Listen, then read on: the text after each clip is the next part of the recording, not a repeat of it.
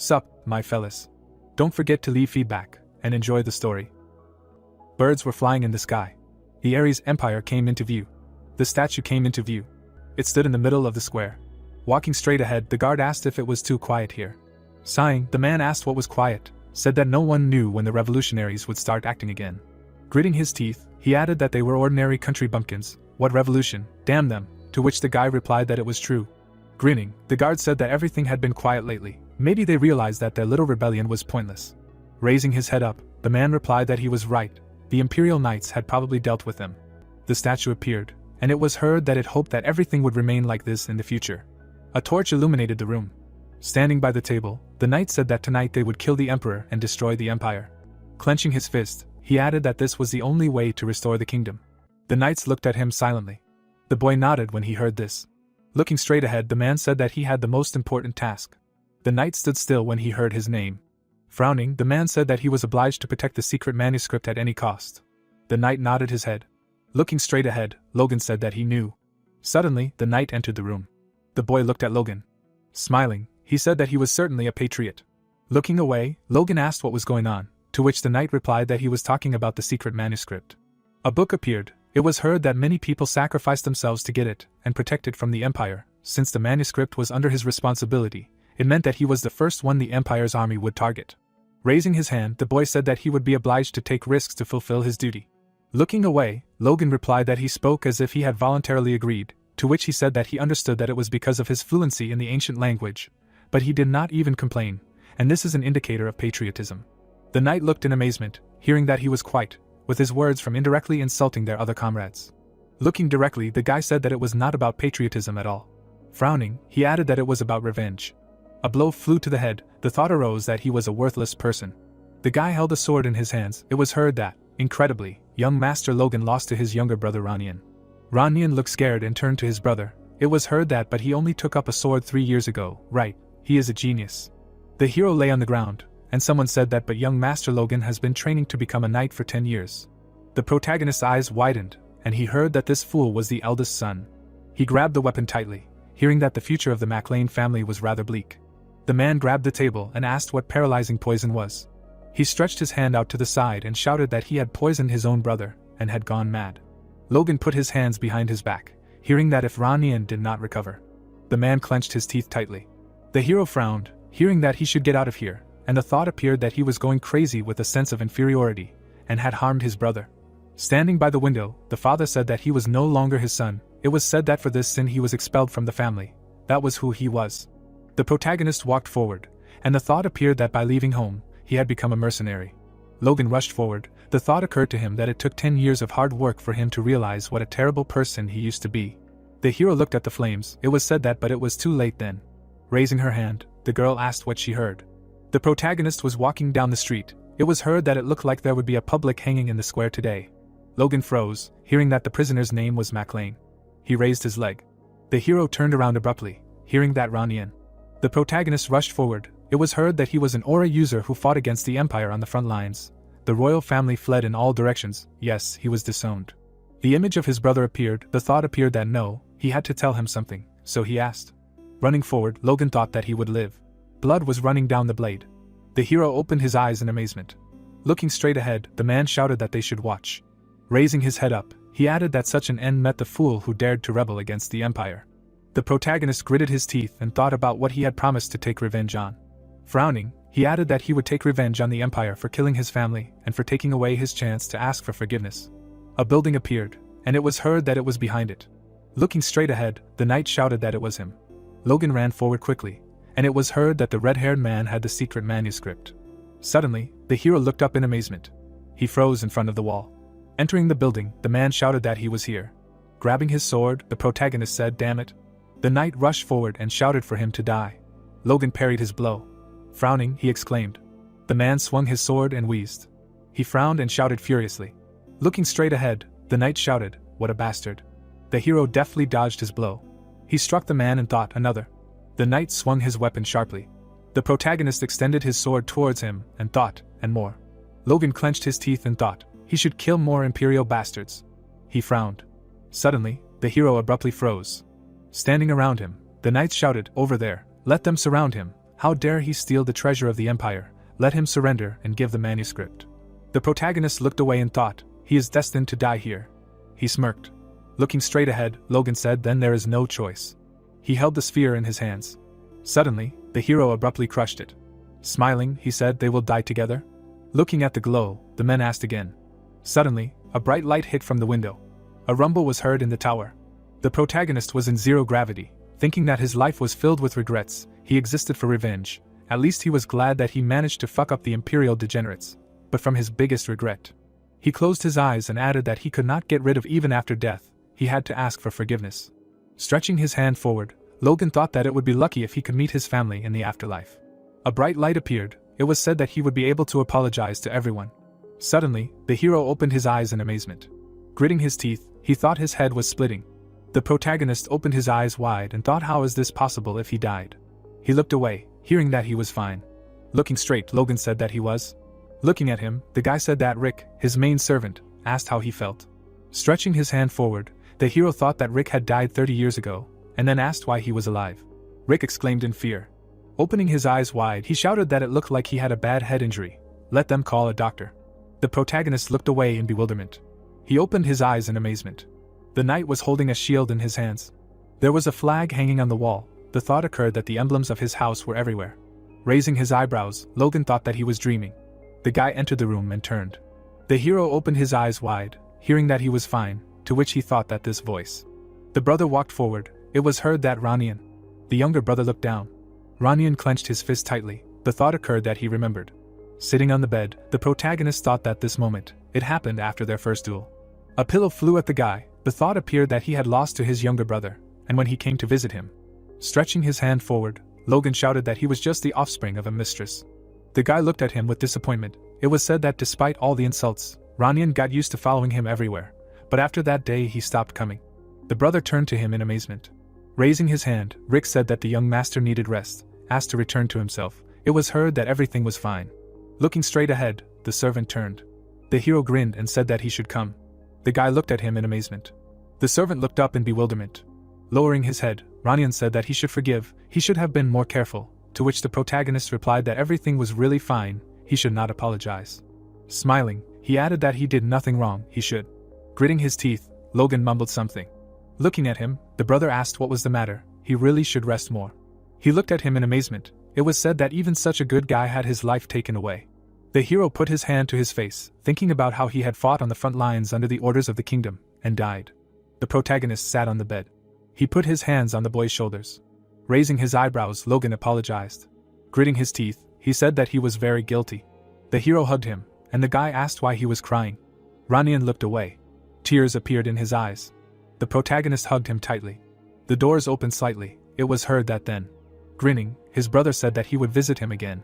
Closing his eyes, Logan replied that it was good. Let him go and rest. The hero silently looked forward. Turning around, he thought that if this was not a dream.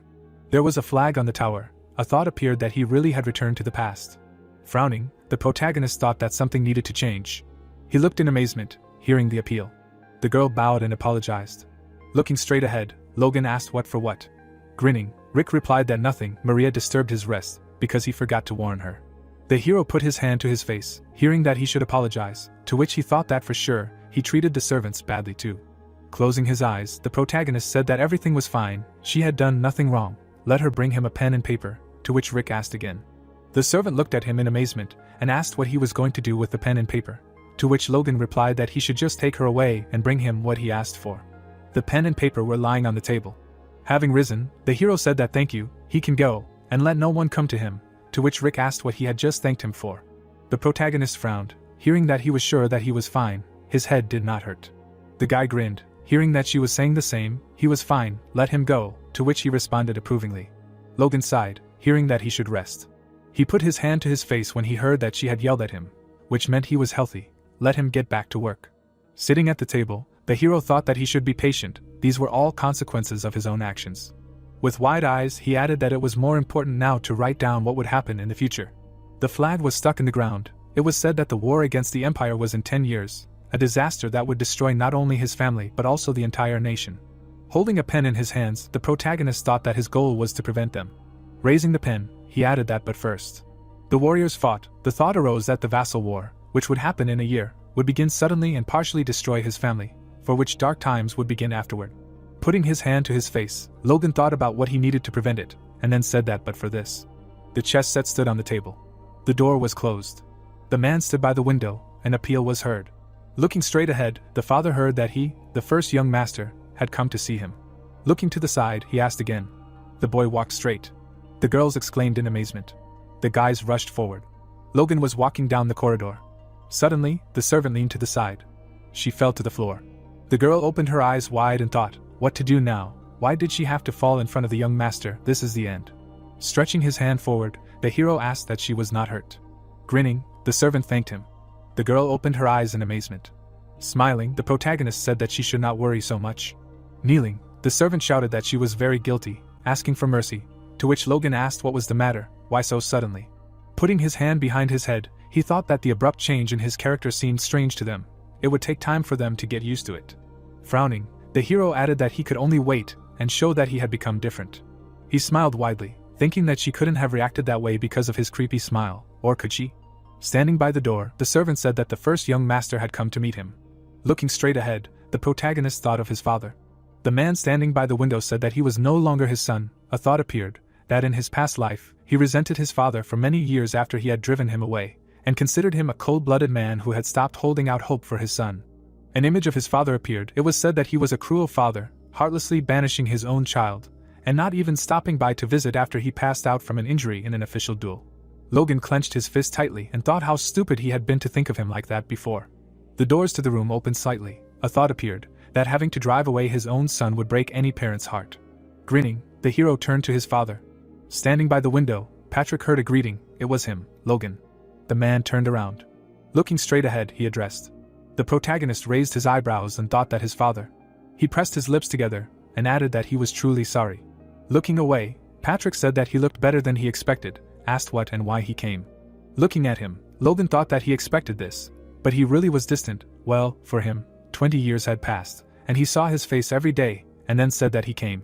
The man frowned, hearing that because he wanted to ask permission to engage in secluded training near the family cemetery, to which he asked again. The knight held a shield in his hands. An idea appeared that was needed to win the regional war. The answer is simple. Improve all the forces of the territory, make the knights and guards more powerful, strengthen and create new weapons, and many other things. Frowning, the hero thought that in order to implement all this, he needed money. The kingdom appeared. It was said that but in Ares the McLeans are known as a poor family. They have no money. The image of a girl appeared. The thought appeared that, however, there is one way to instantly gain them. Thanks to the event that will happen in 3 months, he will be able to receive the amount of the annual family budget. Looking at his father, the protagonist thought that but for this he needs to hone his fighting skills and get the right to vote, and Patrick asked that he wants to run away because he lost to his younger brother. Looking straight, Logan answered that not at all. He realized how much he was lagging behind, and, albeit late, but he drew conclusions. Frowning, his father replied that as if the lack of perseverance was the only reason, in his opinion, he still has not come to his senses. Raising his eyebrows, the hero thought that it was quite expected that he would not believe him so easily, and then said that he understood that another problem was his behavior. Patrick closed his eyes and said that he was tired. All he ever did was talk. Turning around, he added that he should go away, to which the hero replied that he had been doing it all this time. Patrick frowned, hearing that instead of admitting his flaws, he took his anger out on others. Looking down, the protagonist said that he was also incredibly stupid and childish. Putting his hand to his chest, he added that this training, among other things, would help him gain control of himself. The man looked at him silently, listening to him ask for permission. Looking at him, Logan heard that this time his words did not sound like a far-fetched excuse. Light was shining through the window. He heard how long he planned to train, to which the hero replied that about 3 months. The protagonist looked down, hearing that in his opinion, this was enough to catch up with Ranian, to which he replied that his goal was not to defeat him.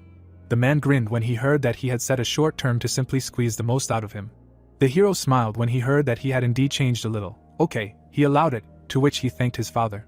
The protagonist turned around when he heard the address. Looking at the window, the man said that it was already spring, but the ground was still too cold to sleep on. Logan gritted his teeth when he heard that he should try not to freeze. He grinned and responded approvingly. Several days passed. The bag fell to the ground, and it was heard that here he was. Raising his head up, the hero said that only immediate family members were allowed here, so no one would disturb him. Moreover, there was enough space for solo training. Opening the bag, he thought that he also could not let others see his training methods yet. Holding the book in his hands, the protagonist said that he found it. He smiled and added that the secrets of the divine sword, and then thought that in his past life he memorized and burned this manuscript so that it would not fall into the hands of the Empire. The knight raised his weapon. It was said that the cover of the book was originally decorated with a golden falcon, and the contents described the secrets passed down by the hero of ancient times who defeated the evil dragon that ruled the world. Logan smirked and thought that he encrypted it using the secret code of the Independent Army so that no one could read it. The hero threw the book aside. A thought appeared that if the book was not a lie, after he mastered what was described in it, the aura masters of the Empire and even the archmages would no longer be scary to him. In his past life, his advanced age and lack of talent prevented this, but now, clenching his fist, he added that he had a chance. The life energy that changes the body is called strength. It is the basis of the secrets of the divine sword. A glow appeared near the hero and he thought that he would have to concentrate this power in the heart and create a core, a difficult task for a person with average abilities, and the past him would have already broken at this stage. But, closing his eyes, the protagonist thought that, as expected, after returning to the past, he had a feeling that his power was working to its fullest extent. Now 3 days and nights of hard work would be enough to. Suddenly Logan exclaimed in surprise. Looking at the core, he thought, wait, it was already created. The hero looked at the core in amazement. A glow appeared around the heart. A thought arose that while it was being born, extremely dense energy was boiling. Clenching his fist, the protagonist thought that the body absorbed it like the earth absorbs rain after a long drought. Holding the weapon in his hands, he added that if the contents of the secret manuscript are true. Suddenly Logan kicked the ground. He frowned. The hero swung the weapon sharply. He smiled and said that it was amazing, and then thought that his physique and feelings had completely changed. They had adjusted to the need to master the sword. Looking straight ahead, the protagonist thought that he had no idea why the power core had formed so quickly. Raising his head up, he added that but at this rate, in 3 months he would become much stronger. Smiling, Logan said that it was great. He would continue training. A tree appeared in the forest. It began to get dark outside. Night fell. Dawn appeared outside. The hero stood still. Looking at the tree, he said that today was the last day of training, and then thought that out of the 10 sword techniques recorded in the secret manuscript, the strike that transcends space and time is a space-time slash. Grabbing the weapon, the protagonist thought that with a single 1-star core. Flames appeared around the hero, and he added that he could only reproduce the technique. Flames flew around his hands. Logan frowned and thought that he would definitely succeed. The hero struck and thought about the slicing wave. He used the wave split skill. The protagonist was breathing heavily. He crouched on the ground. Looking up, Logan laughed. He was looking at the trees. The hero closed his eyes and laughed loudly. Frowning, he thought that this power exceeded his expectations. A beginner would not be able to master such a technique. Looking at his hand, the protagonist added that even if he spent all his strength after the first strike, it was nice to have an ace up his sleeve. Clenching his fist, he added that he had achieved the goal of his training, and could proudly report the results to his father. Frowning, Logan thought that he should wash himself before the visit. The flag stood on the tower. A question was heard about what he said. Smiling, the man said that he should forgive him, but the owner could not see him, asking him to leave. Looking at him, the hero asked why. He was unwell. Raising his hand up, the knight said that the family law says that even relatives in a direct line cannot meet with the owner without prior notice. Asked if he had really forgotten. Rick, looking at the hero, said that these laws are already a couple of 100 years old, to which the protagonist replied that 3 months ago he met with him without any problems. Smiling, the knight said that this only means that the guard did not do his job. A thought appeared that it was strange. In a past life this did not happen. Suddenly Logan heard that damn, the night was breaking down on him. The knights were standing on the balcony. A thought appeared that the sound was coming from the house. It seemed that the force made his hearing sharper. It was heard that, be that as it may, he was still the first master. Smiling, the guard said that he was a coward who ran away after losing to his younger brother. The knight understood that the kid would not be able to even squeak in response. And the other added that it was true that if something went wrong, he would fix everything. The thought arose that he just needed to listen. Lowering his head, the hero thought that his reputation had fallen to the very bottom while he was training, so low that even the knights of his own family laughed at him. And the man said that next time, let him come when he was given permission in advance. The protagonist sighed and added that it was unpleasant, of course. Putting his hand under his clothes, he thought that he planned to demonstrate how he had changed and gradually improve his reputation, but then said that he should say his name. Frowning, the knight thought that he was getting it, and then introduced himself. Closing his eyes, Logan said that Dominion then. The guards looked at him in amazement, hearing that he was preventing him from meeting his father, citing the family law, which had practically outlived itself. Rick looked at him in surprise, hearing that he had also humiliated him with his insolent behavior. Frowning, Dominion wondered why the hell he had suddenly decided to use his authority, and the hero said that he, Logan, was for an unfair insult. Suddenly, he threw a glove in the knight's face. Frowning, the protagonist said that he was challenging him to a fight, they would have a duel. Looking at them, the guards asked what he was saying. Smirking, Logan asked why he was silent, he was scared. Looking straight ahead, he added that he really had his tail between his legs in fear at the sight of a coward, as he was called in gossip. The knight raised his head up. It was heard that he believed that his best years were already behind him. Removing the glove, he said that it was good. Dominion squeezed his glove and said that he clenched his teeth fiercely. The hero smiled, looking at him. It was heard that he was accepting the fight. The spears were standing by the wall. The protagonist stood in front of the knight. Looking straight ahead, the guard asked that the young gentleman would fight the knight, and the other added that he would lose. It was not even up for discussion. Logan threw his sword over his shoulder. It was heard that he saw how Ranian beat him up. They say that after that he disappeared for 3 months so as not to be seen by his brother. How long will this coward last? He bets 50 gold that he will not last even 10 minutes. The hero looked down, listening to that 10 minutes, bets 100 on 5 minutes, to which he thought that no one believed in his victory. Looking straight ahead, the protagonist heard that he looked relaxed. The knight clenched his teeth and said that he asked to take care of himself. Smirking, Logan thought that he had the nerve to agree to fight him, but to say nasty things in front of other knights was too much of a coward. Looking at him, Rick thought that in the end the young gentleman still went to the duel with him. Closing his eyes, he thought that they were done for. He heard Rick stop breathing. The man took a step forward. Closing his eyes, the knight shouted that the official duel between Logan and Sir Dominion was beginning. Raising his head, he added that for safety reasons the fight would be conducted with wooden swords. Looking to the side, the man said that now. The hero frowned, looking at him. Gritting his teeth, the knight thought that he really should continue. The young gentleman was very stubborn, he had no choice. Raising his hand up, he added that they were already given wooden weapons but knights mostly use force, so even they are capable of killing a man, no matter what happens here, it is not his responsibility. But, stretching his hand forward, the man thought that Sir Dominion, for heaven's sake, go easy on him. Standing between the fighters, he added that they should begin. They held their swords in their hands. The man took a fighting stance. He stood at attention. The knight looked surprised and asked that Sir Dominion was going to use force, and the other added that against an ordinary man, he would really give it his all. Rick bit his fingers and asked that it was not cheating if the young master got hit, and the knight said that he asked to be gentle. The hero looked away and thought that this might scare someone who did not know any better. A glow appeared around the man. The thought arose that but he was clumsy with the power. It emanated from him due to lack of control.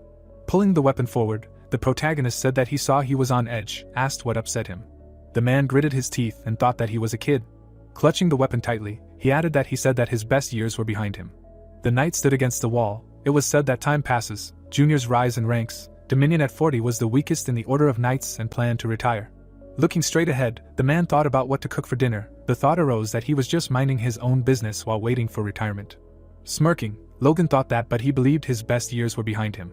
Dominion gritted his teeth tightly and thought that why such, how dare he. Suddenly he rushed forward. Rick frowned and shouted that they should stop him, the young master would die, and the knight replied that he himself had agreed that they could do it. Dominion thought as he rushed forward that he had already decided to retire anyway. He swung his sword and added that he would therefore finish him off with a secret technique. The hero looked at him silently.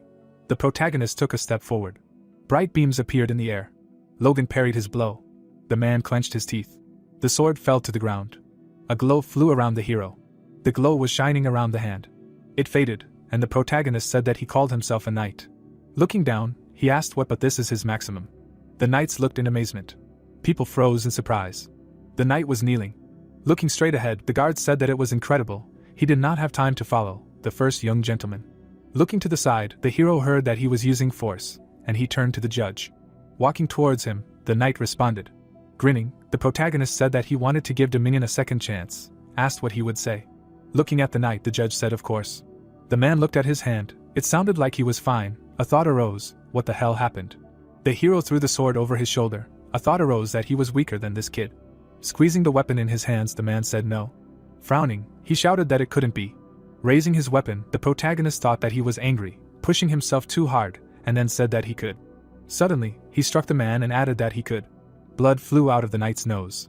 Logan looked at him angrily. Gritting his teeth, he thought that he even gave a second chance. The man grabbed his face. The thought came that it was time for him to tuck his tail between his legs. The knight gritted his teeth. Sitting on the ground, Dominion turned. Closing his eyes, he said that he admitted defeat. Suddenly, the hero struck him. Pursing his lips, he thought that he had shown enough mercy to the vassal who tried to rebel against his lord. Now it was time to get it. Frowning, the protagonist added that it was what he deserved.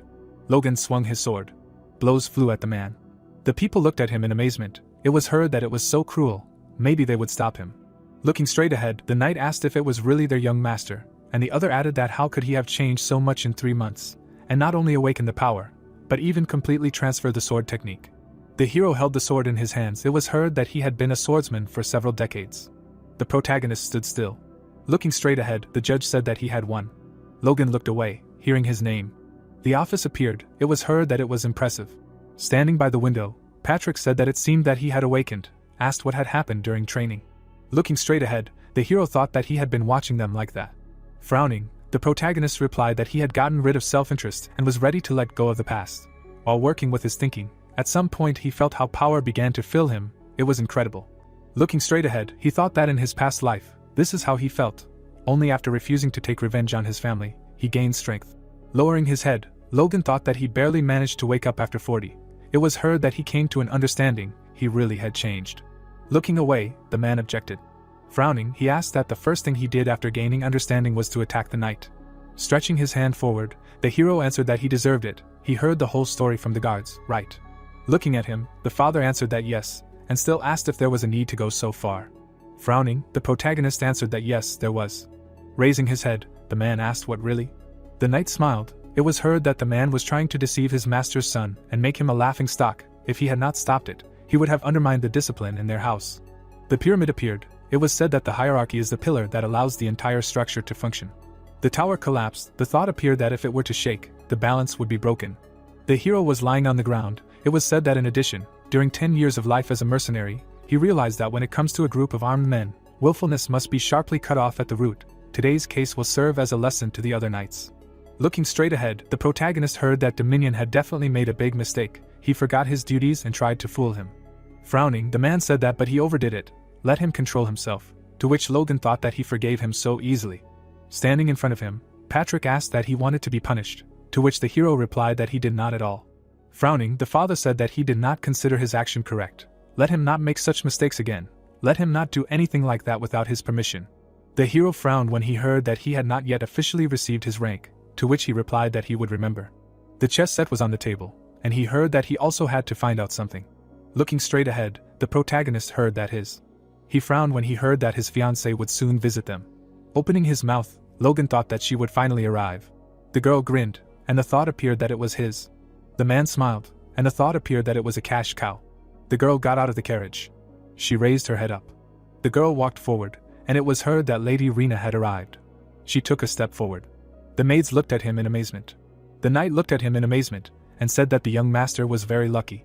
The girl closed her eyes and said that they had not seen each other for a long time. Rena looked straight ahead. She grinned and asked that he was doing well. Smiling, the man said that she had become a real lady. The guy looked at her in amazement, thinking that he had seen her in childhood. She had grown up to be an incredible beauty. The hero stood next to his father.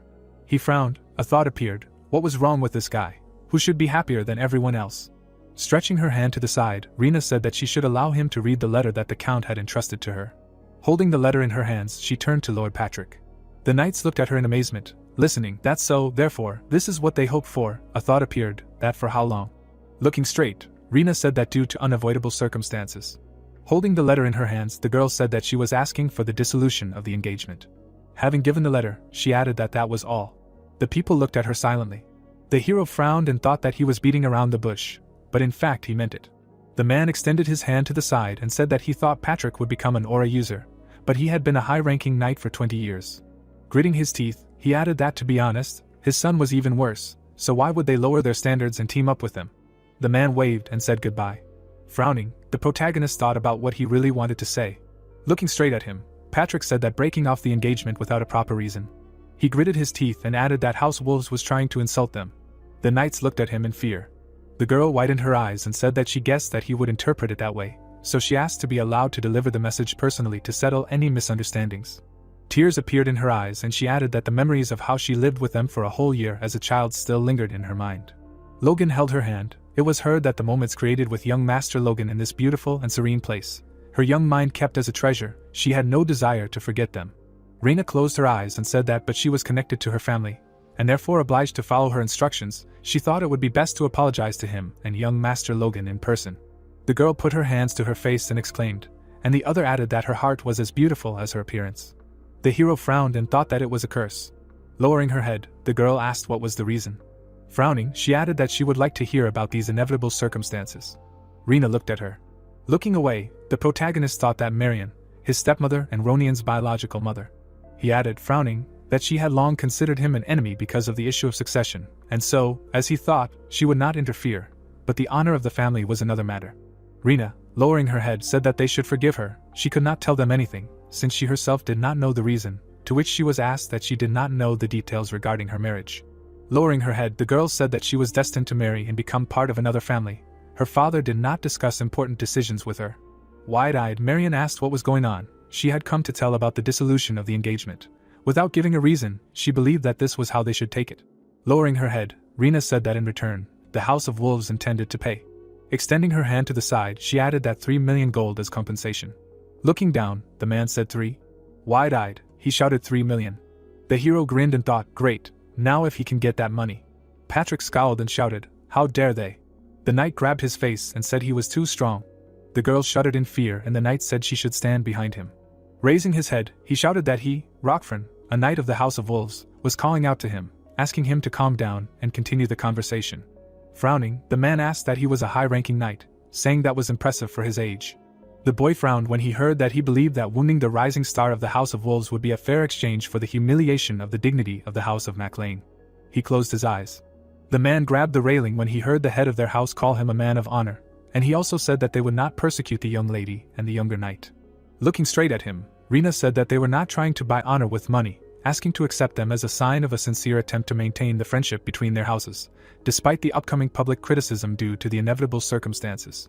Gritting his teeth, Patrick thought that if he continued to press, he would become a dishonorable man. Frowning, he added that this was what he had been trying to achieve by sending 2 children here. Looking at him, the boy heard that a guest would remain a guest. Even if he brought bad news, the MacLean house would not oppress them. Light was shining from the window. It was heard that they would not accept the wolves' offer either, and would ask for only one thing for breaking off the engagement. Looking down, the man said that let the Saint Rina politely apologize to his son, he would not accept any other compensation. Grinning, the knight said what was to be expected from their master, and the other added that this was how aristocrats should be. Raising his hand, the hero addressed his father. Looking to the side, he said that as a person worried about the break in the engagement, he wanted to ask for something. The protagonist's eyes widened and he said that he would be so kind as to listen to him, and then he thought that they needed money. He was going to let them just apologize. This was crazy. 3 million was their house's annual budget. The woman looked away, and he thought that half of the amount was coming from his stepmother's family as assistance. Once it was stopped, they would go bankrupt, and then what? Frowning, Logan thought that he didn't understand what he was doing. They had to get those 3 million at any cost. Looking at his father, the hero said that he would like to accept the offer of the wolf's house, to which he asked again. Frowning, Patrick asked that he wanted to make him go back on his words. The protagonist gritted his teeth and thought about how much pressure there was, even without an aura, but he was a high-ranking knight. Clenching his fist, he added that it was a pity that compared to others it was a trifle. If he couldn't settle everything now, he would never advance further. Looking at the hero, Patrick said that their house was not so poor that they would give up their honor for money. Logan sighed heavily. Looking straight at him, he said no, just that much, to which the man asked again. The hero frowned and shouted that right now they owed the bank 3 million. Clenching his fist, he added that the annual interest was 150,000, right? Stretching his hand forward, the protagonist shouted that without support they would go bankrupt. Standing in front of his father, he added that even the great house of the poor, they would come to an end. Lowering his head, Logan thought that he wanted to say so, but since this was an official meeting, he would have to restrain himself. The palace appeared. It was heard that the reason why they should accept these 3 million. The man frowned, hearing that it was precisely in honor, to which he asked what it meant. For her sake he wanted him to take back his words. Looking at him, the hero said that he should forgive him, but the House of Wolves was superior to them, and the Count also ruled the East. The knight looked away, and it was heard that even though his forces were located there, they did not serve him, afraid that a simple apology would lead to the spread of rumors that they were trying to please the wolves. Raising her head, Rina said that her family was reasonable. Stretching her hand forward, she added that they respected the honor of the House of MacLean very much, to which the protagonist replied that she had come to break off the engagement. Gritting his teeth, he added that if he continued to talk about reasonableness, he should not make a fool of himself. Rina frowned upon hearing this. It was said that in his past life he believed that Rina was sincerely upset by the inevitable breakup, but before it happened. Standing by the wall, the girl said that she thanked him for coming. Today they would part. She smirked and added that she wanted to create one last memory with him. Looking at her, the hero turned and then thought that his life as a young master was ruined and the decision to risk everything for the sake of the woman he loved by escaping seemed best to him. Stretching his arms out to the sides, the protagonist said that they would escape tonight. He opened his eyes in amazement. A glow appeared from the book. Logan froze in surprise. He swung his sword sharply. The girl smirked and asked him what he thought. Someone like him could own her, said that he should understand where his place was and get out. Looking at the girl, the hero heard that he had lost to the boy. Why did he need a sword at all? He himself had made it easier for her. Thank you for that. To which he asked what she was talking about. Rena lowered her head and screamed. Suddenly, the knight burst into the room and screamed. The girl started to cry, saying that Mr.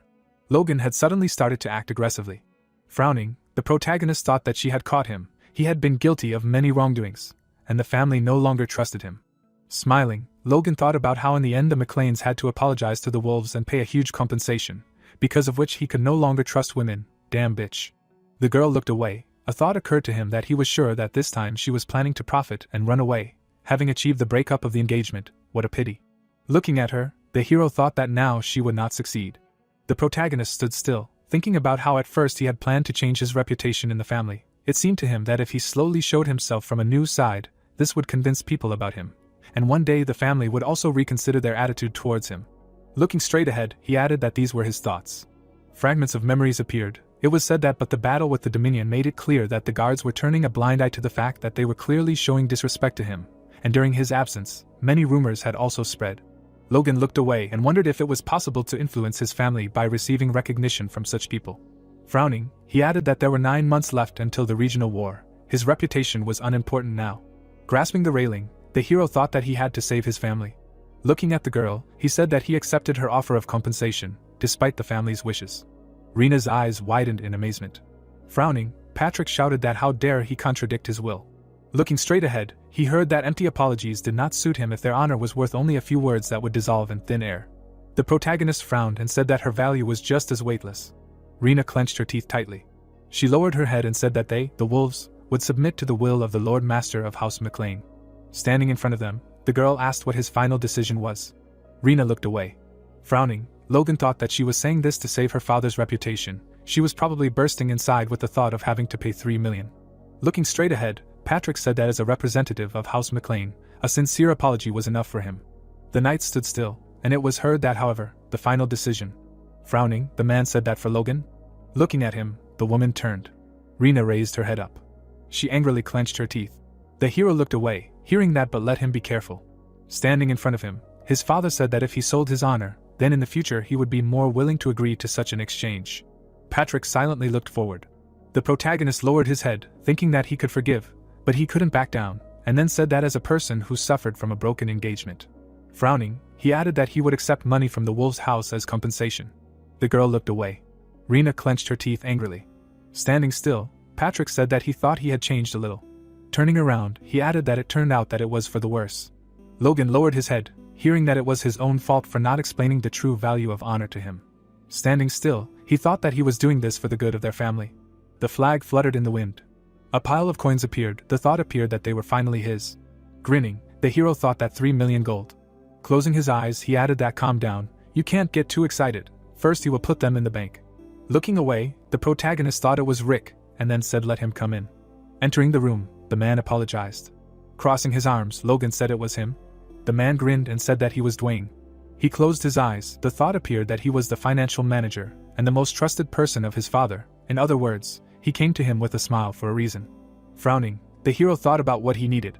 The man grinned. The thought appeared that he, Dwayne, was now going to face the greatest difficulty in his life. He was sitting at the table. It was said that as the financial manager of the McLeans, he had to cut the budget for the entire castle, before he was forced to make up for the lack of money, begging his father-in-law for help.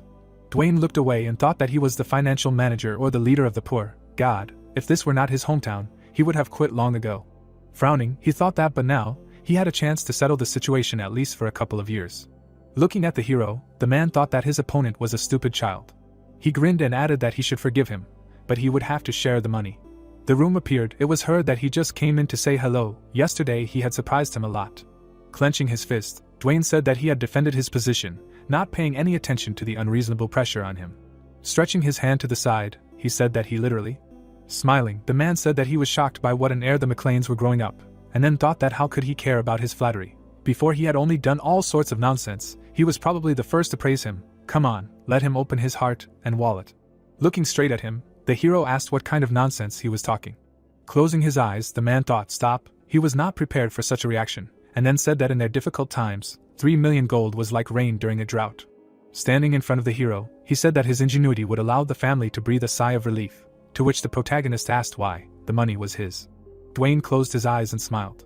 Logan stuck out his tongue. A thought appeared that he had expected such an outcome, but it was worth a try. What a bastard. The man clenched his teeth and thought that he was going to spend it all on himself. Clenching his fist, he added that calmness, let him remember 20 years of life. The man was on his knees and said that he was asking for help, to which he was told that he should not be like that. Frowning, Dwayne shouted that one more time, let him save them, to which he was asked what was wrong with him. Let him let go. A thought appeared that he was used to humiliating himself, and now the situation was the same. Looking at the man, the hero thought that, but why was he crying? Dwayne opened his eyes in amazement, hearing that everything was so bad. He held his hands out in front of him and said he didn't know if he knew, but they owed the bank 3 million, the annual interest alone. The man looked at him in surprise when he heard that it was 150,000 gold. Looking straight ahead, the protagonist heard the question of what he knew. Putting his hand on his hip, he said that but it was harvest time, he would be able to pay the interest, to which the man wondered how he knew so much. Smiling, the man said that it was just that, as a rule, running a barony requires money, and they were always short of it. The hero shook his head when he heard that if he could help a little, to which he replied that he would forgive him. But no, to which Dwayne asked why. He thought he had opposed his father for the good of the barony. The man closed his eyes and said that it was clear, he knew that. Frowning, the protagonist said that he would use the money for the good of the family, not to cover current expenses. Looking down, he added that he needed to think about the future. Gritting his teeth, Dwayne thought, as if he knew, let him just give him the money. Coins appeared, heard that they would admit, he would pay off the debts, but how would this change the situation in the family as a whole? Looking straight, the man said, well, their budget would grow, and it would be easier to manage the castle for the next couple of years. They would have the opportunity to exhale. He exclaimed in amazement, hearing that, and then, stretching his hand forward, Logan asked that they would again be mired in debt. So, said that they did not even have any special goods to sell. It was a vicious circle. Standing in front of the man, he added that he wanted to break, the money would go to implement his plan. Dwayne looked in amazement, and thought that this was definitely the bully he knew. The hero frowned, and he added that he imagined him as a child who did not care about the problems of the family. Smiling, the protagonist said that he had a favor to ask. If he did him a favor, he could help cover some of the family expenses. The man looked at him in amazement, and asked what kind. Logan grinned and said that he needed him to gather some mercenaries. The bag was on the floor. It was heard that he was really leaving.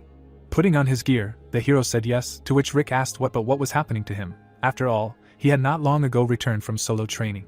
Looking away, the protagonist said that he had to earn money, to which the servant asked if he didn't have enough. Holding the bag in his hands, Logan said that he needed much more.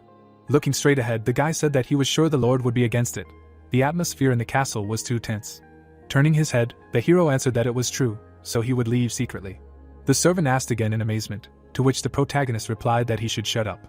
Frowning, he thought that if he couldn't change his reputation now, then he wouldn't be able to change anything else. Looking at the window, Logan thought that he needed to organize an army outside. Frowning, he added that fortunately, he knew what was going on there now, since that was exactly when he was kicked out of the house. Looking straight ahead, the hero thought that he needed to check on that man first. Standing behind him, Rick asked what the hell he was thinking. What other escape at his age? To which the protagonist replied that he was damn persistent. Lying on the floor, the guy shouted that what should he do? If he escaped, he would have to go through him. Looking at his leg, he added that he should stop. Smirking, Logan said that he shouldn't worry, he left a letter for his father. No one would blame him. Raising himself, the servant asked what he had written. The hero smirked, looking at him. Rick looked at him in bewilderment. He smiled nervously. A glow appeared around the man. His eyes lit up. It was said that the breakup of the engagement broke his heart. Patrick clutched the letter, reading that he decided to leave for a while, he would return soon. The hero grinned, looking away. Raising his eyebrows, the guy thought that he should return. A clearing appeared, a thought appeared. 200 years ago, the House of McLean was not in such a position as now, a huge and vast county, stretching from the neighboring Viscounty of Tesron to the Viscounties of Sylvan, Perina and the plains of Bifrance. A man sat on the throne. It was said that he was revered as the ruler and master of the southern part of the kingdom of Grandia. The flag was torn, a thought appeared, but the fruitless rule of 3 generations before the current Lord Patrick led to a decrease in his family in rank and a significant reduction in the territory under his control. People laughed. It was said that the vast grain holdings that were once called the McLean Plains were given to a powerful vassal, and the fertile lands were divided among various landowners. The place where the McLeans ended up was the hard and dry land near the southern mountains. Frowning, the hero thought that there were no worthwhile regional products there, nor were there any copper mines that were typical for the mountainous area. In such a situation, even if they won the regional war, they would have to constantly ask the Lord for help. Looking straight ahead, he added that it would take a lot of money to break the vicious cycle, much more than 3 million. Standing in the middle of the city, the protagonist thought that here, in the greatest trading city of the kingdom of Grandia Kale, there was someone who could give it to him. Raising her hands up, the woman shouted that the rings with precious stones were from the Empire, 10 gold, and the man added that this shield was popular in the north. Walking straight, Logan thought about how the road to here reminded him of how far away the McLeans were. Clenching his fist, he added that if he was not mistaken, this man spent his youth in Kale. The residents say he lives somewhere here. The image of a man appeared. The thought appeared that the gold beetle Philip. Knights appeared. It was said that the Ares Empire is the strongest nation on the continent, a powerful centralized government that operates on a merit system. Regardless of gender or age, a person with talent can succeed here, and enjoy power and wealth. The man looked straight. The thought appeared that even foreigners have such a right. An excellent example of this is Philip from the kingdom of Grandia. He is one of the richest merchants, influencing the empire, and the greatest military merchant, who is considered a traitor to the kingdom of Grandia. Philip looked away. It was said that in reality, despite his nickname Gold Bug, he supports his fellow countrymen, and uses money and power to make Grandia a sovereign state. Looking straight ahead, the hero thought that this man too. The guy lowered his head. The thought arose that guy. Looking down, Philip asked how they could deceive him like that. What is he supposed to live on now, damn it? Looking at him, the protagonist wondered what he heard. His business went bankrupt because of deception, a sad, however, sight. Clutching his head, the guy asked what, maybe, just die. He looked away, hearing the appeal. Grinning, Logan asked that it was he Philip. Raising himself, the guy answered yes, and who is he? And then thought that red hair and eyes, a strong-willed look. Looking down, the hero said that it was good that he found him. Taking a step forward, he asked that there would be time to talk. Gritting his teeth, the guy thought that who was he? They knew each other. The protagonist's eyes lit up. The thought appeared that in Logan's gaze Philip immediately saw something that he had encountered many times as a businessman: greed. The guy trembled in fear and thought that judging by the time when he approached in his old armor, this was probably a mercenary, perhaps. Grinning, the hero said that he was. Philip frowned and shouted that now was not the time to pay off the debt. He would receive the proceeds from the sale of commercial property in 3 days, then let him come, to which the protagonist replied that he did not come to knock down the debt. Opening his eyes wide, the guy shouted that he said that he had not received the proceeds yet, let him go. Logan stood silently in front of him. Looking straight ahead, Philip thought that he was asking to leave. Putting his hand to his chest, the hero said that he should stop being hysterical, that is, calm down. He did not come for money, but wanted to invest himself. The guy looked at him in surprise and asked again.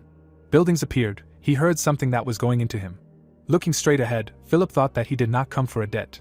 The hero smiled, and he added that he was crazy. Clenching his fist, the guy thought that yes, he was crazy, since he was investing in someone who had completely failed. But what if it was true? Frowning, he asked how much he wanted to give. Stretching his hand forward, the protagonist asked what and how much was needed.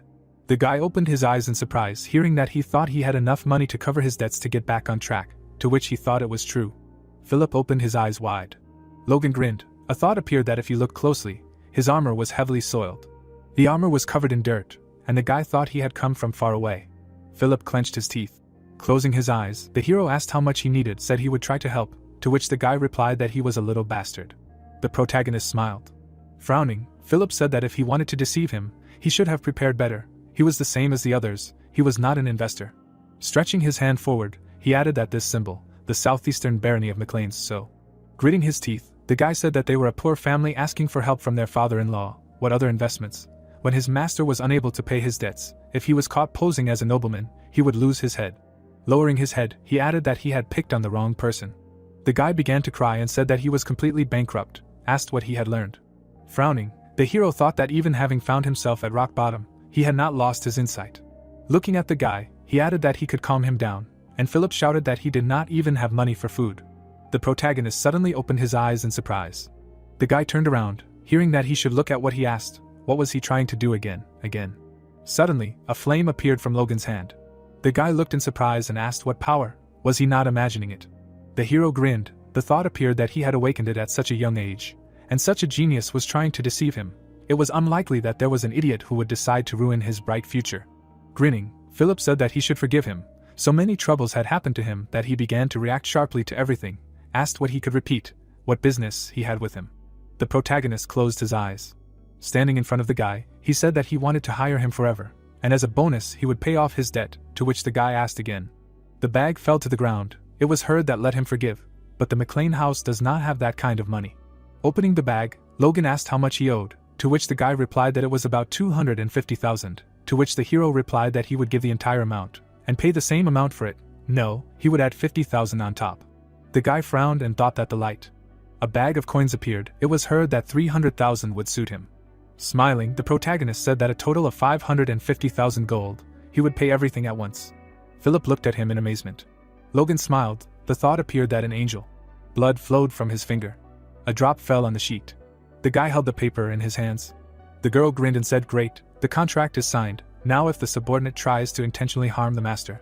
She closed her eyes and added that he will feel terrible pain, as if his soul is being torn apart. If he is not happy with this, then let him awaken the power and become at least a high-ranking knight, or pay a mage of the 4th circle and above to remove the curse.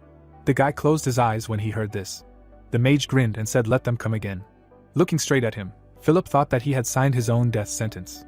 The hero smiled, and he added that the angel, no, he was out of his mind, and he drew up an expensive magic contract to make him his slave, but for its cost, you could buy 30 slaves. The protagonist closed his eyes and asked that they met for the first time, so they can't trust each other, right? The guy frowned when he heard that since he was investing, he needed a guarantee. Logan looked away. Extending his hand, he said that when they get to know each other better, he will break the contract, they will work hard. The guy pressed his lips and thought that some kind of nonsense. He did not stipulate any terms or conditions, but, shaking his hand, he added that he had no choice but to believe him. Frowning, Philip asked what he should do. Looking at him, the hero answered that he should first buy monster meat. Removing his hand, the guy said that he really was crazy, and then thought that monster meat, to which the protagonist replied that he said out loud what he was thinking. Looking away, Logan thought that well, his confusion is understandable. The blood and meat of the monster contain poison, so it is burned. People were standing near the beast. It was said that but in a couple of years the situation will change dramatically, when it becomes known that it is possible to neutralize the poison with ordinary ingredients. In some areas with a shortage of food, people will start to eat monster meat. The monster was lying on the ground. The thought appeared that already in winter the number of those cured of incapacity will increase among them. People looked in amazement. It was said that the consumption of monster meat will lead to the appearance of Kaloka. The woman put her hands to her face. The man smiled. The thought arose that even those who became sterile after the injury will see the effect. A year after, the Imperial Magic Tower confirms this. The magician raised his finger up. It was said that Kalo will disappear from the shelves across the continent. Grinning, the hero thought that all because it will have a good effect on male potency. Clenching his fist, he added that this way he will be able to make many times more money from 3 million. The guy silently followed him. Philip raised his eyebrows and thought maybe he should run away. He looked at them in amazement and asked what the million was. The people looked away, hearing that he was crazy. Who would spend 1 million on monster meat? Let him tone it down. They would make money even if he bought more. Looking straight at him, the guy said that he was against it, but he was confident in his decision. Yes, to which the hero responded approvingly. Stretching his hand out to the side, Philip asked what he thought the price range was for Kaluk meat, to which the protagonist replied that it was not worth much now. Everyone just burned it because there were no buyers. Holding a mug in his hands, Logan said that therefore, if they simply order corpses from someone, they will fit into 200 gold, taking into account the kingdom's transport fees. If they bring a lot of Kaluks at once, it will be even cheaper due to transportation. To which the guy replied that it was expensive. He even took into account the transport fee, to which the hero asked what was this a mistake? Putting his hand to his face, Philip said that no, he determined the price correctly. But with a budget of 1 million, he plans to hire a guild for hunting, and then buy the prey. Looking at him, the protagonist answered that yes, and what is wrong? Tapping his finger on the table, the guy replied that this was a completely wrong approach. Stretching his hand forward, he added that now everyone throws away monster meat, so it will be enough to buy it. Looking at him, Logan heard that there were plenty of mercenaries who were ready to bring and give anything for a coin, and if they saw that someone else was trying to get rid of the meat, they would simply buy it for him. Smiling, Philip said that he was sure that if he just asked, they would bring all the Kaluk meat in the kingdom to his feet, and even butchered. The hero looked at him in amazement, and thought that he had already recouped his expenses on him, an amazing kid. Looking down, the guy said that in the future he should let him do the financial planning, since now his fate depended on him. Looking straight ahead, the protagonist said that by the way, to which the guy asked what was going on. Holding the paper in his hands, Philip heard that he should stay in Kalia for now and buy this in large quantities, to which he asked that the cartridges made from the iron tree growing in the southern mountains of the empire, springs and glue, wanted to create toys for sale. Smiling, Logan replied that something better, and then thought that he could not tell him yet that all this was raw material for weapons of war. The guy held the paper in his hands. A thought appeared that in a past life, weapons made of these materials were used to invade the kingdom of Grandia, and even a pathetic soldier with its help was able to keep the night under control. Putting the mug on the table, the hero thought that he trusted Dwayne to recruit mercenaries to whom he would give this weapon so that they would gain an advantage in the regional war. Looking to the side, he added that but first, you need to find a master who will make it, and an instructor who will teach them how to use it. The mercenary city of Haroon appeared. Kyle crossed his arms and asked him if he wanted to hire him as an instructor. Standing against the wall, he said that he would forgive him, but he had never done anything like this before, to which the hero replied that it would not be difficult, he would just have to train the C-rank mercenaries he hired. Putting his hand behind his head, the man said that he did not know what they had told him about him, but he had only led a couple of kids, it would be better to turn to professional teachers. Looking at him, the protagonist thought about what they had told him. He had worked with him in his past life, so he himself knew everything. Kyle could master any weapon and had excellent horse riding skills. The man stood in front of the squad. The thought appeared that, moreover, his value would increase after starting work as an instructor. After all, the squad of mercenaries that he had raised after he was seriously wounded, and his skills after retirement are unmatched by anything. Logan smirked and thought that he was not in the best mood right now. He should offer him money. He held out his hand and said that he would pay 4,000 gold for it. The man looked at him in amazement. Kyle frowned and thought that a rank A mercenary could earn 2,000 in a month at most, and he was offering twice as much. He turned his head and added that he couldn't fall for that, and then said that he would repeat it. He had never worked as an instructor, to which the hero replied that it was not enough, then 6,000. The man, looking away, said that he preferred missions where he had to fight. Logan lowered his head and said that it was true. It seemed like there was no choice. Frowning, he said 7,000. The man heard it out of the corner of his ear. He hit the wall and shouted that he couldn't hear him. He thought that money could buy anything. The man grinned when he heard 8,000, to which he replied that well, they had the same views. Bowing, he added that he thanked him in advance. The thought appeared that Kyle was hired. Buildings appeared. It was heard that this is how, so he is the first young master of the house of Baron Maclean. Looking straight, the hero asked that he was not curious why he took a mercenary from the feudal city of Macleans, to which the man asked again, what is the interest, if he pays well, and he added that he has a clear mind. The mercenary looked away, hearing that they should move. Gritting his teeth, the man shouted that if they were late, he would finish them off. The people walked forward. There were shackles on their legs. Frowning, Kyle said that he must have known that Haroon was called the city of mercenaries and slaves. They would meet more of this ahead. The man looked away. It seemed that because there was a slave market further on. The hero lowered his head and replied that yes, he knew. People were sitting in shackles. It seemed that he was going to go there to buy one slave. The guy looked away. Grinning, he thought that he was clearly a stupid country bumpkin, and then said that he should come for a second. Frowning, the guy said that he could offer him slaves at the cheapest price. The mercenary frowned, and he screamed. Falling to his knees, the guy thought that damn, why was Kyle here? Grinning, the protagonist thought that now he was calmer. It was not for nothing that he hired him. He took a step forward. Looking straight ahead, Logan thought that there were much more guards here. It seemed that this was the very place. Smiling, the man said that he thought he knew where he came, to which the hero replied that he wanted to buy a gnome. Bending down, the man said that everything was correct. He had come to the right place. Unusual races are very rare, so they take special care of them. Asked to pass. The protagonist looked away. The girls looked at him. Smiling, the man said that it was extremely difficult to catch these elves, asked that he had ever seen them before. Closing his eyes, the old man said that he would tell about. It was heard that it was enough. Stretching his hand forward, Logan said that let him bring him to him. The dwarf lowered his head. It was heard that for sure. He said that he came for the dwarf. His legs were tied. His hands were in shackles. The dwarf looked angrily ahead. Grinning, the man said that well, as he sees, you can immediately tell from him what race he is. He will be very useful to him, even among the great masters of the dwarves, this one of the few with the rank of expert. The hero looked in amazement, and asked what the rank of expert. The dwarf looked away. It was said that by nature dwarves are skilled with their hands. They create and repair objects. Seeing this as the meaning of life from childhood to old age, the rank of an expert is much higher than what he was looking for. Grinning, the protagonist thought that with him he would not have to worry about anything, and then asked what the price was. Raising 2 fingers up, the old man replied that since he was an expert, the minimum was 200,000. Gritting his teeth, Logan asked what he looked like, a simpleton. The man looked at him with fear. Frowning, he said that 50,000, he would give in to him. Looking away, the mercenary thought that in just a couple of minutes he had dropped the price by 150,000. Frowning, the dwarf said that he was ruthless, to which the hero replied that it was elementary. Looking straight ahead, he asked where he was taking him. The protagonist grinned and said that he would be making items for him at the McLean estate in the southwest. The dwarf lowered his head and said that he thought so, and thought that while dwarves were skilled craftsmen, it did not apply to those who were sold into slavery. Logan looked away and thought that despite their natural talents, they could not create a true work of art without passion. The dwarf lowered his gaze and said that it was to restore his enthusiasm. Looking straight ahead, the hero said 20 years. Smiling, he said that if he tried his best for 20 years, he would send him back to the mountains. Looking straight ahead, the protagonist asked that 20 years was nothing for his kind, right? The dwarf looked at him in amazement. Standing next to the protagonist, he asked what but how, and it was heard that they should seize him. The man frowned and shouted that the slave was running away. The man ran forward quickly. Logan looked to the side. The slaves ran in front of him. The guy clenched his teeth. The people turned around when they heard that they should grab him. The guy looked ahead angrily. The people shuddered when they heard that the slave was running away. The guy ran forward quickly. He looked in amazement when he heard that there.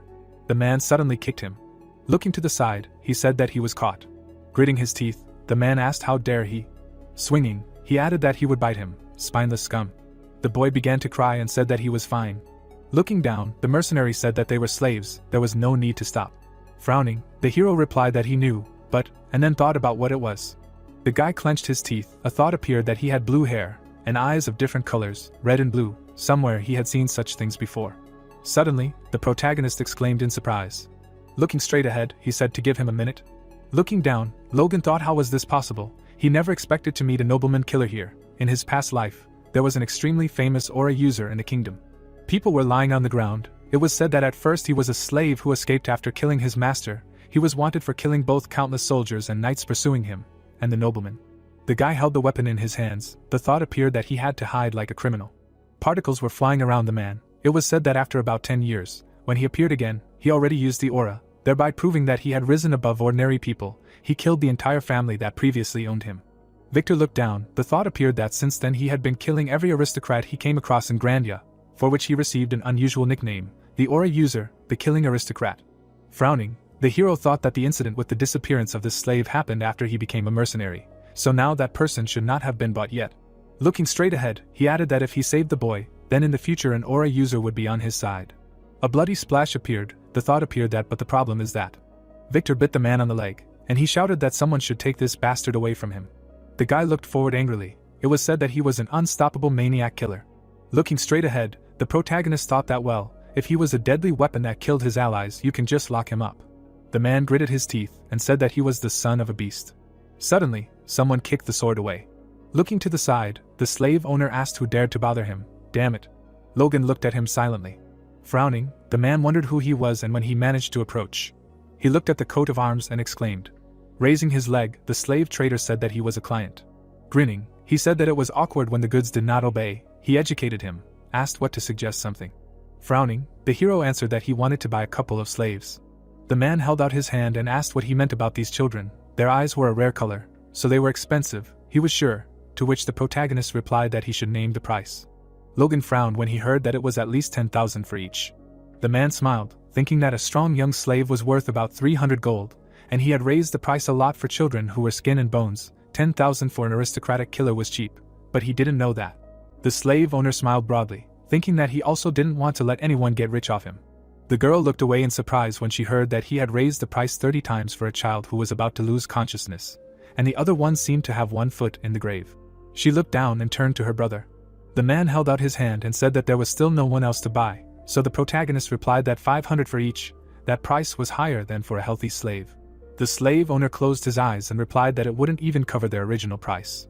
Frowning, the protagonist asked that he didn't think he knew how much slaves were worth. He gripped his sword tightly in his hands. The man looked at him in fear. Taking a step forward, he thought that Victor was always a nuisance. He was sure it wouldn't get any better in the future. The man closed his eyes and said that he thanked him for the deal. The boy looked down. Looking away, the mercenary asked that he had already woken up, but his wounds shouldn't have healed so quickly. The hero smirked and said that he had, indeed, come to his senses quickly. Looking straight ahead, he thought that he was secretly emitting a power that was barely noticeable as they walked. A glow appeared around the boy, and he thought that it was better than the magic of most low-level priests. Frowning, the protagonist thought that, however. The girl looked at him in amazement. Her eyes widened, thinking that this child could see the power. Even Kyle hadn't noticed. Turning his head, Logan thought it was probably a coincidence. The boy gritted his teeth. Suddenly, he jumped up. Swinging his arm, Victor yelled for him to die. The hero dodged his blow. Then he grabbed his arm. The boy looked at him in amazement. Victor suddenly opened his eyes wide. Gritting his teeth, the protagonist said that he didn't know if he was possessed or just stupid. Victor looked away and told her to run. It sounded like he didn't yet understand the situation he was in. Logan's eyes lit up and he asked what he looked like. A slave owner. The boy gritted his teeth, hearing that it was good that he had a fighting spirit, but he should learn to choose his opponents wisely.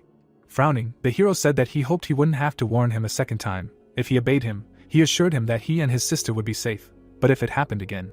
The boy nodded, hearing that he would get rid of him, and of course, his sister. The protagonist let go of his neck. Victor fell to the ground. Logan looked at him. Looking straight at him, he thought that he had enough of this. The boy looked surprised, hearing that he planned to make a night out of him. Raising his head, he asked what he was talking about him, to which the hero replied that he knew exactly. He probably knew that a knight was an honorary aristocrat. Grinning, he added that as a slave, he would be able to get around this condition. The girl looked away, hearing that his sister did too. Victor looked at her. He leaned on the ground. Frowning, the boy shouted that he agreed. Grinning, the hero thought that he knew it. Lena looked at her brother. The thought appeared that his cruel nature could be controlled through his sister. Looking straight ahead, the protagonist said that great, they would start training when they returned home, and also. Hamar frowned, hearing that they would step away for a minute, to which he asked what was wrong with him. The mercenary held the guy's hand. It was heard that he would write a contract. Standing in front of the hero, the dwarf asked what the contract was. He looked surprised, hearing that it would be magical. It said that if he served him for 20 years, then he would send him back to the mountains. The dwarf opened his eyes in amazement, and asked that to the mountains, he would really return him to his people, to which the hero replied that he understood that it was difficult to believe simple words. Grinning, the protagonist asked what was wrong. He did not want to which Hamar replied that of course he did, and he would agree to anything. Frowning, the dwarf said that he would do everything for him. Tears were streaming down his cheeks. Hamar lowered his head and said he couldn't believe he was telling the truth. Thank him. The dwarf wiped his tears. A thought occurred to him that if the contract was enough to bring him back his motivation, then it was a solid plus for him. Logan smirked and thought that thanks to this he would be able to get everything he wanted, although he had gained even more since he managed to get himself an aristocratic killer. A glow appeared in the sky, and he added that the preparations for the war between the regions were going smoothly. The guy walked straight. It was said that while Logan did not know that rumors of his strange behavior had already spread throughout the MacLean domains, while he was gone, his reputation sank to the very bottom and broke through him. He looked ahead. A thought occurred to him that and also about that. Rick gritted his teeth. It was said that he was drowning in troubles, trying to change something, and he thought that what the hell was he doing, damn young master. Smiling, the servant said that he was finally back. Looking at him, the hero asked how he was doing. Rick chuckled, closing his eyes. Biting his lip, he asked if he really cared, to which the protagonist replied that he was glad to see him smiling. Logan looked at him in amazement, hearing what the hell he was doing there. He knew what people were saying about him. They called him a moron who spent 150,000 gold on monster meat. Philip stretched his hands forward and said something. The man looked at him in surprise and asked what, to buy monster meat. Looking at the guy, he said what an idiot, to which Philip replied that young Master Logan of the MacLean barony wanted to buy it. Putting his hand to his face, the man said that he had heard of him, and the other added that he was the one who ruined his engagement. Looking straight ahead, the boy was thinking that he thought that spreading rumors about the monster meat would increase his sales in the market, but he did not know the details of the master's past. He thought he was just crazy, and he turned out to be a scumbag. Philip frowned. It was said that despite such thoughts, his instincts screamed that he should not miss the opportunity, and then said that 1 gold per kilo. The people looked at him in amazement. The boy stretched out his hand and thought that no mercenary would refuse to sell trash even to a scumbag if he was willing to pay, and then asked what they wanted to earn. Raising his hand up, he added that then let them bring him all the Kaluk meat they have. It was said that the aggressive sales move prompted the mercenaries to bring the meat. The rumor about Logan spread to the fiefs near Cal. Grinning, the hero said that Philip did his job just perfectly, to which the boy asked how he could laugh now. Looking straight ahead, the people heard that they should just look at those who were brought in and think how much gossip they had heard, since they were standing with such faces. Rick raised his eyebrows when he heard that he shouldn't worry about it, it would be over soon, to which he replied that he shouldn't be so calm. A glow appeared around the man, and it was heard that even the head of the house was furious. Lowering his head, Patrick asked him if he enjoyed running away from home. Frowning, the protagonist said that it had indeed been a useful trip. Looking straight ahead, the father said that he had heard rumors about his crazy deeds, but he was glad that he had spent his time usefully. Putting his hands behind his back, Logan replied that rumors were just rumors. He was not ashamed of what he had done. The woman smiled, looking straight ahead. Looking to the side, she said that she saw that the first young master did not realize at all where his place was, and how his actions could affect the honor of their name. Gritting his teeth, the hero replied that it was unnecessary. He had spent almost nothing of the money he had received for breaking off the engagement. Frowning, the woman said that he should repeat it. The man sat up, hearing that he had heard. Would she really stay on his side now? To which he replied that it was enough. Patrick lowered his head, listening to the first young gentleman being completely to blame, to which he shouted that he had said enough. He leaned against the table. Marianne looked at him in amazement, hearing that he would like to speak with Logan alone, asking him to leave them, to which she asked how he could treat her like that. Frowning, Patrick said that he would give him a final warning. The hero looked ahead silently. The office appeared. He could hear what was happening to it. Standing by the window, the father said that they would have a frank talk about what was happening and why everything was exactly like this. Gritting his teeth, the protagonist thought that it seemed like he wouldn't back down this time, and then replied that he wouldn't understand even if he told him. Looking at him, the man asked what he himself understood. He was aware of how people spoke of him. People stood in front of his father. It was heard that they considered him cruel, evil and obsessed with money, and lately even crazy. Clenching his fist, Patrick asked how much longer he would have to cover for him, said that if this was just a phase that would end in the future, then let him know. Logan hung his head, listening to the fact that he could at least apologize to his late mother. Looking straight ahead, the hero thought that he could not believe that he mentioned her. In his past life such a thing had never happened, not even when he was kicked out of the house. The man looked at him, and he added that perhaps he had not yet lost hope for him. Gritting his teeth, the protagonist said that he asked to give him 1 year. Putting his hand to his chest, he added that after that time he would understand why he was doing this now. Looking straight ahead, Logan said that he should do him this favor. The man looked at him in surprise. A room appeared. Patrick was sitting at the table. Looking straight ahead, he thought that a favor. How strange this word sounds in a conversation between a parent and a child. Holding a watch in his hands, the man added that if Logan does not answer for his words in a year, he will have to make a decision. Looking at it, Patrick thought that first of all he is the head of the house, and only then his father. A portrait of a girl appeared. It was heard that he should forgive him. He has no idea what he was planning. Lowering his head, the man said that he promised to protect him at any cost, so that he would grow up a good person. Sitting at the table, he added that, but, it seems, he should have been more attentive. The hero opened his eyes in amazement, and turned to his brother. Ranyan smirked when he heard that he had awakened the power, to which he replied that he knew he could do it too. Standing in front of him, the protagonist said that he was only 14, and then thought that in his past life, she had not awakened until the region war, but now it happened faster. Smirking, his brother said that it was all thanks to him, to which Logan asked how, and he added that the knights tried to prevent him from meeting him when he returned, and then, looking away, the hero asked again. The knights were beaten. The thought arose that he awakened her to see him. Ranyan smirked. The thought arose that when this happened, he managed to break through 2 knights. Closing his eyes, the protagonist said that he was good, and then thought that if he taught him the secrets of the divine sword, then when the power stabilized. The guy smiled. It was said that he could become much stronger than in his past life. A house in the south of the barony appeared. The man looked away, hearing that he had returned. Looking straight ahead, Dwayne said that it's him, young master. Standing in front of the hero, he added that here are 350 C-rank mercenaries that he asked to hire. The mercenaries looked angrily. It was heard that it was him, the one who called them here, and then left them in this crumbling house for 10 days. They were not fooled. The Baron's family would never get involved with the mercenary guild, unless they were crazy. And who knows, maybe they really are crazy. There are already rumors about this guy. The hero gritted his teeth when he heard that they should look at him wearing a sword and armor, trying to look like a knight or something, and then thought, God, I need to pacify these scumbags fighting for their lives right now, otherwise they will be impossible to control. The man looked surprised when he heard the address, to which he asked what he was talking about. He frowned when he heard that he thought he looked funny in armor and with a sword, to which the mercenary replied that he did not really understand what he was talking about, and then thought how he heard it from there. Logan replied with a smile that of course he did not think so, otherwise he would have to answer for his words. Looking at the man, he said that but a C-rank mercenary did not have the ability to look down on others. Grinning, the hero asked what offended him, said that it seemed that even an insignificant person has pride. Let him come forward. The mercenary looked at him in surprise when he heard that if he could hit him even once, he would immediately pay him a year's wages and let him go. He staked his honor as an aristocrat on it, and the others would be witnesses to his promise. Standing in front of the hero, the mercenary asked, which is good, he will not go back on his word. He took a step forward. The man smiled, looking at the hero. The people looked at them. It was heard that let them see how big he is. Maybe he has B rank, not yet, but he will be when he does this job. Frowning, the protagonist thought that this is why he is so confident. The mercenary smiled and said that he can begin. Smiling, Logan replied that he will regret it, to which the man said that he has been using a sword much longer than him, so he should not worry.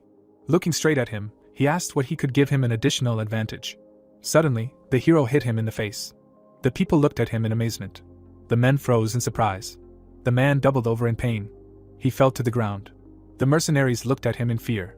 The protagonist raised his hand. He closed his eyes and sighed.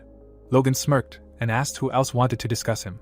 Looking at him, the mercenaries asked that he was already using the force at such an age. Damn, it was just ridiculous. Kyle looked away. Raising his eyebrows, he thought he was unusual, but did not suspect that he was so good. Smirking, the hero said that it seemed that there were no takers. Looking straight ahead, the mercenaries heard that let them then allow him to formally introduce himself. He was Logan, the one who called them here. Many were probably curious about why he was spending money on mercenaries. The protagonist smirked, looking straight ahead. Stretching his hand forward, he said that he planned to make them cavalry crossbowmen. The men looked at him in amazement. Looking away, the mercenary asked what about the cavalry crossbowman, who uses a crossbow on a horse, to which the other replied that it takes a lot of time to reload. Raising his hand, Kyle said that a crossbow is not a suitable weapon for cavalrymen, to which Logan replied that he knew, to which he asked what then why. The man held a crossbow in his hands. It was said that a crossbow is more powerful than a bow, but it takes more than a minute for inexperienced shooters to reload. But on a horse a person will very quickly lose the ability to shoot, even if he has 3 or 4 loaded crossbows. Their bewilderment is understandable. Closing his eyes, the hero said that for now he should think that he is throwing money down the drain, pretending to be a soldier, and then thought that this does not affect anything. He grinned and added that he should train them thoroughly, and later he would understand why it was necessary. And then he thought that the crossbowmen and cavalrymen would be a powerful force for the MacLanes even after the feudal war. The mercenary looked ahead silently. Kyle closed his eyes and said that he would do as he ordered. The man held a paper in his hands. Sitting at the table, the protagonist thought that out of 350 mercenaries, only 312 had passed the simple qualification test. He looked away when he heard the address. Looking straight ahead, the dwarf asked what it was. Logan smirked and asked what he had already read, saying that it was a diagram of the crossbow he was to make. Looking at the dwarf, he added that he understood that it looked a bit rough to a professional's eye. Frowning, the hero thought that he had used this weapon for several decades in his past life and had roughly outlined its structure. He was an expert-ranked dwarf, so he should be able to handle it. Looking at the paper, Hamar said that he needed to place the container that would hold the projectiles in the back of the crossbow and make it self-reloading, and that it should shoot 3 times in a row. Gritting his teeth, he added what and who came up with this crap, to which the protagonist replied that it was him. The dwarf froze upon hearing this. His eyes widened and he said that, well, if you think about it, it was very innovative. Looking straight ahead, Hamar said that but the intertwined cables in such a mechanism will not hold up and will break, and because of the wooden box behind the shooters will be inconvenient. What to do? Grinning, Logan replied that it was up to him to decide. The dwarf looked at him furiously. The room seemed, it was heard that he was joking. Let him not be angry and listen. Frowning, the hero said that let him reduce the size of the shells and where they are. He is right. 1 shot will be enough. Instead, you can make the container detachable to reload with each shot. The dwarf looked at him in amazement, hearing that for convenience they will call it a store. Wide-eyed, he said that it is incredible. A crossbow even in the hands of a professional will not shoot twice in a minute, it will be. The protagonist grinned, hearing that a weapon of the new time, to which he thought that it will be invented in the future. Holding the paper in his hands, the dwarf said that just think about it, and all you need is a container, a spring, some wood, glue and a bowstring. Frowning, he added that it was a very motivating challenge. Great, he would try. Looking at him, Logan asked what he thought, how long it would take, to which Hamar asked again that he was asking him to create something he had never heard of, in a certain amount of time. Looking straight at him, the hero said that people had invented this weapon, to which he asked what was where, who? Smiling, he replied that it didn't matter, if he thought he couldn't handle it, he should give up, to which the dwarf said okay, he could do it. Raising his finger up, Hamar said that in a month he would create something much better. Looking at him, the hero heard that he would still find out what it was like to deal with a dwarven ego. A stone wall appeared. People were running forward rapidly. The guy was breathing heavily. Frowning, the protagonist shouted that he had slowed down again, he could do better. Victor closed his eyes. He clenched his teeth tightly. Crossing his arms, Logan thought that since they had arrived, he had only fed them and let them sleep. The boy ran ahead, and he added that food could change you beyond recognition. His legs were shaking from fatigue. The hero frowned, looking at him. The boy fell to the ground, hearing that he should rest. Walking forward, Lena turned to her brother.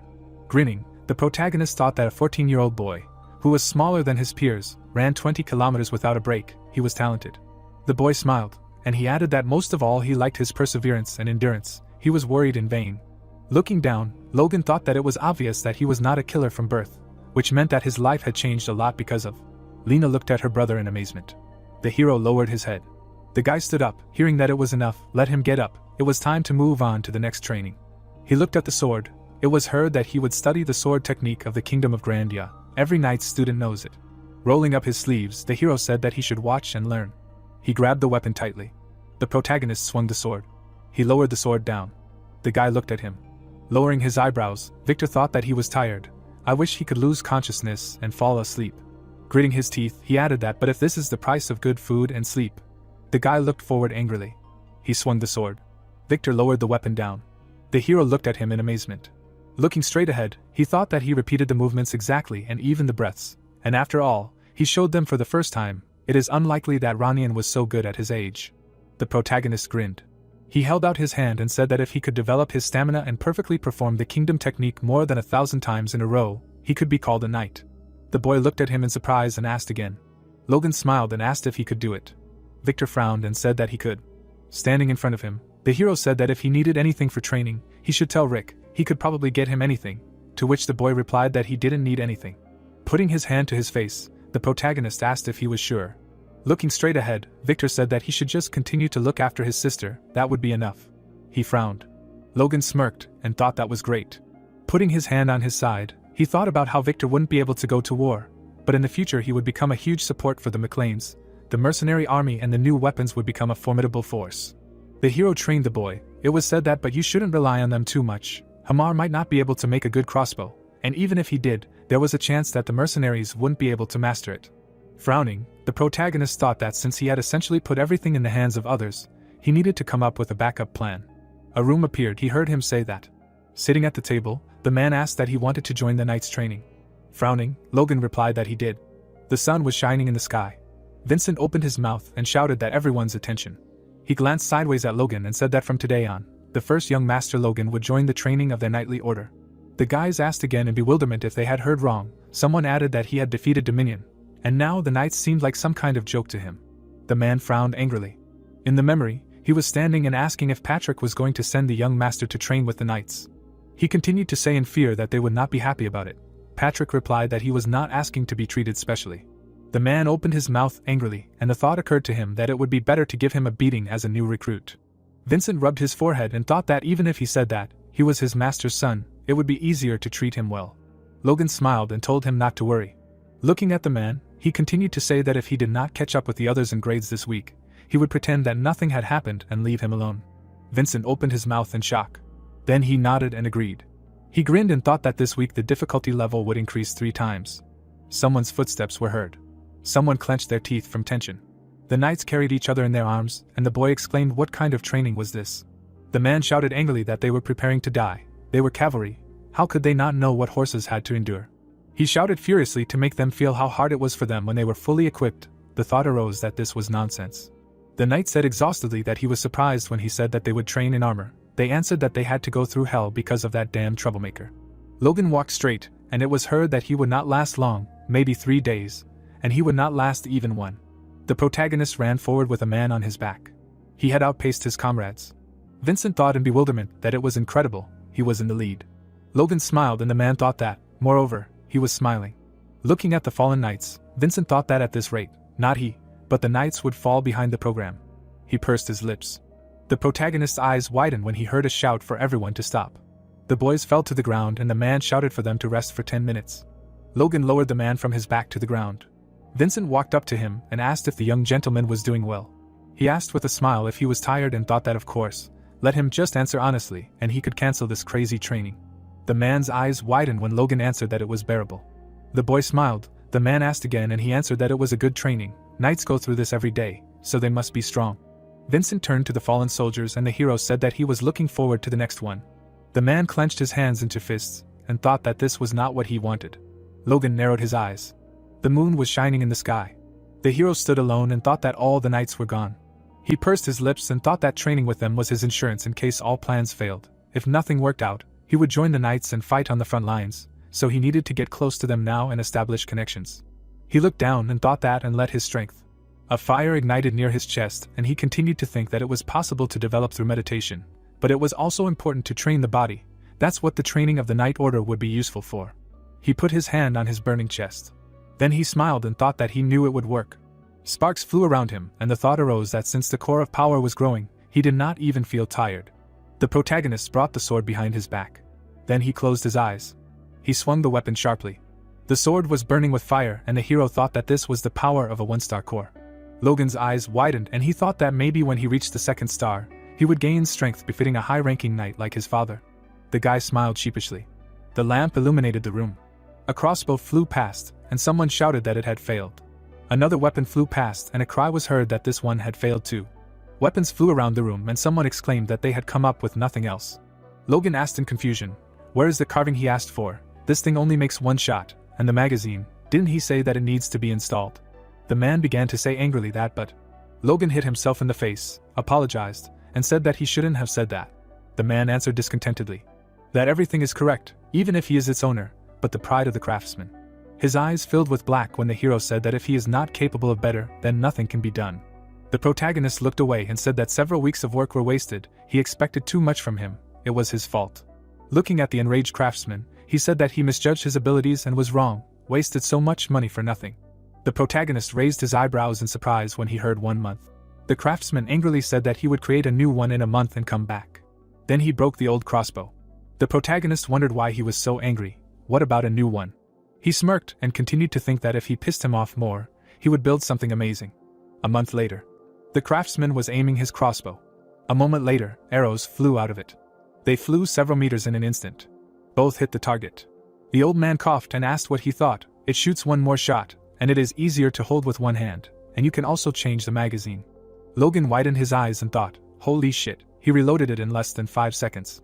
They looked in front of them, and the hero thought that the radius is not as big as the weapon from the past, and it is smaller, but it is better suited for a cavalryman. No, he even surpassed it, and the craftsman said that as he said, "All that remains is to insert a pre-prepared magazine. He worked hard for a whole month to create it. He is not going to put on airs, but let him keep that in mind." The boy thought happily that he couldn't believe that they had already come so far, although there was still a month before the war. The old man angrily called the gentleman and asked if he was listening. Logan grabbed the man abruptly in his arms. He lifted him up and exclaimed that it was a great job, he had tried hard. Looking at Hamar, he shouted that long live the gnomes, long live Hamar. The old man replied that they could be seen, and that he was not a child. Logan happily said his name. The old man asked again with tears in his eyes. A moment later, the hero asked if he could make 400 of these in a month. The bowstring on the crossbow tightened. The arrow pierced the tree. The man lowered the weapon and looked ahead. The boy grabbed his head and said that it was amazing, it flew far. They answered that it also fired several times in a row, an interesting crossbow. Kyle frowned and thought how a crossbow could do such a thing. It was muzzle-loading and shot at a long distance with such power and speed. He looked away and thought that if he equipped an army of more than 300 cavalrymen with it, it was scary to even think about the consequences. Logan was standing next to the guy and he said that he was truly an amazing person. That's what he meant when he talked about cavalry crossbowmen. The protagonist smiled and replied that well, yeah, sort of, and thought that Hamar had a hard time. The craftsman was on a break and the hero thought that other craftsmen were helping him, but it was impossible to predict that he would fulfill his order 2 weeks ahead of schedule, and even make an additional 100 crossbows. A dwarf with an expert rank is something. He pressed his hand to his chin and thought that he would like to share with both the knightly order and the soldiers, but he had financial problems and a technology leak, so he needed to hold his horses for now. He turned to Kyle and said that from now on, let the mercenaries take crossbows and go clear the mountains outside their territory. The guy asked what it was. The protagonist grinned and asked if he meant to say that it was impossible. The guy looked away. The arrow stuck in the tree and it was heard that maybe it would work. The hero started walking, saying that he couldn't. He walked away and told Kyle to make it work, otherwise it would all be in vain. The man frowned and thought that he would not develop such a weapon to kill monsters. It was heard that everyone took a crossbow. The hero said something to the guys and the thought arose that he was really preparing for war. Dandelions grew in the ground. The man opened his mouth enthusiastically. Logan was carrying several people in his arms. Someone said that he had colossal stamina. The knights looked at him and said that it was just ridiculous. It was in his genes, and that if he took after his father, he should be good with a sword. The man turned to his interlocutor and said that, and yet, it was worth remembering Dominion. They answered him. How can you compare him to an old man? After all, he lost to his younger brother when he had not even awakened yet. The knight answered tiredly that despite this, it was quite surprising that he had been enduring all the training for a month now. The hero clenched his teeth. The training that was originally designed to displace Logan was now entrenched in the order. The boy smiled and said that it was hard, but it was more useful than just running. They answered that it was true. This is how you should train in the knightly order. They suddenly became an incentive for the low-ranking knights. who usually did everything half-heartedly. The man stroked the horse and asked if it was hard for it to carry him, and thanked him, and the knights also realized what their horses were like and began to empathize with them. The knight leaned against his partner and asked if he was heavy. He ate too much yesterday, so they answered that it did not matter. The boy's eyes widened when he was told that he was one of them, so there was no need to worry about such things. They ran on, and the knight asked what he should answer to such a statement. Strengthening the bonds between the knights was a bonus. The man smiled and thought that he continued to train them like this because the first young master did not leave, but the result surprised him. He looked at the protagonist with pride. A smile shone on his face. Logan rubbed his neck and thought that his lucky charm itself came to him on foot. The moon was shining in the sky. The protagonist was sitting on the bed. He closed his eyes and thought that after exhausting his body with training, he would begin to stimulate his inner awareness with meditation. Repetition and coordination of this gives its results. He lowered his head and continued the thought that he had recently noticed signs of a change in his strength. If he could improve it as he planned, then figures appeared behind him and he thought that the Superman, the Aura Master, and the Supreme Mage would no longer be a threat to him, as in his past life. Logan opened his mouth. A sphere lit up in his chest. His body was surrounded by fire, and he began to speak in an unknown language. Opening his mouth, he spoke spells. The protagonist clenched his hand into a fist. The entire room was filled with fire. The guy's hair stood on end. A bright sphere appeared and he thought that it was ready.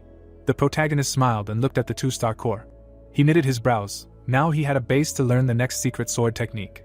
Logan delivered a deadly iron slash. Considering the power he had gained from the first technique, he was sure the second one would exceed his expectations in terms of power. The hero looked out the window and thought that if he had managed to master it before the war. He looked at the moon and thought that even high-ranking knights would not be scary to him. The sun was shining on the clearing. Monsters were passing by. The horse was running at full speed. They turned around abruptly and screamed. A huge army was rushing towards the monsters. Kyle frowned. He raised his fist. The soldiers rushed into battle. The crossbow rose up and someone shouted that it was loaded. The soldiers raised their weapons and someone shouted at them to shoot. Arrows pierced their bodies. The zombie opened its mouth and screamed. The monster screamed in fear. They fell down from the pain. Kyle looked ahead confidently. The guys looked forward happily. The guy was holding a crossbow and said that it had almost no recoil. They answered that his shot went through the monster's head and hit the head of another one that was standing behind. Logan was riding a horse. He frowned and thought that a pack of over 100 monsters had been destroyed in less than 10 seconds. Their old habits of using a regular crossbow were making a little bit of an impression, but they were starting to reload faster. The protagonist smiled and thought that it was worth it that they had gone so far to hunt. Kyle rode up to the hero and asked if he was happy. He replied that it seemed like they had done terribly during their first hunt, but now they had gotten better. The guy looked at the hero in bewilderment. Logan turned around to look at him when he apologized for his curiosity and asked why he needed it. Looking at the bunch of monsters, Kyle said that he had never heard of an army of mercenaries with such power, and whether he planned to kill all the monsters on the continent. The hero began to speak thoughtfully when someone suddenly called him. The guys turned around to look at the guy and Logan asked what was the matter. Kyle frowned and shouted what was the matter, and they answered that he had been sent by a man named Rick. The protagonist asked again, puzzled about Rick. The knight was out of breath and began to say that Viscount Travis had come yesterday. He lowered his head and continued to say that he had declared war on them. The protagonist's eyes lit up. The man opened his mouth wide. Frowning, he shouted that he accused the McLean house of insulting his ancestor by unlawfully taking his life. The old man, horrified, looked at the sphere. The guy turned his head, said that it had happened in the distant past, and he had decided to get even now. His comrade replied that now, probably, a war would begin. The knight, looking at the lord, asked what they would do now.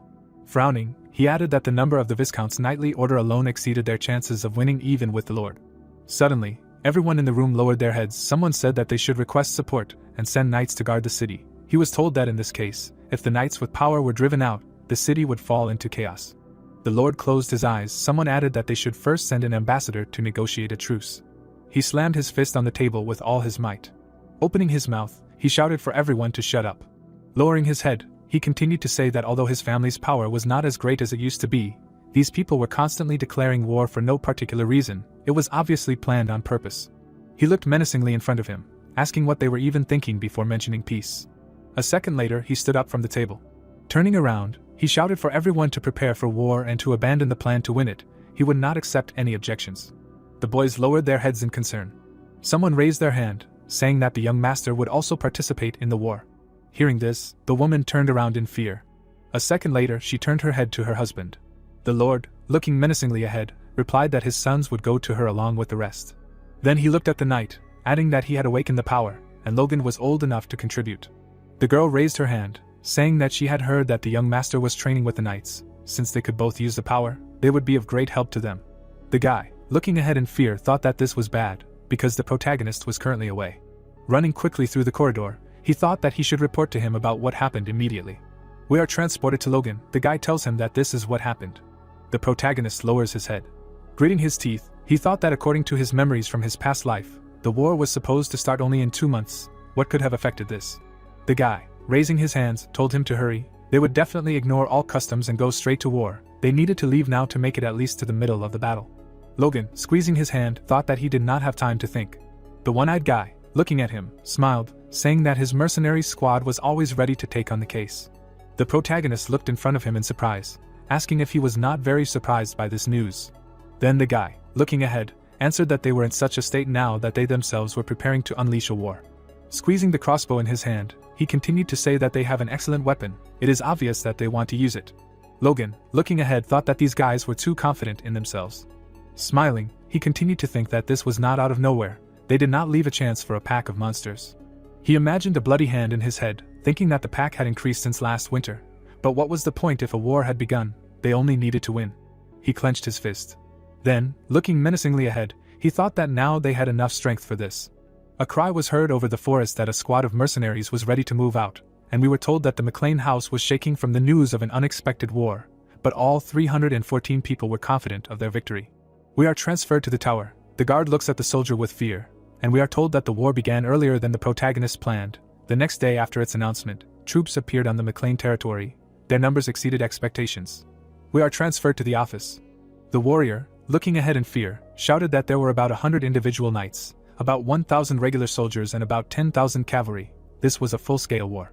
The lord looked ahead in fear, asking if their enemy had gone mad. She was trembling, and he thought that they would have to face not only the forces of knights, who were like superhumans to ordinary people, but also cavalry, and this was in a war between fiefdoms, not nations. He clenched his teeth, thinking why they were going so far. Then he lowered his head. The girl looked ahead in fear, and the knight added that the house of Kuras could not send them reinforcements. Opening her mouth wide, she shouted that this could not be. He must have been mistaken. Her hands trembled, and she added that she had to see for herself. The lord clenched his teeth. Looking at the knight, he shouted to him to gather all the men who could bear arms. They would answer them with all their might. The lord looked ahead, and we were informed that the confidant of the house of Kuras had turned away from them. Finding himself in a trap, McLean gathered as many men as he could to fight the enemy. The horse stopped. The lord with his cavalry came forward, 53 men. Behind him stood a small army, numbering 552 soldiers. Then came the farmers, who numbered 4,418 conscripts, a total of 5,023 men. The knight trembled, looking ahead. Before him was a huge army, and we were informed that this was not even half the number of the enemy's men. The lord clenched his teeth. The knight, descending to his comrade, asked where the young master was. He replied that he had left long ago, had not returned yet. The protagonist's younger brother listened to the conversation. One of the knights laughed and said that at such a time, he probably shouldn't be expected. He ran away when he heard the news. Turning around, the guy shouted what they were talking about. Frowning, he added that he would never do something like that. After which memories appeared in his head, when he stood in front of his brother. Logan, smiling, added that soon it would be his secret technique. And the guy, remembering how he looked in front of him in surprise, shouted that he knew that the war would happen, and he could not run away.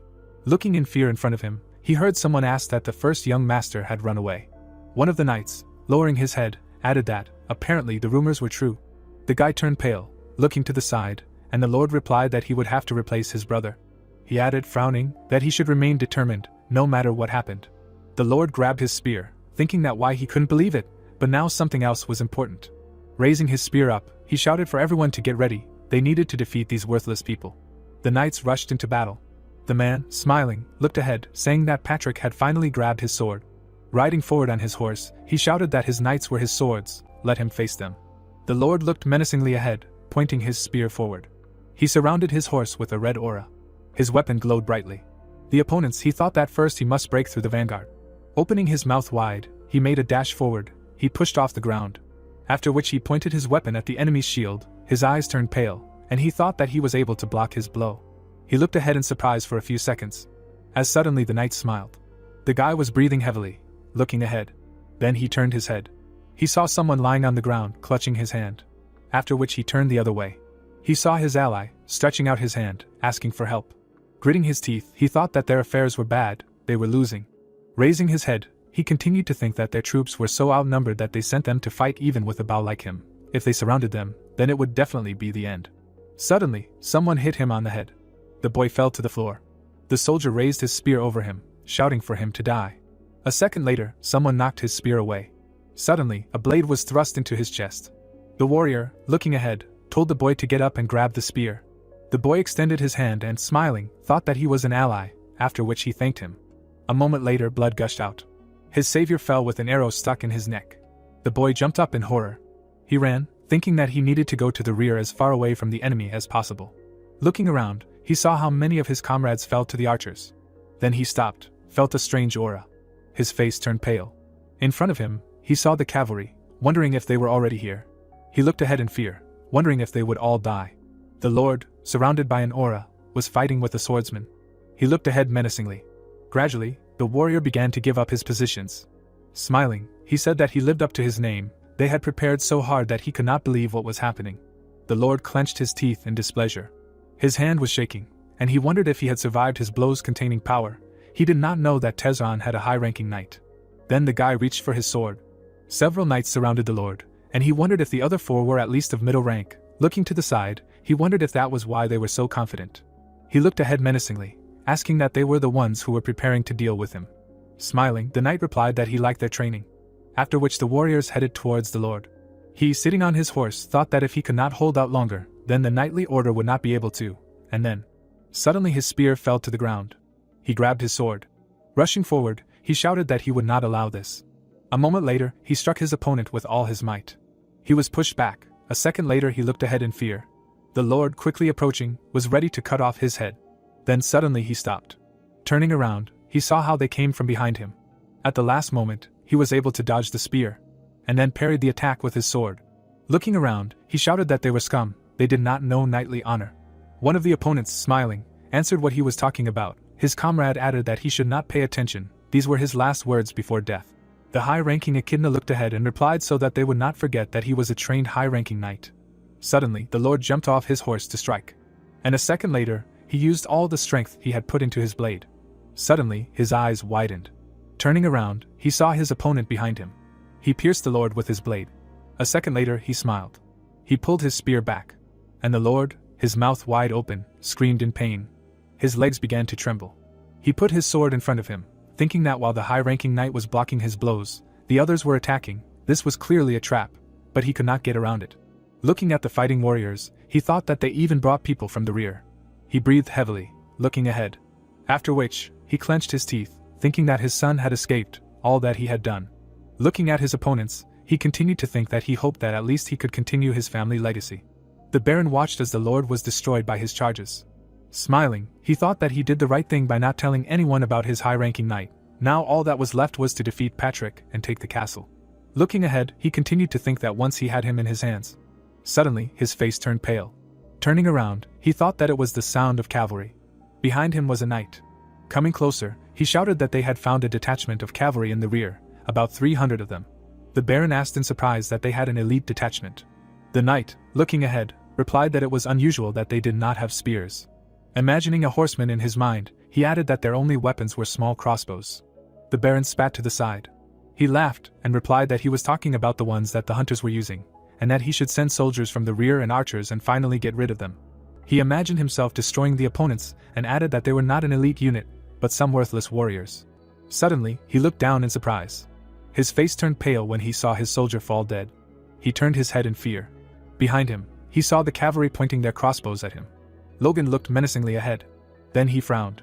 There were many corpses lying on the battlefield, and one of the soldiers screamed loudly in pain. The protagonist looked menacingly ahead. He saw tears welling up on the soldier's face. In rage, he opened his mouth and shouted for all his mercenaries to shoot. The Baron turned pale with fear. A moment later, a huge number of arrows covered the battlefield. The knights looked up in surprise.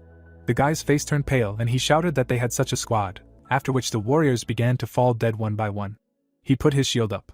Looking around, he saw many fallen comrades. Looking around in fear, he thought that those who did not have time to hide behind the shields were dead, if he had hesitated even a little. The archers pulled their arrows, shouting that they needed to counterattack and shoot back. One of them menacingly pulled the bowstring, after which his arrow landed far from the enemy. Gritting his teeth, he thought that the arrows did not reach them. The crossbowmen pulled their weapons forward. A moment later, a huge number of arrows rushed towards the enemy. After a while, many corpses lay on the ground. The Baron, looking around, wondered why the entire rear was destroyed in a second. His face turned pale, and he continued to think that they used not even magic, but damn crossbows. What kind of weapons did the Lord create? Looking at his ward, he shouted for him to move here from the front lines. We need to destroy the crossbowmen. Suddenly the Baron's flag rose. The knights raised their heads in surprise. They looked at each other. Then they headed back. The Baron, turning around, extended his finger and shouted that they needed to be finished off. Logan and his comrades looked at the enemy. Smiling, he said that they themselves were walking into their hands. Then someone clashed their swords. The protagonist's younger brother defended himself from the blow. Suddenly, he opened his eyes wide. The knight swung his blade, but the guy managed to dodge. The soldier looked back with displeasure. Looking at his comrade, he said that they had no time for him. The battle had changed strangely. He replied that he thought he was playing games. This boy was no joke. The boy turned around and asked what he was doing. The boy was breathing heavily, thinking that having been in a real battle, he realized that he was not a genius. He was just a boy who had recently awakened. Squeezing the blade in his hands, he thought that he could not lose. Taking a stance, he remembered his father's words about having to replace his brother, thinking that he could not die here. Then he opened his eyes in fear. The knight swung his blade, and the boy thought that why were they turning their backs on him? Whatever the reason, this was his chance. He made a quick dash forward, and then pulled out the blade. A second later, he struck his opponent's back with his weapon. Blood gushed out to the sides, and he wondered why he had wounded him so easily. And the knight began to fall to the ground. Several arrows fell under his feet. The knight's legs gave way. The boy looked at the bloody body of his enemy. Then he looked ahead. In front of him, he saw his older brother. Logan looked ahead menacingly. The boy smiled widely. Suddenly, cavalry rushed past him. The knight, his mouth wide open, shouted that they needed to attack those with crossbows. Such was the order of the master. The horses quickly ran forward. The protagonist looked towards the enemy. Smiling, he said that this was the famous snake shield formation. Looking at his comrades, he shouted for them to aim diagonally towards the ground. The boy looked at Logan in surprise. He, smiling maliciously, added that their target was the horses. His friends also smiled madly. A moment later, many arrows flew forward. The projectiles began to hit the horses' legs. The knights fell to the ground. And Logan, lowering his head, said that they were fools. Looking ahead, he saw his brother, thinking that, fortunately, he had arrived in time to help him. Frowning, he thought that his father was still there. He decided to save his family this time. There was no point in winning the fight if he died. Turning around, he told his comrade to stay in charge. The one-eyed man, looking ahead in surprise, shouted that they planned to attack beyond the range of their bows. Looking ahead in surprise, he thought that victory was almost in their grasp. Why didn't he try to earn it himself? Looking after the protagonist, he thought that he was stronger, but if he faced knights of average rank. Then, turning his head, he extended his hand, shouting for them to cover the Lord. We are transported to the Lord. One of the knights pierces his flesh too. The old man clenches his teeth, glaring menacingly ahead. The high-ranking knight, smiling, shouts that he can't believe it. He ran at him, knowing that he will be stabbed. Suddenly, a soldier appeared above him, who swung his blade. He missed, hitting the ground. The Lord rose to his feet, looking at his bleeding wound. Looking ahead, he thought that this was strange. He frowned. Several soldiers were quickly approaching him. The high-ranking one made a dash forward, and the Lord thought that they were literally rushing at him against their will. Where did they get so much desperation from if the advantage was on their side? He was able to block their blow. Then he dashed back. Gritting his teeth, he thought that he was finished. Suddenly, the protagonist appeared behind him. The soldier stopped and looked to the side in surprise. Logan swung his blade. He struck with all his might in front of him, blinding the enemy. The Lord, opening his eyes, wondered what had just happened. In front of him, he saw someone's silhouette and a bright light. Logan smiled slightly. Turning around, he said that he barely made it. His father opened his mouth wide, looking at his son in surprise. The Lord slowly approached Logan. Tears appeared in his eyes, and he thought that he had seen him approaching from the enemy's rear with a squad of mercenaries. But he was sure that he was far away from here. Turning around, he wondered how he had managed to make such a journey through the enemies to him. Then he turned around in fear. He saw many warriors lying dead on the ground, wondering if they were all defeated. Taking a step forward, he said that when did he manage to become so strong, but it did not matter now. He did not know what was happening. Opening his mouth, he added that since he was already here, it meant that the advantage was on their side. Logan, looking forward, replied that naturally it was so. The Lord placed his hand on his shoulder, answering that it was clear to him. Lowering his head, he continued to say that his son had done well. The high-ranking one, looking menacingly in front of him, wondered that he was able to simply destroy 2 mid-rank knights at the same time. Looking at Logan, he continued to think that this pathetic 20-year-old boy. Clutching his blade in his hand, he thought that at his age, he worked himself to death to become a knight. Gritting his teeth, he thought that he didn't care about it. Why did he stand in a stance, thinking that he would kill him here and now? Looking towards his opponents, he shouted for his allies to quickly take the potion. The Lord, menacingly looking ahead, thought that this and the attack were enough for him to understand that now his son, although a low-ranking knight. Looking to the side, he continued to think that he would have enough strength to deal with most knights of average rank, if he dealt with those with average, and he took on the high-ranking one. Suddenly, Logan extended his hand. Looking ahead, he added that he would fight him. His father, looking ahead in surprise, replied that no, he was too strong for him. His son had advanced significantly, but had not yet reached a high rank. The protagonist punched his father in the stomach. He turned pale, looking ahead in fear.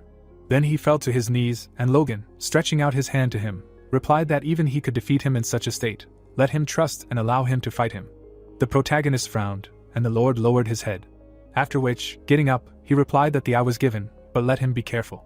They stood with their backs to each other. Logan, closing his eyes, smiled, saying that they needed to finish them off quickly. Then he made a dash forward. The knight, looking at his opponent, thought that the Lord's son was advancing on him. Then he clenched his teeth. He thrust out his blade, enveloping himself in an aura. Looking menacingly ahead, he shouted that how dare he. Logan pushed off the ground. He quickly approached his opponent. A second later, he covered his weapon with aura. He dashed forward with all his might. Jumping, he swung his blade. Then he hit the high-ranking knight with all his might. He frighteningly held back his blow. Logan looked menacingly ahead. The knight managed to push him back. Frightened, raising his head, he shouted that how is this possible, thinking that even though he was injured, he did not feel any remarkable strength or high level from him. Looking at Logan, he thought that, however, the flow was pressing him. It meant that he was giving it his all. A second later, he smiled maliciously. Then he pushed off the ground. He extended his blade forward, thinking that it could not be otherwise. He raised his sword to strike, shouting for him to die. Logan calmly held his blade out in front of him. The knight made a few jerks and hit the protagonist. His legs were pinned to the ground. Logan easily blocked his blow. A moment later, the knight felt a strong pain in his stomach. His pupils turned white, and he wondered what if it weren't for his wound. The protagonist confidently looked forward. Then he hit the enemy with all his might. He clenched his teeth in pain, and then jumped back. He looked at Logan in silence for a few seconds, clutching his shoulder, thinking that he had never exposed himself. He needed to wait for the moment to attack. Suddenly, he looked forward in surprise. And then he smiled widely. Looking at the protagonist, he thought that he had another option. The protagonist looked down in surprise. Examining his blade, he thought that the power was in his sword. He clenched his teeth in displeasure. He watched as his opponent absorbed his aura. The knight smiled and thought that everything was fine. He got fooled. Then he got back into his stance. He thrust his dagger forward, and then, laughing, rushed into battle. The protagonist clenched his teeth in fear. He thrust his blade forward. And the knight, looking sarcastically, thought that his center of gravity had shifted. He swung his sword. Chego approached Logan, preparing to strike, thinking that this was the perfect moment. He thrust his blade forward. Suddenly, he stopped in surprise. Turning around, he thought that he had only gotten a shred of clothing. Logan stepped forward. He watched as the knight looked around. Then, opening his mouth, he wondered if he was really that slow. Suddenly, the protagonist lowered his head and said that he was using the secret of the divine sword. His blade glowed brighter than before. And the knight took a step back and shouted that he needed to get out quickly. Logan frowned and used the first form. He slashed forward with all his might, using a slashing wave. The knight looked ahead desperately, shouting that it was impossible. A bright pillar of flame engulfed the protagonist's opponent. The Lord turned around in surprise. Logan's younger brother also turned his head. They saw a bright light in the center of the battle. Logan spat to the side. There was a small crater in front of him. The protagonist lowered his head. Looking at the defeated enemy, he said that a high-ranking knight relied on cheap tricks. Then he raised his blade up. Opening his mouth wide, he shouted that he was able to kill the enemy general. The soldiers looked at him in surprise. The spearman shouted in fear that a high-ranking knight had fallen. His comrade replied that it couldn't be. Their flag fell to the ground, and someone shouted that where was the baron, had they really gotten to him? Someone dropped their sword. The knight looked at his comrade with displeasure, shouting that he had gone crazy. He replied that they needed to surrender to save themselves. He didn't want to die here. The spearmen, watching their conversation, turned pale. Then the knights began to lay down their weapons, saying that they were surrendering. The guy, opening his mouth wide, shouted that it was all thanks to the young master. His cheeks turned red, and he added that they needed to honor the young master. The warriors smiled and looked at each other. They raised their weapons, mentioning the protagonist's name. The moon appeared in the sky. The horse ran forward quickly. The Baron, discontentedly clenching his teeth, wondered at what point everything went wrong. He had been preparing for this battle for 3 years and even asked other aristocrats for help and gathered 100 knights. Looking ahead with discontent, he thought that his cavalry and weapons had ruined everything. Beads of sweat appeared on his face, and he remembered the lord's eldest son. Pulling the reins, he thought that first he needed to return to his place. Approaching the castle, he thought that this way he would stay alive. Then he jumped off his horse. Approaching the guard, he shouted for them to open the gates. One of the soldiers saluted. Then he pointed his finger forward in surprise, shouting that someone was coming. There was a cavalry unit in front of them. The protagonist looked menacingly ahead. The Baron turned around in fear. Waving his hand, Logan shouted that Travis was running fast. The protagonist stood next to his horse. Frowning, he began to shout that Travis had lost. The warriors should open the gates and let the winner through. His gaze fell on the archers standing on the wall. The dumbfounded soldiers began to discuss that they had lost, and that was why the Viscount had returned in such a hurry. The enraged man asked if they had chickened out after listening to the enemy's chatter. Logan began to move towards the wall. A yellow aura enveloped him. The guards watched him and asked what he was doing. The protagonist was preparing for a powerful dash. He suddenly jumped up. The guard looked up and wondered if Logan had disappeared. The protagonist jumped onto the wall. The blade was in front of the man's throat. The protagonist, with a serious expression, ordered the gates to be opened if they did not want to die. The doors to the room were open. The man was standing in front of the table. The Viscount was kneeling. He was stunned, thinking that he should at least take some gold with him. Travis, terrified, heard that he had been caught. Turning around, the man asked how he had ended up there. Logan remembered how he had passed the girl and told her that his maid had shown him the way before he had even threatened her. The protagonist smirked and emphasized that such behavior spoke volumes about his reputation there. Travis frowned at what he had heard. The old man was standing behind the protagonist. He began to walk away from there. Enraged, Travis wondered how they dared to betray him. Trying to crawl back, he cried out that he surrendered. The man extended his hand and said that he was ready to pay both reparations and a share in accordance with the convention regarding feudal wars. Logan asked again about compliance with the convention with a satisfied look. Frowning, the protagonist said that Travis declared war without a reason and invaded them the next day, and now he was mentioning the convention. The man was horrified by what he heard. A vein appeared on Logan's forehead from anger, and he asked if Travis had no conscience at all. The man lay on the floor and shouted that the protagonist still had the honor of an aristocrat. Enemies captured during feudal wars are guaranteed to be spared according to the convention. Closing his eyes, Logan replied that he respected the honor and traditions of his house McLean, so he would spare his life, and also give him time and permission to take the gold and leave. Looking at the satisfied Travis, the protagonist noted that his father would say so. He grabbed the blade and added that Patrick was a man of honor to the core and would spare the surrendered man without any conditions. Logan shifted his gaze. He noticed the chest with precious stones and a blade. Taking hold of the sword, the protagonist said that it was beautiful. Looking at the protagonist, Travis allowed him to take the blade, noting that it was forged by the best craftsman in the kingdom. Having exposed the blade, Logan refused the dagger. Logan gave the blade to Travis and asked him to take it with him. A smile appeared on his face.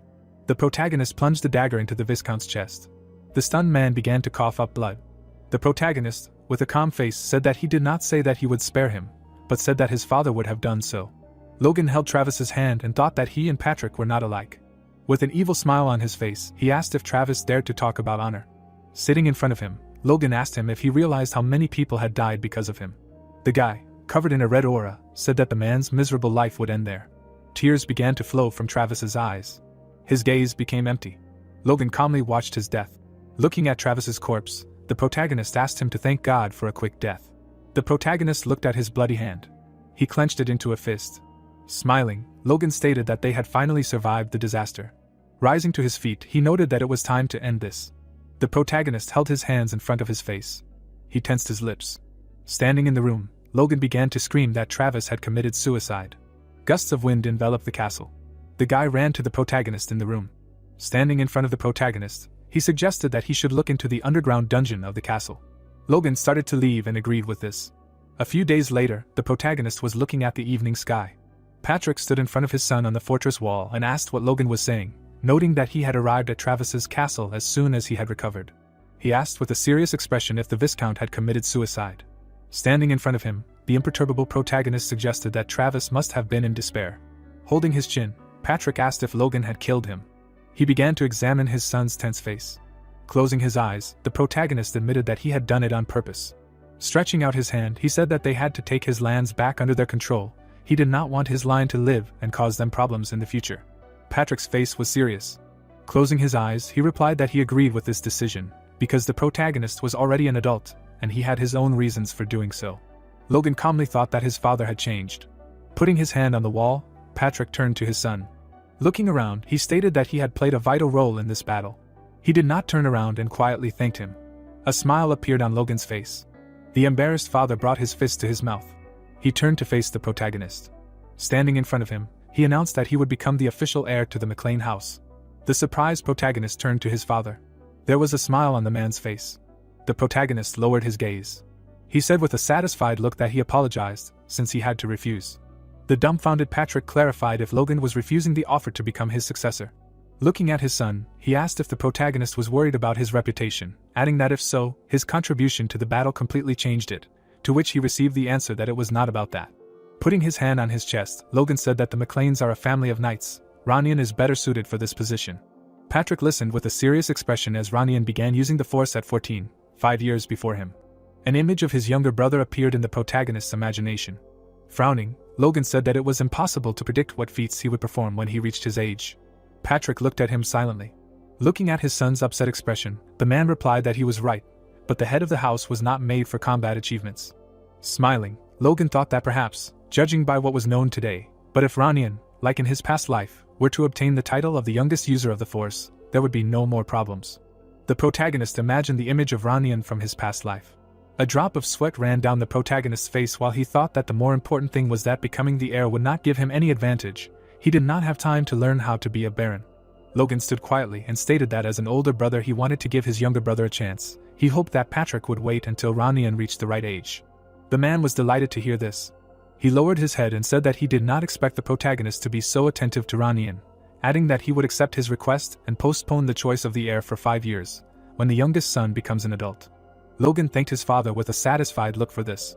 Standing opposite, Patrick emphasized the fact that the protagonist would receive another reward. When they returned home, they would calculate their income from the war. It would most likely exceed 100,000 gold. Putting his hand on his chest, Logan asked for permission to choose the reward himself. The warriors shouted loudly for the gates to be opened. Patrick with his sons and the army returned home. The guys with an enthusiastic look discussed that the warriors returned a week later and heard that the war lasted 1 day. The boy extended his hand and asked if his comrade had heard that it was all thanks to the first young master Logan. They looked at the protagonist. The stranger extended his finger and said that according to the soldiers who had returned, the young master's mercenaries had turned the tide of battle. The boys turned around and listened to them as if they had known what would happen in advance. He had heard that they had defeated them with a mysterious weapon. He had even managed to deal with a high-ranking knight on his own. The dumbfounded girl asked if the first young master was such a great man, to which she received the answer that everyone thought he was nothing but trouble. The boys stood in a circle and discussed whether it was possible that Logan had brought a lot of monster meat for a reason. They happily declared that this was to be expected. Geniuses were different from ordinary people. The protagonist heard their dialogue. Looking away, he thought that it was embarrassing for him to hear such things. Ranian rode behind him and asked him what he would say, noting that everyone was praising him, to which he received the answer that it only made him blush. He shouldn't overdo it either. The younger brother asked with a satisfied look, what else could he do if it was true? Noting that they were happy to see him, they needed to smile. The confused protagonist asked about the smile. His gaze fell on the delighted children. Logan was confused by this. The protagonist turned his head in their direction. A smile appeared on his face. Logan looked at the villagers with an irritated smile on his face. The boys were scared by what he saw. The dumbfounded protagonist heard a discussion that they did not know what to make of this smile, and he would cut off their heads with this finger. Holding the back of his head, the protagonist wondered what was going on. Patrick was watching him. He cried out with a satisfied look for the villagers to welcome the victors of this war. The night sky enveloped the castle. The protagonist walked along the city street. Looking down, he asked if the welcoming ceremony would last until the morning, noting that for people who had just returned from war, they had good stamina. Logan stopped when he heard Marion scream, asking what he was planning. Ranian tried to stop her. The furious woman asked if the protagonist had refused to become the heir and what his plan was, noting that he could fool others, but not her. Disappointed, Ranian apologized, adding that she was very upset by the problem with the family. Smiling, the protagonist replied that everything was fine. Logan stood quietly in front of Marion. Looking at her, the protagonist reasoned that she had always been unhappy with him, but after betraying the House of Kiros, she had lost all her strength. so he no longer had to fear her. Lowering his head, the protagonist came to the conclusion that if he apologized now, she might accept it. Logan looked at her. Standing in front of her, the boy said that he realized that his actions in the past months were not trustworthy, and he regretted that he was driven by envy and feelings of inferiority. Ranyan held Marian's hand and asked her to stop judging him. Logan looked at his younger brother and declared that he was the one he should apologize to. The boy was taken aback by what he heard. Looking at the sky, the protagonist said that he apologized to him after returning, but never said what for. Frowning, the protagonist suggested that regrets and a cowardly nature that he had nurtured for several years were difficult to overcome. He looked down and noted that he himself knew this. Ranyan flinched when he heard Logan apologize for hating him all these years. A bead of sweat ran down his face. Stunned, Marian listened as the protagonist said that he tried to cover up his own incompetence with hatred. Logan calmly stated that he sincerely regretted his behavior now. Looking at Ranyan, the protagonist asked to let him formally apologize to him at least now. Lowering his head, the protagonist emphasized the fact that he was truly sorry. Ranyan looked at him silently. Saddened, Logan thought that good deeds cannot cover up bad ones. Clenching his hand into a fist, the protagonist came to the conclusion that he was still innocent. The protagonist was taken aback by the boy's words that everything was fine. He looked at him. There was a slight smile on Ranyan's face. Putting his hand on his chest, the boy said that he believed that as long as he was good to him, one day the brother he knew would return. Joyfully, Ranyan closed his eyes.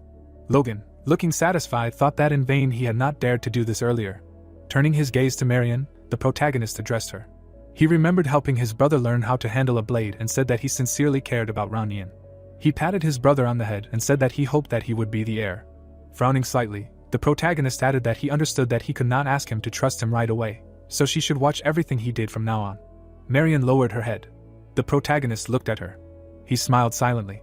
The moon shone brightly in the sky, while the protagonist reasoned that this would be enough for now. Morning came. Logan and Hamar were moving through the forest. The disgruntled dwarf asked where the master was going immediately after returning from the war, to which he received the answer that he had rested enough, and it was time to get to work. Frowning, Hamar replied that he was just worried, that's all. Turning around, the protagonist asked not to worry, because he would definitely like it. Sighing, the man thought that Logan did not know what he liked. The protagonist suddenly stopped. He raised his gaze. Looking at the huge mountain, the guy said that from now on they would be developing this mine. Confused, Patrick asked if Logan wanted the right to develop the mine as a reward. Stretching out his hands, he asked if the protagonist was talking about the one in the mountain, near the borders of Tehran, to which he received the answer that this was it. Raising his hand, the man emphasized that although it was a mountain, there was actually nothing there, after which he clarified why he had chosen it. The sun's rays fell on Logan's face. Looking at the mountain, the protagonist said that buried gold could be found in it. The cart was moving through the forest, and the plot told us that the reason why the Tehran house started the War of Feuds became clear only a year after its end. Tehran mined gold from a mountain in the captured Maclane territory, and this alone made him much more influential than any other average duke, until Ranyan destroyed his family out of revenge. Logan remembered, his brother stood over a frightened Travis. Ranyan pulled out his blade. The guys were walking down the corridor. The guy turned around and told that there was an underground prison of Travis's castle. There were unusual people in it, so he decided that Logan should see for himself. The main character looked at the old man. The man with a dumbfounded look cried out that they did nothing wrong. Holding on to the bars, he said that they simply mined gold from the mine, for which they were hired, and that evil Viscount locked them there. The protagonist covered his face with his hand. He began to tremble and said that he could not believe that he had imprisoned 5 valuable mining experts. Logan licked his lips and said that it was an unexpected catch. The dumbfounded old man wondered what was going on. The ship sailed on the sea, and the protagonist told us that they had won the war against Travis, but it was like riding a small wave. The ship sailed towards the abyss, while Logan said that if the invasion of the Empire, which led to the collapse of the country, was the last obstacle, then the event that would happen in a year would be the beginning of the death of the nation. Tentacles crawled out of the water. Tentacles began to climb onto the ship. The Kraken began to sink the ship. An image of the ruler appeared in the protagonist's imagination, and he added that the death of the current King Richard. After introducing various influential people, the protagonist emphasized the fact that Richard's sudden death would lead to a conflict between the 3 princes for the crown, followed by 3 years of civil war that would significantly weaken the kingdom's fighting power, with the Empire invading just when the kingdom's strength had not yet been restored. Looking around the treetops, Logan wondered if this was the reason that led to the kingdom's collapse in the first place. Crossing his arms, the protagonist reasoned that House McLean was not part of a faction, maintaining neutrality, which would allow them to remain mere observers. Frowning, the protagonist emphasized the fact that he could not pass up such a chance. He imagined himself standing in front of the heavily armored men and concluded that he would use the chaos to reclaim the lands that had belonged to them before, and they would once again become the rulers of the Southwest. Holding his chin, Logan added that if he could, he would stop the civil war and move on. The protagonist was taken aback when he heard a voice that addressed him. Hamar stood in front of him and asked what he was thinking about in broad daylight. The man glanced at the mine workers. Logan noticed them and thought that he hadn't noticed. He needed to pull himself together. Because he had just overcome a disaster, for the sake of the future, he needed to quickly increase his combat power. But now this proposal sounded like nonsense. Frowning, the protagonist emphasized that he would have to rely only on his own money. He raised his head with a smile on his face. Looking at the mountain, the protagonist thought that it would become a cash cow to fund his endeavors and told them that there was gold in the middle of the mountain. He wanted them to develop the mine. Crossing his arms, Logan clarified how much it would cost him approximately. Hamar stood in front of the workers with a serious look.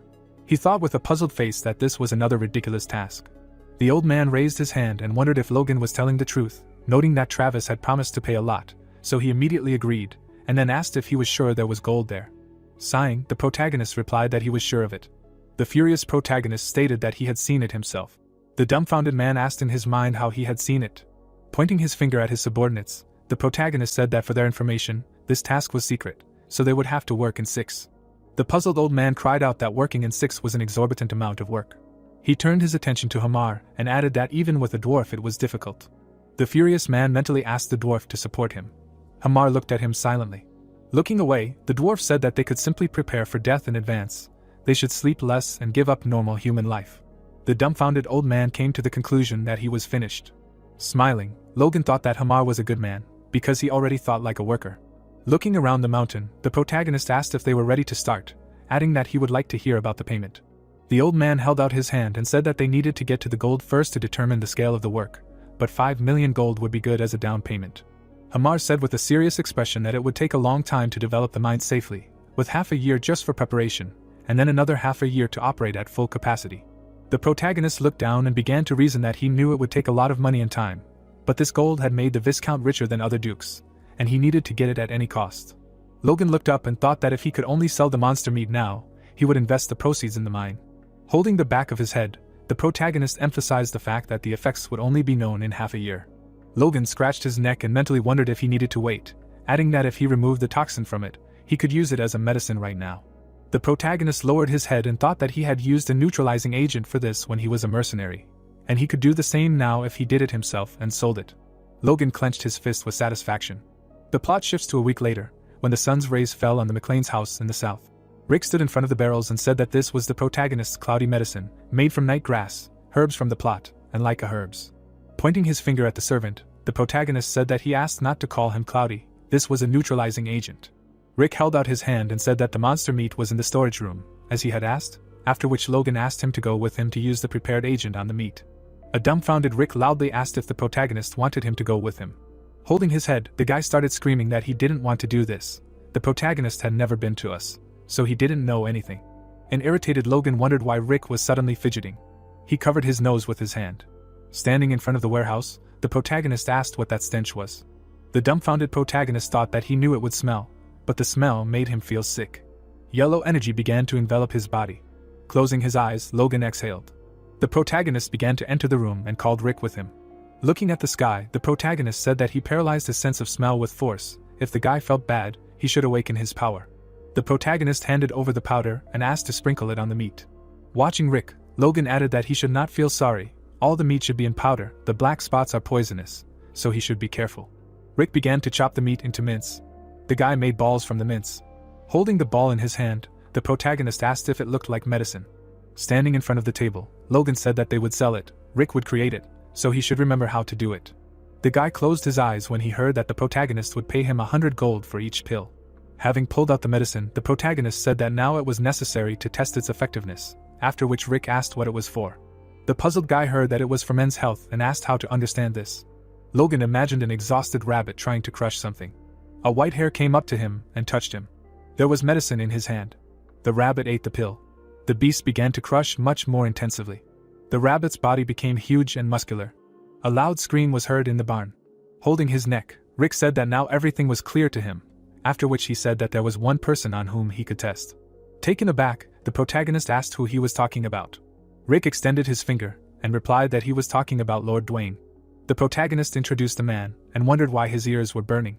Knocking on the door, Dwayne told the first young gentleman that it was him. He opened the door slightly and said that he was asking for forgiveness. He was told that he wanted to see him. The man walked around the room and called the young gentleman, asking where he had gone. Sneaking up behind him, the protagonist said that he had been waiting for him. Jumping back to the wall, Dwayne cried out that he shouldn't have jumped out from behind so suddenly. The protagonist hugged him and said that he just wanted to give him a shoulder massage. He had been very tired lately, because he had to settle things after the war, and the man replied that he was fine. Unlike him, things were going worse for the Lord. Patting him on the back, the guy said that he knew how hard it was for him. Frowning, Logan reported that things were going badly for them, because he had spent every last coin on the war. The servants and knights did not know about it and asked for their pay. The management was currently going through hard times. Dwayne burst into tears and called the young master. Wiping away a tear, he said that all this time he seemed to have perceived him incorrectly, did not expect that he was so caring, and even thought about the manager, and the protagonist asked if that was why he had problems in bed. The man wiped away his tears with a smile.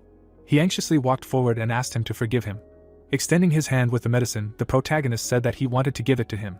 Smiling, the guy said that it was a patented product from a merchant from Kalia. The result is guaranteed after the first pill. He grinned, thinking that although he had never tried it himself. The man looked sadly at the pill, listening to what he decided to give him first. Dwayne ran down the corridor. Logan stood next to the servants, thinking that finally. Rick extended his hand to the man and said that he was the manager, asking how he could run down the hallway. Frowning, Dwayne asked how much the pills cost. The protagonist smiled, deciding that this was a success. The servant gritted his teeth and asked if he could hear him. The man was sweating and smiling. He knelt down. The manager looked at him seriously. Rick watched as Dwayne knelt and asked what was going on. The protagonist frowned. The servant looked at him in shock.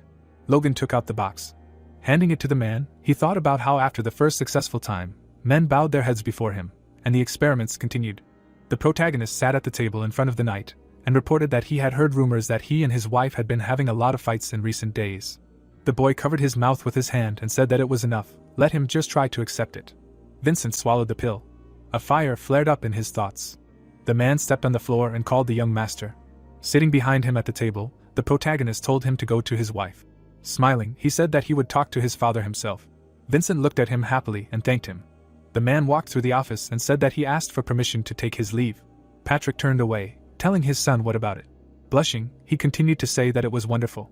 The sun's rays illuminated the door. Logan walked down the hallway and mentally apologized to Ronan. Smiling, the protagonist thought that they would have another brother.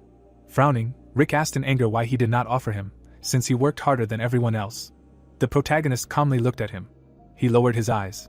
The servant stood behind him in the hallway, asking what that look was. The boy looked after him with alarm. Logan stood with his back turned, saying that he had no one to test the pill's effect on. The protagonist looked at the windows and said that he shouldn't follow him. He stunk.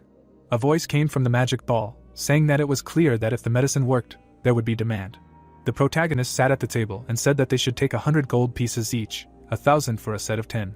Frowning, Philip in the ball asked if he thought that the aristocrats in the capital were simpletons, so he shouldn't get into trouble. Raising his hand, Logan replied that of course not, he was just confident in the product, and thought that in his past life it had been bought so often that the price had risen terribly. The boy handed the coin to the wizard, saying that he should let him talk for another 10 minutes, and said that this was logical if he was sure of the effect. Philip, crossing his arms, listened to the protagonist's belief that the result would be excellent. It would be enough for someone famous to try the pill and express their opinion. It must be someone who needed such a medicine, and asked what kind of aristocrat would spread the word that his impotence had passed.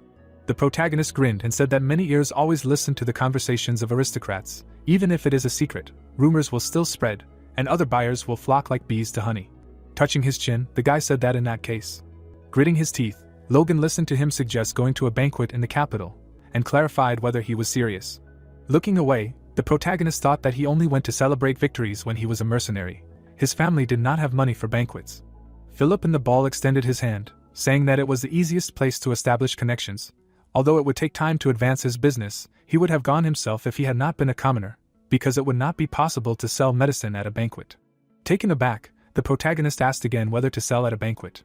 He sat in a chair, listening to him say that he should not say that he wanted to do so. His house would become an outcast if he pulled off something like this in high society, and he replied that this would not happen if he was not the one selling.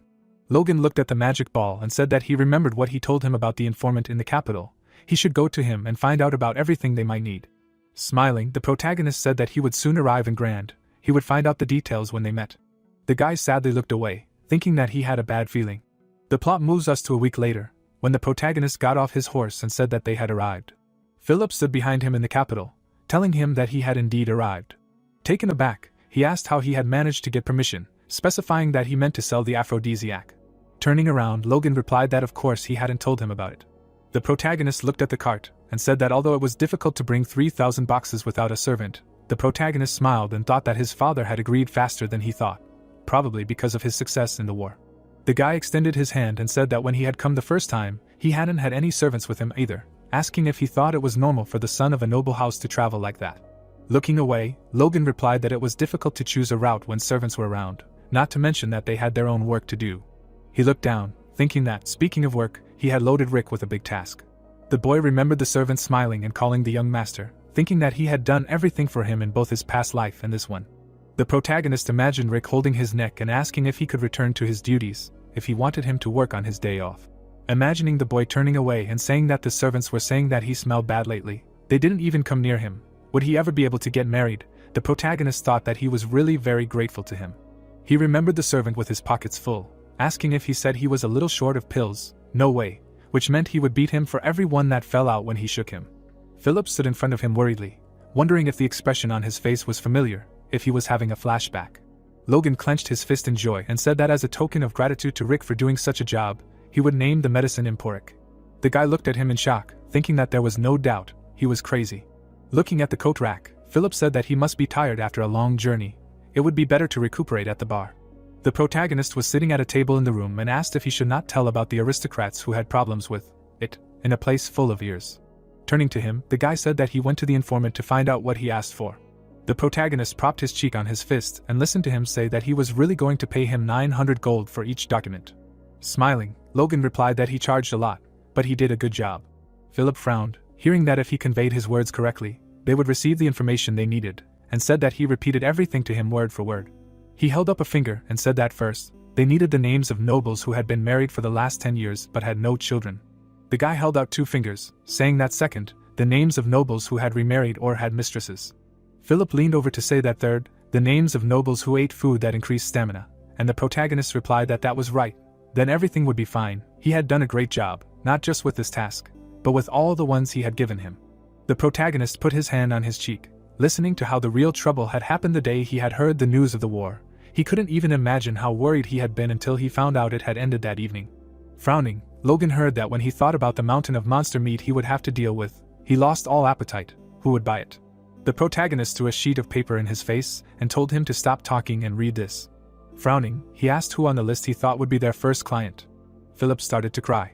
The protagonist put his hands on his thighs. The guy pointed at the sheet and asked what about him. Logan leaned towards him. Taken aback, he said that it was the same. A chandelier was shining in the hall. The girl smiled sweetly at her companion. The man was standing surrounded by women. The count turned around, hearing his name being called. Divis looked at him in fear. Putting his hand to his chest, Logan said that he asked for his forgiveness. He was the eldest son of the McLean house from the Southwest District. The man bit his lip from laughter and said that they had a new guest here, welcome. The protagonist smiled as they listened to people say that it was tasteless. I wonder where he was from, what kind of trendy Southwestern clothes were these, and thought about how he wore what Philip recommended, and as expected no one liked it. Great choice. The protagonist stood in front of the crowd thinking that he didn't have time to make useless connections at a pointless banquet like this. His only goal was the Earl. He watched as the man clenched his fist, thinking that despite being an important figure in preserving the kingdom of Grandia and getting married at 20, as a man he was pathetic and still childless. The boy stood in front of him thinking that he was surprised when Philip pointed out his name on the list since he had become quite famous in his past life. Remembering the sad man sitting there, Logan thought that it was the Earl who had committed suicide because of his wife. The protagonist imagined the woman frowning and asking if he was done talking. Imagining her pointing her finger at her husband and insulting him, the protagonist thought about what happened between them, the insult his wife had given him at the banquet. He remembered the dumbfounded Divis, thinking that it had driven him to suicide. Frowning, the guy reflected on how reputation and other people's opinions were very important to him. Logan put his hand on his chest, thinking that he fit all 3 points he had told the informant. This was the ideal first buyer of the Emporic, and said that he had come to the capital for business, and having heard about his authority, he decided to meet him in person. Smiling, the man replied that he said business, but Grand already had everything. The count stood in front of the girls, telling them that he believed that since he had come from the outskirts, many of the capital's goods had shocked him. Grinning, The protagonist said that of course, but he was sure that there was nothing like his product here, that was why he was going to sell it. Stepping towards his interlocutor, the protagonist said that this medicine was specially developed for men. He raised his hand to his cheek and said that it increases sexual desire. Divis was taken aback. The man bit his lip in displeasure. Frowning, the count shouted that the son of an aristocrat sells such things. The girl covered her mouth with her hand and said that it was a great shame. Grinning, Divis thought, how dare this provincial speak here, now he will bathe in humiliation alone. The guy closed his eyes, thinking that this can be read from the expression on his face, how obvious. Smiling, Logan said that as a courtesy he brought a gift for an influential person in the capital and asked to accept it. The protagonist held out the box, saying that it was his product, an emporic, which would be sold for 100 gold pieces. The count looked surprised, hearing that he had specially put 3 as a gift for him. This wonderful medicine has no side effects, he can swear on his honor as an aristocrat. A tear ran down the count's cheek. The plot moves us to a few days later, when the bell on the door rang. The man held a piece of paper and said that the gentleman had instructed him to purchase the drug emporic. Here was his ID. Smiling, the protagonist replied that Count Divis had sent him, and thought he had hit the nail on the head. Philip bowed after him on the street, and told him to come again. He walked to Logan's table and said that 10,000 gold for 10 boxes, not bad for the first sale. The protagonist's voice could be heard from the house, saying that they would earn even more. The rent for this tiny shop itself cost 10,000. As expected, this was the center of the capital. He had barely managed to negotiate the rent.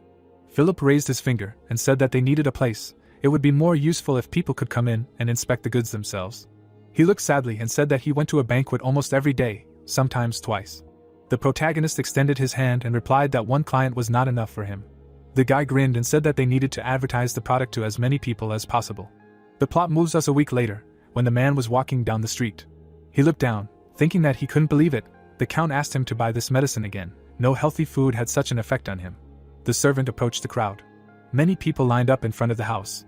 The man was taken aback, thinking why the line was so long. For a minute, he knew these people. Looking at the guys, he thought that this was the manager of Viscount Talon, and he was the butler of Count Hamel. The servant lowered his hat, thinking that this could spread unnecessary rumors. He should quickly buy the medicine and leave. Philip looked out from behind the door and shouted that they were very sorry. The guys were taken aback, hearing that, unfortunately, they sold everything they had prepared for today. The guy smiled and said that he was really sorry. The empiric was very popular, but there was not enough supply, so they set a limit of 50 boxes a day. The man put his hand to his chest in fear and said that if he returned empty-handed, the master would kill him. The old man smiled and asked the servant what was going on. Let him go find out.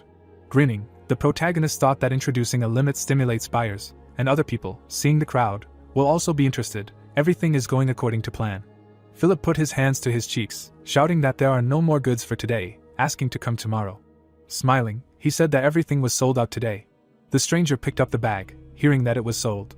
Picking up the money, the man asked in a panic which day in a row it was. Looking at the door, Philip said that this was amazing. Smiling, he said that they had been fulfilling their sales plan every day for a month. Today everything was sold out immediately after the opening, so they will be able to get 4.5 million a month. Touching the coins on the table, the protagonist asked who knew that there were so many incapacitated men in Grand. The protagonist propped his cheek with his fist and said that they had raised the price 3 times, and there were still people willing to pay more. He would soon start worrying about the future of their kingdom. He looked up at his happy friend. The guy smiled. Loud laughter came from the house. Logan, smiling, strangled his colleague and said that he had done it. Well done, and Philip replied that he could not breathe, all thanks to his efforts. Grinning, the protagonist said that great, starting next month he would receive a percentage of the profits. The guy was taken aback. Felix watched as Philip's scream came from the building that he would try his best. The man looked at him seriously. The boys looked at the door from which they were shouting that at least 10 tons of gold per year. The protagonist covered his mouth with his hand. He stood over the table and asked if they were serious. Hamar in the ball reported that, judging by the miner's words, there was a good chance that gold nuggets were in deeper layers. Logan clenched his fist in delight, thinking that 10 tons of gold, even with a rough calculation, was 100 million gold, a jackpot. He had won a much bigger lottery than he expected. The man said through the ball that the price of extraction was serious. 5 million gold would be needed, specifying whether they had the means to pay. The protagonist pointed at himself and said that he should wait, and his master would get all the money he needed and workers in an instant. Frowning, Hamar thought that it would be better if he had been softer with them. The street in the city was illuminated by moonlight. The protagonist walked down the steps, thinking that the initial investment cost of developing the mine would be about 5 million. If the sales of emporic remained the same, he would be able to collect 4.5 million in a month. He happily closed his eyes and thought that it was enough to sell it for 2 months to earn a lot of money. Looking up, the guy thought that he had about 700 boxes of emporic left, so he should go home and send more here, and then start developing the mine. Looking at the silhouette of the building, Logan wondered why he felt like there was someone there, albeit faintly. The protagonist frowned. The protagonist rushed forward, wondering if they were thieves. He ran into the room. The guy was standing in a dark room. Grabbing his sword, Logan wondered if they had left. No, there was only one way out. They were still here. A stranger passed behind him. The protagonist looked at him worriedly. The protagonist waved his sword and asked who was there. He held the sword out on the street. The guy stood at the threshold, thinking that there was no one, but he definitely felt as if there was someone there. Logan was taken aback. The protagonist turned around with a grin. Looking at the man in the cloak, the protagonist thought that he was on the roof.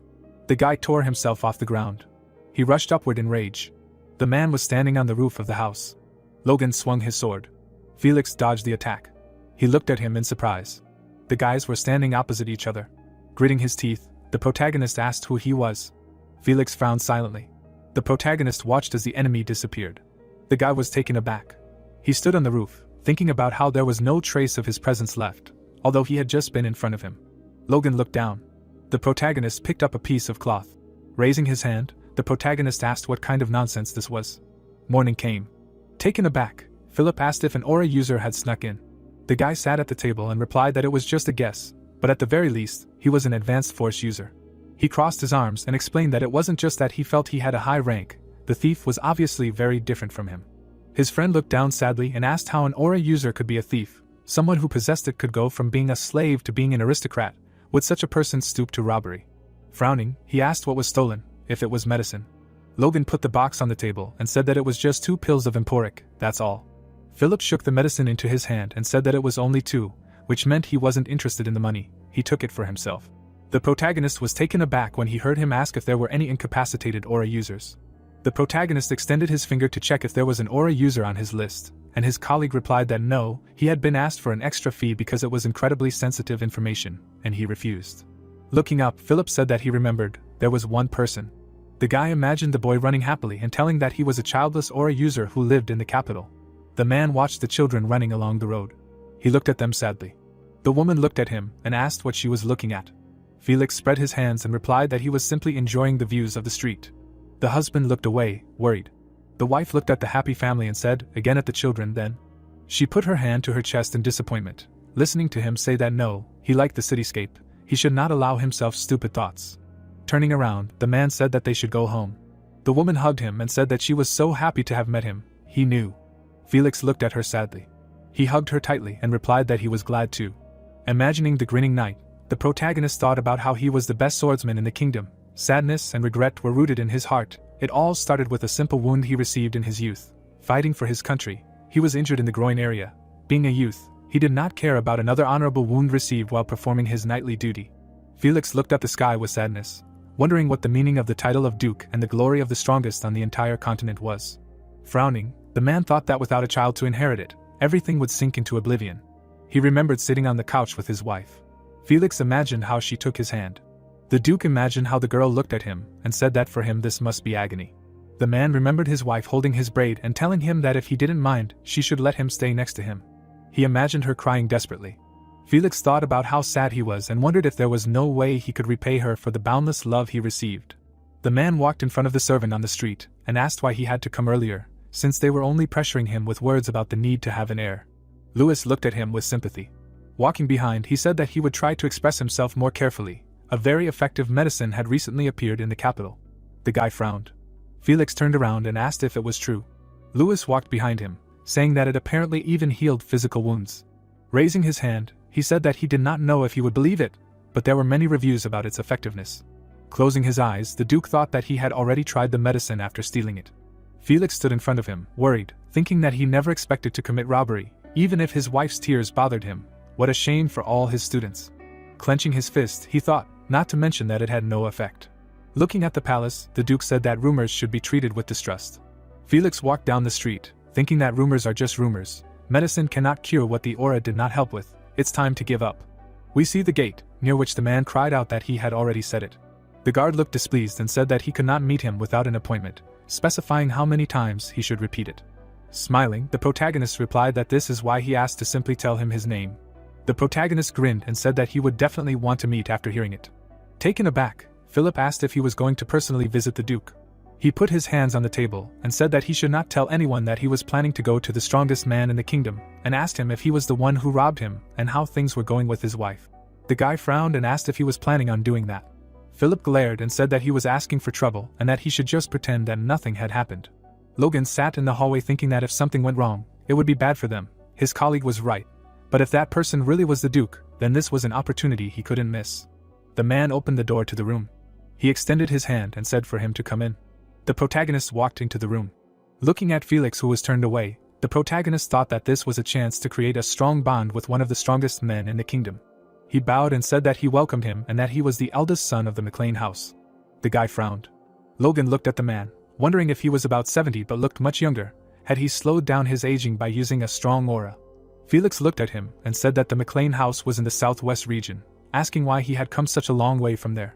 Smiling, the protagonist decided that it was too early to get down to business and said that he had recently opened a business in the capital, so he decided to bring him the product as a gift. Putting the box on the table, the protagonist said that this was an amazing medicine for men's health. Its effectiveness had been proven by many aristocrats. The Duke looked down, asking if this was true.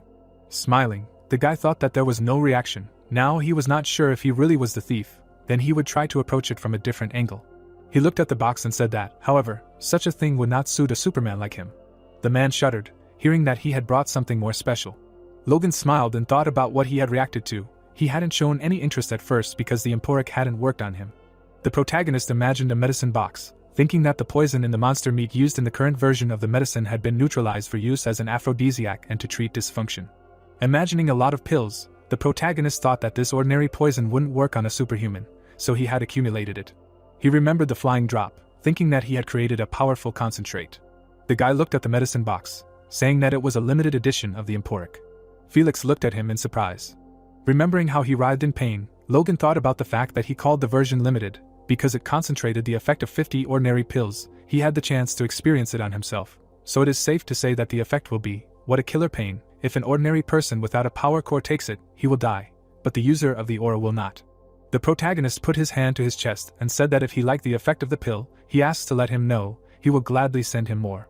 Felix took the box. Listening to that, of course, he will take all measures to maintain confidentiality. The plot moves us to the next day, where the sun was shining on the building. Smiling, the Duke asked what he wanted, adding that he was ready to do everything in his power for him. The protagonist clenched his fists in his thoughts, thinking that it worked, and said that he did not understand what they were talking about.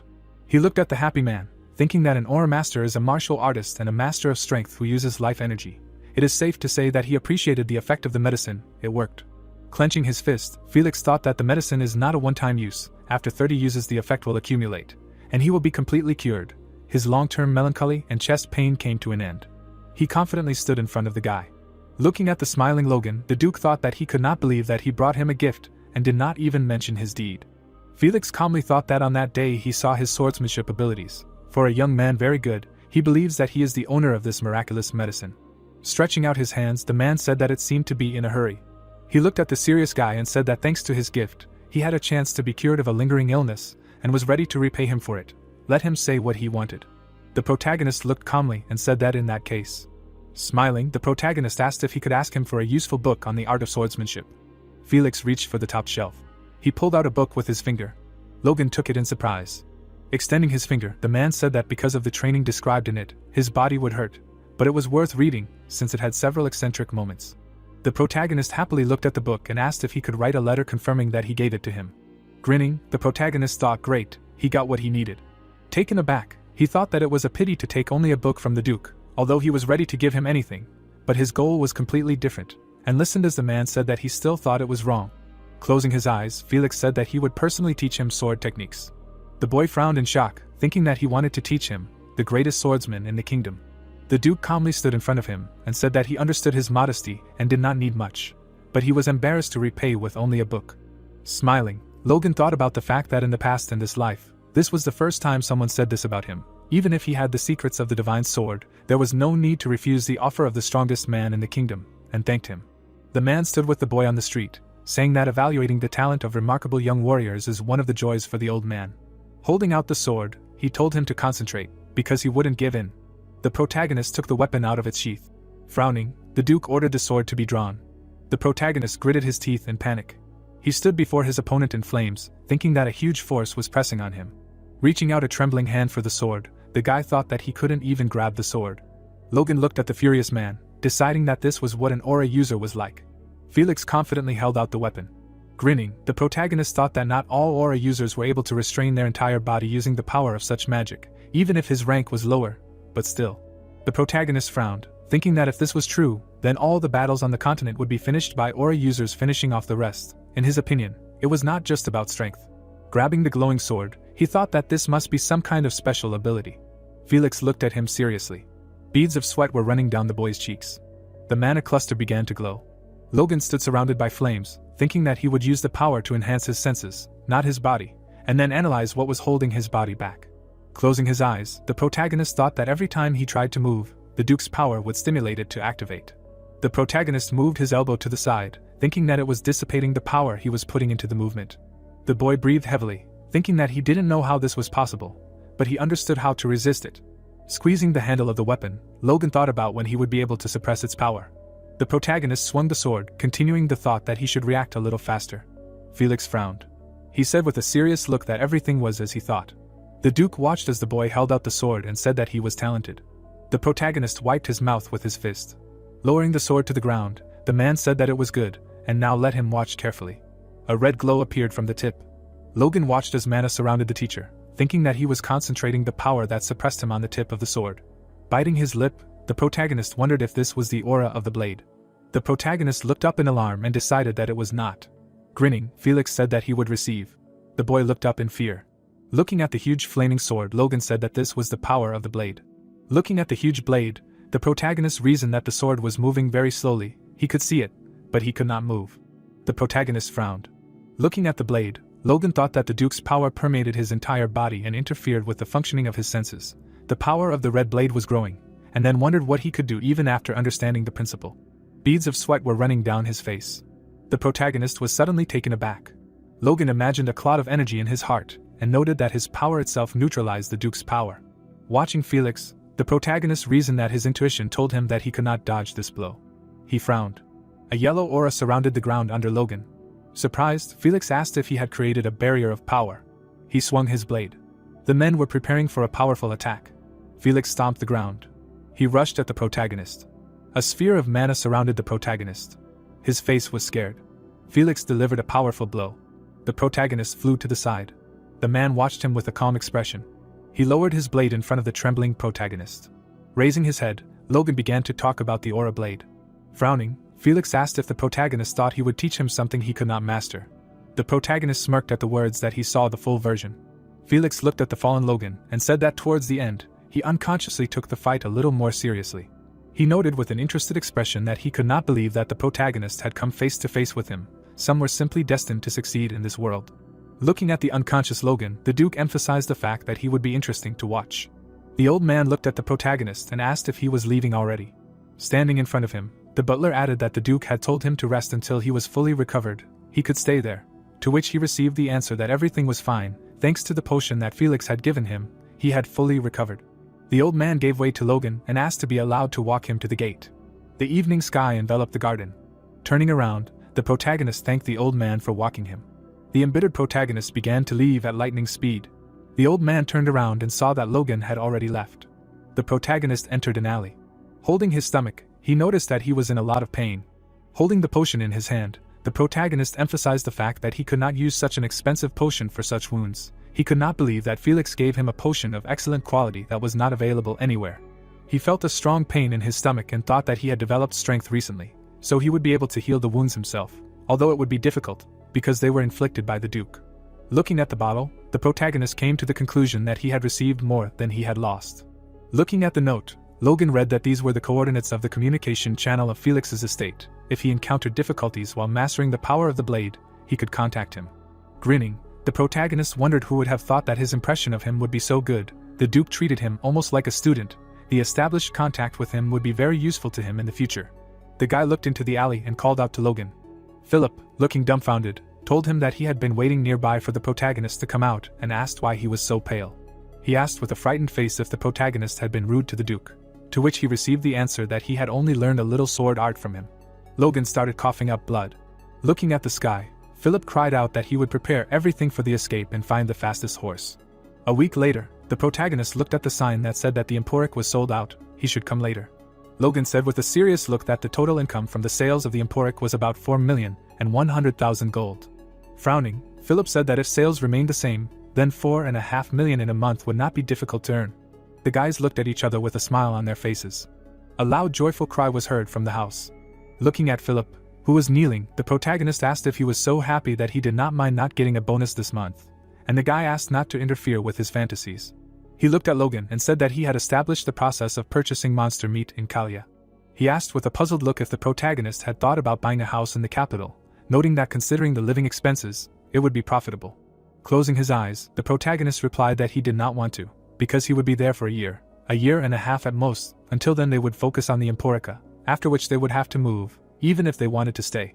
Getting to his feet, Philip asked him to take care of his health so that the business would continue to flourish. His coughing up blood horrified him, to which he received the answer that this was why the protagonist spent a whole week locked in his room.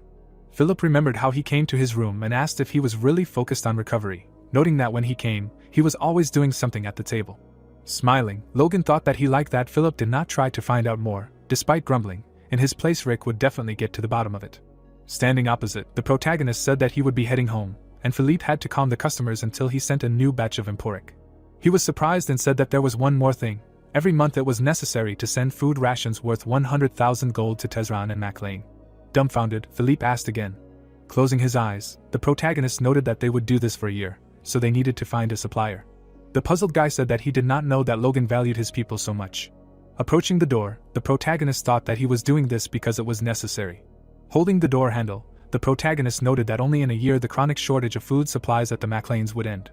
Looking down, Logan began to reason that even having the plains of Tesran, due to the infertile lands of the MacLanes, they would still go into the minus. The labor of people plays an important role in his plan, so he cannot allow them to starve. Opening the door, the protagonist said that he had a job to do, so he would go. The exhausted people were sitting in the room. Their faces were sad. Looking at the paper, the mysterious stranger said that Logan wanted them to find these people by their names and a couple of external signs. He asked with a puzzled look, which meant that the protagonist did not know where they lived and whether they would have to search the entire continent. The protagonist, with a serious look, asked to just say whether they could handle it, noting that he would pay handsomely. The guy looked at the list and agreed. Logan left the building. Walking down the corridor, the protagonist thought that he knew that it would be difficult to find them, because even the names he knew could be fake, but there was no other option. Looking up, the protagonist noted that he had to gather all the independent superhumans at any cost. He introduced the various warriors and added that they were the ones who had reached such a level in their past lives and had not joined any organization. Each of them would be of great help in the war against the Empire, especially the guy she had hired. The protagonist paused. Sighing, Logan wondered why he was in such a hurry, adding that he was too worried despite the fact that things were going well in the capital. A slight smile appeared on his face. Looking at the sky, he stated that he needed to calm down, and there was still time. The man slammed his hand on the table. The stranger stood behind him and asked the elder to calm down. The puzzled guy stood behind him and said that he only came to convey his words. He was taken aback by the request to explain why he had called his followers this time too. Pointing his finger, the boy explained that they would be sent to the countryside in the southwest, to the MacLean territory. A dark aura moved towards him. The boy, dumbfounded, added that it would be a 6-month mission. The man touched the stranger's shoulder and thought that he could not allow this. He said with a serious expression that it was time to settle the matter once and for all. The man was furious. Clouds floated above the tall tower. Someone took a step towards the table. A hand reached out to the sleeping boy when he was addressed. The dark-haired youth opened one eye. The man rested his hands on the table as he greeted someone, explaining that it was a long-range earth magic spell for the 4th circle. Sweat broke out on the boy's face as he thought about what the man had come for, and how he had assumed that he was an aristocrat, but his suit was too simple. The protagonist looked straight ahead as he said he needed a couple of magic scrolls. The dark-haired youth smiled, thinking that such a person would never come to meet a high-ranking mage, and that he would probably buy a bunch of scrolls that were not particularly different from each other. Then the protagonist asked for 150 magic scrolls of destruction. Logan put his hand under his clothes when he was asked again. He put the parchment on the table when he explained that it was his user certificate issued by Cooper Bank. The brunette looked closely at the document when he counted 6 zeros. The youth opened his mouth wide when he realized that it said 4 million gold. The protagonist looked at him indifferently. The protagonist looked resolutely ahead when he exclaimed that he would accompany him upstairs. Rocks were thrown at the people as it was explained that destruction magic was a fourth circle long-range earth magic spell, and that depending on the mage's potential, it could even bring down a rock. However, due to its drawbacks such as the time it took to activate and show signs of use, and the fact that it only worked on rocks and dirt, it was not used in combat at all. Two people were standing near a huge mountain as they talked about how it was shaking, and how it must be destruction magic. Logan was shown in profile as he thought about how it was perfect for construction, and how he could speed up the development of the mine and solve other problems at the same time. The protagonist looked at the man in front of him with warmth, who asked if he really wanted to buy 150 destruction scrolls, to which he answered in the affirmative. The bearded old man folded his arms in front of him as he laughed, saying that they hadn't had such a generous customer for a long time, and that he was even starting to worry. Then it was explained that it was William, the head of the Earth's magic tower. The protagonist remembered the man running towards him, when he thought about how he never imagined that he would come running himself, and that he was the head of the tower in the 5th generation. But he acted like that because of 1.5 million, assuming that things were going badly for them. The men were sitting at the table, when the guy realized that his trading partner's weakness was an advantage for him, and then said that his house of McLean was a small fief in the southwest, and that he would understand if he hadn't heard of it. Then the interlocutor laughed. William sat in front of him, smirking, when he replied that it seemed like their intern had made a mistake, and then asked for forgiveness, adding that he would give him a severe reprimand. Then Logan said that it was not necessary, and that it was a trifle. Sweat was pouring down the brunette's face as he realized that he was done for after the old man called the customer kind. The tower leader frowned as he thought about how he almost let this simpleton go to an intern, and how earth magic was only used for farming or planting crops and trees in peaceful times. The protagonist stared blankly ahead as the old man wondered what kind of aristocrat would spend expensive scrolls on such trivial things when he could hire people, and then added that it was precisely such ignorant fools who were babbling about the magic tower becoming weaker after he became the tower leader. The bearded old man gritted his teeth as he realized that although he had indeed spent the budget for this month a little early, William was shown in profile as he considered how great it was that this simpleton had come to them now, and how he needed to butter him up and get more money out of him, and then said that, to be honest, there was one problem. The protagonist put his hands on the table when he asked what it was, to which he replied that he must have known that it took at least a 5th circle mage to create a 4th circle scroll. The old man's mouth dropped open, looking ahead as he added that they didn't have many such specialists in their tower these days. Logan looked displeased when he asked what the deal was. William looked ahead, puzzled, when he thought that this wasn't the reaction he expected, deciding that he should check again. The protagonist stood up, pushing his chair back when the leader said that the guy knew that each scroll was expensive to make, so they couldn't make them in advance. Then he was told that it seemed like nothing could be done. The old man sat behind the protagonist, who said that he had planned to buy 150 a month, and that if they had trouble making that amount, he would simply contact the ruler's family's magic tower. William fell to the floor in front of the young man when he asked the master to wait, and then asked him again. Logan lowered his gaze when he answered in the affirmative, adding that he was talking about 150 every month, and that in 6 months he would ultimately need 900 scrolls. The old man covered his mouth with his hands.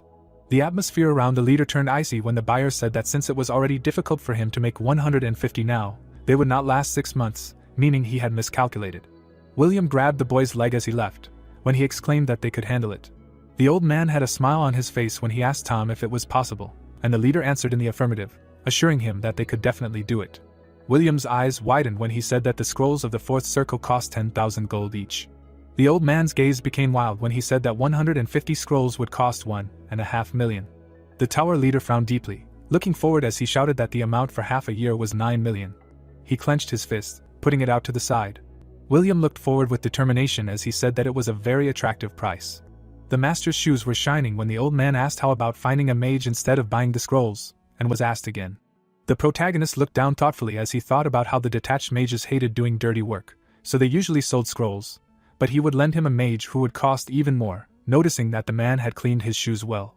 The protagonist looked away, thinking about how a mage with a 4th circle would be as effective as 3 scrolls, and then asked if they had a mage with a 4th circle who would be willing to go to a construction site in the countryside. Logan stood in front of the tower leader, who responded with a laugh that it seemed like they had misunderstood each other, and that even he couldn't order a mage of that level, asking for forgiveness. Then the guy wondered what he had hoped for. William bent his index finger, as he explained that he could provide 9 2nd circle mages and 1 3rd circle mage instead, and that they were apprentices who had been working as a team on various construction sites for a long time, talking about what would happen if he reduced the number of scrolls in exchange. The protagonist looked at the man with boredom as he thought about how that sounded good, and that the construction had been going on for a long time, so it would be even better. The protagonist was shown in profile as he wondered what kind of mages specialized in construction, deciding that he wanted to see what kind of people they were. The man in the long robe stopped. The brunette stood in front of the other mages as he introduced himself, and stated that he was a third circle mage, and that they would be in the care of the buyer. Logan looked ahead worriedly as he said his name, and the old man said that now they had said hello, and that they could go. The mages had their backs to the boy when they asked for his forgiveness. The angry protagonist turned to the tower leader when he exclaimed that they looked like they were going to die soon, to which he replied that regardless of their appearance, they were young employees with the most experience in the construction industry, and that they were real experts. The young man remembered the sorcerers folding their hands in front of him, when he thought that they really did seem reliable when he had superficially examined them with his senses, and that among them there were magicians with the second circle and one with the third, and also that, in addition, they were 20 years old, and they were already considered talented. The protagonist looked carefully in front of him when he wondered why he had agreed to send his students to the countryside, deciding that he was not telling the whole truth, and whether it was worth checking him out. Logan turned to the bearded old man when he said that compared to the scrolls of the fourth circle, the offer to reduce their number and provide magicians of the second circle was not a fair exchange. Then he asked him again, answering that 10 magicians should be enough, and that among them there was one with the third circle. A smirk appeared on the guy's face. The satisfied head of the tower was in front of the protagonist, who said that then for 120 scrolls and 10 magicians he would pay 1,200,000. William pursed his lips, closing his eyes. The protagonist, smiling, looking ahead, thought that this was a damn low price, considering the talent of these magicians, although he would not mind if he agreed, and that no one would send normal magicians for such a price. Sweat appeared on Logan's face when the old man agreed. The head of the tower handed the buyer a document when he offered to sign a contract. The protagonist looked at the parchment in fear when he wondered if he really seriously agreed and was in a hurry, and when he managed to prepare the contract, because the ink on it was not even dry, summing up that he knew that something was wrong there. A man appeared behind the protagonist, who told the head of the tower that he heard everything and that he needed to talk to him immediately. Clayton was being held by other mages, asking him not to do this and to help them stop him. Then someone called him by name. Logan looked worried. The man had a magic circle on his chest. When the boy realized that he was level 5, he then wondered if the leader wanted to send his followers away again. The bearded old man stood in front of Clayton. When he answered that it was for the good of the tower, and that his followers were the most talented, then he explained that that was why he was asking why only they were doing the difficult work. The young mages looked in one direction, when their mentor added that it was not someone else who was doing this, but children who had just returned from work. Then William said that any work was nothing to the young, and that it was for the good of the tower and themselves. The protagonist watched the argument when Clayton asked if the old man thought he didn't know that he had been oppressing them ever since he had received the 5th circle and become an elder last year. Then the leader asked if he had gone crazy and how he was acting in front of their guests. The protagonist looked ahead indifferently when he realized what was going on. The bearded brunette was shown in profile when he thought about how this man had received the 5th circle at a relatively young age and became an elder, and the tower leader was scared of this. William looked angry when the guy thought about how he was taking it out on his followers when he couldn't confront the elder. Logan stood up straight when he realized that the internal conflict in the tower was convenient for him, and that he couldn't believe that he had received such a lucrative contract. The old man crossed his arms as he said that if he didn't want to obey the orders of the tower leader then he didn't care, and that he could leave with his followers. Then Clayton asked if he was serious. The dark-haired man gritted his teeth. He clenched his fist. Clayton stood with his legs wide apart. William bent his arms in front of him as he told the elder that if he wanted to leave then he should do so. A colorful carpet was revealed. The stone walls of the room shook. Grick extended his hand forward as he cursed, exclaiming that things were bad and that they needed to stop. Clayton opened his mouth wide as he told the tower leader to get ready. William gritted his teeth, looking forward. The boy clutched the seal in his hand. He was standing near the table when they looked at him. The mages watched the boy who took the document. Grick looked ahead in fear. The protagonist grinned creepily as he announced that the contract was now signed. He was standing in front of the sorcerers when he repeated what he had said.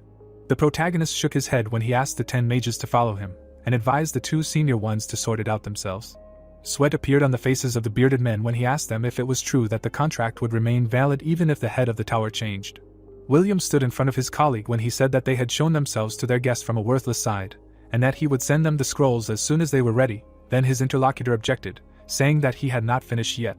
The gray-haired old man pointed at Clayton when he asked him again and asked if he really wanted to break the contract with the Tower of Earth Magic, and then told him to know his place.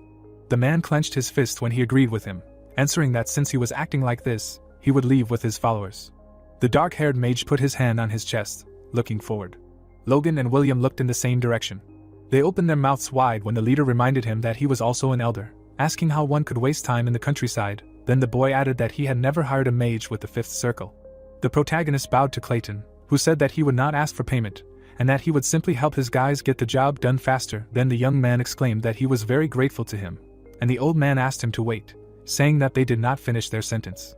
The young mages wiped away tears when the mentor asked only to postpone the trip for a day, since his followers needed to rest before leaving, to which the protagonist agreed, adding that in that case they would meet tomorrow at lunch at the western gate, and the leader asked if they could hear him at all. The carriage left through the gate the next day. There were people standing near the corner of the wall when Logan thought about how yesterday's contract was an unexpected stroke of luck, and how hiring one level 5 mage would cost $1 million. The protagonist crossed his arms, thinking about how he wanted to go home quickly, and how he would send him to the store from there. The protagonist looked away intently when someone addressed the young master. The girl covered her face with a fan and said that they hadn't seen each other for a long time when he recognized her. Logan opened his mouth, looking forward when he addressed her formally, and thought that she was rude as always, after she asked if they were close enough to call each other by their first names. Rena looked away as she said that there were rumors going around the capital, and that they said that a rather shameful business had opened there, and then she suggested that the McLean house had started having problems, thus asking if his family had finally come to an end, and if he wasn't ashamed to walk around like that. The protagonist's mouth widened, smiling as he replied that she knew how ambitious he was when it came to money, and then asked her not to worry about anything, as if to say that it was none of her business, and that she should stop thinking about his business and go where she was going. The blonde girl was shown in profile as she said that the amount of money she had given him was not small, and that it seemed difficult to realize it if he lived in the barren lands. The armored guy had bags on his back when he replied that she was right and that it was time for him to go, and he thought about how disgusting she was and that it was better to avoid her. Then Rena said that she heard about his great contribution during the feudal war, and that he used a special weapon. There was a carriage behind the protagonist when she added that she had an offer. The blonde girl looked away coquettishly when she asked him if he wanted to sell it to her. The protagonist opened his palm when he replied that it was not special at all and that he felt bad about refusing her, but he had to. Rena looked after the running guy. She looked displeased. The young man took a step forward, thinking that even after he became famous for selling emporic, none of the nobles showed interest in the feudal war. Logan imagined the blonde with the fan when he thought about her, and how her entire family was probably interested, and pretty quickly. The protagonist lowered his concentrated gaze when he thought about how crossbows were simple, so he hoped he could use them a couple more times. Then someone approached him. Behind Clayton was Grick when the man said that he clearly remembered that they agreed to meet at the western gate, and then asked why the guy was going there. The protagonist stood behind the magician when he said that he finally found them, and that he just ran away from someone annoying. Then he asked him again, to which the young man replied that nothing, and offered to go on a journey. On the road there were carts. The sorceress sat opposite the guy. The bearded brunette looked away, thinking about the fact that 3 large carriages were enough to carry 5 or 6 people in each, and that, in addition, the coachman seemed to be experienced. Accordingly, the buyer spent a lot. The young man looked worriedly at the mentor, who said that it was not worth the trouble, and that he wasted a lot of money. Logan looked away intently. Clayton sat with his arms crossed over his chest as the protagonist thought that this was not the first time he had met a very proud mage. The protagonist smiled widely, thinking that he had volunteered to go for free so it would be easy to sweet-talk him, and then said that he had some great mages with him, so what he did was only natural. The bearded man sat silently by the window. There was a full moon in the sky when someone said that it was getting late, suggesting that they rest there before they continued on their way. A fire was lit. Logan was sitting near a thick trunk. The blade of a dagger flashed. The boy's eyes were closed. He tilted his head forward, dodging the weapon. He was being watched by people in hoods when the protagonist asked who was there. The man's feet touched the grass when he exclaimed that he could not believe that he had dodged it, and that it was very impressive for a young man. The bald man stood in front of the protagonist when he added that he had heard rumors about him in the capital, and then asked if it was true that he had made a lot of money selling some medicine. Logan was surrounded by bandits when he assumed that they were thieves. The boy placed his hand on his belt when he exhaled and replied that he wanted to try out what he had learned earlier, meditating in a calm environment. He pulled the blade out of its sheath. The protagonist stood upright, holding his sword when he exclaimed that since they had interrupted him, he would practice the technique on them. The unknown man opened his mouth wide when he asked what he was talking about. The protagonist slit his throat. A body lay in front of the bandits when they cursed. The hooded man rushed towards the boy, wishing for his death. Logan bent his arm in front of him, looking forward. The man with the knife opened his mouth wide. The boy attacked him in the stomach, swinging the blade. He flew away from the protagonist. The bandits looked in one direction. The hooded man rolled his eyes. The bandits' comrades were lying in front of them. The masked man looked scared as he cursed, and said that they were leaving now. He looked down at his feet, thinking about them and realizing that he couldn't move. The hand holding the sword began to double. A male silhouette appeared behind the protagonist. His blade was engulfed in flames. His foot was pressed against the ground. Logan held the sword engulfed in flames in front of him. He attacked the bald bandit with it, who screamed loudly. The guy frowned, looking ahead. The man looked at the blade in horror as the protagonist cursed, saying that it seemed difficult to hold it for long. The protagonist looked down, satisfied. The bandit pressed his shaking hands against the ground as someone exclaimed that it worked. Logan gripped the blade in his hand as he thought about how concentrating and compressing power through a new source would generate an aura. The bodies of the bandits were lying on the ground as he thought about how the Duke had shown him a power sword that day along with the pressure blade, which was on a weaker level of aura, but he thought it was too early for him to try to replicate it. The protagonist looked at the blade with a blush as he said that he couldn't believe he was able to use the power blade even for a moment. The protagonist looked away seriously. He was standing behind the crying bandit, who cursed and wondered what was holding him back. The tip of the sword touched the ground. The bandit gritted his teeth in fear. The boy walked towards him, thinking that using the power that emanated from the blade to forcibly disperse and overpower the enemy was characteristic of the pressure sword. Logan raised his weapon, smirking as he said that he was good enough to use it in a real fight. The bandit's face was horrified. The young man stood, touching the ground with the blade. Bodies lay around him as he wondered if he had overdone it. The protagonist looked surprised when someone called him young master, exclaiming that he had seen everything. A bearded mage stood in front of him as he said his name. Clayton's face was shown close up as the protagonist wondered why he was so angry, guessing that he thought his treatment of thieves was too harsh, and realizing that if the sorcerer did not cooperate, he would be in big trouble. The man stopped in front of him. They stood opposite each other as the mage said that the young master had amazing abilities. Sweat began to appear on Logan's face. Clayton opened his mouth, looking ahead as he added that he knew little about force users, but what he had seen was enough to understand how unusual it was that he was capable of such a thing at his age. The protagonist smiled tightly as he asked not to be embarrassed, thinking that despite his appearance, he was not angry. He walked behind the robed sorcerer. They were surrounded by a dense forest. The protagonist looked away thoughtfully, wondering why he had purposely walked away from the camp to avoid being discovered by those who were not his allies, and whether he had come all this way to find him, and why. The bearded sorcerer was shown in profile as he said that his followers were having a hard time because they had not been given the best teacher. So while they were together, he wanted to take up their training. Logan was standing next to Clayton when he replied that he was doing well enough, and then wondered what that meant. The man's feet touched the ground when he stopped. The bearded mage turned to the boy, saying that when they arrived and started working, he wanted them to have breaks between shifts to train, and then asked if it would be okay if he worked more in exchange. The protagonist looked forward, nodding as he responded in agreement, adding that it was no problem. The protagonist looked down, thoughtful. He stood in front of the robed mage as he thought about how mana came from the earth, and where it was going. A brown aura enveloped the tent. The entrance was slightly open as the boy realized that the mages were sleeping under that awning. Clayton's face was dripping with sweat as he addressed the young gentleman, who wondered why he was going so far. Logan smiled as he said that he seemed to value his followers greatly. The dark-haired wizard closed his eyes as he replied that since he called himself a teacher, he should at least teach them the basics. The boy followed the wizard as he asked if it was too much to argue with the head of the tower for their sake, to which he replied that the old man had been the first to misbehave. A flag fluttered in the wind. A majestic castle was shown. The protagonist stood in front of his father's desk, who said that he understood and that he had gained a lot of experience in the capital. The protagonist's mouth dropped open, looking ahead as he answered in the affirmative, adding that the journey had been good for him, to which Patrick replied that in that case, all was well, and then asked if there was anything else to report. Logan looked ahead with distrust, wondering why the other guy was asking weird questions instead of getting straight to the point. The guy's father looked worried when he asked his son again, who said that the business was going well and that they would soon make a profit.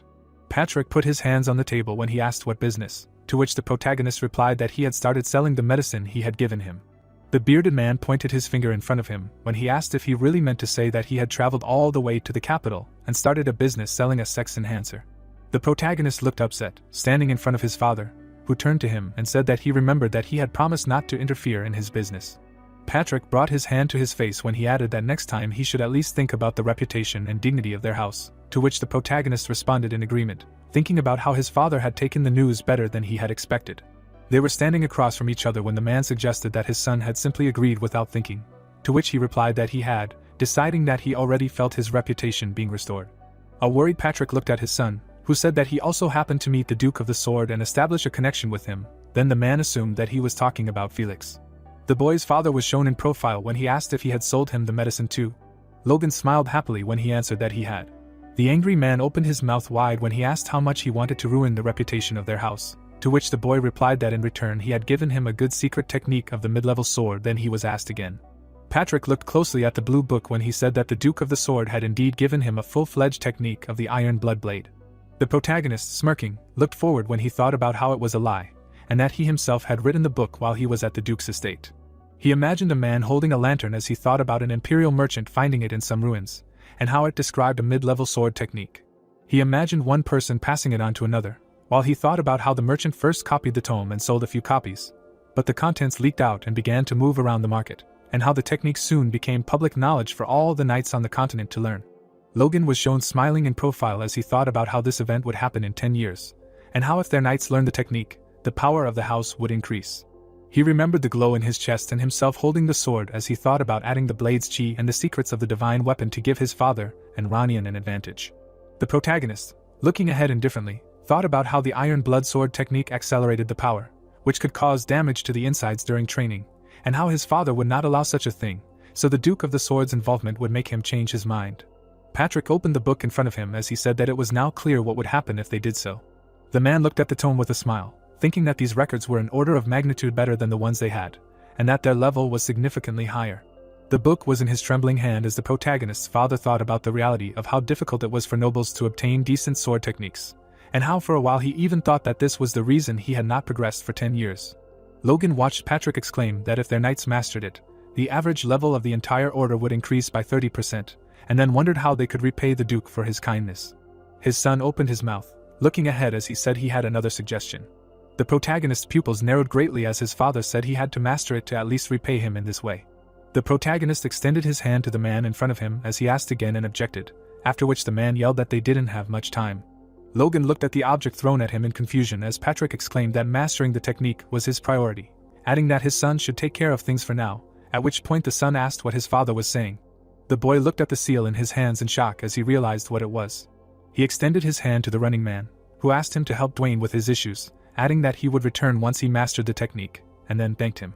The protagonist stood by his desk as he turned to his father, saying that he had something to tell him. The protagonist held the seal in front of his face as he realized that since he had it, he no longer needed his parents' permission. The man opened the doors for him, exclaiming that he had heard about the young master's success in the capital, when Logan said that it was excellent and that he would take care of everything while he trained. Dwayne's mouth dropped open when he asked him to help his family with their finances, adding that it was urgent, when he was asked about how they hadn't received money after winning the war, and why he was barging in like it was his room. The protagonist covered his ears and said that he was being noisy when the manager explained that the amount was not enough to maintain the two fortresses, and that due to the war, they had a reduced workforce, and that there would be much less food this year, and that even the Kairos had stopped helping.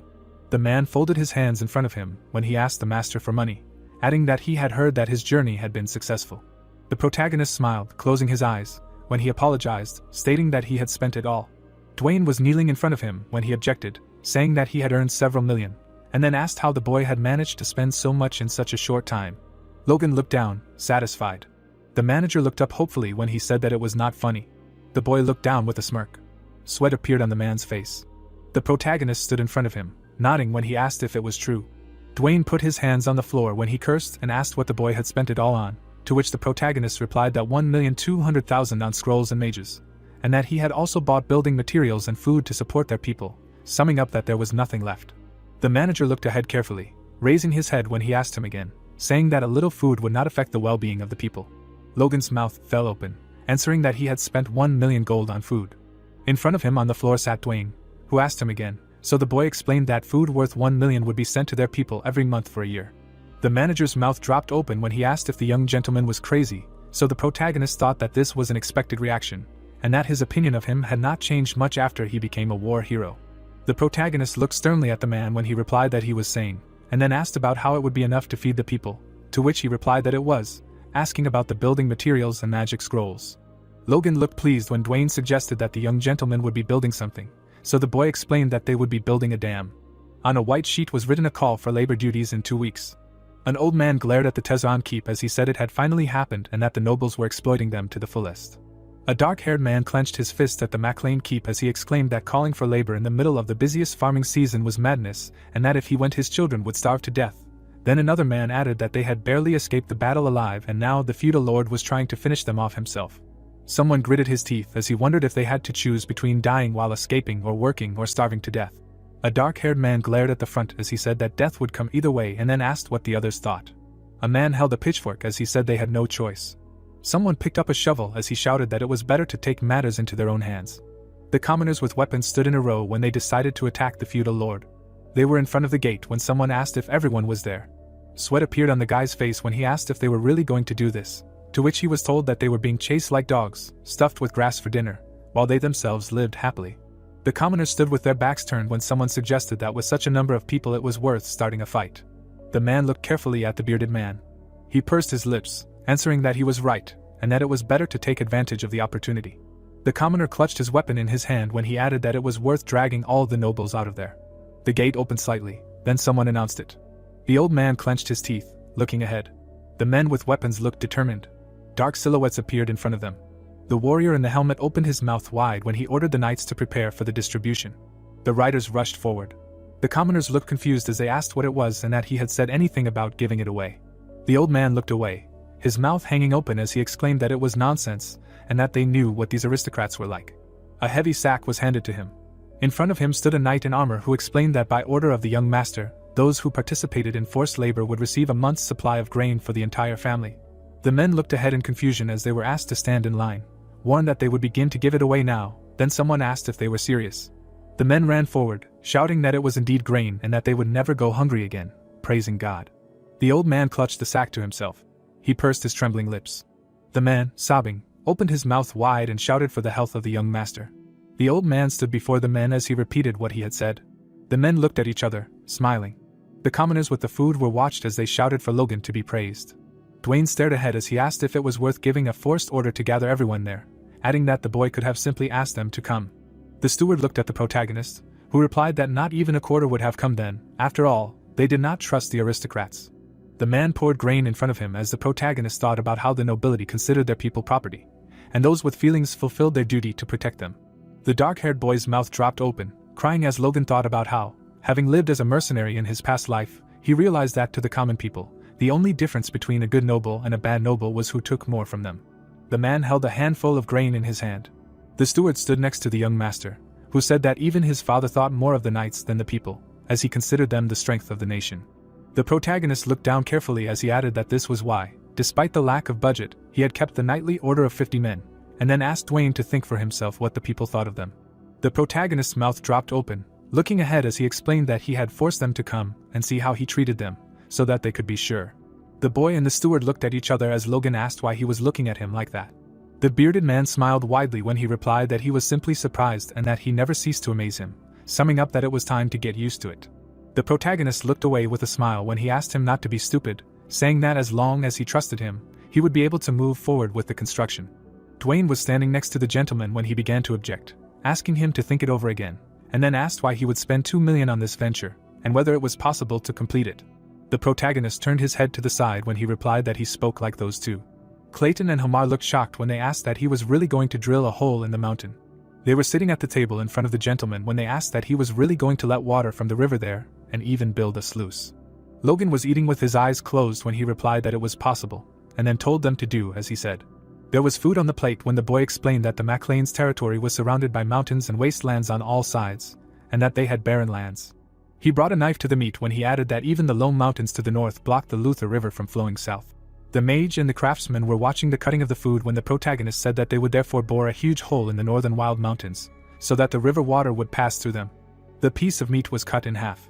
Hamar looked at the protagonist when he said that it would be more convincing to tell them to dig under the mountain, so the protagonist asked him to listen.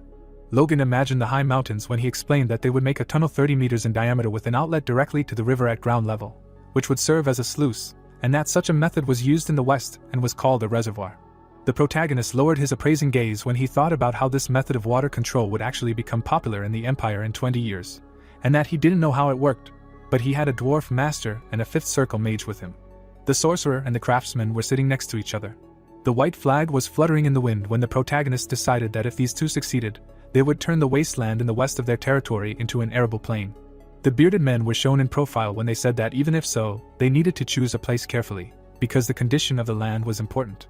Clayton looked at the craftsman with a steady look, who added that the water level and canals should also be taken into account, and that in order for the tunnel not to collapse, the structure should be in the shape of an arch, concluding that the help of magicians would also be needed. The dark-haired sorcerer sat next to the dwarf when he asked him to wait, and then asked if this was really possible to implement. Then he realized that he had spoken out loud. Logan sat in front of the men when he asked the same question. Hamar opened his mouth, looking ahead, when he said that he had enough work now, since they had just started digging. Then the master answered him that this is why he prepared magic scrolls and mages. The protagonist approached the dwarf's face when he asked him to choose which mountain would be suitable for them. Then the craftsman exclaimed that he guessed that something was wrong there, since the boy treated him to delicious food for free. The sorcerer looked away, wondering if they could handle it. The bearded man opened his mouth. He was standing in front of a steep cliff. People were watching him, asking if this was magic and if they would be safe. The protagonist crossed his arms over his chest when someone answered that since the young master was there, everything would be fine. Hamar raised his hand to his mouth when he addressed the mage, shouting that if he was ready, he could begin. Clayton was shown in profile as he nodded.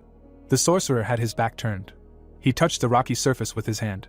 Rock fragments flew in different directions while someone screamed. People began to run away from the sorcerer, calling on him to take care of himself, because everything was falling. Logan watched what was happening from afar. Next to him stood a dwarf, who exclaimed that he had asked him to be more careful, and then asked why he was demonstrating his power there.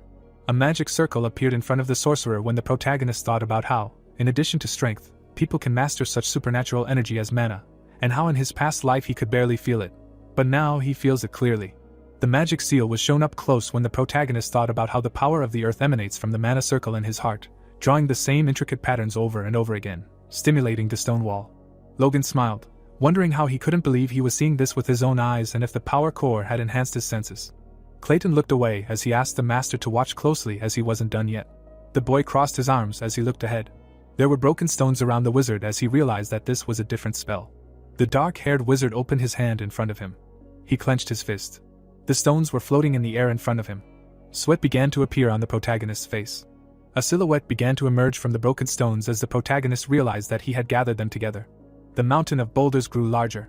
A huge shadow fell on the master and the dwarf. There was a stone golem in front of them as the boy realized what it was. Logan looked ahead in awe as he said that it was amazing that a golem of this size could be created without tools.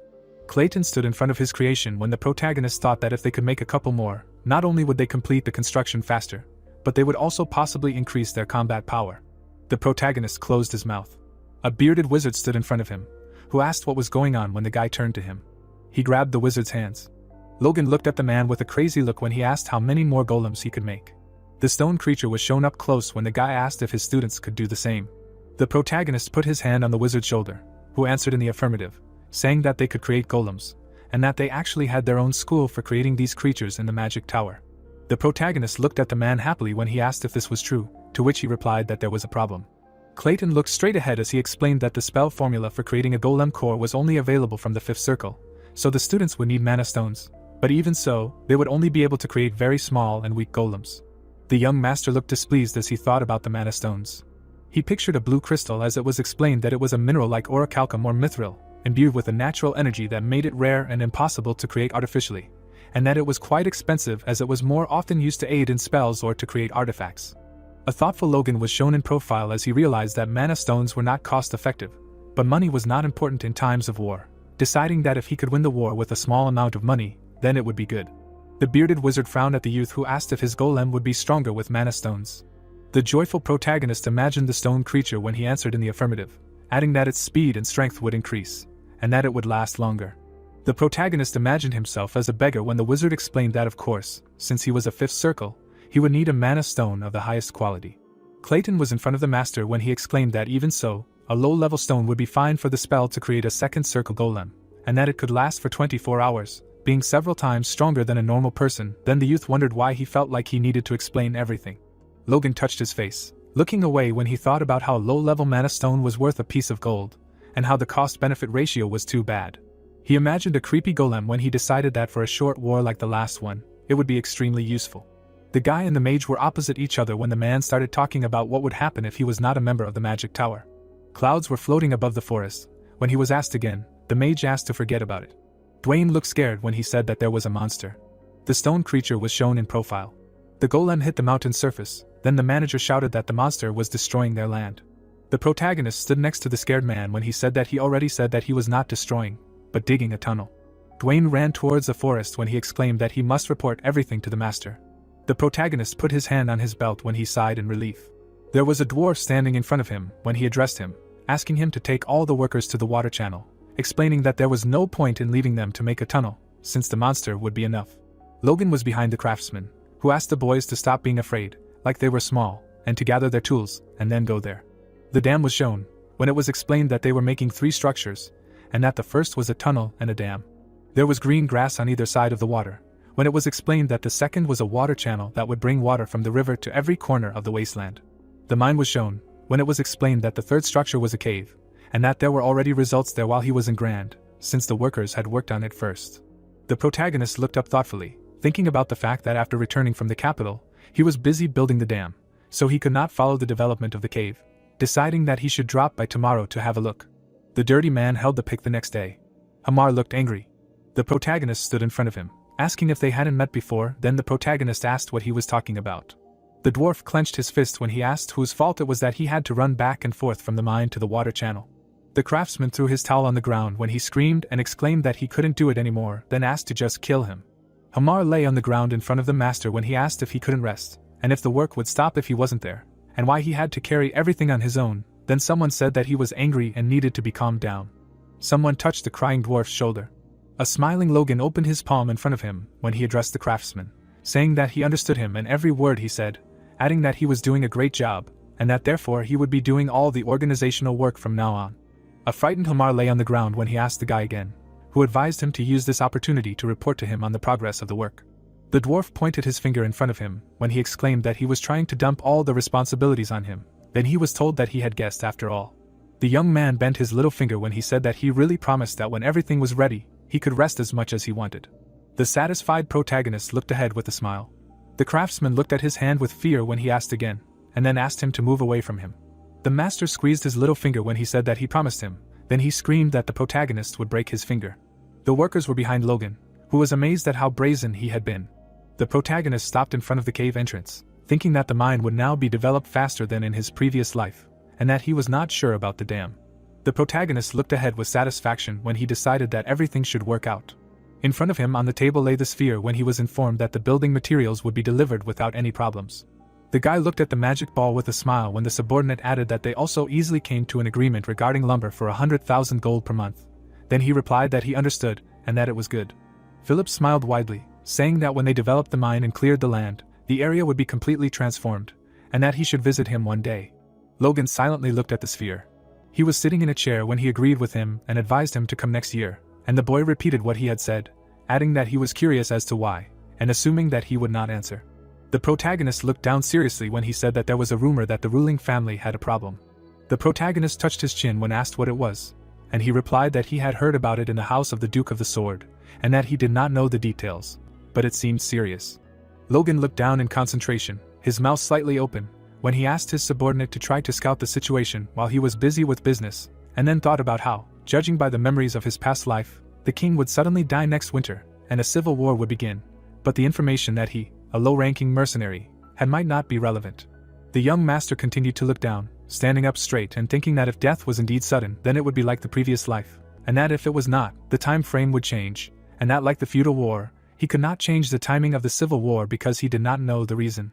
His hand reached out to the energy flow as he realized that he could at least prepare in advance. He clenched his fist in front of him as he decided that the McLean house would participate in the war that would turn the order of the kingdom upside down. He sat in his chair, looking at the sphere as he asked his subordinate to put money aside for the reserve fund and buy as many weapons and armor as he could, enough to arm 1,500 men. Philip looked worried as he said that this was not a trivial request. The protagonist stared at him, saying that it wasn't for knights, but for soldiers, when he asked again, saying that he thought the McLeans had no more than 100. The bespectacled youth's mouth dropped open when he wondered if the gentleman had lost his mind. The protagonist covered his ears, thinking that it might seem strange, but many of their men had died in the last war, when he added that no one fully equipped their soldiers in war. Logan's eyes widened when he thought about how this had greatly reduced the farmers' productivity, and how they needed to minimize conscription and strengthen their knights and regular soldiers.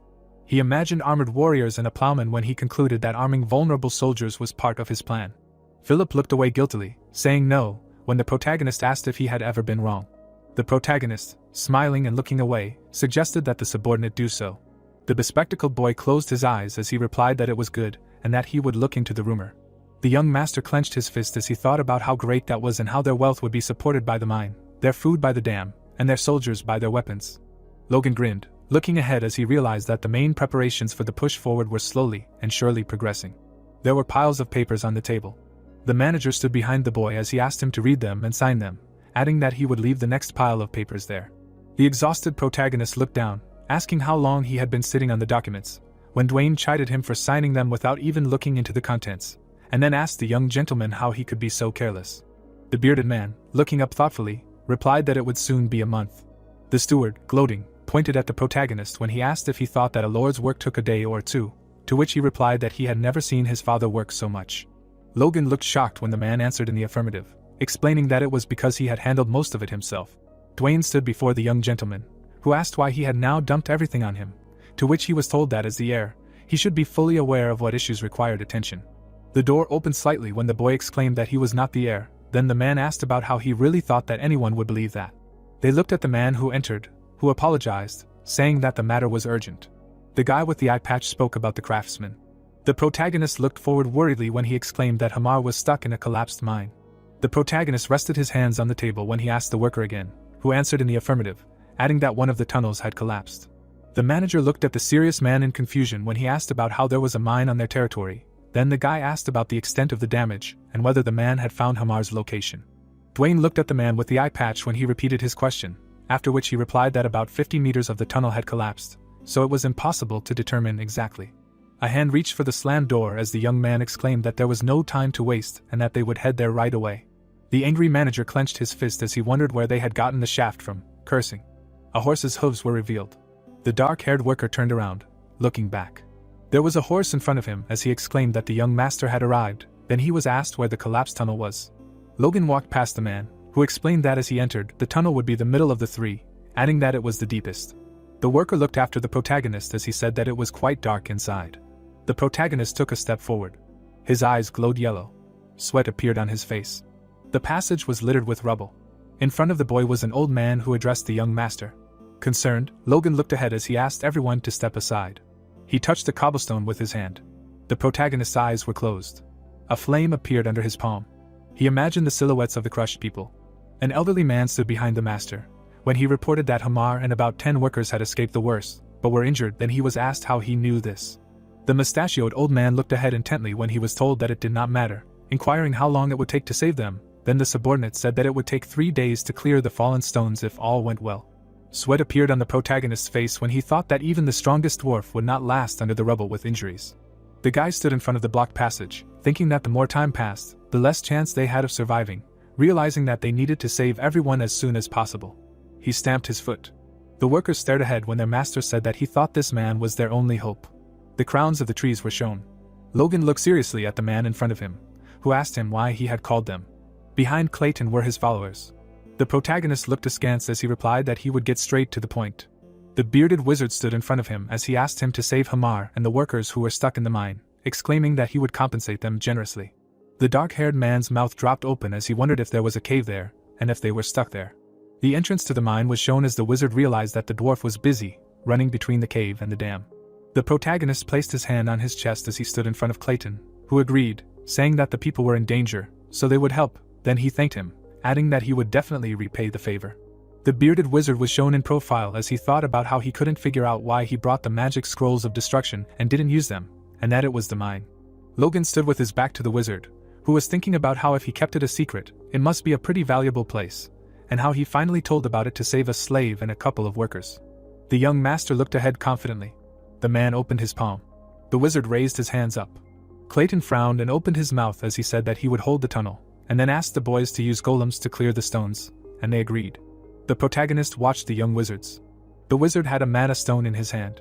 Grick held the crystal near his chest as he cast the spell. Fragments of stones were shown lying on the ground. The protagonist stood straight, looking ahead. Golems appeared in front of him as someone exclaimed that the fallen rocks had turned into monsters. The bearded mage was behind Logan, who was thinking that he couldn't believe that they had cleared several meters just by creating golems, when the man exclaimed that they didn't know what condition they were in, so they should hurry. The stone creature extended its limb forward. The golems were pushing the rocks in front of them. The young gentleman was helping to carry the rocks. Clayton looked surprised. The protagonist turned his head to the side as the mage thought about the nobleman carrying the rocks himself to save those of lower rank, and how he would never have believed it if he hadn't seen it with his own eyes. The mage's pupils narrowed greatly as he thought about it, which wasn't surprising since it was him. The old man opened his mouth, looking forward as he exclaimed that they had found them. The dwarf was pinned under some rubble when someone shouted that they were there. Logan crouched down in front of Hamar. The artisan's eyes were closed when he realized that they had passed out from shock and that it was lucky that their injuries were minimal. The young lord looked down in worry. The golems were carrying the injured when the boy began to praise the heavens. The dwarf had a bandage on his forehead when he was asked if he had dozed off while using the scroll of destruction, to which he replied that he had been working too much lately. The protagonist looked guilty in front of Hamar, who told him not to worry, saying that they would restore everything soon. The protagonist looked up, sitting next to the artisan's bed, when he told him to just rest and not think about anything until he was fully recovered, to which the dwarf replied that the work was not difficult and that he could return to it in a day. Logan looked at Hamar with disapproval. The young gentleman was sitting next to the bed of the wounded man, who asked if he really wanted him to rest. Then the boy asked if he would be okay otherwise. The craftsman pointed at the young man who had turned away from him when he exclaimed that he would rest then, no matter what it took. The protagonist was holding the door handle when he thought about how amazing magic was, and how they had completed the rescue operation in 2 hours with its help. Clayton appeared next to him when he thought about what he wanted. The bearded mage looked at the protagonist intently when he said that the young gentleman's mind was amazing, then he asked him again. The dark-haired sorcerer lowered his meaningful gaze. Logan looked away with concern as he assumed that he had found out about the gold in it, and that it was quite possible since he was an earth mage, and then thought about how much trouble it would be if others found out. Clayton stood next to the protagonist, who wondered if he would keep the secret, and the sorcerer asked why the boy had gone so far as to reveal the existence of the hidden mine to him and ask for help.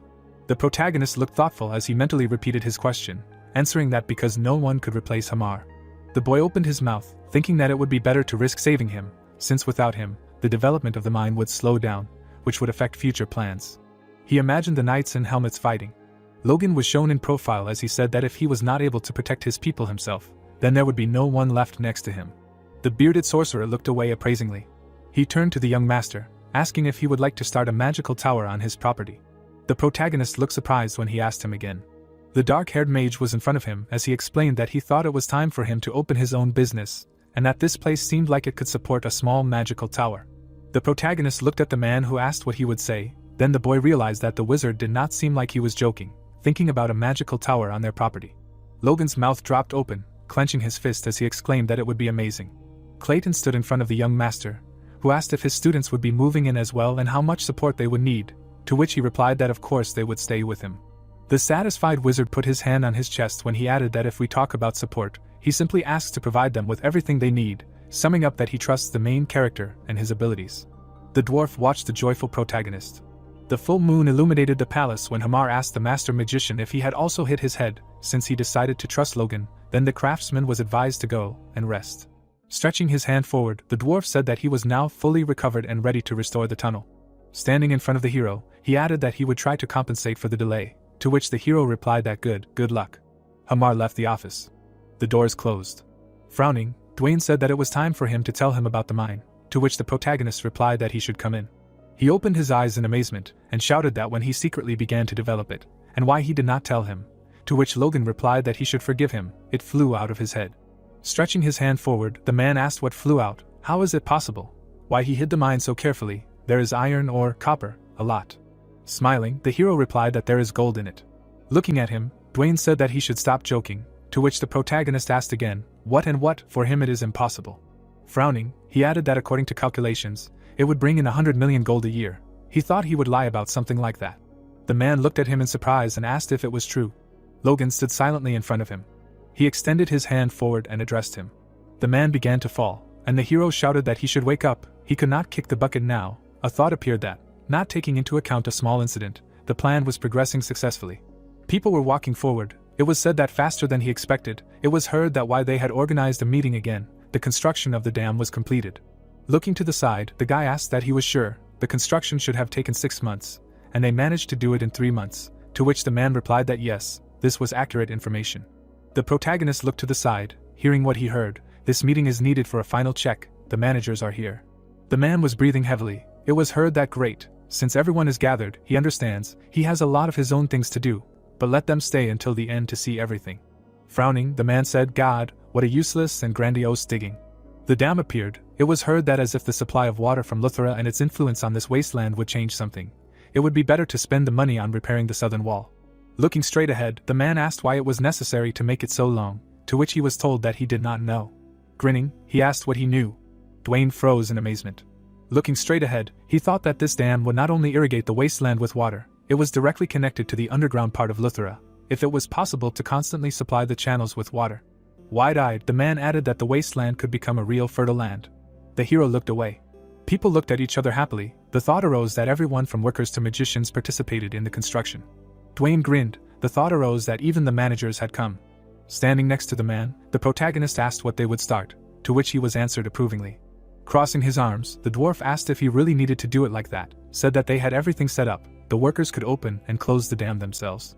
Grinning, Logan said that the first time should be majestic and memorable. They would show everyone on the McLean territory. The monsters stood near the dam. It was heard what exactly they had created with their own hands.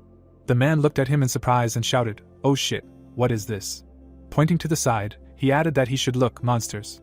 Putting his hand to his face, the man said that he had seen this kind of magic quite often. Frowning, Clayton shouted for the gates to open. The golem extended his hand forward.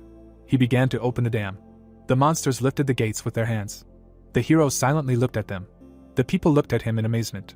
The man suddenly exclaimed in surprise. The golem stood near the dam. It was heard why they froze, what was going on. Clayton smirked slightly. Looking at the gnome, he asked what he was doing. Was this a joke? To which Hamar replied that he had definitely ordered them to open them. He didn't know what the matter was. Gritting his teeth, the protagonist thought, damn. He stood in front of the man. A thought appeared that in fact the golem's power was needed for show. In fact, about 100 workers were needed to cope with them. Frowning, Logan thought that but this was not part of the plan. What should he do?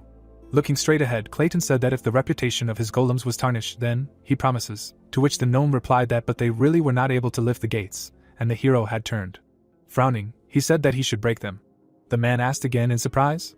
Looking to the side, the protagonist said that they would build new ones later, and he should break these. Clayton looked straight ahead. The golem clenched his fist. It was heard as he ordered. The golem hit the wall. The man looked at him in surprise and asked what they were seriously breaking the gate. The monsters were hitting the gate. Cracks appeared on the wall. Suddenly water poured out of the holes. The people looked at him in amazement. The man stretched his hand forward. The guy opened his eyes wide. Clayton looked forward silently. The hero lowered his head. He grinned, looking down. The people, looking straight ahead, shouted that this was water. They had water, it worked. The river flowed in front of them. It was heard that they had brought water to these lands with their own hands. Looking straight ahead, the protagonist thought that now the problem with food during the Civil War was solved. There was no need to rush with restoration. Next spring they would start farming. Suddenly he exclaimed in surprise. Looking at the man, Logan asked again, to which Dwayne replied that he was very wrong, let him forgive him. The hero grinned and said that it was nothing. Why was a big man like him crying? Suddenly, he looked away in surprise. Lowering his head, Hamar asked how long it would take to rebuild the gate, to which the man replied that he shouldn't worry, he would help. Walking towards them, the protagonist said that they didn't need them urgently, so they should rest for a week, then finish working in the mine, and another long weekend awaited them. The dwarf looked at him in surprise and asked again. Closing his eyes, Logan said of course, and then thought that after that they would have work to do again. A river flowed through the valley, and the thought occurred to him that many farmers would come to cultivate the fertile lands, but it would be difficult for them to travel here from the city every day. Looking straight ahead, the hero thought that they would therefore build a new village in which they would settle. Stretching his hand forward, he said that he was great at building, and then thought that no, wait, that was not how to ask him. The dwarf looked at him, hearing the appeal. Smiling, the protagonist asked what he thought. Construction was difficult even for him. Yes, he said that it was logical. He had never heard of dwarves being good at it. Hamar looked at him furiously and shouted that what was he talking about? The creation of weapons should prove to him that dwarves are the best in this field. The thought appeared that he was caught. Raising his finger up, Logan said that it was true, impressive, respected, to which the dwarf replied that he could praise him, but he would not give him anything, and why did he suddenly start talking about construction? Closing his eyes, the hero replied that well, he was just curious, and then thought that he should be happy. Smiling, he thought that soon he would have a frightening experience of building houses. The protagonist frowned and shouted that they should listen. He stretched his arms out to the sides. It occurred to him that when they gathered to open the floodgates, he had made two promises to the workers. First, anyone could work on the plains of the McLeans. People looked at him happily. It was said that second, they would receive tenant rights to match their employment. The tax would be only 30%. Logan looked away. The man smiled and asked that the river, their lands would really change. It occurred to him that if he announced this, even the vassals would not object. For weeks past, it was heard that what was to be expected from Hamar. Sitting at the table, the hero said that just think, he had already finished planning the city and modeling the houses. He knew that he had chosen the right gnome. To which Rick replied that it was amazing. The protagonist looked at the gnome. It was heard that he did not expect him to take on the job when he came to him a couple of weeks ago. At first Hamar hesitated, but as soon as he started, he showed excellent results. The settlement appeared. It was said that the roads would intersect, and the distance between the houses would remain the same. In each section there would be common wells and toilets. Outside the city there would be a sewer to get rid of garbage. Putting his hand to his face, Logan thought that he described the layout of the city he saw in his past life as accurately as possible, and now they would be able to successfully found the largest settlement, the city of McLean. Looking straight ahead, he added that the goal now is to have half the inhabitants of their territory. Looking at Rick, the hero asked why he smelled bad, to which the guy replied that it was all because of him. Closing his eyes, he asked why. The medicine is in great demand. If not for it, he would not have to suffer so much, and someone would turn to it. Frowning, the protagonist asked if he would ever knock, to which Dwayne replied that something else was important now, Hamar, that gnome. Smiling, he added that he had just sent a message that they could start developing the gold mine. Holding the gold in his hands, the man said that these were rare gold nuggets from a cave. The protagonist looked at him in amazement, hearing that they usually had to get them in small quantities from minerals, but they had already found specimens like these. Smiling, he replied that it was a great job, and Dwayne asked what and how they had gotten this lucky guy, to which the gnome said that thanks, now he could rest.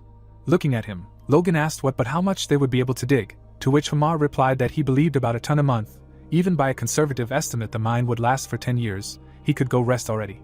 Closing his eyes, the hero said that but they had just started building the city, they would need more crossbows and the knights would also need new weapons, asked what he could organize. Hamar frowned when he heard this. Kneeling, Dwayne said that their treasure, and the protagonist thought that they still had a lot of work. Hamar really should rest, maybe he should hire another dwarf later.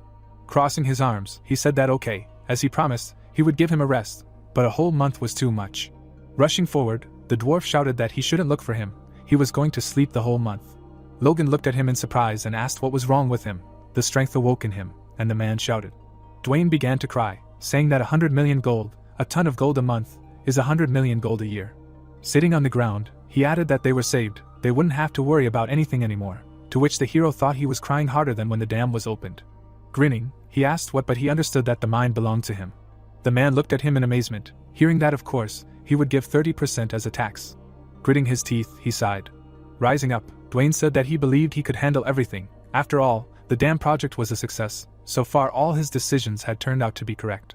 The protagonist looked at him in amazement, hearing that he trusted him, to which he thought he readily accepted his statement.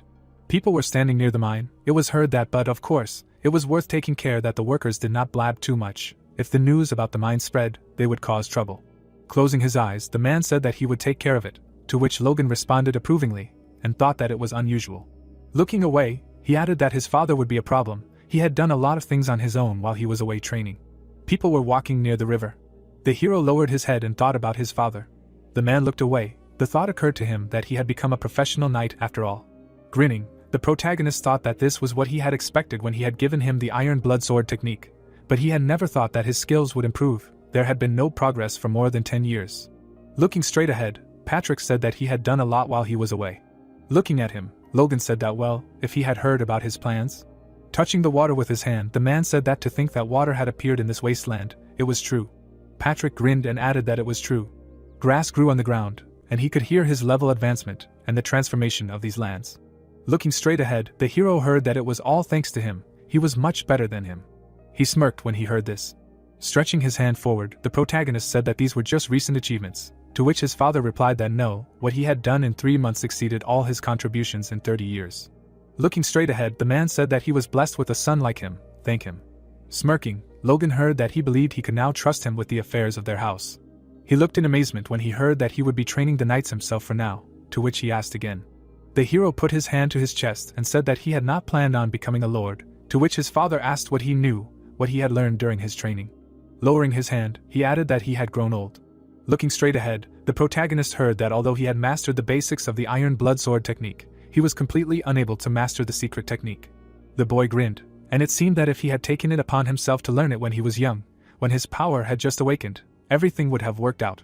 Clenching his fist, the father said that with his current strength, which had formed its own specific flow over so many years, he would not even be able to create a core. Standing in front of the hero, he added that since he had given up, he thought that his and Ronian's time had come. The protagonist looked in amazement, hearing that thanks to this, he had finally managed to break through the barrier that had hindered him for so many years.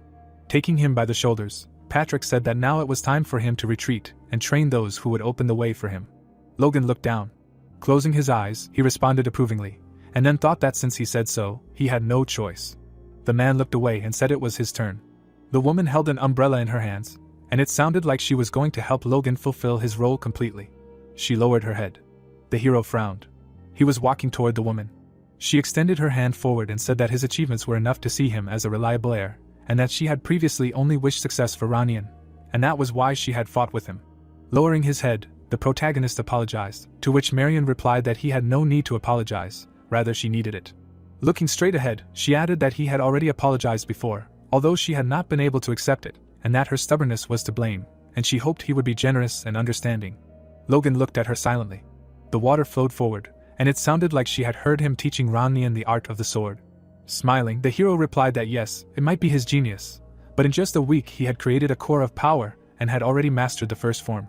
Marion grinned and said that she hadn't seen him as happy as he had been recently for many years. Standing in front of the hero, she added that she asked him to continue to take care of him, that he would remain his younger brother in the future. Turning around, the woman said that well, it was time for her to go now. The protagonist looked away. Looking at her, Logan shouted that parents should not use respectful address to children. Grinning, he added that from now on, he asked to speak to him without formalities, like in childhood. Marion looked surprised, hearing that mother. A tear was running down her cheek. The man turned around. He was smiling, looking at the hero. The hero looked at them silently. He was watching the parents. The flag hung on the wall. It was heard that when the construction of the city was completed, they would begin to clear the weeds and restore the land for plowing until the beginning of next spring. Grinning, the protagonist said that they hoped that the harvest would greatly exceed that of their ancestral lands, to which the man asked that but would the residents agree to move. Looking at him, Logan answered that yes, since they planned to grant property rights to those who moved, and besides, the new houses would be better than the straw ones in which most now lived. Patrick smiled, hearing that he also asked Dwayne to place a recruitment notice for knights. If they agreed to join the regular army later, he could take care of their training, to which he replied that of course, these were future candidates for knights. Frowning, the man said that he tried well, but on the other hand, he held the weapon in his hands. Looking straight ahead, the father said that he was too hopeless, since when did they have 2 knightly orders? Looking at the army, the hero thought that the Knights of Maclane and those who deserted from Tezron after losing the war between the fiefs. The knights looked at him with fear. The thought arose that they had been in the same order for some time, but still behaved like opponents. Frowning, the father said that he understood that it was difficult to get close to those with whom they once fought to the death. Looking straight ahead, the knights heard that, but he believed that they would find their way, realizing that the knight's duty in.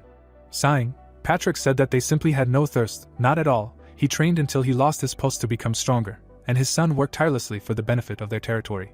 He closed his eyes and added that while the so-called knights were fighting for their pride like little children, he had been too indifferent to them and took full responsibility for it. The commander looked away. It was heard that no, the thought appeared that the commander should do something. Looking away, the man turned to the Lord and thought that he had an idea.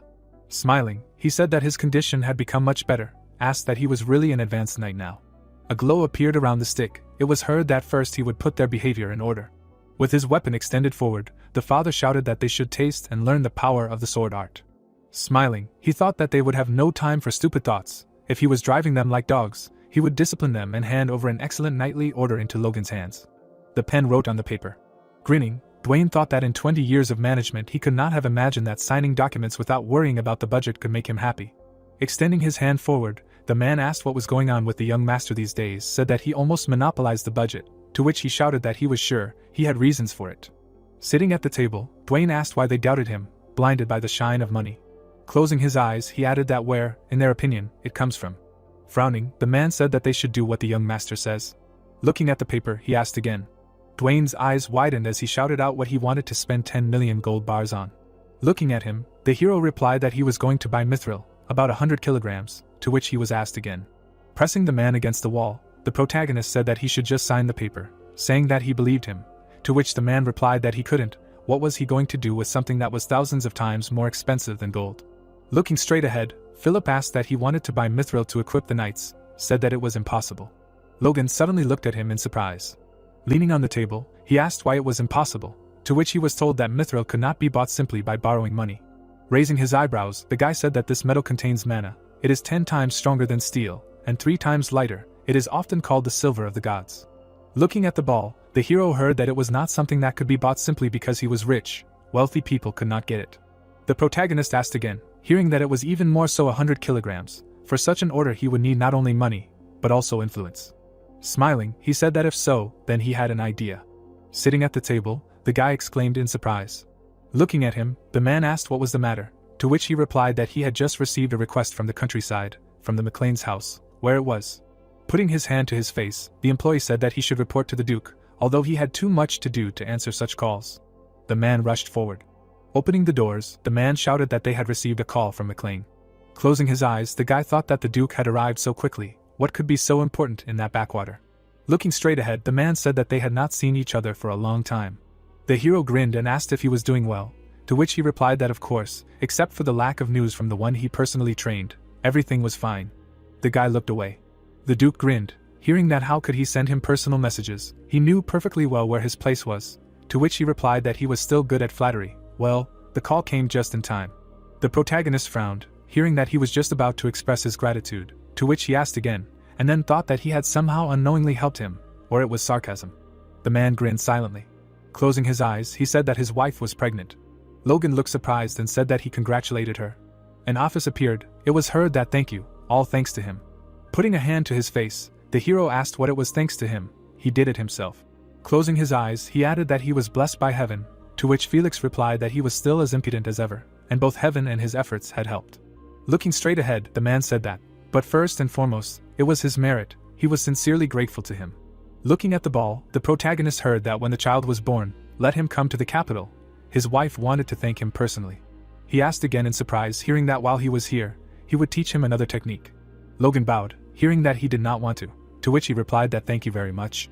Sitting at the table, Felix said that reliability was clearly his trait. He had no more news, let him tell him why he called. Smiling, the hero asked that he could help him get some mithril, about 100 kilograms to create knightly equipment. The man looked at him in surprise and asked that not 100 grams, but a kilogram. The protagonist smirked when he heard that he needed someone with power. Putting his hand to his face, Felix asked if there would be enough money. The medicine was selling so well, to which Logan replied that yes, that's right. Looking at the orb, he added that he didn't invest that much in his knights. He underestimated his generosity. Logan smirked when he heard that he was quite extraordinary, to which he thought that the misunderstanding was growing even more. Smirking, the man said that it was fine, he would personally take care of it, to which the hero replied that he thanked him. Crossing his arms, he added that well, it wasn't a difficult task, but he should definitely come when the child was born, but for now. Looking away, Felix said that he wanted him to call him mentor, instead of addressing him by his title. Looking at the orb, the hero heard that well, let him know when everything is ready on his part. He pursed his lips. The girl looked at him in amazement, hearing a joyful exclamation. Raising his hands up, the protagonist asked that he would be the Duke of the Sword's apprentice. Amazing, he only asked for a small favor, and he did him such an honor. Grinning, he added that he would go talk to Hamar about the mithril equipment. Looking straight at him, Logan said no, let him rest first. After all, he is the one who moves the knowledge from the future, and he will be more useful if he rests. Closing his eyes, he thought that he is such a generous employer, he is blessed. For a long time, Hamar had nightmares. A crowd of people appeared. It was heard that these guys were under 20 years old. They came to hire themselves out, and passed a simple test. Looking away, Dwayne asked what but did he need to hire so many, said that usually, it is enough for their number to be 10 times greater than the number of knights, to which the hero replied that he said that he would figure it out himself. Frowning, he thought that no matter what anyone said, building up strength was necessary. He would personally make the selection, even if they went into a slight minus. The knights appeared. It was said that the Order of Knights is a symbol of the territory's power. Its rear is covered by elite forces, which are called the regular army or knights' apprentices. The guy looked away. A thought appeared that in most feuds, the physical abilities of boys are tested before they become adults. Only those whose physical abilities exceed a certain standard are accepted and trained as soldiers. The knight held the sword in his hands. The thought occurred to him that talented people among the chosen ones undergo rigorous training, testing the limits of their human capabilities, after which they awaken the power and become knights. But the Empire had a new theory. It wanted to approach this issue differently. Raising his finger up, the old man said that physical fitness and awakening the power are two different things. The senses are much more important. The knights ran forward. It was said that thanks to this theory, the Empire used the overwhelming power of 50,000 knights in the war to crush the neighboring countries in 9 years. Frowning, the hero thought that they gathered all the soldiers and made a second selection among them to form a squad of knight apprentices. Because of this, it will be difficult during the civil war in Grandia, which will take place in a year. but after 9 years they will have a force capable of resisting the Empire. Closing his eyes, he added that it would be good to take those over 20, but then he will not have enough people for the upcoming construction of the city. Stretching out his hand forward, the man shouted that he should be quieter. Looking straight ahead, the protagonist asked how they used to select soldiers, to which he replied that they simply told them to run and chose in turn from those who came first to the finish line. The thought arose that it turns out that a crude selection is based only on physical strength. It is not surprising that the number of knights is hardly growing.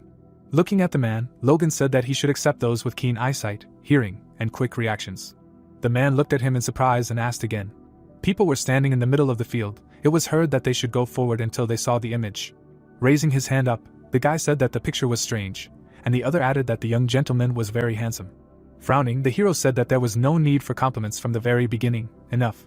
The guy raised his hand up. Looking straight ahead, he said that judging by the comb, it was a rooster, right? The protagonist looked at him in surprise and thought that he had seen the comb from such a distance. Raising his hands up, Dwayne shouted that he would say the same word over and over again, and that they should keep coming forward until they heard it. Gritting his teeth, the boy said that he could not hear anything, and the other added that he spoke at different volumes. Frowning, the boy said that he was a sparrow. The man's eyes widened, hearing that a little earlier he had called him a bastard. This was also part of the test, to which he replied that he had been talking to himself, as he had heard. Grinning, the hero said that he had passed the selection, and he was in for a dressing down. The documents were lying on the table. Holding them in his hands, the protagonist thought that he could not believe that 250 people with excellent results in the vision and hearing test had passed. He needed to get 500 in total, so that together with Tezron it would be 1,000. Lowering his head, he added that among them there were many obviously small and skinny children. It was probably due to lack of nutrition. Creating, from them, a semblance of Victor would take a lot of time, but they could fatten and train them until they became strong enough. Holding the papers in his hands, the protagonist thought that, by the way, he should visit him. The guy was waving a weapon. He looked forward angrily. Sitting on the ground, the knight said that he was a diligent boy, and the other asked if his style was too aggressive. Looking straight ahead, Victor thought about what Mr. Logan said. If he perfectly performed the technique of 1,000 swords, he could become a knight. But awakening the power was much more important. Squeezing the weapon in his hands, he added that he should quickly become a knight. Lena looked at him and turned. A thought appeared that it was unknown how long Mr. Logan would wait for him. The girl looked away. She exclaimed in surprise, looking at the hero. Grinning, the protagonist thought that he definitely had talent. Victor held the sword in his hands. A thought appeared that a 16-year-old boy who had only been studying the art of the sword for a year maintains the correct basic stance when swinging the sword sharply. Looking straight ahead, he added that moreover, the speed of the sword with such a swing is actually faster than when he uses with standard sword techniques. Putting his hand on his side, Logan thought that his martial art still matches the nickname of the aristocratic assassin. Although his character does not match, he will not be able to hone this style of fencing. Practicing alone, he will soon need to find a partner. The guy turned around, hearing the address. Stretching his hand forward, the hero said that tomorrow he plans to leave the castle and go train soldiers in Tezron. Most likely, this will last until winter, to which Victor asked again. The protagonist smirked and said that let him go with him. The guy widened his eyes in amazement. Looking straight ahead, he asked that they can take Lena with them. Raising a finger up, Logan asked that he wants to bring the girl to a training camp full of men. He is sure that this is a good idea for her. Frowning, the boy shouted that he wanted to take her with him, to which the hero thought, God, he is usually so mature, but he becomes a child when it comes to his sister. Closing his eyes, he said that alright, so be it. Looking at the boy, the protagonist said that however, if something happens, full responsibility will be on him. Standing in front of him, Victor answered that yes, he will take care of her. Looking at the boy, Logan asked why she is so precious to him, to which he said that he has no other family, and the hero added that this is the only reason. Victor silently looked straight ahead. The protagonist frowned, hearing that their parents died because of him. Looking down, the boy said that Lena lost them because of him. That is why he must protect her, his only family. Logan silently looked at him. Putting a hand on his shoulder, he said alright, let him continue to work. Tezron Castle appeared. Frowning, Kyle said that there were 5 laps around the castle wall, and the last 100 finishers would run 2 more laps. Looking at him, the guy asked again. Suddenly, the man shouted furiously that they had come here to play, let them run quickly, to which they responded approvingly. He silently looked at the students. Grinning, the hero said that it was nice to work with experienced people, the role of a training instructor suited him, to which Kyle replied that, well, since he treated him like a knight, he accepted his offer to renew his contract, and yes, he also thought that this job was made for him. Looking straight ahead, the protagonist heard that he was surprised when he offered to renew the contracts of other mercenaries, to which he replied that information about the crossbows could not be allowed to leak. Raising his hand, the man asked that he did not plan to start a war within 2 years. Grinning, Logan replied that he was not a warmonger. He crossed his arms and thought that sometimes it was simply impossible to avoid. They looked away, hearing that he was a monster. Victor ran forward quickly. The boy looked at him in amazement and asked what he was made of, and the other added that he knew that he was a slave, the slave of the young master. Gritting his teeth, the student thought that if even a slave could do this, then he could do it even more so. Running forward, he shouted that he would not lose to him, and the boy said that he was going to vomit. Kyle looked at him in surprise and said that the effect of Victor's presence was as he said, to which Logan said that he did not expect that they already had outstanding physical abilities. Grinning, he added that the will to fight was enough. Victor ran forward quickly. The thought appeared that he was clearly absorbing the power. It was not long left. Looking straight ahead, the hero thought that if he awakened, he would become the strongest motivation for the soldiers. But contrary to his expectations, blood flowed from the fist. It was said that in the near future. The guy looked angrily ahead. The thought appeared that Victor would commit murder. The barracks of the Tesron castle appeared. There was food on the table. The students were sitting at the tables. It was heard that they thanked them for the treat. Grinning, the guy said that it looked delicious, to which he was told that, frankly, he put up with stupid training only for the sake of food. Closing his eyes, the student said that it seemed that after several weeks of good nutrition he had gained a little weight. If it were possible to always eat like this, he would have no other wishes. Suddenly, the guy looked away in surprise. Grinning, Lena said that she had a nice appetite. Looking at her, the students thanked her. Looking straight ahead, the guy said that she was simply lovely today, as always, and another added that she was an angel. She tells him, an angel. Looking away, the student asked that maybe he should try to talk to her. Suddenly, a glow appeared around Victor. He stretched out his hand and said that they should turn away before he gouged out their eyes. Looking at him, the guys responded approvingly. Lena suddenly looked at him in surprise. Victor looked at her silently. Turning his head, he asked what she ate before work. A red glow appeared behind him. The man looked at him in surprise. He stuck out his tongue. The guy ran forward quickly. He looked around. Victor looked down and wondered where she had gone so far at such a late hour. Suddenly, he looked to the side in surprise. The guy heard conversations around the corner. Running around the corner, he asked what she was doing. Victor clenched his teeth in amazement. The guy swung his hand at the girl. Looking to the side, Lena turned around. The bread fell to the ground. Grinning, the guy said that he understood. Suddenly, a blow flew at his face. The student flew to the side. The girl looked at them in amazement. Victor came closer. Sitting on the ground, the guy said his nose. Holding his face, he added that he was a bastard.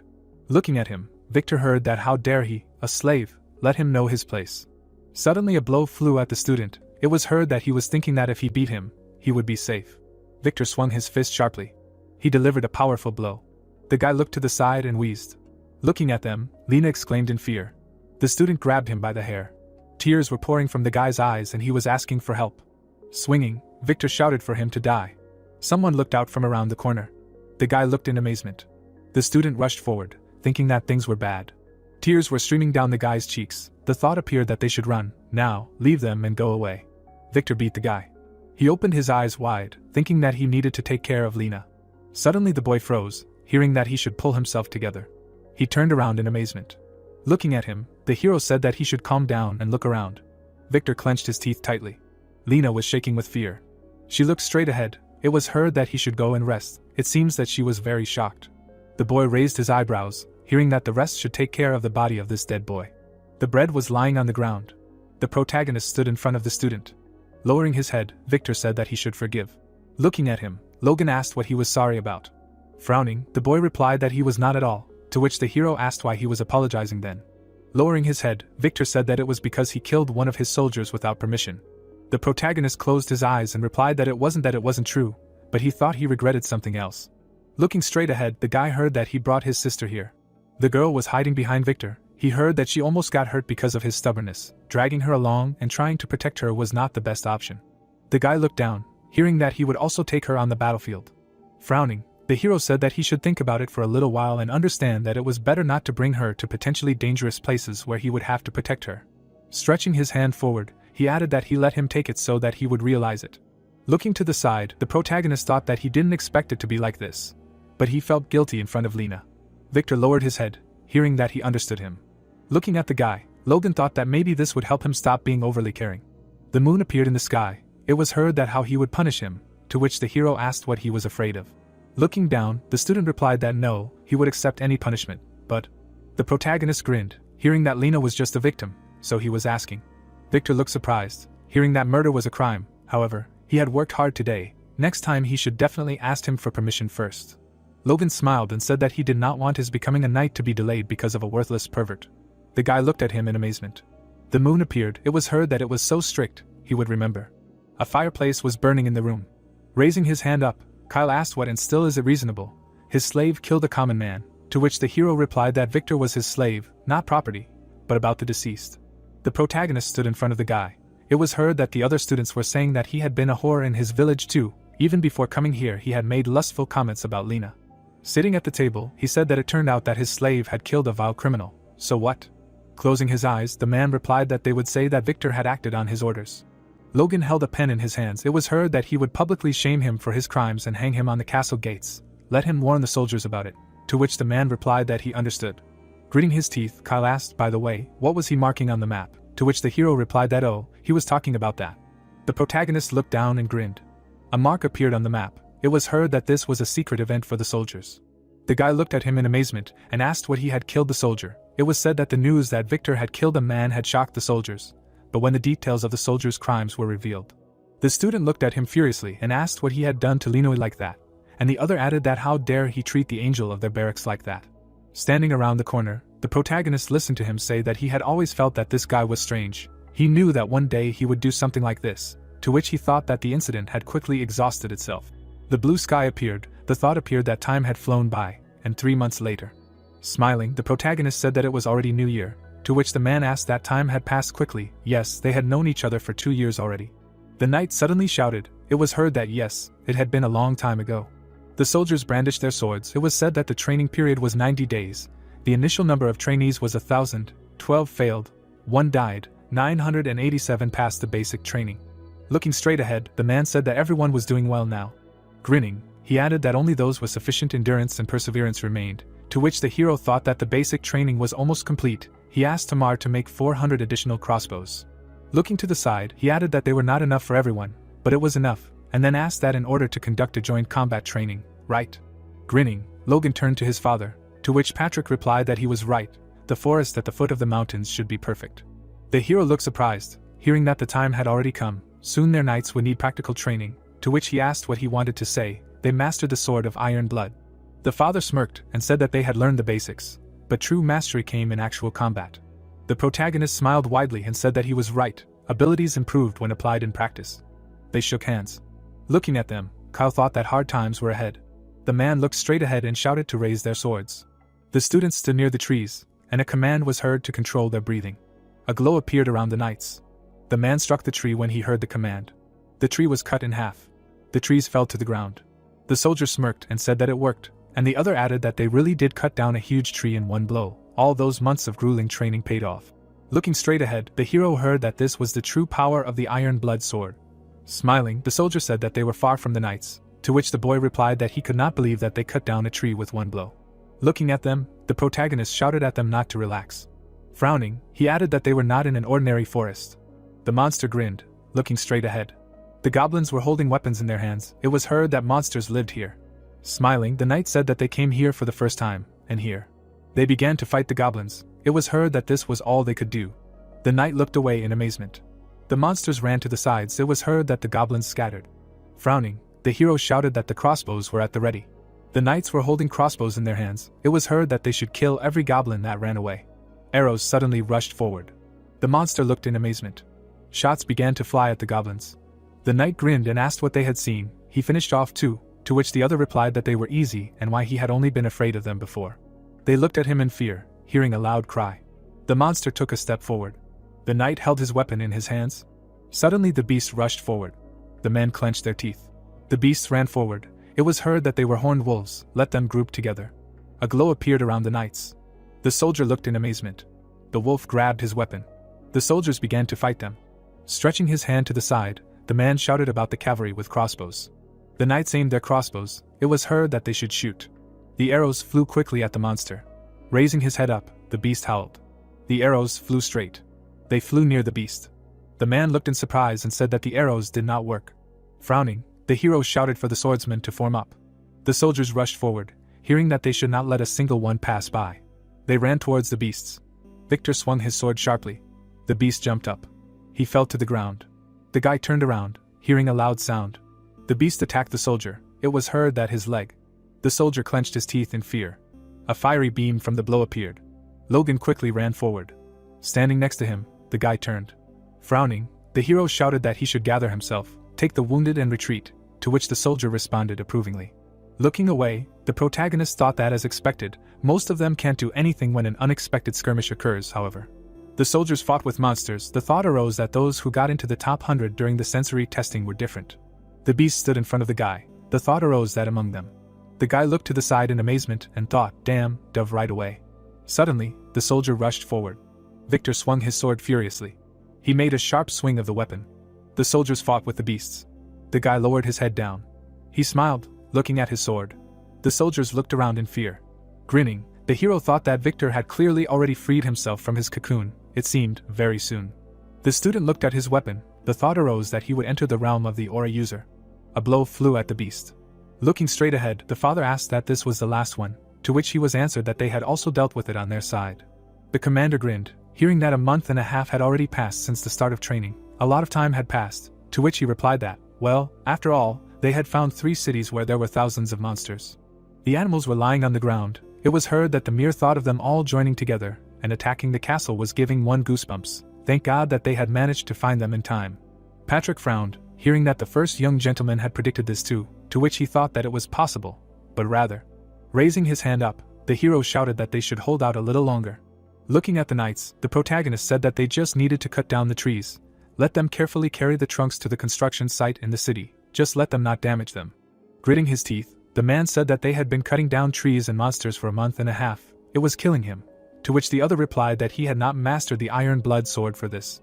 Smiling, Logan said that he could not even believe that so many excellent trees remained untouched because of the monsters. Putting his hand to his face, he added that he had trained the soldier and gotten wood for the city, killed 2 birds with 1 stone, and the man thought that in his opinion, the trees were more important to him.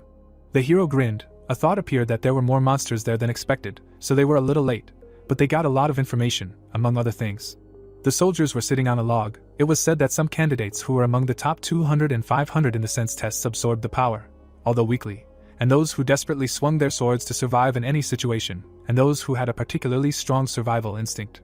Smiling, the protagonist thought that maybe awakening the power requires excellent performance of the 6 senses, survival instinct, or even fighting spirit. If they achieve the expected results in the Grandia Civil War this winter, they can quickly increase their strength for the war with the Empire. Looking away, Hamar asked why he was laughing. Looking at him, the protagonist replied that okay, there is enough wood, we need to finish building the city of Maclane, there is 1 month left until spring, asked what to do before the sowing season. Closing his eyes, the dwarf answered approvingly. Smiling, Logan asked if it was even possible, said that he just said it, hoping that there was at least some chance, and then thought that it would be difficult for him. Raising his hand, Hamar said that, well, they had magicians with them, and the workers were quite motivated after building the dam, there was enough food, and the typical construction would go faster over time. The hero looked in amazement. Looking at the gnome, he thought that Hamar had always been so reliable. He liked his state after the vacation. It was heard that he would not forget to build a magic tower in the center of the city. The man stretched his hand forward. Frowning, he shouted about a stone wall. A pentagram appeared in front of his hand. The guy looked away in amazement. A stone wall appeared. It was heard that it was enough to be surprised. Let them quickly collect the earth. People dug the earth. It was said that thank him again for agreeing to additional conditions. Looking straight ahead, the hero said that he probably wasn't very pleased, because the magic tower would be built in a small town, not a large one, to which the magician replied that yes, what about him? Frowning, Clayton said that he had promised annual financial assistance in the amount of 10 million, so it didn't matter what size the city was. The protagonist grinned, hearing that, in addition, the tower would be located in the center of the largest town in the kingdom. It wouldn't be much different from other cities. He was impressed. Stretching his hand forward, the magician said that if everything went according to his plan, this town would become the center of the entire region and larger than Tehran. In general, on such a vast plain, building a castle would be.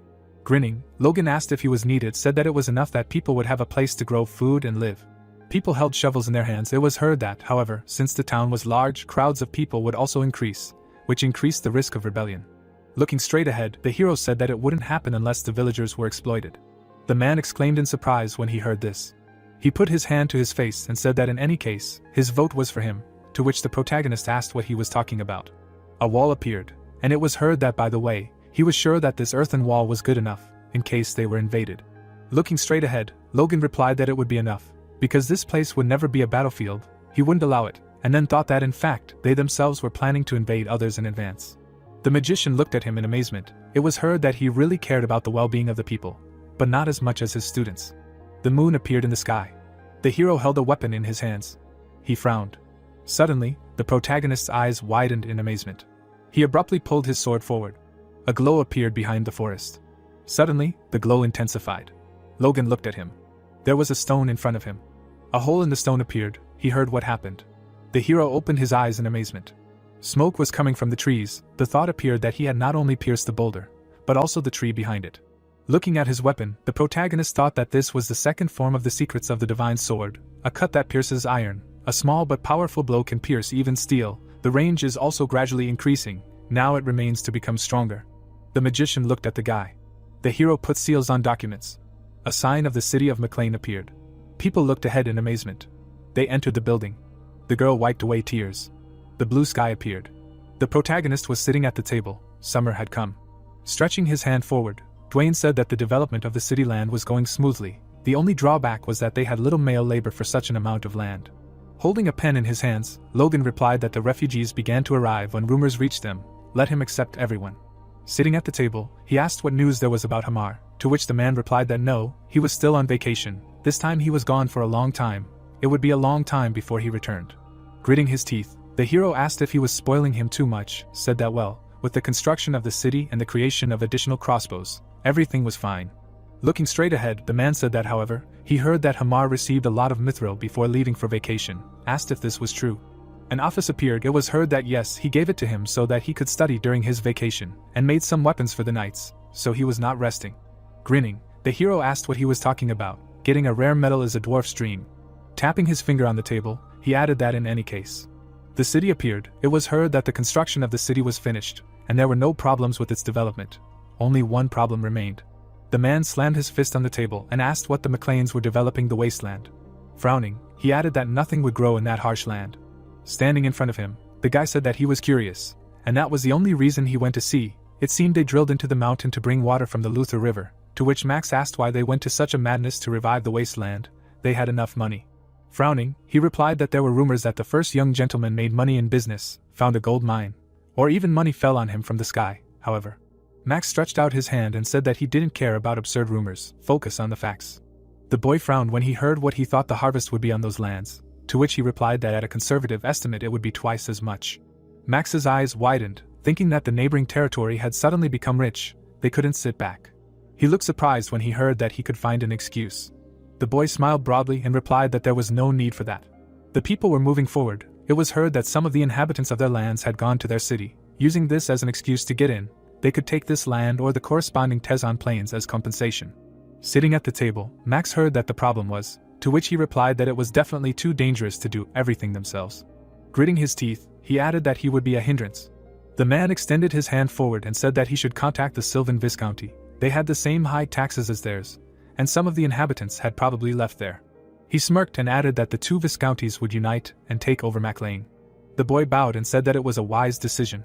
Sitting at the table, the protagonist said that they had selected about 300 particularly talented recruits, and were training them separately, without burdening them with assignments. Looking at him, the man asked what he wanted to say. Were they all worthy of becoming knights? To which the protagonist replied that yes, at least he hoped so. Dwayne looked at him in amazement, and said that there were quite a lot of them, to which the commander replied, not just a lot, but an absurdly large number.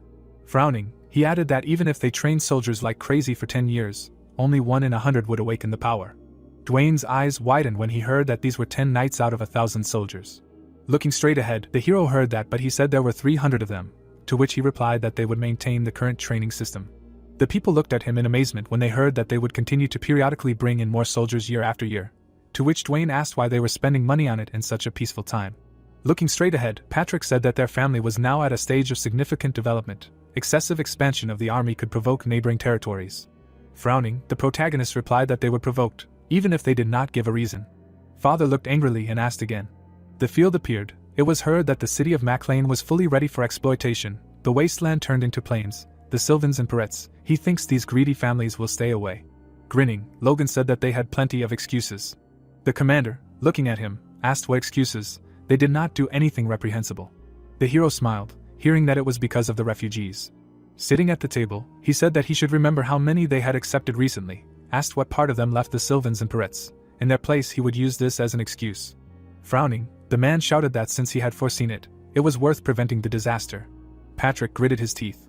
Sitting in front of the hero, he asked that he had planned to start a war from the beginning. Frowning, the protagonist replied that they would have had to deal with these enemies eventually anyway. Frowning, Vincent asked how he could say that. Closing his eyes, Patrick thought that he had handed over his power to him too soon. The servant opened his eyes in amazement and turned. Logan turned his head, hearing that the houses of the Sylvans and Perettes. The men looked surprised, hearing that they had sent ambassadors. Lowering his head, the hero said that it seemed to have begun. Grinning, he added that they would discuss how to deal with them and move on. The flags went up. The knights walked forward. The guys smiled. Looking to the side, the man said that how interesting, and the other added that it was true, he had not seen such cities.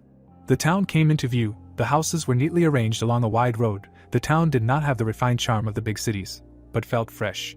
Looking straight ahead, the man thought about what was more important. The woman smiled, and he added that the common people were unusually pure and joyful. The ambassadors smiled, the thought came that this city was worth capturing. The man grinned and said that it was a good place. He did not know who came up with such an idea, but it was a wonderful attempt. Closing his eyes, the knight replied that he was right, all thanks to the first young master. Dave looked surprised and asked again, and then thought that but he was only 20 years old. The soldier grinned, hearing what he wanted to say. The city was designed by the first young master, to which he replied that it was their young master. The ambassadors looked at him in bewilderment. The knight closed his eyes and said he would tell them a joke to brighten up the journey to the castle. During the last war their young master, the thought came that he should shut up, crazy man. The man stood still.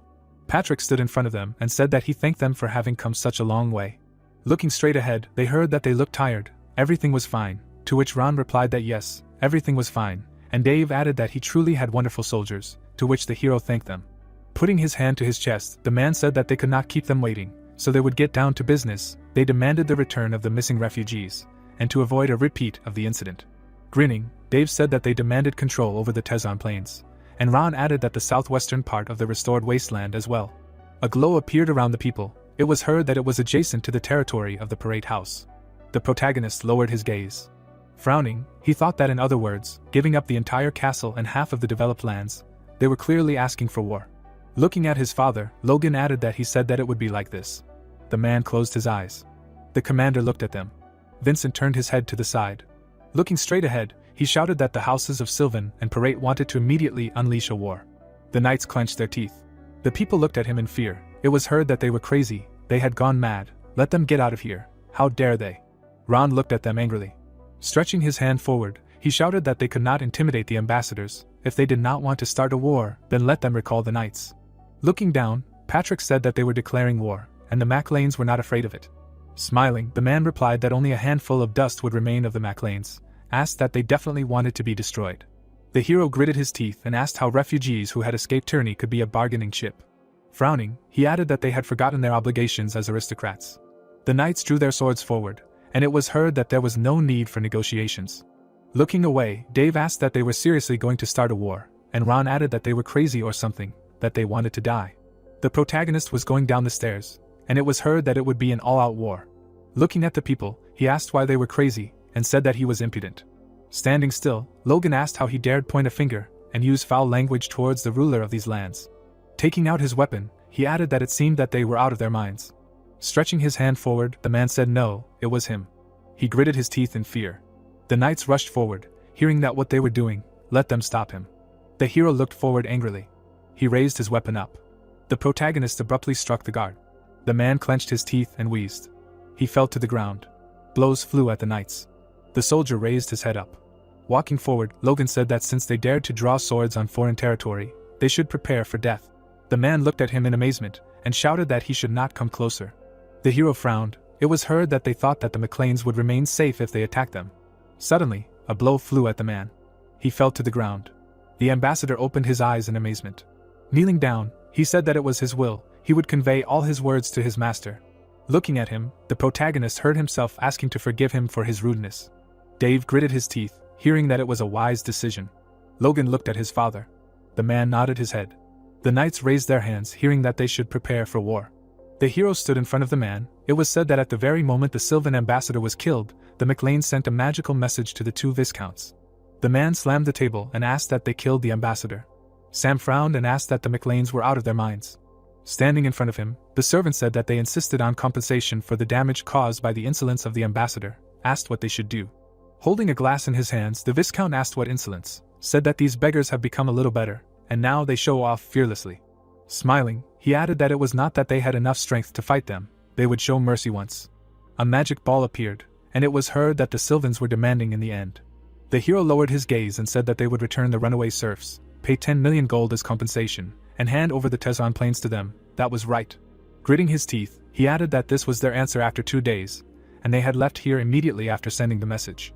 Frowning, Patrick asked why they were in such a hurry, said that they might not know, but they had enough strength to crush the Viscountcy. Looking at him, the protagonist said that they needed to capture the Sylvans as soon as possible. The more strength they showed, the less such petty mockery they would hear in the future. Clenching his fist, he added that there was no need to mobilize soldiers. If they quickly captured the Sylvans with regular troops, the Perettes would not dare to act rashly. Standing still, Logan said that what was important was how quickly they could do it, to which the man replied that they definitely would. Suddenly, a voice came from behind the door that it was Kyle, to which the hero replied that he should come in. Putting his hands behind his back, the man said that he was asking for forgiveness.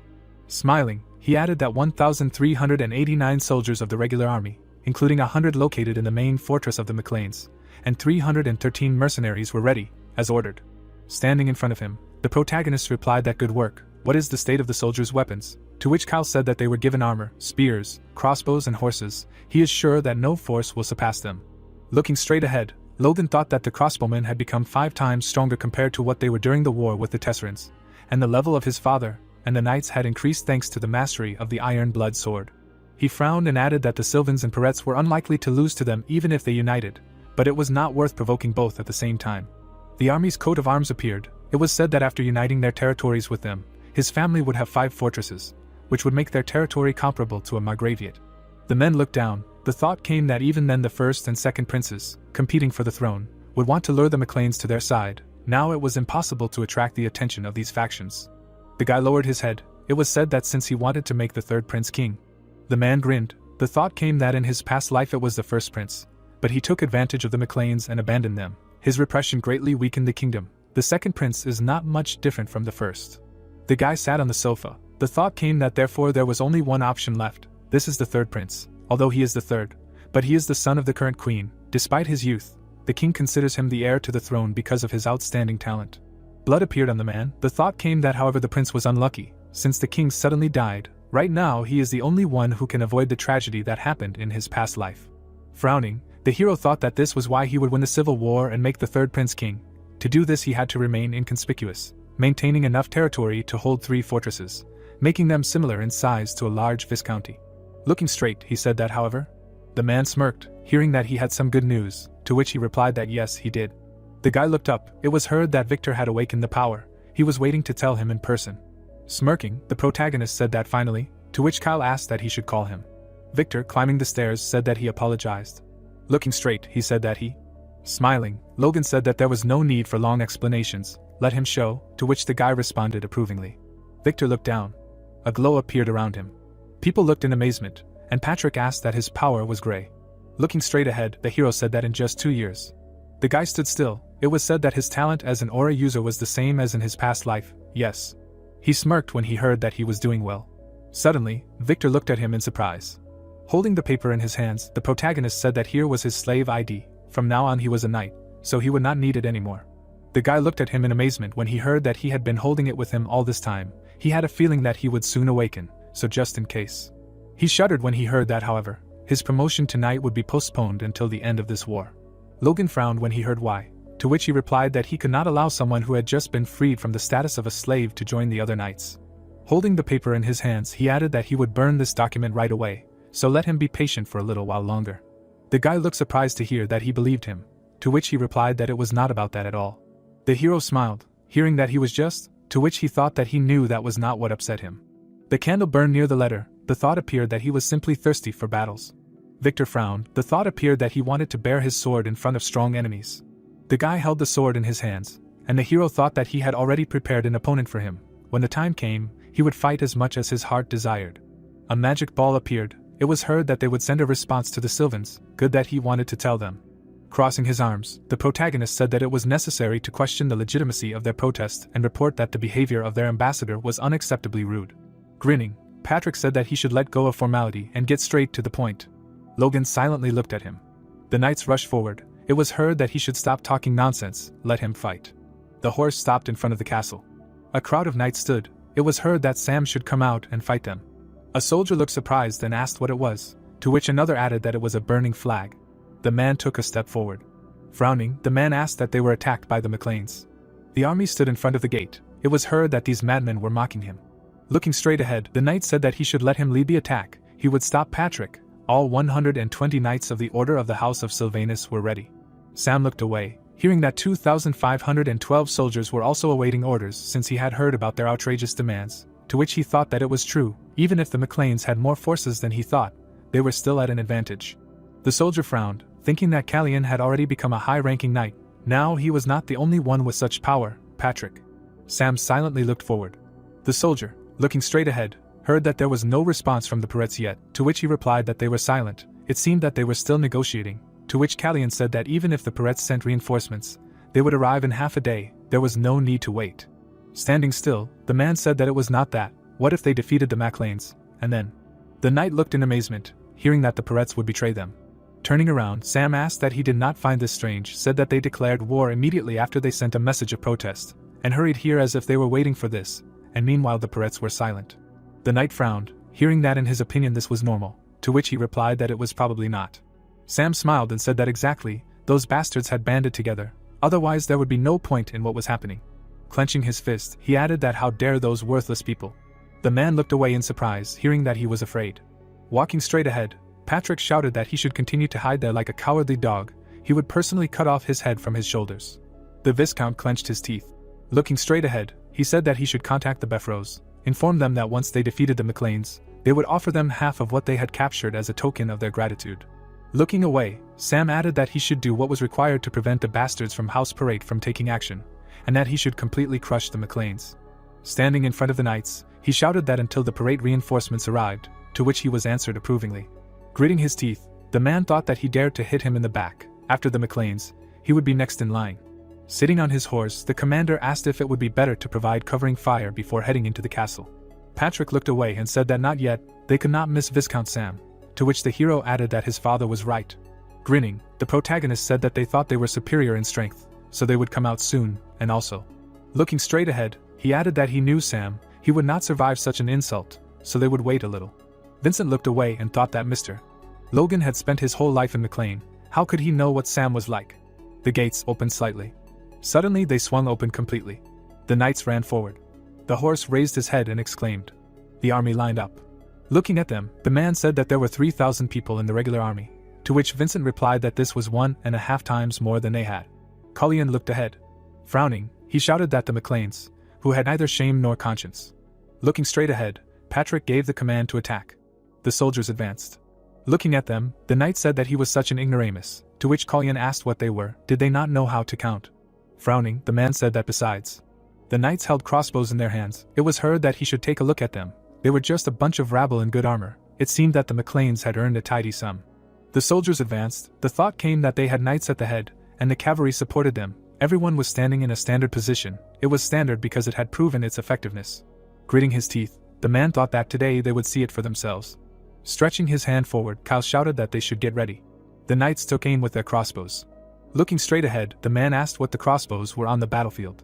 He stretched out his hand to the side, thinking that he was disappointed, and then shouted that they were using arrows. Let them raise their shields.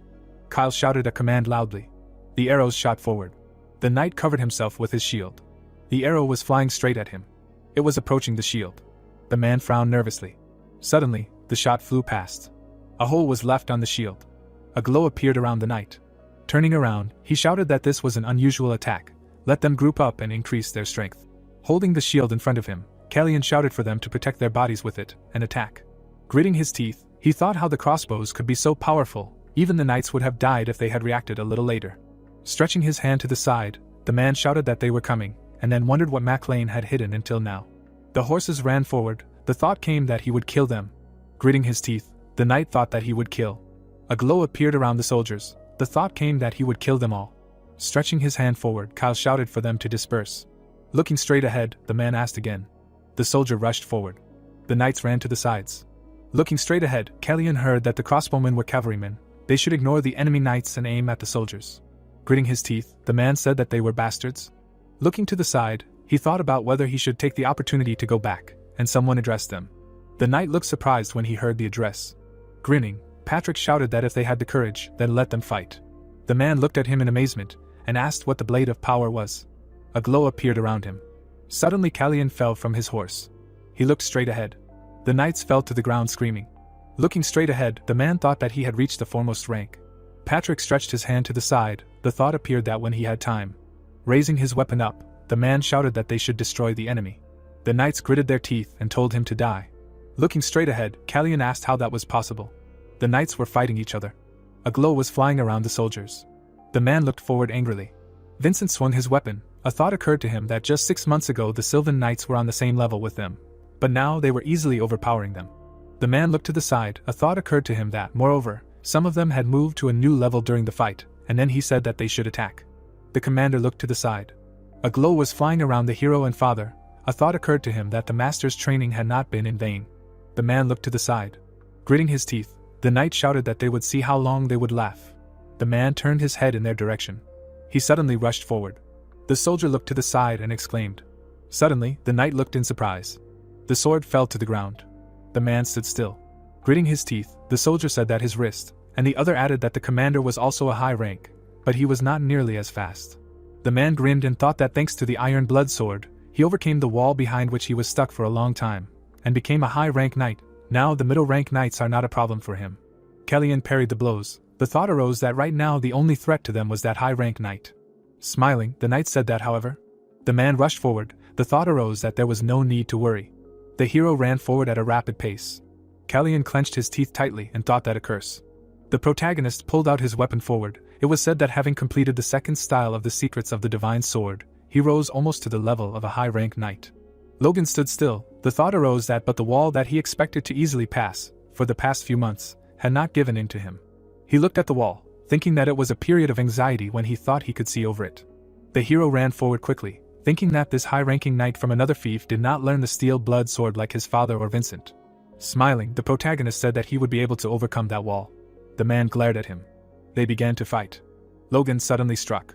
The knight, wide-eyed, said that he was an idiot, and then thought that he was attacking with pure brutal force without any techniques or tricks. The hero swung his sword sharply. The man exclaimed after parrying the blow. Kellyan gritted his teeth and thought that he was pushed back. The protagonist pulled his sword forward, and he added that this pathetic knight of average rank. Standing in front of him, the knight said that he was too relaxed. Logan frowned when he heard that he would not give in anymore, which he thought was bullshit. Suddenly, his eyes widened in surprise. A sword appeared next to the man. The thought occurred that there were 3. Kellyan looked straight ahead. The thought occurred that there were swords. He frowned angrily. Suddenly, the man rushed forward. Frowning, the hero thought that it did not matter if the one in his hand was real. A glow flew around the sword. The thought occurred that wait, wasn't this too obvious? The man's eyes widened. Suddenly, the protagonist exclaimed in surprise. Looking to the side, he thought that they were all real. Standing in front of him, the man said that he was lucky. He was aiming for the neck. Grinning, Logan said that all these swords were real, an interesting trick. Frowning, the man said that he should enjoy it. Rushing forward, he added that he was still alive. Looking straight ahead, the hero thought it was another sword.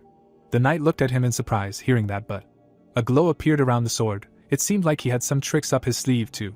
Running forward, the soldier wondered what that strange aura was. Looking straight ahead, Kellyan added that his swords were shaking more the closer he got, as if he was confusing them. He clenched his teeth angrily. Raising his head up, the man yelled at him not to play with him. Grinning, the hero said that he had created more swords despite being under the pressure of the blade of power. The knight swung his weapon sharply. Grinning, he thought that was great. His aura trembled. The protagonist looked at him in amazement. Grinning his teeth, he thought that it was like he was fighting 5 men at once. Running to the side, Logan added that if he holds at least 1 or 2 swords with the blade of force, he can create a gap. Frowning, he thought that he would take a couple of steps back. Opening his mouth, the hero thought that slowly.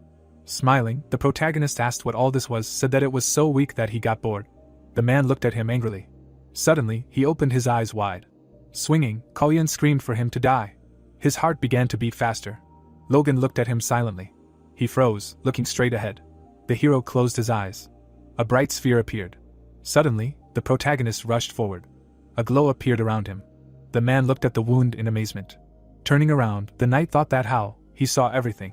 Logan stood still. A thought appeared but at that moment his speed became much higher than his. Lowering his head, Cullion thought that really. He gritted his teeth when he heard that he needed to be rewarded for giving him experience. The hero raised his sword up. The man said that he was of high rank, his eyes wide open. Suddenly, the protagonist jumped up. He swung his weapon. Looking at him, the knight heard that he was thankful for playing with him, to which he replied that it was impossible. The knight smiled. It seemed that it was catchy. The morale of the troops increased. The men looked at him in fear. It was said that the enemies had fallen into despair. Frowning, Logan said that the first style of the secrets of the divine sword. Suddenly, he used the skill of the cleavage splash. Holding back the attack, the man exclaimed. Suddenly, a devastating explosion thundered. Looking straight ahead, the knights exclaimed. The hero lowered his head. It was heard that the commander had lost. The men looked at him silently. The protagonist gritted his teeth. Raising his hand, he shouted that he had killed the enemy commander. Standing on the wall, someone shouted that they had captured Sam. Smiling, Patrick said that they would spare those who threw down their weapons and kneeled, let them surrender. Looking straight, Logan asked when he had time. The sword lay on the ground. It was said that the Sylvans, Cullion and 42 knights were dead. 1,223 soldiers were killed. The soldiers looked forward. The thought came that the Macleans, 5 knights were dead, 0 soldiers were killed. The people raised their hands up. It was said that the battle that began in the afternoon ended in an overwhelming victory for the Macleans in a couple of hours, and this victory would provoke a great war. Putting his hand to his face, the man asked that the Sylvans lost to the Macleans. Standing in front of him, the knight answered that it was true. Looking straight ahead, he added that he might be overstepping his bounds, but he thought it was time for him to make his move. Sitting on his throne, the man heard the Lord of the Southwest. The man was kneeling, and it sounded like he was giving him one chance. Looking at the man, Patrick said that he should apologize for his sins, take some property, and leave these lands with his kin. Looking up, Sam said that the government would not tolerate such an outrageous takeover. The man frowned when he heard that the ruler of the Southwest, Earl Roger, would not allow this. Looking away, the hero thought that nothing more terrible could be said to his father. At that time the fall of the Macleans was due to the inept leadership of the Earl. The man smirked. It was said that but the one who brought about the rebellion in order to benefit from the chaos was Roger, one of the Macleans' vassals. The flag appeared. The thought arose that the former rich lands of the Macleans had become the property of the Beffros, making them the rulers of the southwestern region. Frowning, the protagonist thought that of course, thanks to the intervention of the government, the Beffros did not force the Macleans to serve them, and they would not have gained much from it. The man gritted his teeth and asked what it meant. He wanted to die. The thought arose that but the mere mention of this family was enough to anger his father. Sam looked at him in fear. Suddenly, Patrick swung his sword. The hero stood before him. Gritting his teeth, he said that he respected his wish to die with honor, and did so painlessly.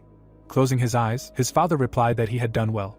Frowning, the protagonist thought that they were trying to give him a chance, so he hoped the other nobles would not use this as an excuse to attack. Clenching his weapon, he added that especially the Beffros, they must be careful, such an enemy is not yet within their power. Putting his hands behind his back, Logan said that they continue to watch, but the Perettes have not done anything so far, to which Patrick asked if there was a reason for them to do so. Putting his hand to his face, the hero asked what about the Tezon castle, to which the man replied that Clayton is there, no matter what happens, he will be able to stand. Looking away, the protagonist said yes, wait, and then thought, they did not defeat the Sylvans only with brute force. Sam smiled, thinking that the Viscount had underestimated them. Patrick frowned, thinking that they had brought everyone they could. The mage stood in front of the golem, thinking that with only one trump card up their sleeve, they wanted to remain out of reach in Tezron.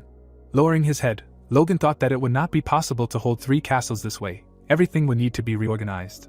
He extended his hand forward and asked what about shifting the center of their possessions, saying that if they built cities in the center, it would be easier to manage 3 castles. The man looked surprised and answered that he was right. They had cut down the forest with monsters, so it was enough to leave a minimum number of forces in Maclean, and the other added that the knights would be placed in the cities, then they would be ready to go to Tezron and Sylvan at the first call. Sitting at the table, Patrick said that yes, it was a wise decision. Grinning, the hero thought that now he would not have to deal with this himself. Looking straight ahead, the man asked what he said, that they captured 75 knights, to which the protagonist replied that yes, they were all in the dungeon. He smiled, hearing that he could convince them to serve them, to which Logan replied that no problem. No one swore absolute loyalty to Sam. Looking away, the hero thought that just think, in one battle they got so many knights, it was more profitable than recruiting talented youths, but if the Sylvans acted a little more carefully, there would be losses. They managed to capture only a quarter of his knights. Looking straight ahead, the protagonist added that in the future, this will not happen again. One should not relax because of the victory. He must tell his father to remain vigilant. Closing his eyes, his father said that with such forces, even the pirates did not seem scary. Smiling, he added that it was all thanks to him. Logan looked at him silently. Putting his hand behind his head, he thought that he would enjoy the victory today. Suddenly, someone ran into the room and shouted that a letter had arrived from Roger. The man looked at him in amazement. Holding the paper in his hands, the servant said that he would read it. Looking straight ahead, Patrick heard that as the ruler of the Southwest, he felt uncomfortable with the wars that the McLeans were organizing, to which he asked that the ruler of the Southwest, how dare he? Looking at the letter, the man said that at the request of Viscount Sam, the Peretz and McLeans were obliged to immediately stop the conflict. Gritting his teeth, Patrick asked that they had started this, and now they were asking to stop. Sam had no conscience, to which the hero replied that they would listen. They looked at him in amazement, hearing that he, however, recognized the reason for the constant conflicts, all because he did not fulfill his duties as a ruler properly, and did not achieve peaceful coexistence of the houses in the region. The man shouted furiously when he heard that therefore, he, Roger, on his 50th birthday, which would be in a month, was inviting the heirs of all the families in the Southwest to discuss the future goals of the entire region. He slammed the table furiously. Looking straight ahead, the servant heard that he was inviting the heirs to discuss the goals. He believed that the McLeans were serving him, and the hero thought that his energy had torn his clothes. Lowering his head, the man said that in the end he wrote that absence from the party would be a sign of refusal to discuss, to which Patrick replied that what a gentle way to threaten them. The hero gritted his teeth when he heard that the McLeans would not bow to threats, to which he replied that it sounded interesting. Sitting at the table, his father asked again. Grinning, the protagonist said that perhaps it would not be so bad to pay him a visit. Patrick looked away in amazement. Putting his hand on the table, he said that he respected his will. The man punched and shouted, however. The servant looked at him in amazement, hearing that they would not bow down to the Befros. He would not allow it even if he had to die, to which he replied, anything but a letter. Smiling, the hero asked what he wanted to be buried right now. It was heard that there was no patricide. The man put his hand to his face and sighed. Looking straight ahead, the protagonist heard that he would listen to him, what he had in mind. Patrick frowned, hearing that no matter what they did, they would not defeat the Befros now, to which he replied that it was true. Looking to the side, he said that 2 knights of the highest rank and 15 high, a total of 300 more knights, and this was only a part of their known forces. The men looked at each other in amazement. Gritting his teeth, Logan said exactly that they were doing well now, but they were crossing the line. Now that the Tesserans and Sylvans were damaged, Roger was watching them closely. Patrick looked away, hearing this. Looking straight ahead, the hero said that if they acted for show, being so close to him, everything could end badly for them. The knights stood still. It was said that they needed time to lure the Sylvan knights, force the Peretz to serve them, reorganize the troops. Closing his eyes, the protagonist thought that for him to properly master the 3rd style of the secrets of the divine sword, the other knights would also need training. Leaning on the table, the man said that the Southwest was different from other regions. Unlike other rulers, the Bethros cannot rely on the loyalty of other nobles. Looking away, he added that the reason was difficult to explain, but it was true. If the Bethros tried to use their right as rulers, others would undoubtedly turn away. Frowning, Logan replied that no, when he was in the capital of Percival and Rough Mina north of the Bethros. Patrick asked in surprise, hearing that they swore allegiance to them. Looking straight ahead, the hero thought that to be more precise, he knew about it from a past life, to which the man asked when it happened. He clenched his teeth tightly. Looking at him, the protagonist heard that he had to feel ashamed because their family had little strength. Let him forgive him, to which he thought, great, permission was granted. Standing in front of his father, Logan said that he knew what he was capable of. Everything would go smoothly. He would consider this an opportunity to see how the lands of their ancestors had changed. The hero looked away in surprise, hearing the address.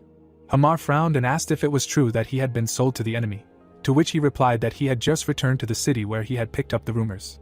Standing in front of the hero, the dwarf said that if he died. The protagonist smirked, and thought that it seemed like they were close enough to care for each other. Frowning, the dwarf shouted that about the promise regarding his freedom, he would keep it.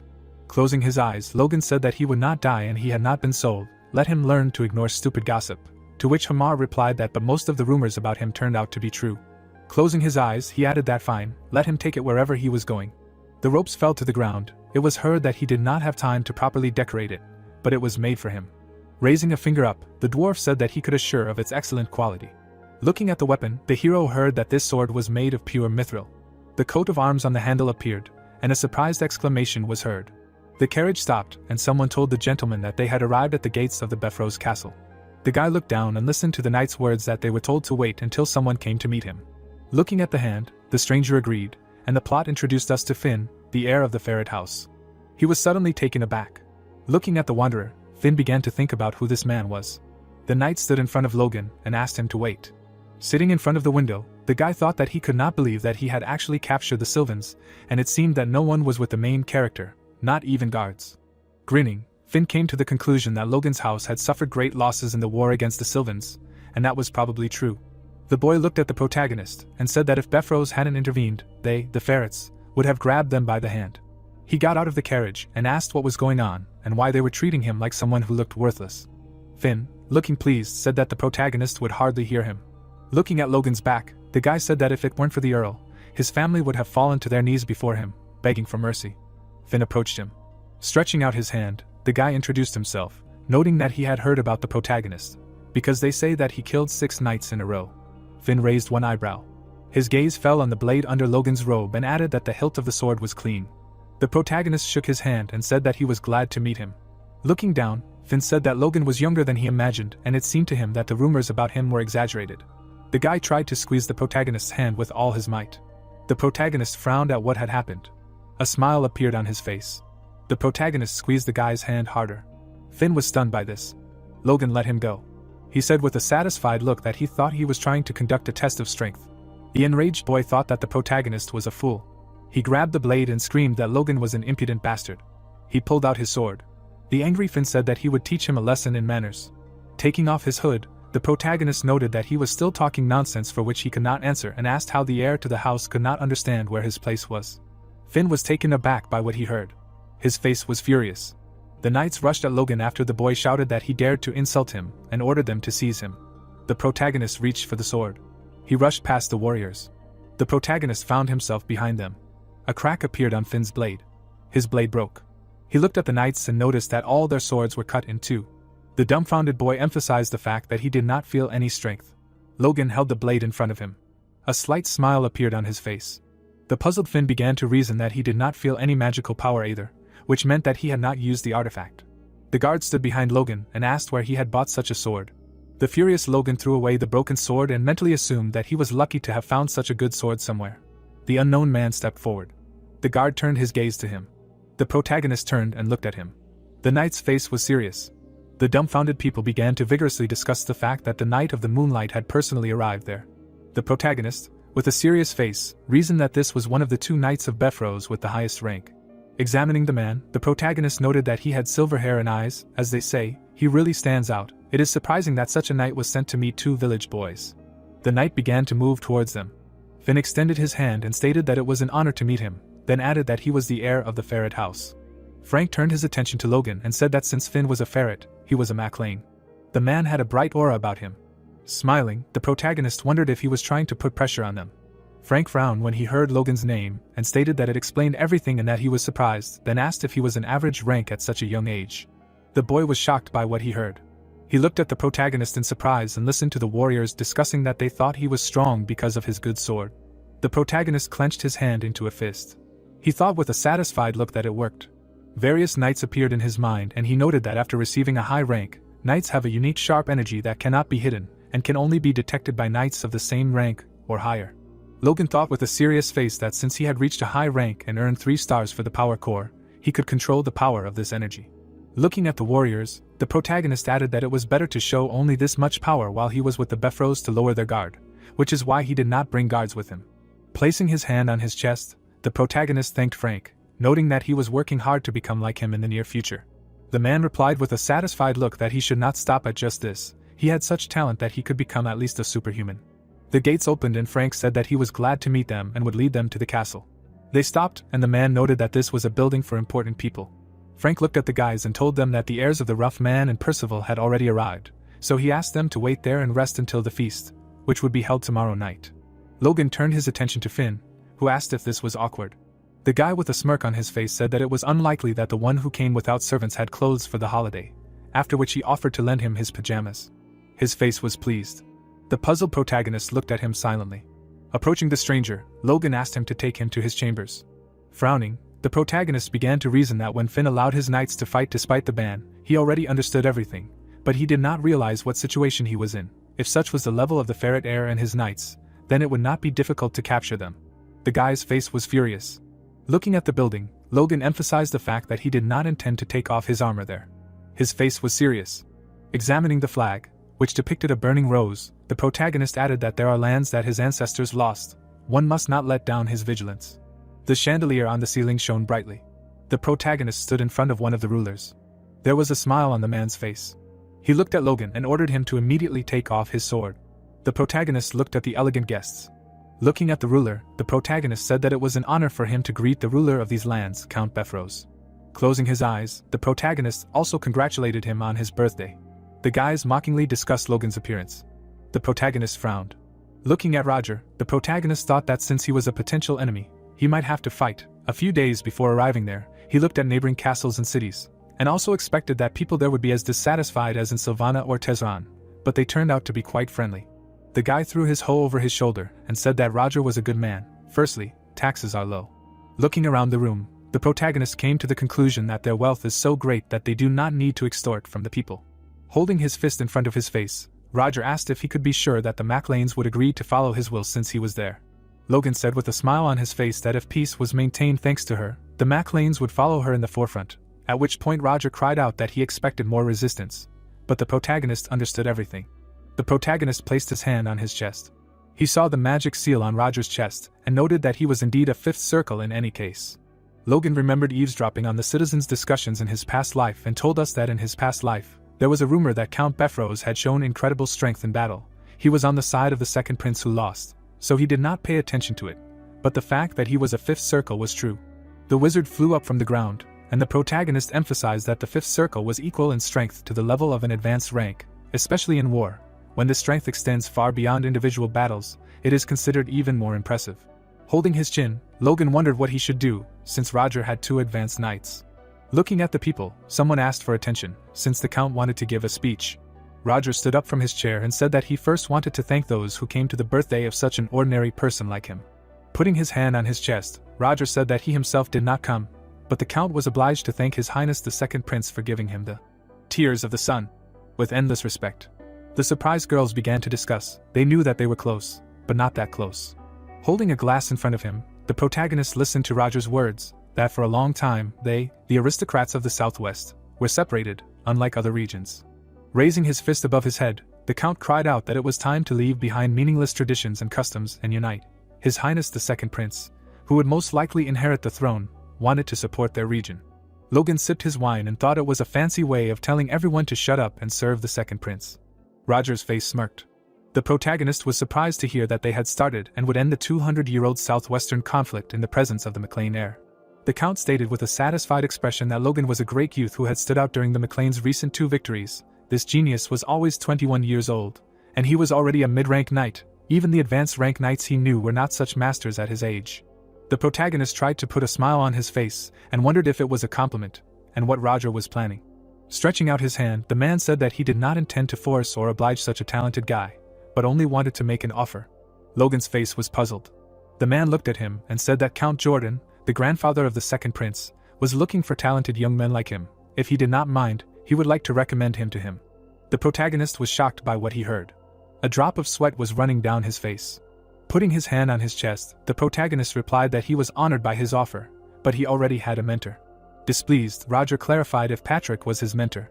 Logan calmly said that it was not so. He was lucky to train under a great man, so he had to refuse. Silence fell in the room. The Earl with a smirk on his face said that he was quick to understand, but they would soon be personally visited by the Sword of Sweltering Heat, so he could learn from him for a while. Noting that this offer was not only for him, he intended to offer it to all the heirs who came today and served him. Logan nodded his head and heard the request to name his mentor.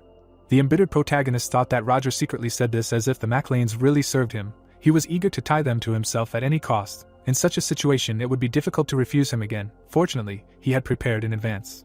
Looking at the Earl, the protagonist said that he was grateful to him for the flattering reviews. He could not be if his desire was so strong and waiting. The man grinned and thanked Logan for accepting the offer, adding that choosing the MacLanes would be the first step towards uniting the Southwest. But most importantly, his old friends Percival and Rough Man had agreed to unite under the Befros banner. The boys had smiles on their faces. The people were bringing in the glass cube while Roger was saying that as a token of gratitude for their loyalty, he would personally gift these heirs. Looking at the weapons, the people discussed that these were artifacts, the shades so deep that they were at least a 3rd class. Logan looked at the weapons and told us that an artifact was a magical tool that holds or contains magical power, which almost always gives them magical properties. These artifacts, created by mages from the Department of Magic, are more versatile than what mages do with circles. The protagonist introduced Clayton and noted that because of this, artifacts are divided into classes based on the magic that permeates them.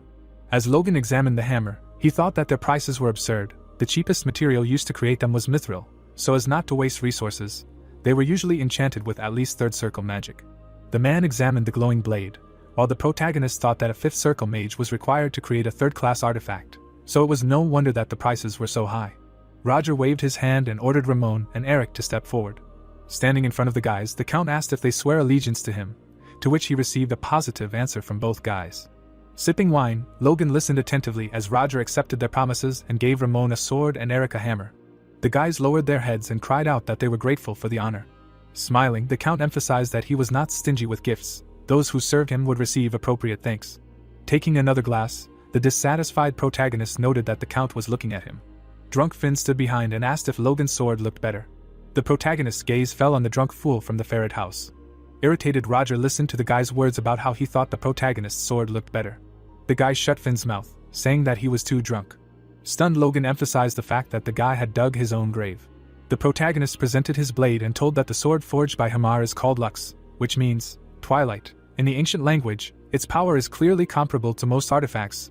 The master blacksmith created it especially for him. Such a thing is filled with a soul. An image of a gnome appeared in the protagonist's imagination.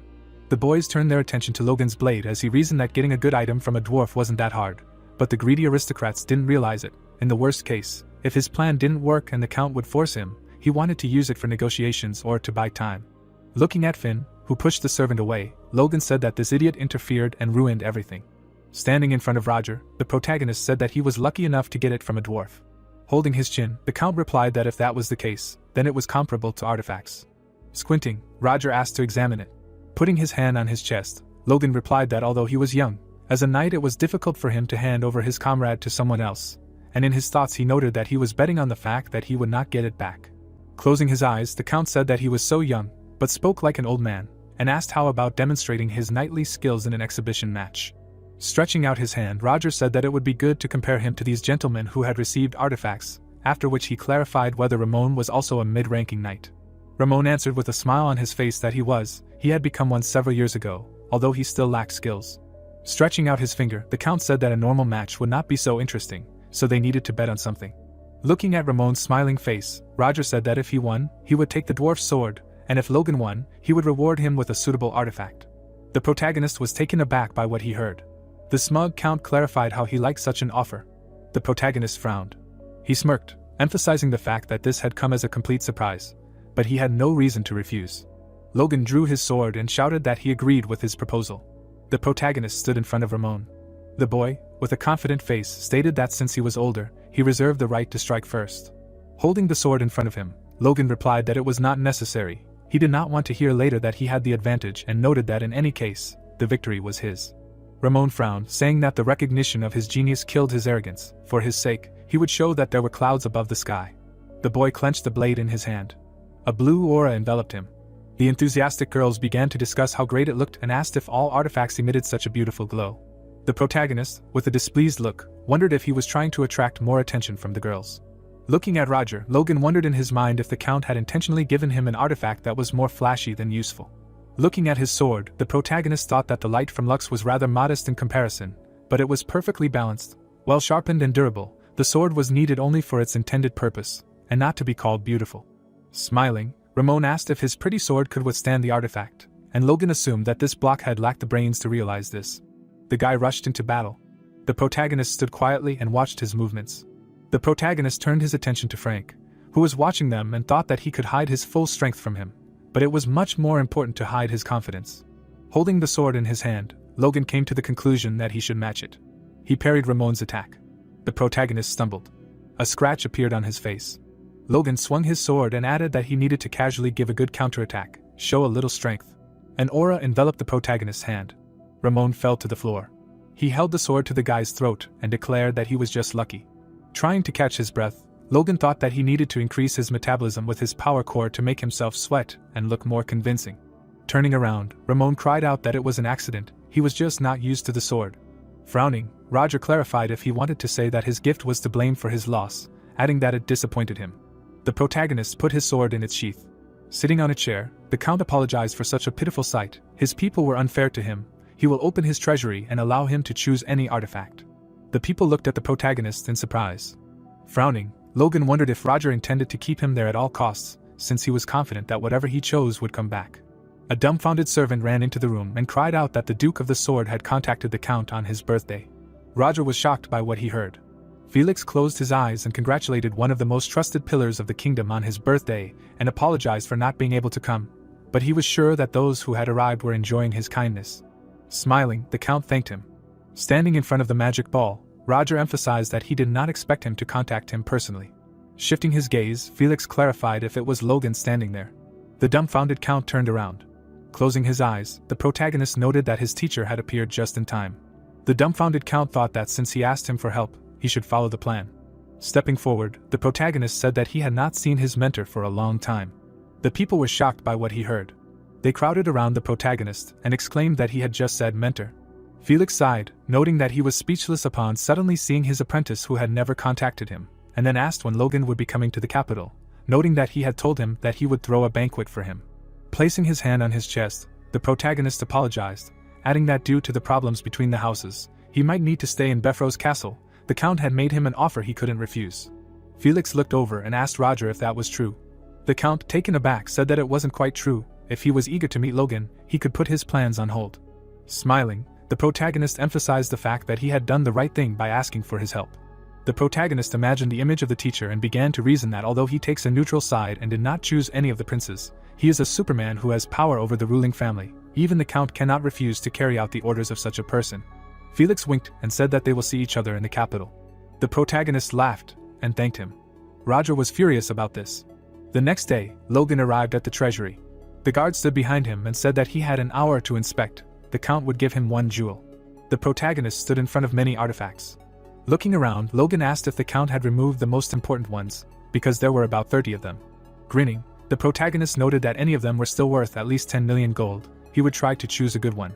Looking at the various weapons, the protagonist began to reason that his senses, strengthened after the development of the power core, allow him to feel the differences in the energies contained in the artifacts, by which one can judge their power. He passed by the weapon and noted that he had enough of lux. Even with a simple glance at it, it was obvious that there was nothing better than what was at the banquet yesterday. He looked at the armor and noted that it was armor reinforced with fire and electricity magic, which would roast alive whoever put it on. Logan shifted his gaze.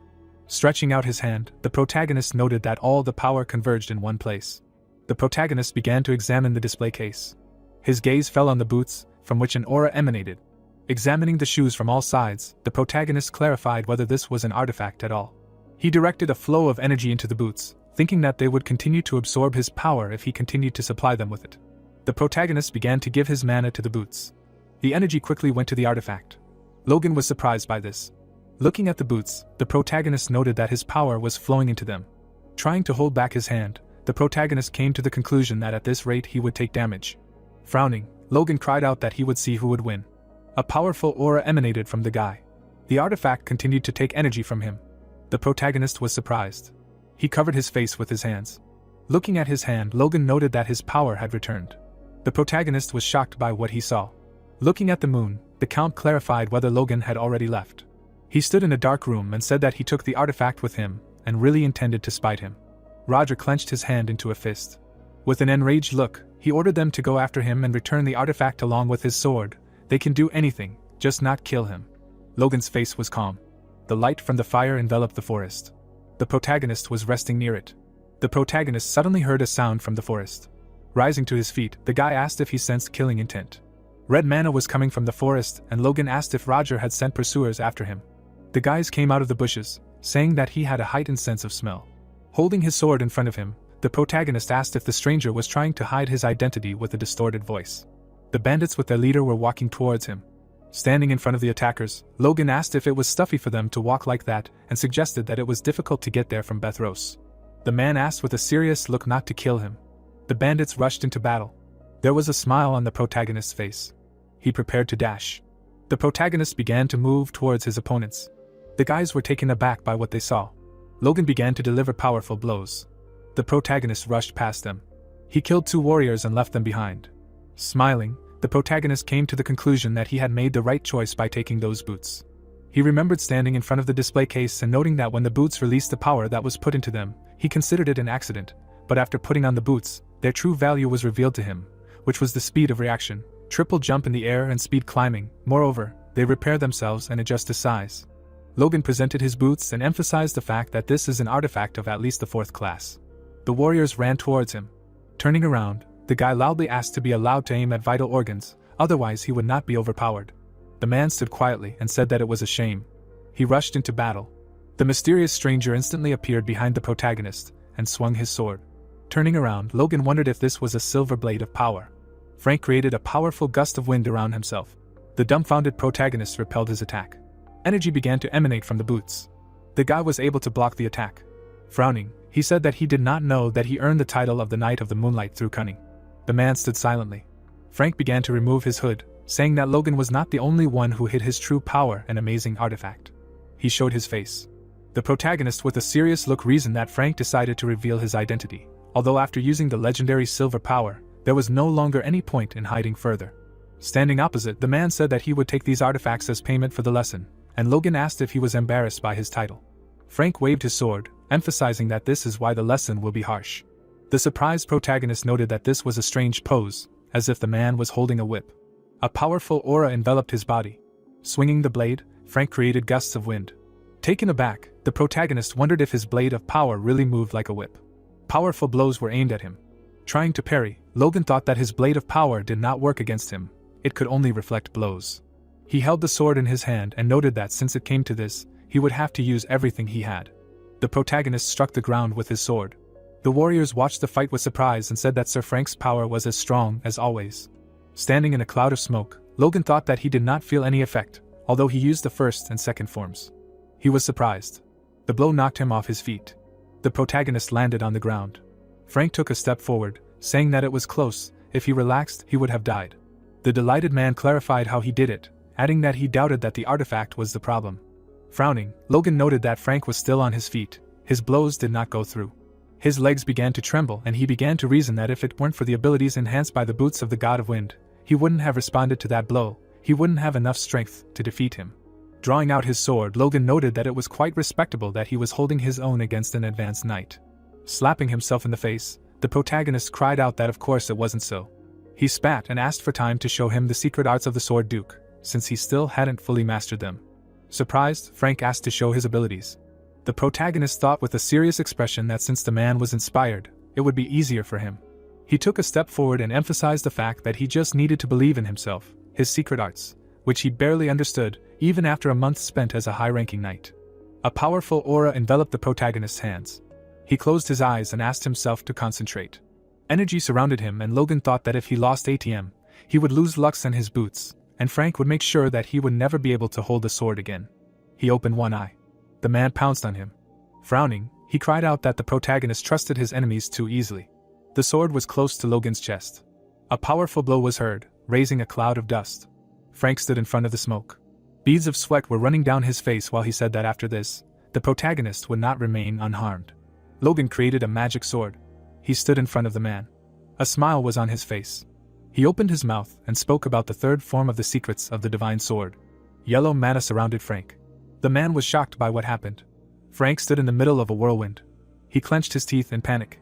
An explosion occurred in front of the guys. Reaching out his hand, the knight ordered them to find him first.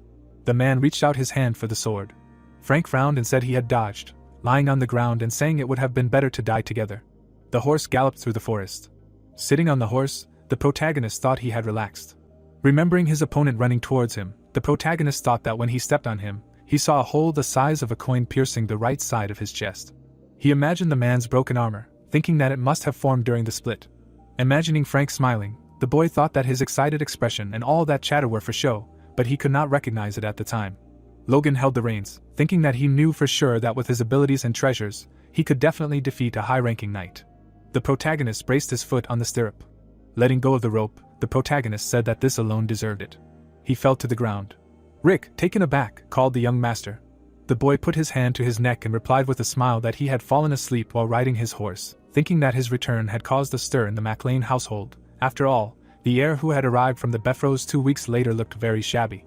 Looking at his father at the window, Logan thought that this was not enough reason to officially complain about the Beffros, who could start a fight under the pretext of slander, so the incident was hushed up, and Patrick said that he had to endure hardships because their family had little strength. He could not look him in the eye. The protagonist grinned and replied that they would pay them soon, thinking that for this he needed to reorganize their forces. Ranian swung his sword with a cry. He cut the log. The serious guy tried to catch his breath. Remembering how his brother smiled and said that this war would end quickly, he did not need to be there. Let him hone his skills. Ranian thought that he could not allow him to treat him like a child. He was also a sword of their house. The boy looked ahead sadly, thinking that his brother had faced humiliation at the Beffros, and listened to him working hard. The protagonist approached him and said that he should rest and allow him to introduce him to the one with whom he would train from now on. Victor stood next to him and said that he was a new knight. Calmly looking at him, Ranian thought about the fact that they were the same age as him, and he could also use power. Smiling, the protagonist said that he had awakened not long ago and had been getting used to power until that day. They were the same age, he could be a good motivation for him. The brother stood confused on the street and asked if he meant training together, and the guy interrupted him, saying sparring. Logan looked at the serious guys, asking if they wanted to try right now. The protagonist raised his hand to his face and announced the start of the battle. Victor extended his sword to his opponent. Gritting his teeth, Ranian thought about the iron blood sword. He looked at his serious opponent, wondering if he had just awakened. The teenager bared his teeth. Swinging his flaming sword, Ranian wondered what he would say right now. Victor frowned. The guy quickly swung the weapon. Looking at the flying opponent, he wondered if the attack was from above. Victor furiously lowered the sword. The guy stabbed the weapon into the ground. Ranian jumped back. Frowning, he said that the opponent was a monster. The guy looked at him sadly. Stretching out a finger, the protagonist laughed and asked who he called a monster. So cute. Raising his sword, Ranian thought that he should give it his all. His opponent looked at him happily. The teenager grinned.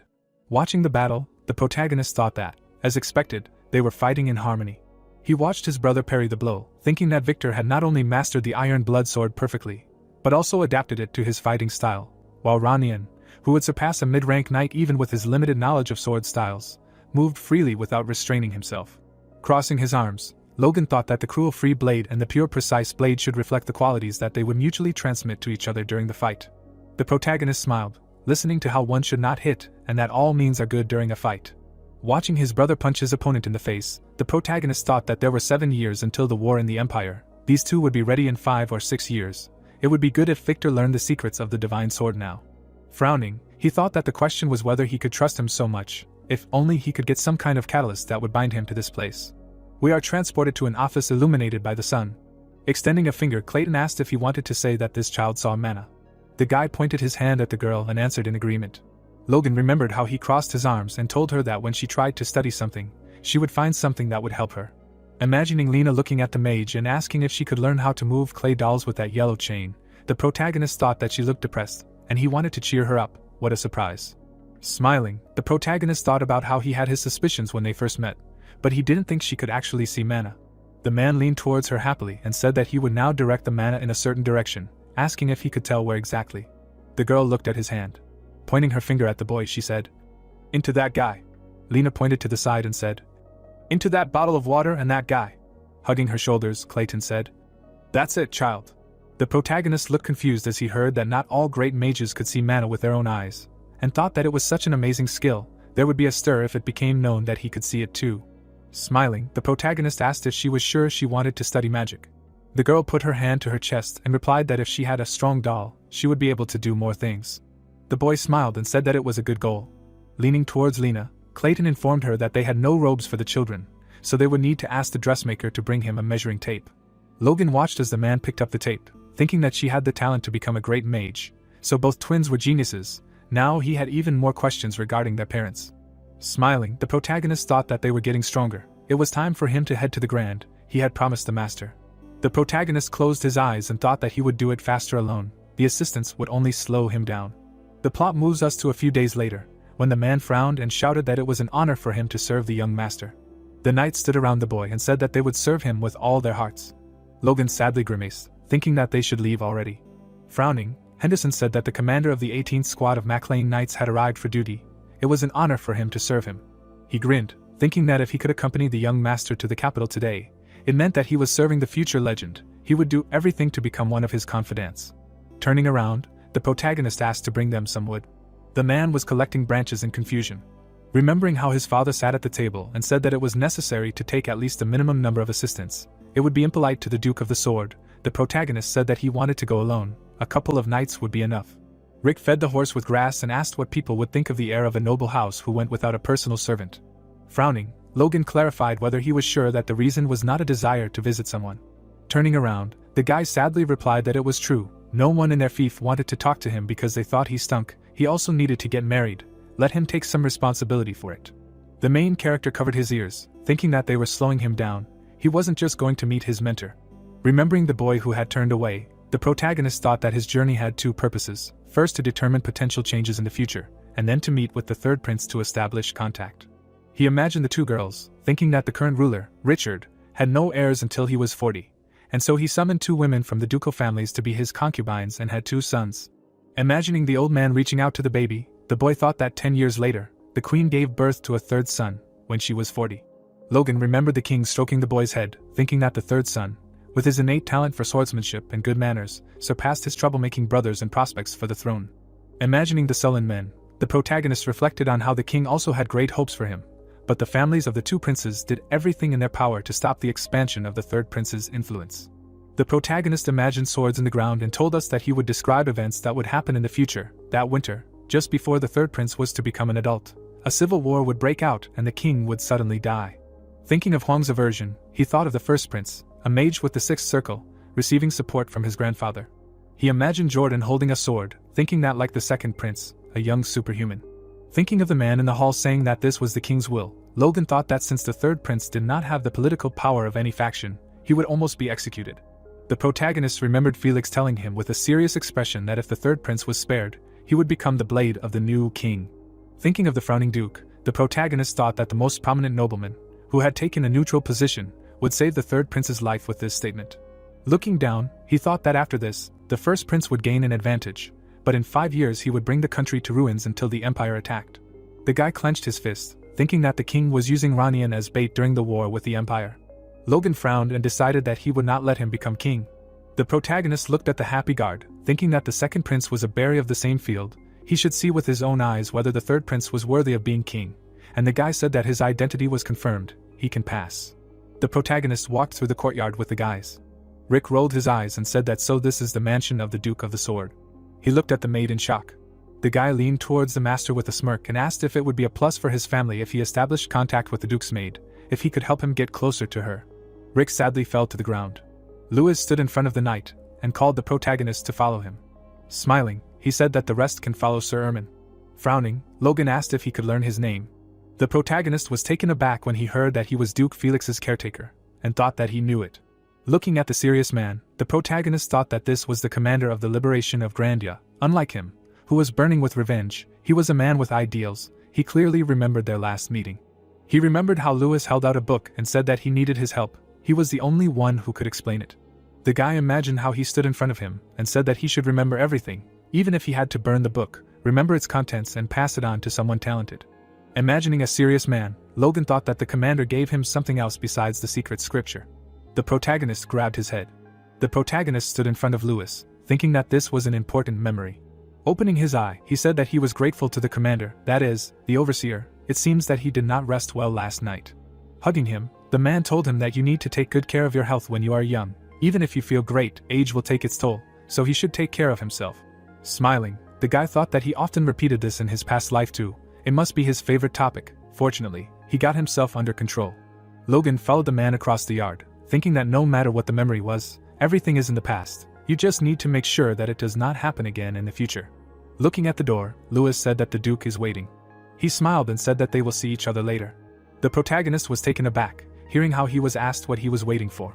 The protagonist happily looked away. Walking towards the woman, he said he was glad to see them again, overjoyed to know they were in good health.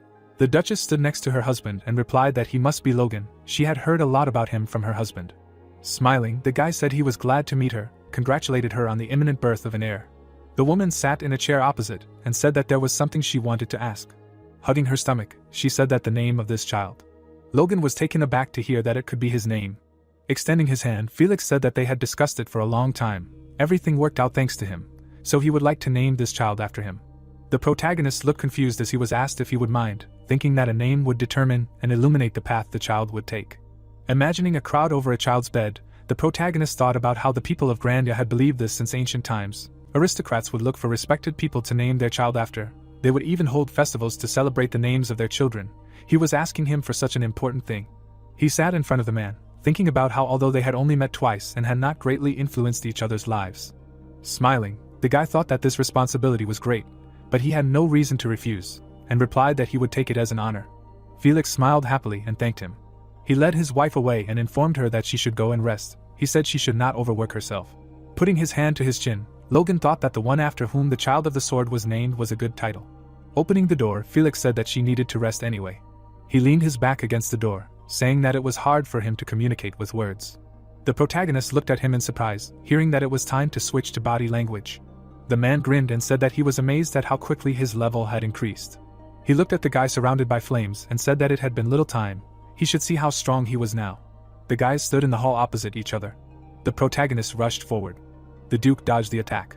The guy gritted his teeth in displeasure. Felix deftly parried the blow. Logan grinned, thinking that he could easily block his blows. The protagonist looked at the serious man, thinking that since this was a fight with a master, he could test the limits of his abilities. Closing his eyes, the Duke said that was enough. The protagonist was surprised to hear the man ask what he was doing. Felix stood in front of him, asking what he was doing. He didn't want to say that this was all his power. The protagonist frowned, listening to him give it his all. He stood surrounded by flames, thinking that this was their first training since they became a teacher and mentor. He couldn't disappoint him now. The guy swung his sword furiously. A flash occurred around the boys. Gritting his teeth, Logan thought that after the pulse would separate. Releasing a stream of mana, the protagonist activated a lethal iron cut.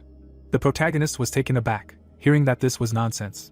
Felix brought the sword to his neck and asked if he really planned to lose after 2 strikes. He hit the guy in the leg. Standing in front of him, the man shouted that he should get up. He can only waste his strength like a fool. Logan gripped the hilt of his sword and thought about how he called his divine sword combo stupid. He even injured the Moonlight Knight with it. The Duke looked at him with disdain and said that he should show everything he could, the real art of the sword. Felix stood in the arena and asked him not to disappoint him even more. Grinning, the protagonist replied that he would show him properly. The protagonist lifted off the ground. Jumping up, he thought that he would use the deadly iron slash again. The Duke closed his eyes and said that it seemed that he did not understand anything. Clouds of smoke appeared in front of him. Landing, the guy thought that he simply disappeared. He did not even hear the footsteps, where he went. The man appeared behind him and said that he was here. Logan turned around in shock.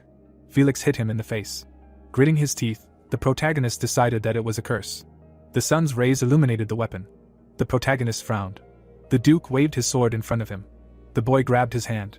Standing in front of him, the man asked if he called it swordsmanship. At least try. Logan writhed in pain, wondering how to understand his words about swordsmanship, what he wanted. Looking at the boy's legs, the man said that his strength had increased since their last meeting, but his skill had not changed. In fact, it had worsened. The protagonist was taken aback when he heard that his fundamental indicators had dropped. Closing his eyes, Felix asked if he thought that in order to master the sword, it was enough to put all his strength into one special move, adding that the fundamental indicators should be the basis for strengthening oneself. He looked at the averted student, and said that even if he moved to a new level due to luck or talent, it would only increase the height of the next step. The protagonist looked down with a smile, thinking that he had easily gained strength. Because he had returned in time and retained the memories of his past experiences, he had spent all his time on the secrets of the divine sword. How stupid it was. Picking up the sword, he thought about how he had misjudged himself when he returned to the past, since everything had gone according to his plan. The man turned around, hearing that he wanted to do it again. The boy frowned and cried out that he was asking for another chance, and thought he would fix his fundamentals. The beaten Logan rolled his eyes.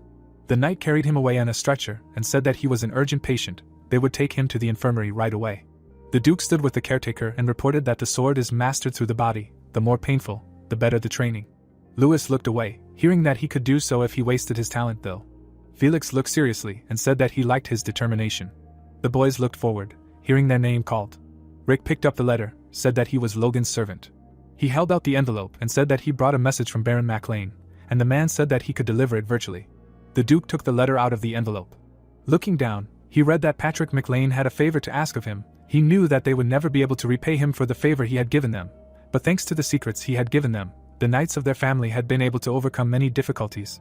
He knew that it was shameless to ask him for anything more, but he had to do so, realizing how dear Logan was to him, to whom he had given those great secrets.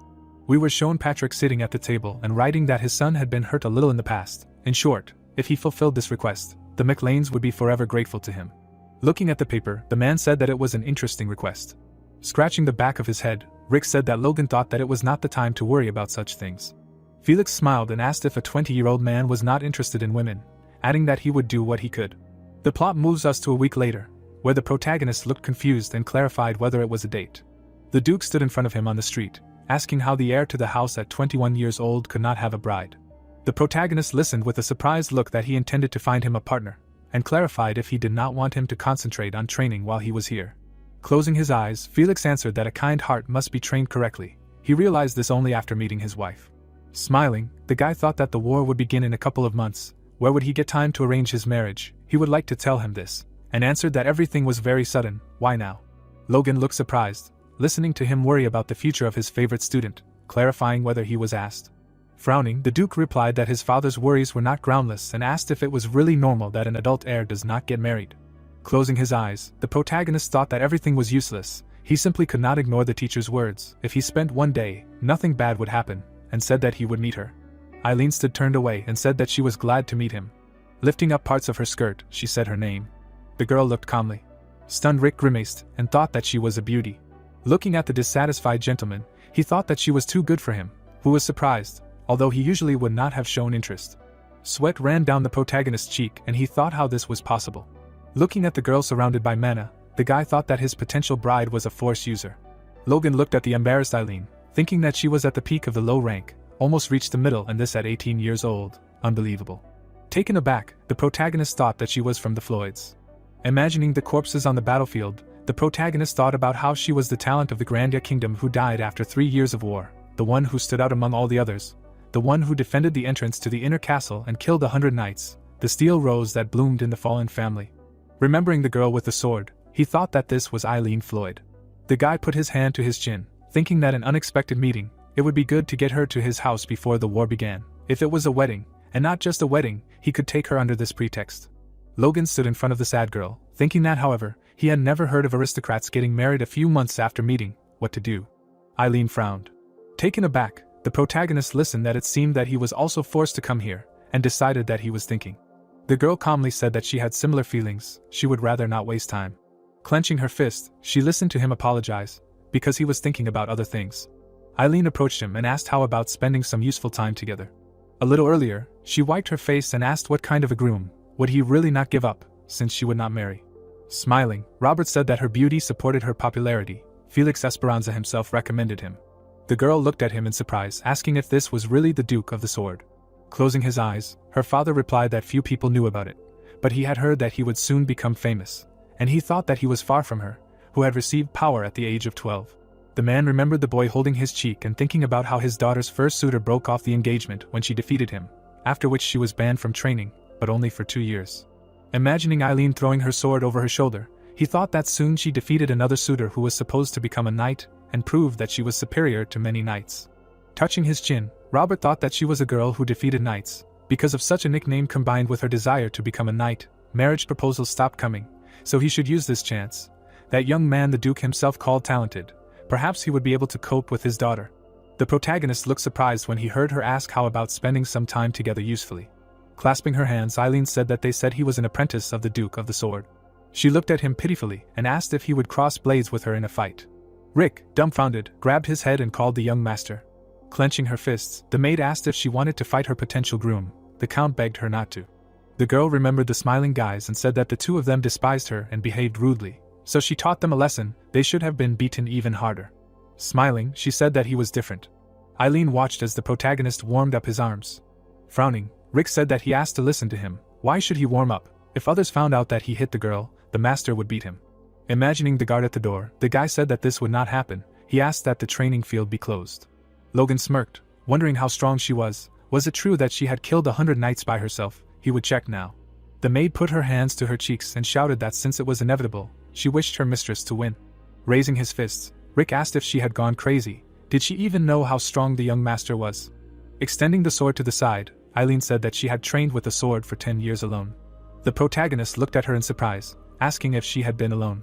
Frowning, the girl said that she had defeated knights before, so she hoped he would not underestimate her. The protagonist smirked and replied that he had not planned to give in to her at all, so he hoped she would understand if he was a little rough. The rival was taken aback. The guys were standing on the training field. Eileen rose from the ground. She quickly struck. The guy looked at her confidently. He attacked the girl furiously. Eileen coughed in pain. Standing in front of his opponent, Logan said that he had hit her with the flat side.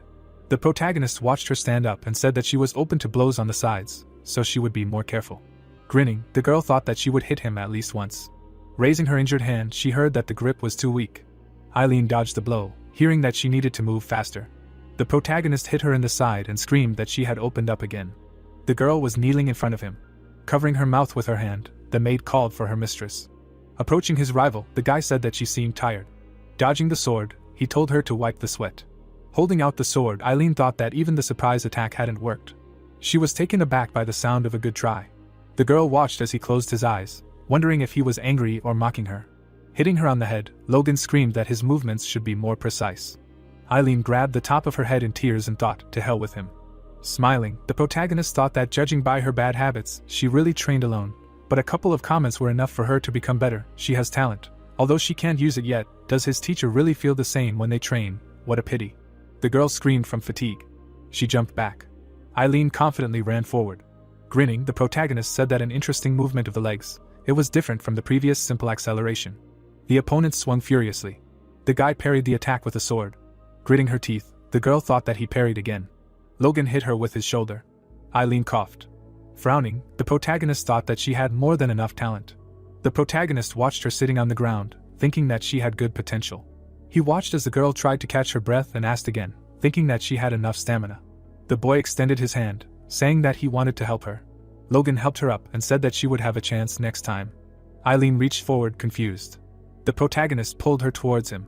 Smiling, the protagonist said that she had an amazing talent. Let her come to Mac Lane. He stood in front of the surprised lady, telling her that not as a girl, but as a knight, he could freely train and spar there. He would provide her with a battlefield where she could earn glory. Grinning, the guy asked if she agreed, that of course, they would have to be conditionally engaged. Eileen looked at him, confused. She blushed in delight and replied that of course. Smiling, Logan thought about the fact that she had a sense like Ranyan. The rumors were clearly not lying. It was very likely that in the future she would become a superhuman. The protagonist watched as the maid handed her a handkerchief, thinking that if engagement was the price to pay for such talent, it was a small one. Looking away, the protagonist wondered why his mentor had introduced him to the Floyds. Felix lowered his head and said that there were two reasons. He sat at the table in front of the guy and said that the first was that as long as the Floyds did not side with one of the princes, they retained some influence in the capital. Introducing the furious man, Logan said that the other reason was that Roger would have to wait and thought about how he was a little worried about the impending civil war. But from his point of view, such a choice made sense. The man put down his fountain pen and said that what was more important was that. The protagonist froze in confusion. Extending his finger, Felix said that he was curious how such a wild boy would get along with such a problematic girl. Just think, he liked her very much. Smiling, the protagonist thought that sometimes he was very strange. Well, it's good that everything was fine. The Duke sat in front of him and told him that he saw him blush when she came. Now he corresponds to his age. Getting up from his chair, Felix said that he couldn't even imagine how heavy the burden was on his shoulders. But for a young man like him, whose face reflected the weight of responsibility for the world. He put his hand on the guy's shoulder and continued to say that it was not interesting to watch. The man with a serious look said that he could share the burden, let him open his heart, trust the people around him and relax. Imagining Logan walking arm in arm with a girl, the Duke said that maybe he was in a hurry. But from what he knew, Eileen could help him with this. Smiling, the protagonist called for a mentor, thinking that only he could handle this. Felix looked seriously, saying that he should not delay having children, he would judge from his own experience. Looking around the illuminated office, the guy screamed. The sun was shining brightly outside. Klaus, gritting his teeth, held his sword. The guy standing in front of him shouted at him to pull himself together and learn to block blows. Confidently looking forward, the main character understood that 3 weeks had passed since he arrived in the capital, but he spent all that time training. Henderson pointed his finger at the guy and told him that this could also be considered training.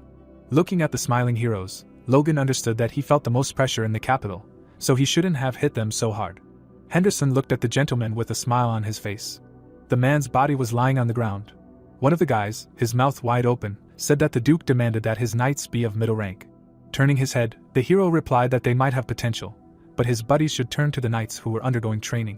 2 knights, walking forward, said that there were very kind heroes here who asked to fight on the very first day. Henderson looked at his partner and answered that they were strong, but not as strong as when wielding the iron blood sword. Looking at each other, the guys did not understand why the knights used a weaker blade style if the young gentleman said that he received this technique from the Duke himself. Klaus, lowering his head, understood that they could not have come up with it themselves. Thinking about Logan, the guys said with admiration that the young gentleman blessed them with abilities better than the Duke.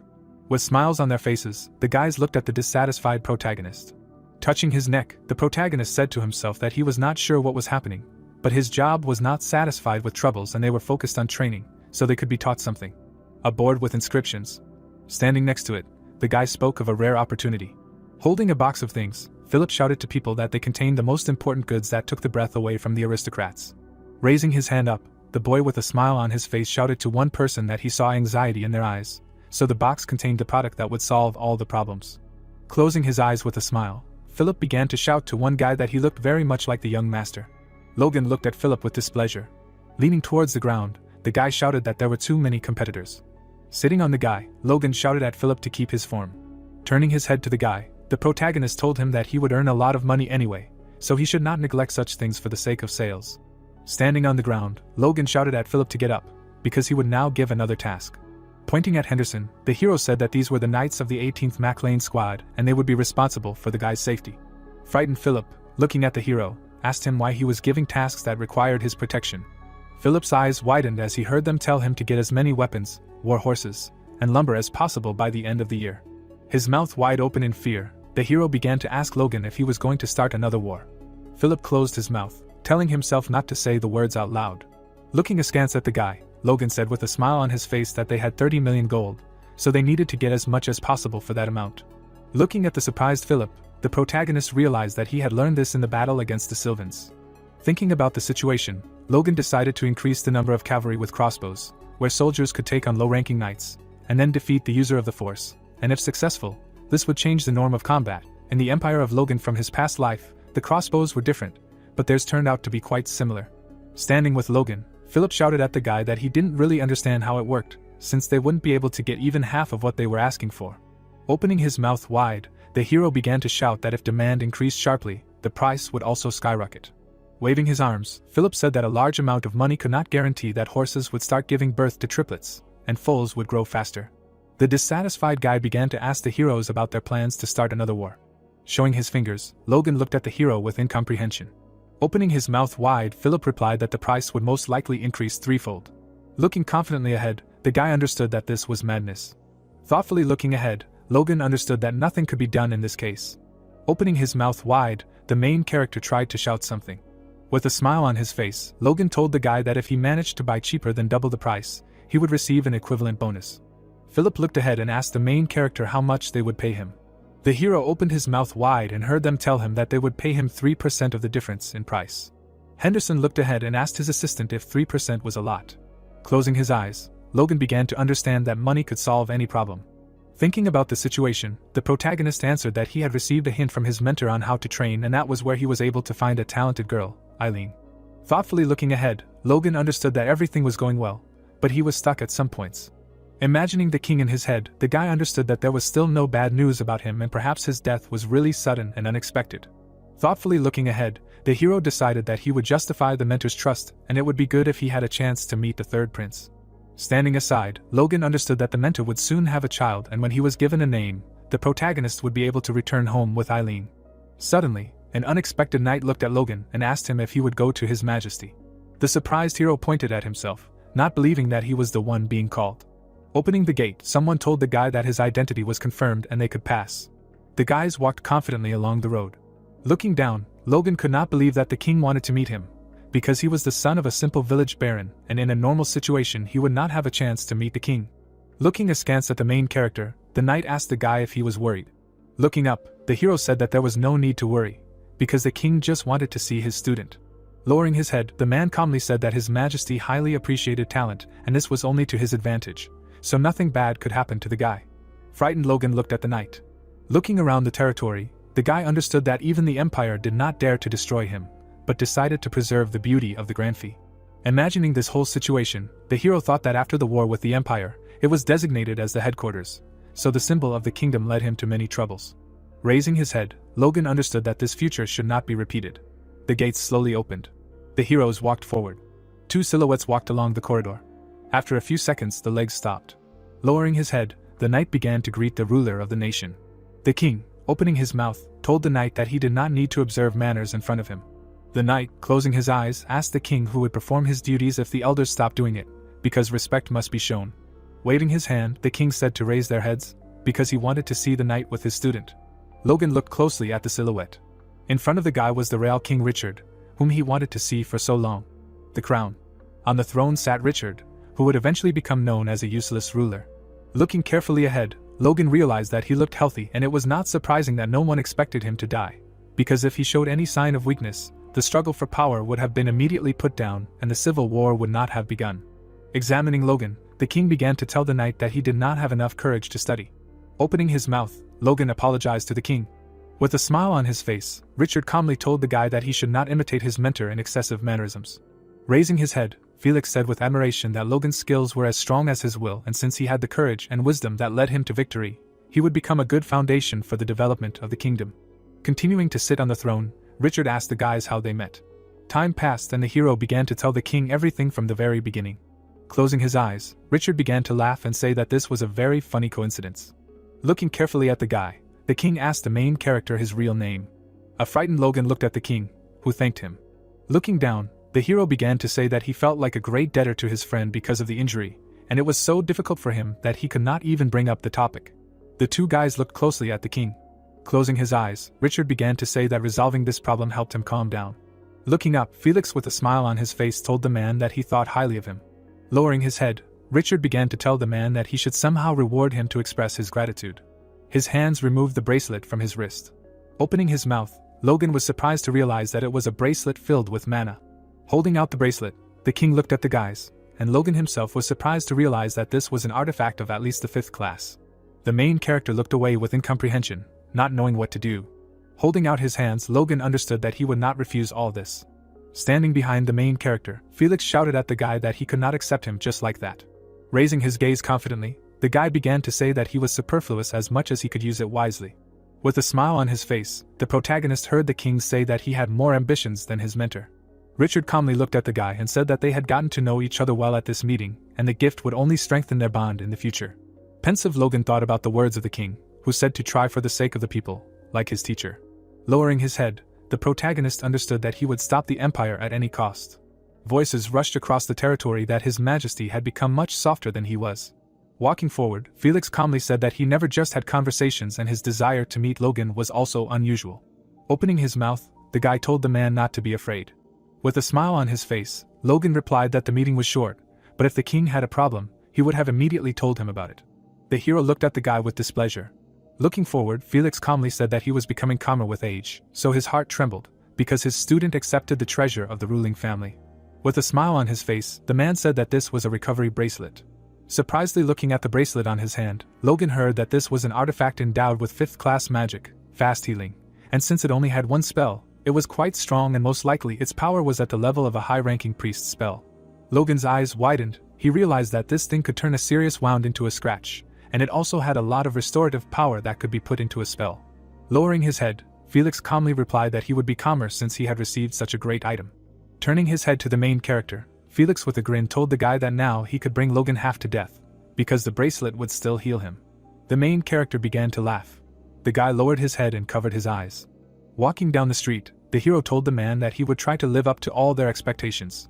The beaten Logan lay on the ground. Looking at the knight, the protagonist lying down understood that something like this had happened before. Someone started running to the guys, loudly calling the Duke. Logan, sitting on the asphalt, looked at the guys. The man's mouth suddenly trembled.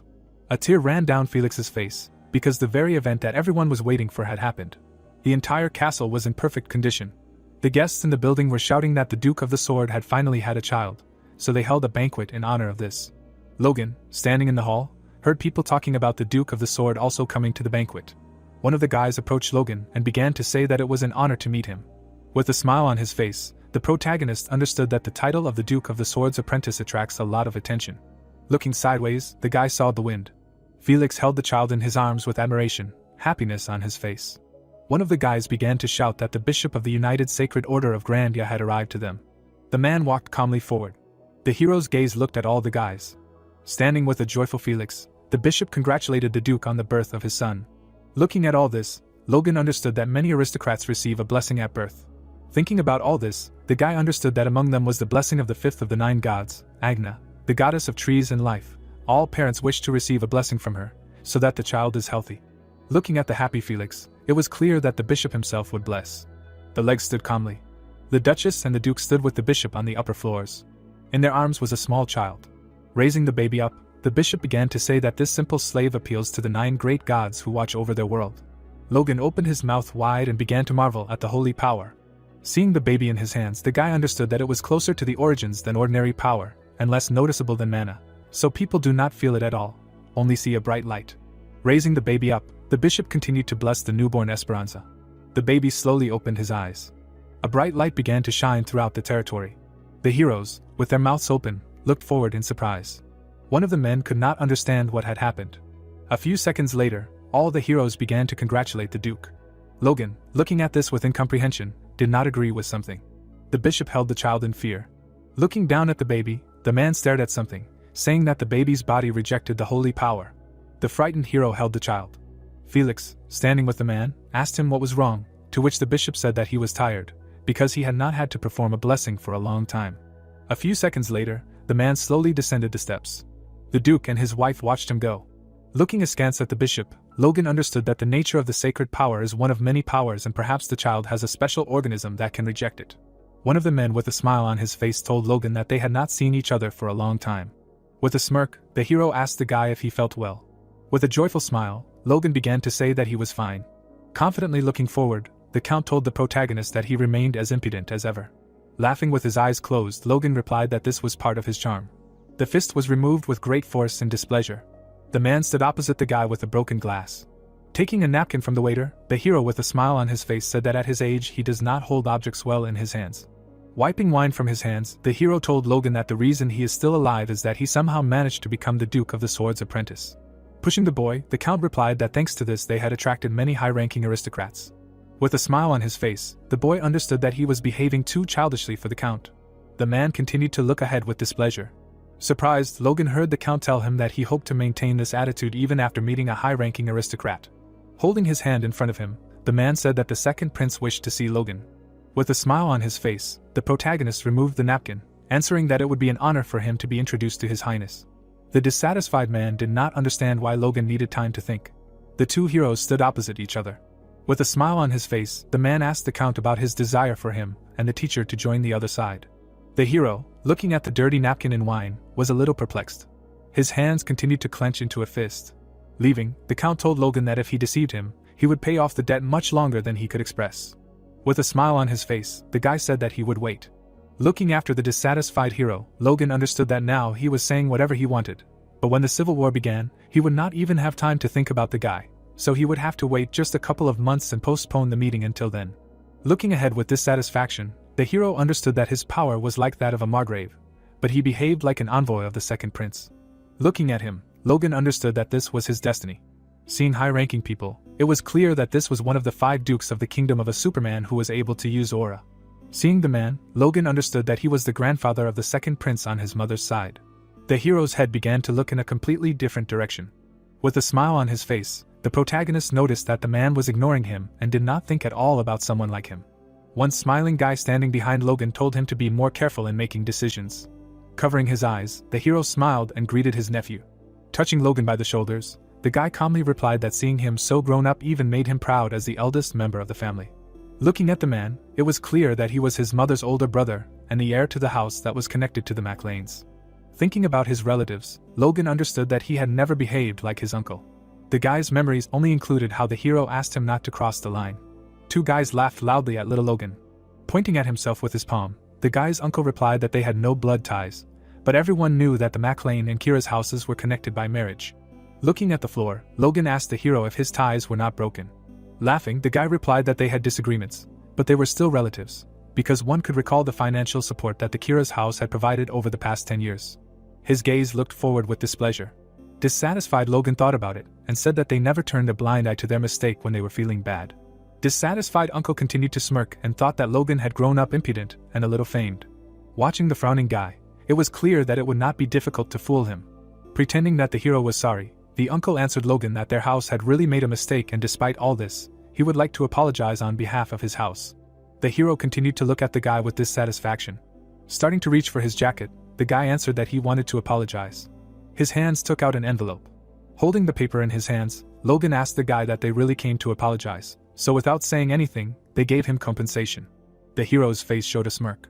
Bowing before Logan, the man asked him to help him, since he did not know what to do. Looking thoughtfully ahead, the main character could not believe that the heir of the Kairos, who never thought about his behavior, did this. His gaze immediately began to look ahead. Observing the surroundings, the guy decided that he could have been pressured. Thinking about his relatives, Logan understood that the grandfather on the paternal side of the first prince was in strict opposition and was the only magician with the sixth circle in the kingdom. Looking discontentedly at the count, Logan understood that all of them would never kneel before the dukes. The man heard with incomprehension how he was told to raise his head. Looking at his uncle, Logan asked him if it would be difficult for him to fulfill one request. His hands reached for the man's ear, trying to tell him something. A few seconds later, from what was said, the uncle's face changed to a more frowning one. The man's gaze looked away with incomprehension, not knowing how to react. Laughing loudly, Logan said that if he fulfilled this request, then the meeting with His Highness the First Prince would not be difficult at all. The dissatisfied uncle grabbed his head. A few seconds later, someone began to call all the guys.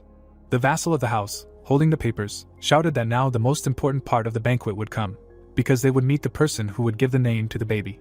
Turning back several times, the man looked at the papers with incomprehension, not believing his eyes. Climbing the stairs to the Duke and Duchess, Logan heard how they talked about him. Looking at the main character, the vassal wondered with incomprehension why he would be the one to give the name. The guy slowly rose. Looking at the baby, Logan understood that after birth, she received a shower from the aura from his teacher. The baby began to laugh. Holding the baby in his arms, Logan looked at her attentively. With a smile on his face, the main character thought about the fact that he had come up with a huge number of names. Standing near the crib, Logan shouted that the name of this child would be Stella. The baby looked at Logan with interest. With a smile on his face, the protagonist said that from the ancient language this name is translated as a star, so he hopes that their daughter will become a ray of light that will illuminate the night sky. Felix and his wife looked at the guy. With their heads down, the Duke and Duchess answered that they completely agreed with this. People looked at all this with interest, but Logan was still thinking about why she rejected the sacred power. In Logan's arms, the baby laughed and played. Smiling from ear to ear, the protagonist thought that it was all a trifle. Grinning, Rick said that they should look at all these letters. The aristocrats sent them because after that banquet they wanted to meet with him. Looking at him, the hero replied that he should leave them in his chambers. He would refuse everyone at once, to which the guy asked why. Frowning, the protagonist said that they should go home, and then thought that a civil war would break out soon. It was a pity that he did not have the chance to meet the third prince. But it was time to return to preparation. Looking at the ball, he heard that their harvest would be 20 times better than expected. It was the size of the harvest of 3 or 4 years combined. A thought appeared that everything seemed to be going according to plan at home. He should see for himself. Looking away, Logan heard that he would go home. The man smiled and said that he should stop training for now. Looking straight ahead, the hero heard that he wanted to teach him the final secret art. Standing in front of the man, he said that he was surprised that he had decided to do this out of the blue. The protagonist looked in amazement, hearing that he knew that he had something even greater. Looking straight ahead, the man heard that he was about. Looking at the hero, Felix said that about that ancient secret art, he once spoke badly of it, but if used correctly, it would be stronger than him. Smirking, he added that however, one should not forget what is more important than him. Frowning, the hero said that the basics. Taking a step forward, the man said exactly what. Now he will pass on to him an art that can strengthen his basics. Raising his head, the protagonist thought about what to strengthen. Logan stood in front of the teacher, heard that the martial art style he developed does not allow the enemy to move, and increases his speed, which allows you to take control of the battlefield. Clenching his fist, the man said that the first proper manifestation of this is a heavy sword.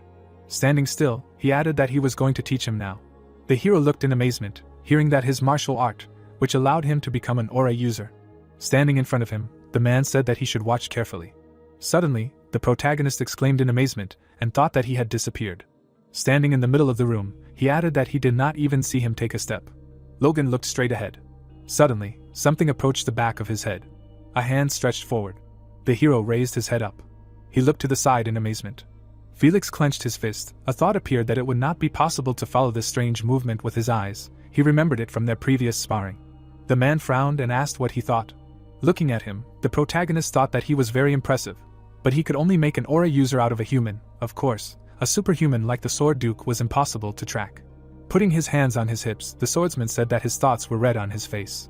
Looking straight ahead, Logan heard what was the basis of all martial arts, to which he replied that it was the legs and gait. Grinning, Felix said that however, this only applies to those who do not use force. It seems that he wanted to say this, but the reason why he is ranked above other aura users in the kingdom. Putting his hand on his chest, he added that it is due to the shadow of the spirit. Looking down, the hero thought that the shadow of the spirit was a strange name, but since he was so proud, it was worth mastering. Looking away, the man said that he heard that he was having trouble with that knight named Frank. Raising his eyebrows, he added that such a thing would not happen again if he studied it. The protagonist smiled, hearing that he wanted. Looking straight ahead, he replied that of course. A room appeared, and a voice said that he should step lighter. Logan shuddered in amazement, hearing that his heels should only touch the ground at the moment of jumping. The thought appeared that an amazing talent. The hero frowned. The thought appeared that he not only copied everything in a couple of hours, but also learned it so well that he could master it completely. Grinning, the man thought that the decades spent waiting for someone who could do it had finally paid off, and then shouted that it was too slow, he should step lighter and strengthen his strength. The protagonist frowned. The thought appeared that excessive praise was poison for a genius. His assessment of himself was still inadequate. A little humiliation would do him good. Logan took a step forward, hearing the command to stop. Crossing his arms, Felix said that he should continue training to master the movements. Good job. Looking at him, he asked what happened to his face. Looking down, the hero said that well, the movements are really amazing. He feels like he has become twice as fast. Stretching his hand forward, he added that but it does not look like such a method was created by a knight, rather, to which the man asked, that an assassin. The protagonist silently looked forward. Closing his eyes, the swordsman said that there was some truth in his assumption. Lowering his head, he added that when their king was a prince, he made his novice knight his personal guard. The man looked in amazement. It was heard that his majesty always had many enemies. Even when he ascended the throne, he experienced many horrors that are difficult to talk about. The swordsman extended his weapon forward. It was said that the youth who was delighted with the knighting had seen more bloodshed than the knights on the battlefield. In order to protect a man from the crowd advancing on him, that youth continued to kill. The man clenched his teeth tightly. It was heard that more than the killers, he needed to become faster and more agile. Felix held the weapon in his hands. It was said that he needed a martial art that allowed him to control the space, so that one blow could resolve everything. Lowering his head, the man said that when he studied the shadow of the spirit, he felt that he had achieved his goal. Putting his hand to his chest, he added that he was finally able to awaken the aura. Grinning, the swordsman said that he should not turn his nose up just because he understood the theory, and trained with the sword all his life. Bowing, the hero replied that he understood. His eyes widened. He thought that this was the path the greatest swordsman in the kingdom chose to become a superhuman. The protagonist looked surprised to hear that, however, there was another reason why he came to him before leaving. He widened his eyes in amazement when he heard that the third prince wanted to meet him. A dark sky appeared. A man ran forward at a rapid pace. The unknown people flew through the air. Looking straight ahead, Logan asked that he taught him the spirit shadow so that they could move like this, to which the man replied that, well, partly. Landing on the ground, he added that they were in place. Looking straight ahead, the hero thought that it was the same. A small house appeared.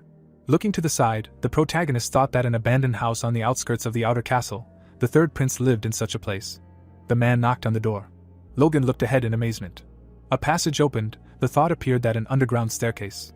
Descending the stairs, the hero asked if it was worth the risk to meet him, to which the man replied that many were watching him. Looking to the side, he added that he wished to meet the Duke of the Sword's apprentice. The protagonist looked surprised, hearing that he had heard about the third prince.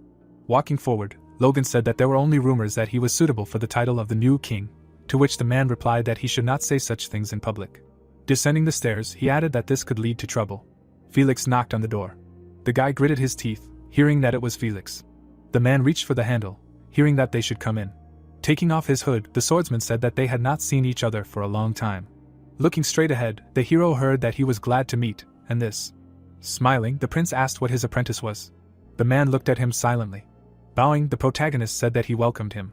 Frowning, he thought that he would finally be able to see for himself. Chuck smirked, wondering if the third prince was fit to be the new king. Putting his cup down, the prince asked that at such a young age he was already a high-ranking knight, very impressive, to which he was told that they were praising him too much. His merits were small, all thanks to his great teacher. Closing his eyes, Chuck said that it was small. He was destined to do great things, unlike a mediocre one like him. Looking down, he added that he did not mean to insult him. He simply heard what was said about him. Not only was he a skilled fighter, but he also saved his family, which was falling into decline, and even increased its influence. Looking straight ahead, the hero heard that he was worthy of being called a hero, to which he replied that he was grateful, and then thought that he knew how things were in the outskirts, which most aristocrats considered unimportant. Felix closed his eyes. The thought occurred to him that his teacher had not told him anything. Stretching his hand forward, the prince said that since the duke rated him so highly, he had conducted his own investigation. It was by chance, it would not offend him, to which the protagonist replied that of course not, he was grateful for his interest. He smirked and said that now let him get down to business. The thought occurred to him that he thought he would be little better than the other princes, but he greatly exceeded his expectations. Looking at the hero, the guy said that perhaps he did not know, but the fate of their country was now in danger. The aristocrats had divided it in two, and were fighting, trying to absorb each other. Clenching his fist, he added that there were no obvious physical conflicts now, but the situation was like a ticking bomb. Gritting his teeth, the prince said that these damn idiots did not have an ounce of care for the common people. They were a poison that would destroy the country. Frowning, he shouted that therefore, he needed a talented man. He needed the strength to pull out the leeches that were drying up their country. The man looked at him in amazement and turned around. Closing his eyes, Chuck said that he knew how he, a prince without power, could ask the duke's men to fulfill his goal, to which Felix replied that this was not what he wanted. Looking straight ahead, Logan heard that he was a genius of their age and a treasure of the kingdom. Stretching his hand forward, the prince said that he hoped such a talented man like him would fight by his side when the time came. Looking at him, the hero heard that he could do this for him. Smiling, the protagonist thought that of course, this is what he wanted, and then said that he would fully share his opinion, and having met him in person. The guy smiled, hearing that he was convinced that the rumors about him being the only suitable candidate for the title of king were true. He looked in amazement, hearing that however, there were some obstacles preventing him from serving him now.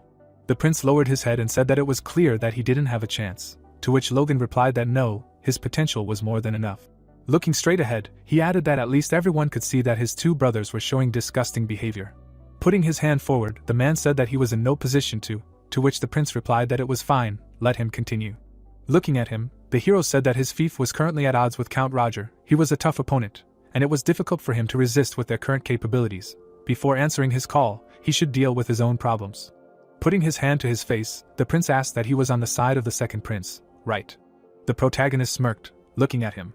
Putting his hand forward, he said that if he gave him some time, he would deal with him, and help him with the restored powers of the Maclanes.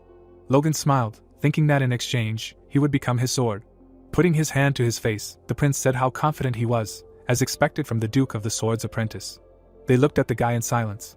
Chuck smirked and said that he had prepared a good gift for him when that time came. The hero extended his hand forward, hearing that he would be waiting with impatience. They shook hands. The doors appeared, and it was heard that he was thinking about what he had been thinking when he swore allegiance to the prince. The protagonist looked at the man in amazement. Smiling, he asked that he had been too straightforward. After all, he had specified that this would happen when he dealt with Roger, to which Felix replied that he was very cunning and understood what he was doing.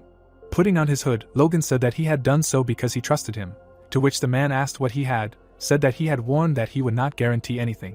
Putting his hand on the hero's shoulder, the man said that he knew that this was not all. He could talk about his experiences. Smiling, Felix said that maybe he could help. The protagonist looked at him in amazement. A dark sky appeared. It was heard that in addition to the third prince, he believed the king. Closing his eyes, the duke said that the decision would not be his, but his majesty's. Looking straight ahead, Logan said that there were rumors about this. He frowned and added that the first prince would become a tyrant who would destroy the ruling family, the second a terrible king who would destroy the country. The man looked at him in amazement and asked who dared to say such a thing, to which the hero thought that he was in his past life, but he doubted that he thought the same now. Standing in front of the man, the protagonist said that he believed it, and thought the third prince was better than the other two. What would he say? Looking at him, the duke replied that he would repeat himself. It was not up to him to decide. Gritting his teeth, Logan said that he wanted to hear his personal opinion. The man looked down. The hero smirked, hearing that they had the same opinion, to which he thought, great, now he had his full approval. The man put his hands on his hips. The thought arose that even if this was just a seed in his thoughts, but when something unexpected happened, it would grow. Looking at the man, the protagonist said that he should protect the third prince until he came of age, and then thought that although chaos would come sooner. Closing his eyes, Felix replied that he always felt that he was quite interesting, but until now he did not understand what he was thinking. People were walking towards the gate. The image of a man appeared. It was said that in the past 2 months he had completed many things. He had visited the king and met the third prince. The man smiled. The thought arose that he had received railway lines and networks from the Kiros and secured a promise of cooperation. This would make it easier for them to acquire supplies during the Civil War. The horses walked forward. It was said that it was time to return home. The carriage moved forward. The man grinned and said that during their stay in Grandia they devoted themselves to training, to which the knight replied that to think that they had a chance to cross swords with the knights of the Duke of the Sword, it was not for nothing that they accompanied the young master on this reconnaissance. Frowning, he added that but the greatest benefit lies in this, so, to which Henderson responded approvingly. The hero grinned, the thought appeared, that the young master's engagement. Walking straight, the man said that who would have thought that he would find a partner in the capital, to which the soldier said that he decided on this after the first date. The protagonist put his hand to his face, it was heard that he liked it in her. He frowned, the thought appeared, that strength and fighting ability. The girl looked at him. She turned her head, the thought arose that he had brought her to use her as a knight, but they were conditionally engaged because of this. The man looked at her with fear, the thought arose that he had problems convincing her father. Logan looked away, hearing that he was asking her to keep her promise. The girl looked out the window, and he asked again. Taking the girl's hand, the man turned. Standing in front of her, he said that he asked her to take care of herself. Looking straight ahead, Eileen said that she could not return without results, having come all this way, so he must keep his promise. The hero looked at her in amazement. He walked forward, the thought arose that the feeling when you leave the place where you have lived all your life. The protagonist suddenly froze. He looked at the kingdom. Sitting in front of the girl, Logan said that of course. Eileen grinned and replied that she hoped they would arrive soon. The hero grinned, looking away. The carriage was going to the castle, it was heard that he was too. The carriage suddenly stopped. The protagonist stood in the middle of the room. Grinning, he said that he was back. Suddenly, people looked in amazement, the thought appeared that the girl. People opened their eyes in surprise. The knights froze in bewilderment. Patrick looked down and thought that Logan had returned with the girl. The hero smiled, looking at them.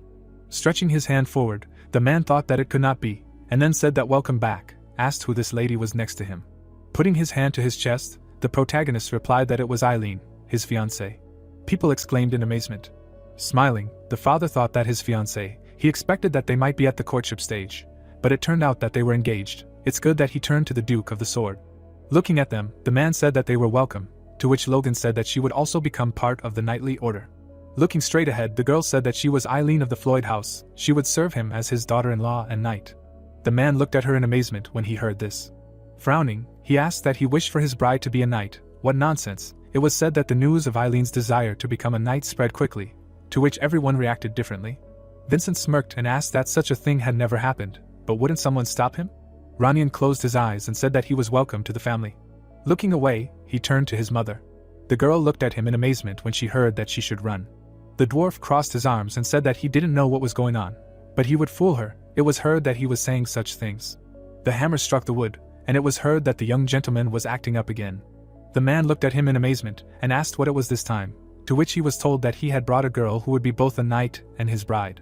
Sitting by the fence, the man exclaimed. The sky appeared. It was heard that he thought he would say that they would have to level another mountain, and this did not surprise him at all. The knights looked at the girl in amazement. She was standing in the middle of the soldiers. Putting his hand to his face, the man said that my God, he was not joking, to which the hero replied that such things are not joked about. Frowning, Patrick said that she was a woman. In the history of their kingdom there had never been female knights, to which the protagonist said that she could use force, and in their situation they needed to hire as many useful people as possible. Looking away, he added that the MacLean Knight's training was more intense than others. Even if she was talented, she was still a woman, a noble lady, and suddenly her father looked at her in amazement when he heard that she could. Looking at them, Eileen said that she would erase all their doubts about her abilities. Smiling, she added that as women, and then thought that she would make them recognize her as a knight. Looking at the girl, the knight said that this is what is said here, and the hero asked that this is her wish. Lying on the ground, Eileen thought that crazy bastards.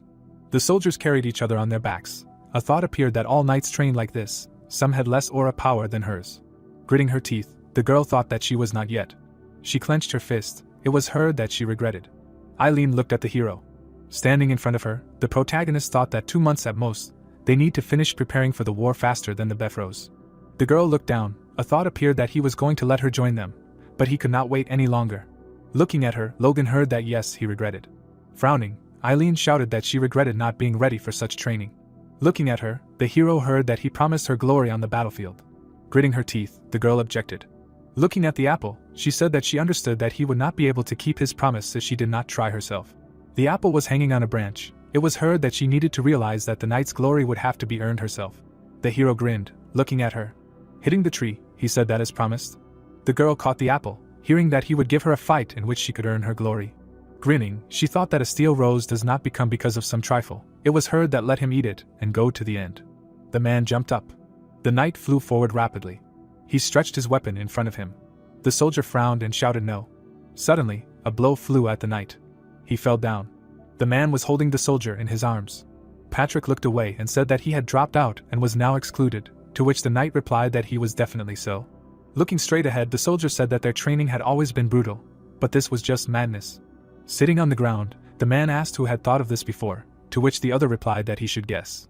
The hero put his hand on his side, and it was heard that he was a young gentleman.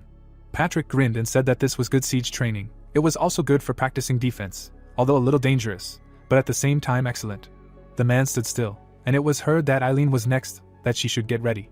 The girl rushed forward, hearing the command. Suddenly, she jumped up. Eileen was rapidly climbing the wall. The guy looked at her in surprise and said that she was fast, to which the other added that yes, but it would not help. Gritting his teeth, the knight said that it was an exercise. Holding the weapon in his hands, he added that he favored the defender. The girl frowned. It seemed that the attacker needed to be much stronger, or have big ones. Suddenly, spill flew into the knight's face. Eileen climbed up. She clenched her teeth tightly. Suddenly, a blow flew at the man. The girl pulled the weapon forward. Grinning, the hero said that victory was Eileen's. Closing her eyes, the girl said that she had done it. Looking to the side, the man asked what he was saying. She was an aristocrat, to which the protagonist replied that yes, I must have misheard that, and she was nothing. He recognized her. Looking straight ahead, Patrick said that she was trying her best to cope with the training, and her sword art was excellent. Asked how could it be otherwise. The hero and father smiled. It was heard that it was possible, then they would play dirty and win. Grinning, the protagonist thought that the knights were getting used to training, and Philip was busy with logistics. There was one last thing left.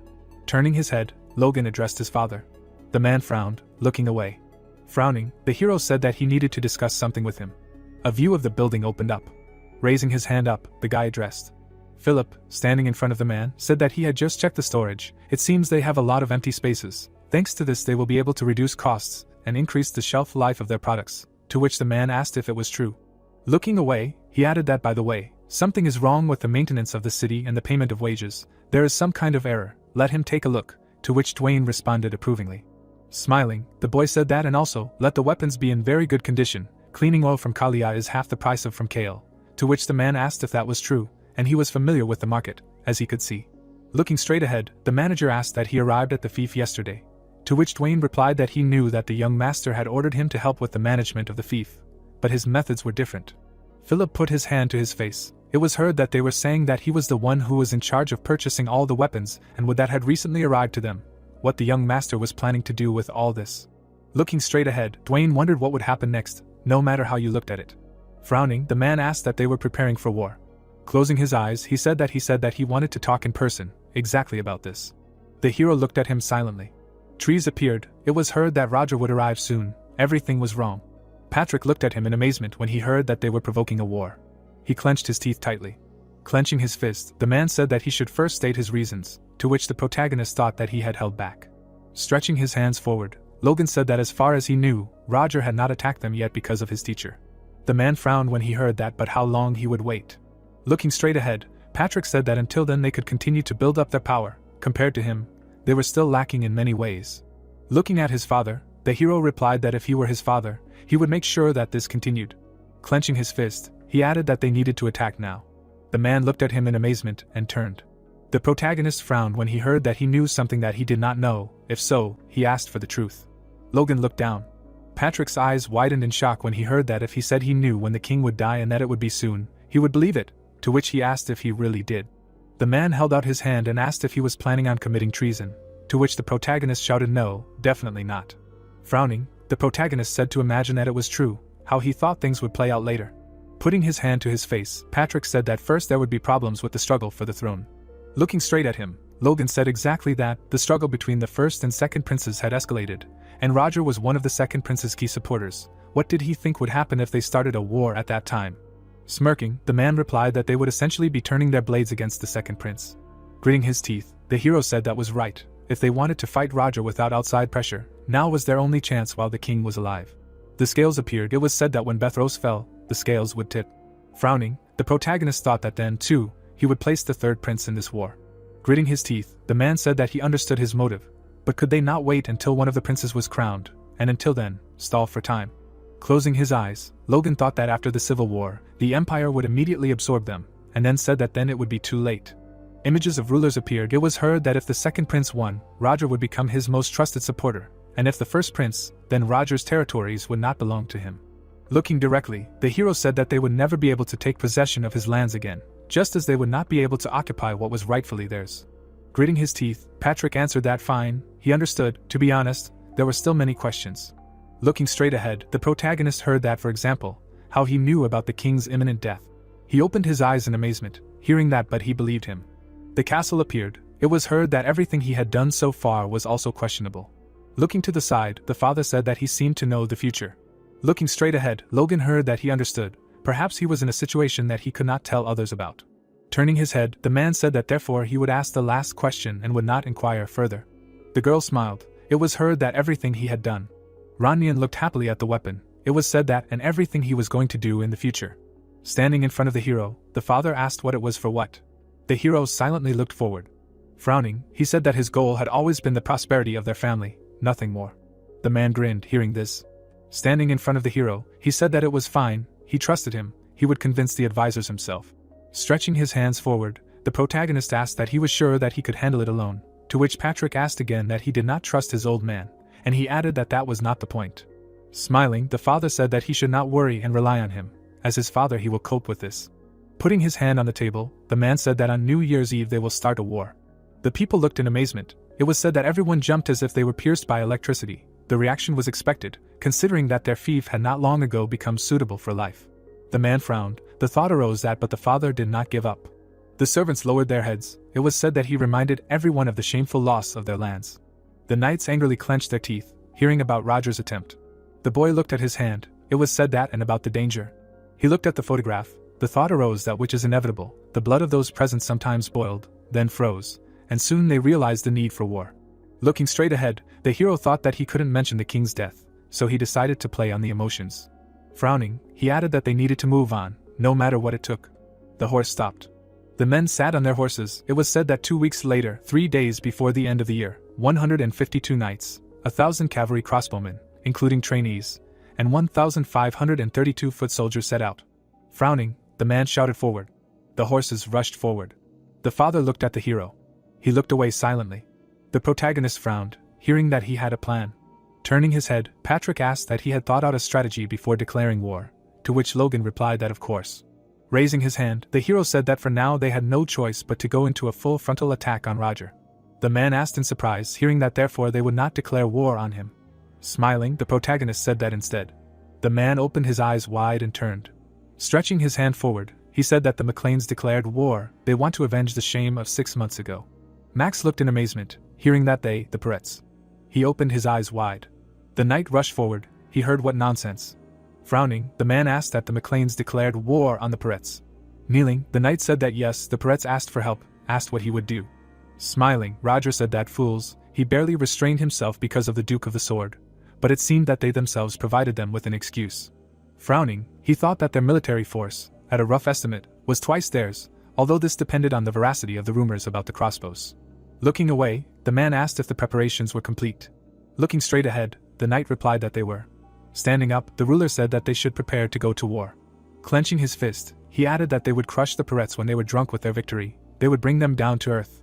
Patrick ran forward at a rapid pace. Looking at him, Vincent shouted that at this rate they would reach the Peretz castle within a day.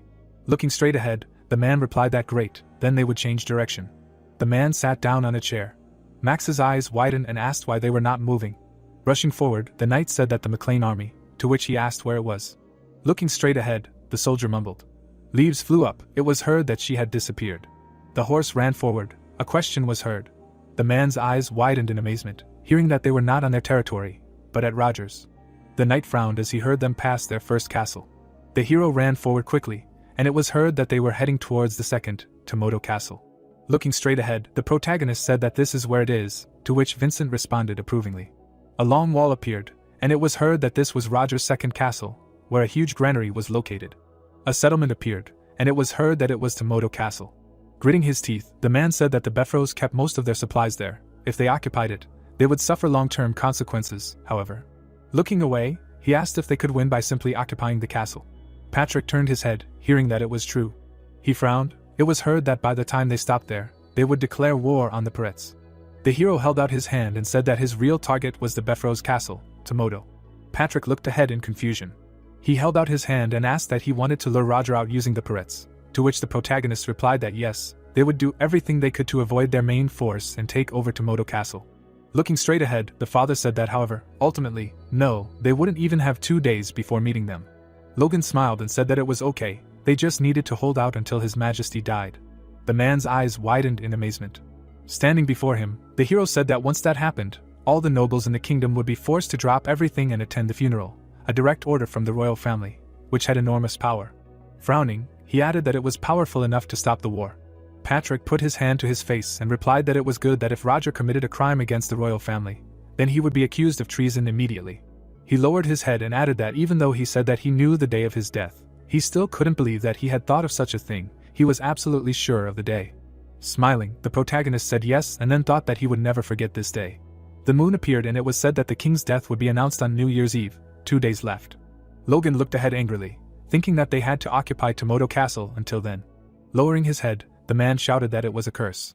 Jerome looked angrily and asked where they came from. Jericho looked at him and said that he should calm down. They had already reported to the main castle, they just needed to hold out for 1 day. The man looked away. Gritting his teeth, he said that there were 3,000 of them. The army moved forward. It was heard that there were about 200 knights alone. How could they hold out?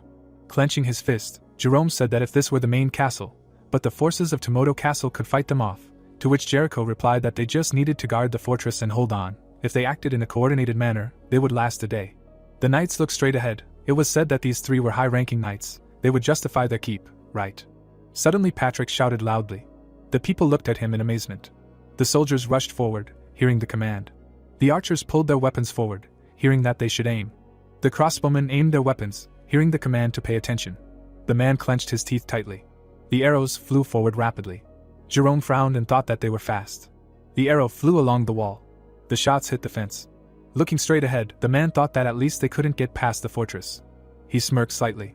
Stretching his hand forward, the knight shouted that they should shoot back, now. Arrows shot forward. They flew along the ground.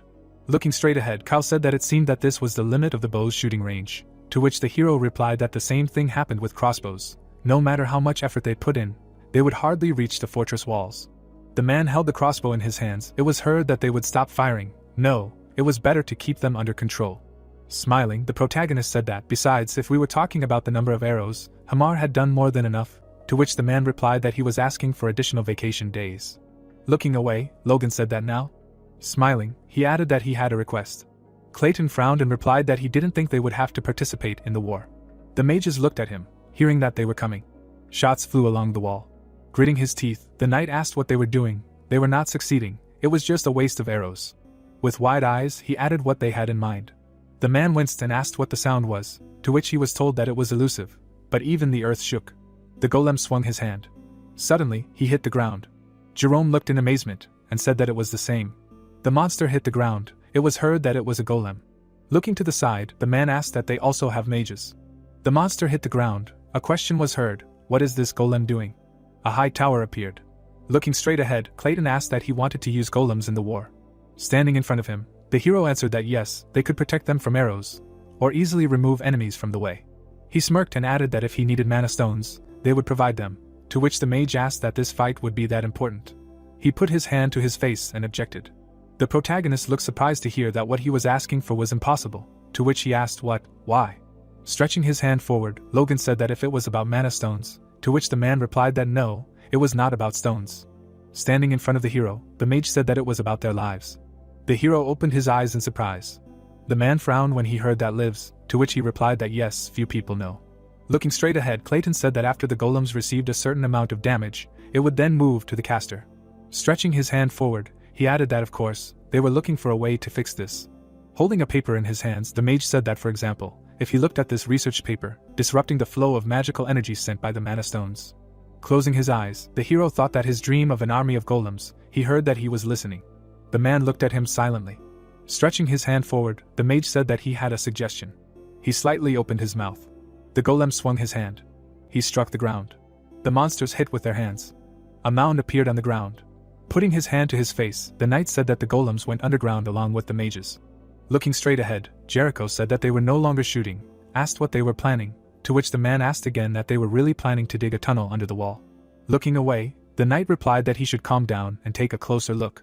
The sun was hiding behind the clouds. It was heard that they started in the morning, and it was already getting dark. At this rate, reinforcements would arrive before the golems got here. Looking away, the man said that they just needed to wait. Suddenly the ground shook. It was heard what was happening. The man looked scared and said that the walls. He clenched his teeth tightly. The knight looked away and shouted that what was the chance that the walls would collapse. Frowning, the man replied that it was impossible. Stretching out his hand forward, the knight asked what he was talking about, because he could feel everything shaking, to which he replied that they should not leave here. Looking straight ahead, Jerome asked what, but suddenly the walls would collapse. The army stood still. It was heard that why, in his opinion, they did not attack. Surely they had something in mind. The knights stood in front of each other. The man clenched his fist and exclaimed. Jericho closed his eyes, hearing that it was necessary to attack their magicians with a shock force. He would personally go down and.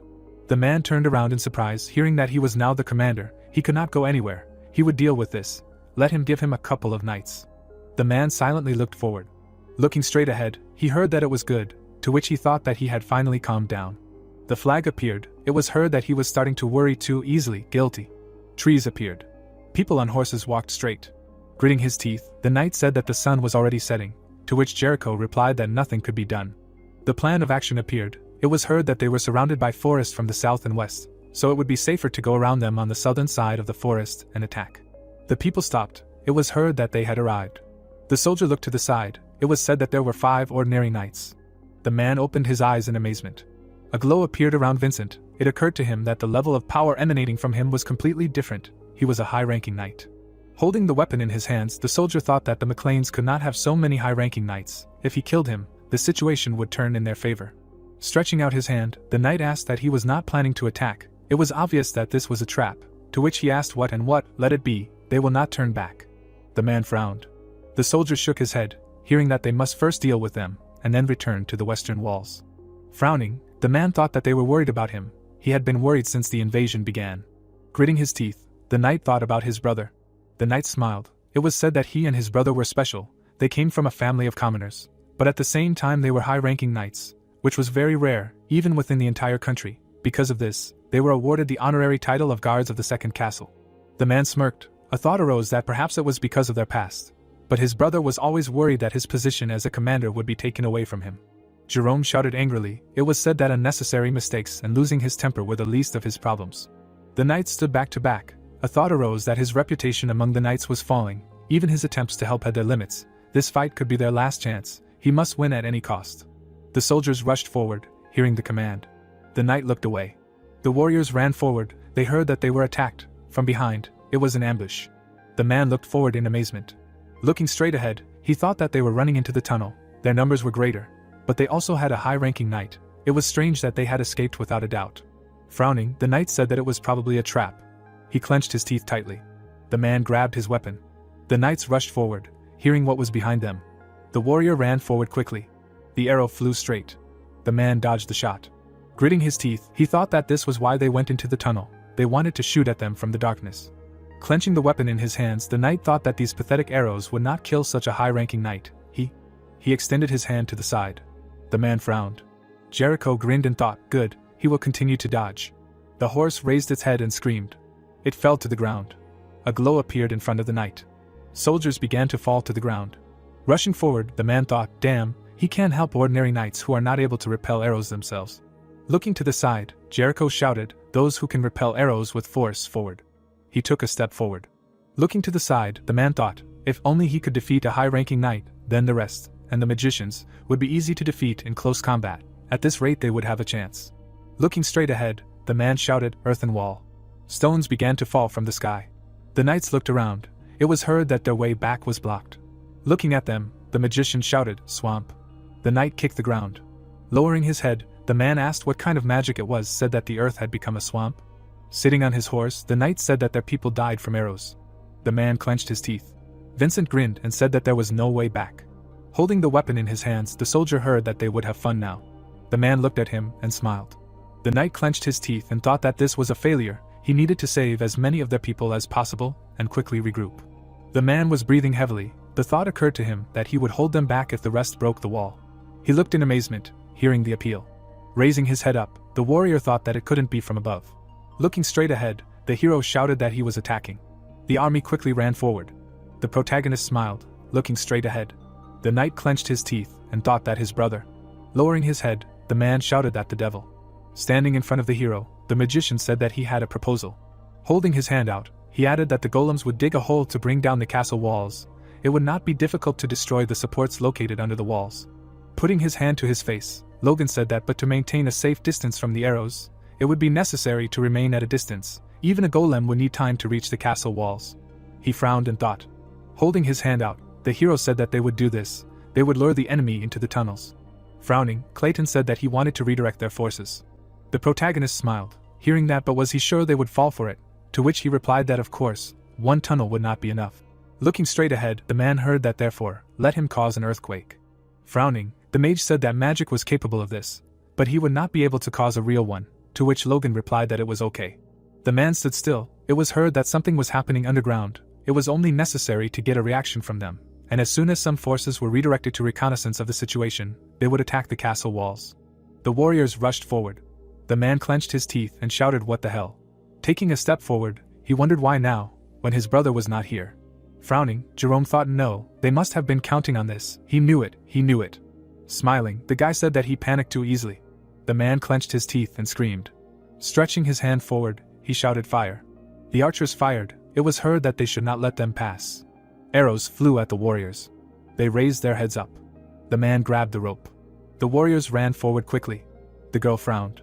The horse raised his head up. Ranian and the girl flew up quickly. Looking straight ahead, Eileen thought that the height of the cliff on which she had been training for several months. She touched the wall with her foot. People looked at her in amazement. The girl grinned and said that it significantly exceeded the height of these walls. Looking at her, the knight asked what the woman. Eileen swung, thinking that she would definitely find her glory here. The girl landed on the wall. Gritting her teeth, the knight said that she was damned. Blood dripped from the sword. Eileen lowered her head down. The soldier swung at her. She looked away in amazement. The tip of the sword glowed brightly. The girl opened her eyes in fear. Suddenly, someone pierced the soldier with a sword. Frowning, Ranian shouted that he should pull himself together. It was dangerous to go so far. Looking at him, the girl thought that she was scared. She froze, thinking that she fully realized what it was like to be on the battlefield when she killed a man for the first time. The girl clenched her fist tightly. Looking at her, the guy turned around. He opened his eyes in surprise, hearing that he should forgive her for showing herself from an unsightly side. Looking straight ahead, Ranian heard that and thank you. The girl frowned and looked away. The boy smirked, looking at her. Closing his eyes, he said that he heard that she was eager to earn glory in this fight. Smiling, Ranian added that he did too. Standing behind Victor, he said that he wanted to contribute to their victory and become stronger, so as not to yield to someone who was very quickly increasing his power. The girl smirked, looking at him. They stood back to back. Frowning, the boy shouted that they were moving forward. Eileen looked furiously. They rushed forward sharply. The hero raised his head up. Frowning, he thought that they were too enthusiastic. Swinging, the protagonist added that when Ranian managed to become a mid-rank knight, it seems he has a new sword. He is very proud of it. Gritting his teeth, Logan thought that now is not the time for this, for now it is too dangerous to rampage like this. At this rate, high-ranking knights will come to deal with these two. The hero raised his leg. He suddenly jumped up. The knights looked at him in fear. The protagonist landed on the wall. A flame suddenly appeared in front of him. The soldier standing next to him exclaimed in fear. Logan raised his sword up. Frowning, he thought that he needed to continue to attract the enemy's attention. Patrick frowned and turned to the knights. The thought came that he also had to defeat the commander of the castle guards, Tomoto. Raising his weapon up, the man shouted that he was Patrick. Swinging his weapon, he added that they should try to escape if they could. Patrick looked away in bewilderment. He parried the knight's blow. Frowning, Jerome shouted that he would take his head. Grinning, the man replied that he was the commander of the guard. Looking straight ahead, the knight thought that although he was now an advanced rank knight, until recently he had a high rank, like him. Their swords collided. The thought came that he could handle it, he would succeed. The knight jumped aside. Patrick swung his sword. He was told he could do it. The man's eyes widened. His head flew off. The knight stood still. The head fell in front of him. Frowning, the soldier asked what the golden flash was. Suddenly he looked up in amazement. Jericho's eyes widened and he asked what was happening. Patrick stood on the wall. The man clenched his teeth. He raised his head and shouted that reinforcements were on the way. The soldier looked away and asked that he had returned from the tunnel, and another added that reinforcements were on the way. Jericho frowned and shouted that he would take command. let them fight to the end. He added, widening his eyes, that they should not let their comrades' deaths be in vain. It was heard that there were no reinforcements. The hero suddenly flew up. Looking straight ahead, he asked that anger had blinded his eyes. Frowning, the knight shouted that oh, he's a redhead, he'll kill them all. The protagonist quickly approached him. The man opened his eyes in fear and asked what when he. Logan struck him. Gritting his teeth, the hero said that he was the only one who would die here.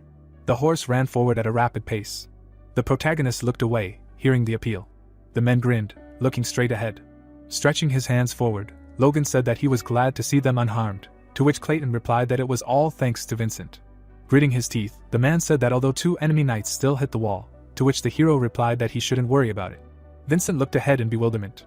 The knights were planting a flag. It was heard that they had dealt with the remaining enemy knights. The castle was successfully captured.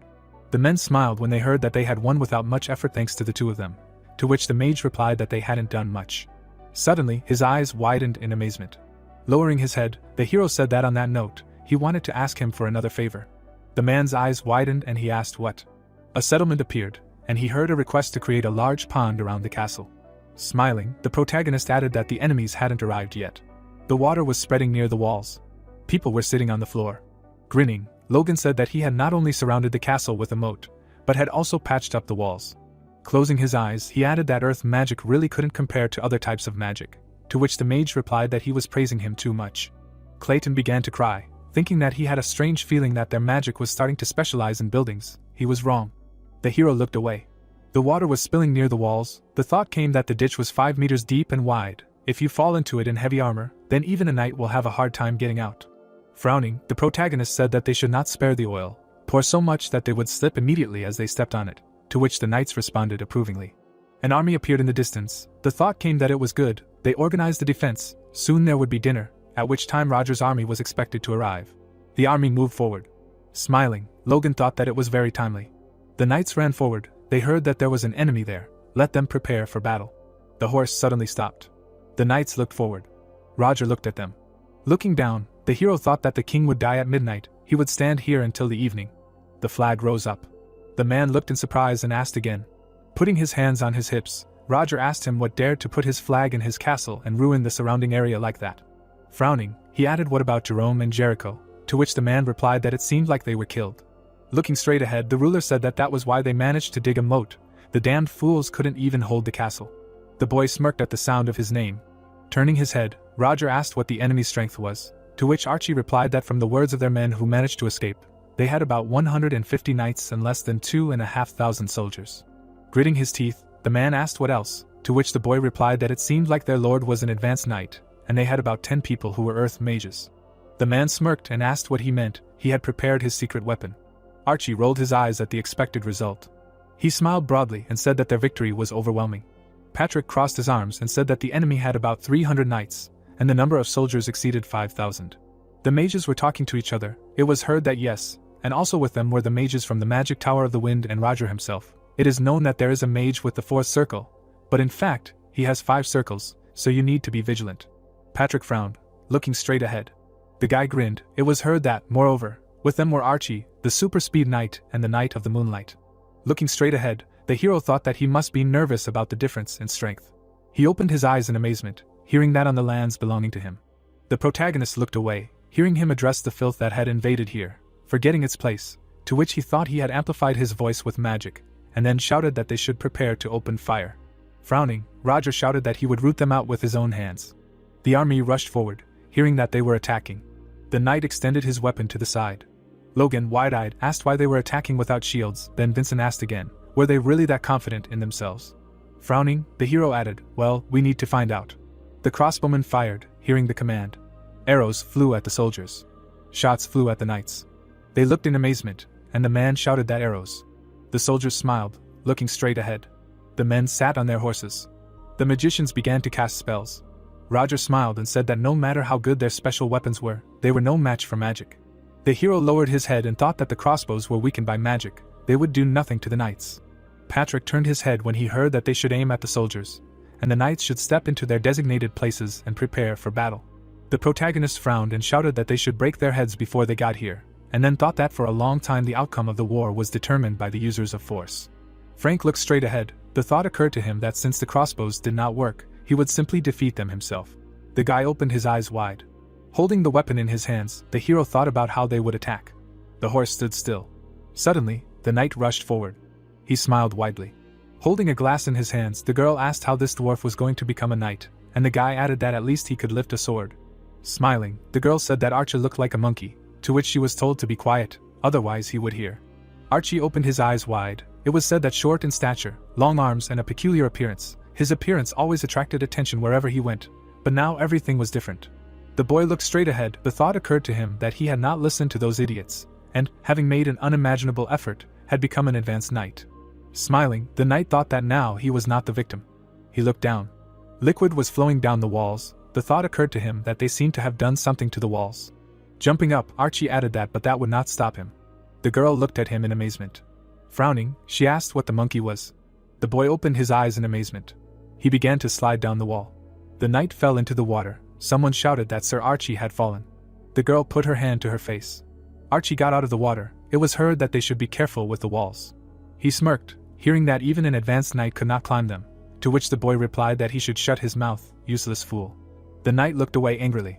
The girl looked at him, and laughter was heard. The boy, wide-eyed, said that he would amuse her well. The man took a step forward.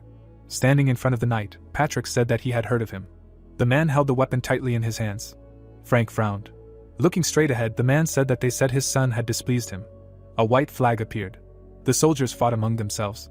A glow appeared at the end of the sword. A blow flew at the girl. Standing in front of her, the man said that it was not bad. Archie, wide-eyed, asked if all the bitches from the McLean house were so impudent. Gritting her teeth, Eileen thought that damn him, he was only aiming at her. Holding the weapon in her hands, she added that no, it would be more correct to say that he was just having fun. Standing in front of her, the guy asked if something was wrong. Was he mad that he had to deal with a monkey? And the thought occurred to him that she had understood correctly. Putting her foot forward, Eileen thought that at least let him. Holding the weapon in front of her, she added that she would keep this advanced knight here. Archie smiled and said that he would not rush her, they would play. The swords clashed. The knight gritted his teeth and let out a gasp. The hero pulled his weapon forward. Looking straight ahead, the guy asked what had happened, said that he had clearly heard that the eldest son of the McLeans was a knight of high rank. The protagonist frowned, hearing that, so why had 3 people of similar rank not been able to push him back a step? The man's eyes widened, and he asked if the rumors that he had wounded Sir Frank were true.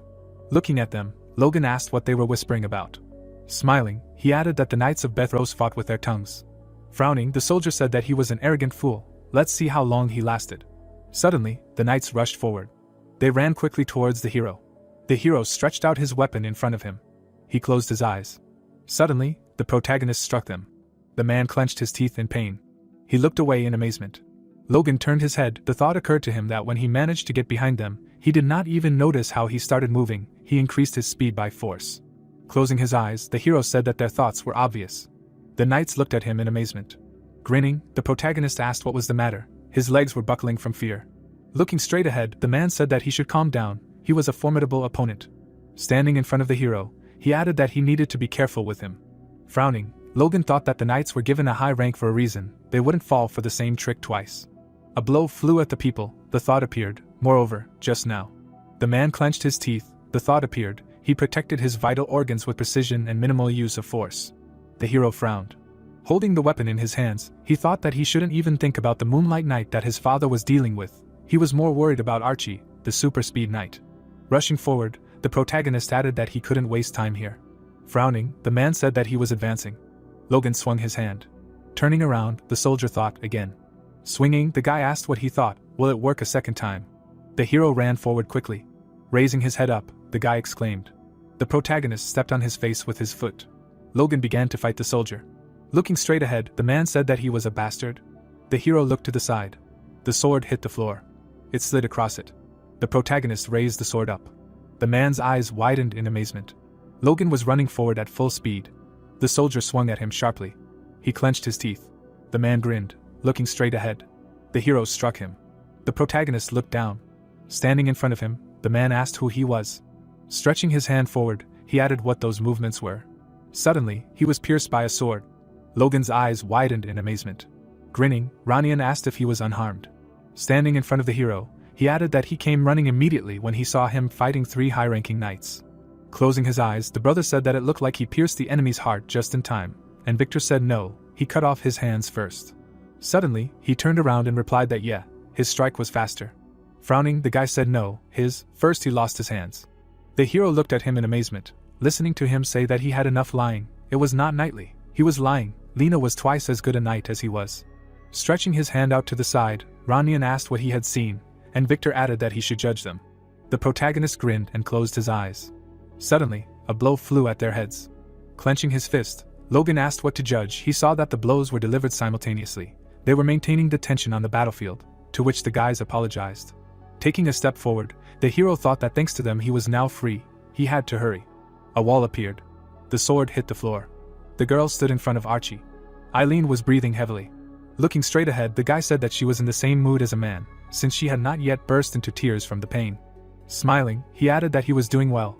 That would make the game even more interesting. Frowning, the girl thought, damn, the hand holding the sword was weakening. Gripping the weapon tightly, she added that it would be arrogant of her to think that she could stand up to an advanced knight. Archie smiled. The thought occurred to him that if he had wanted to kill her, she would have been dead long ago. Suddenly, the guy rushed forward. The girl looked at him in amazement. She frowned and exclaimed. Looking at her, the knight said that he looked scared. Raising his eyebrows, Archie said that she should decide. He would treat her well. He began to strangle the girl. Suddenly, she spat in his face.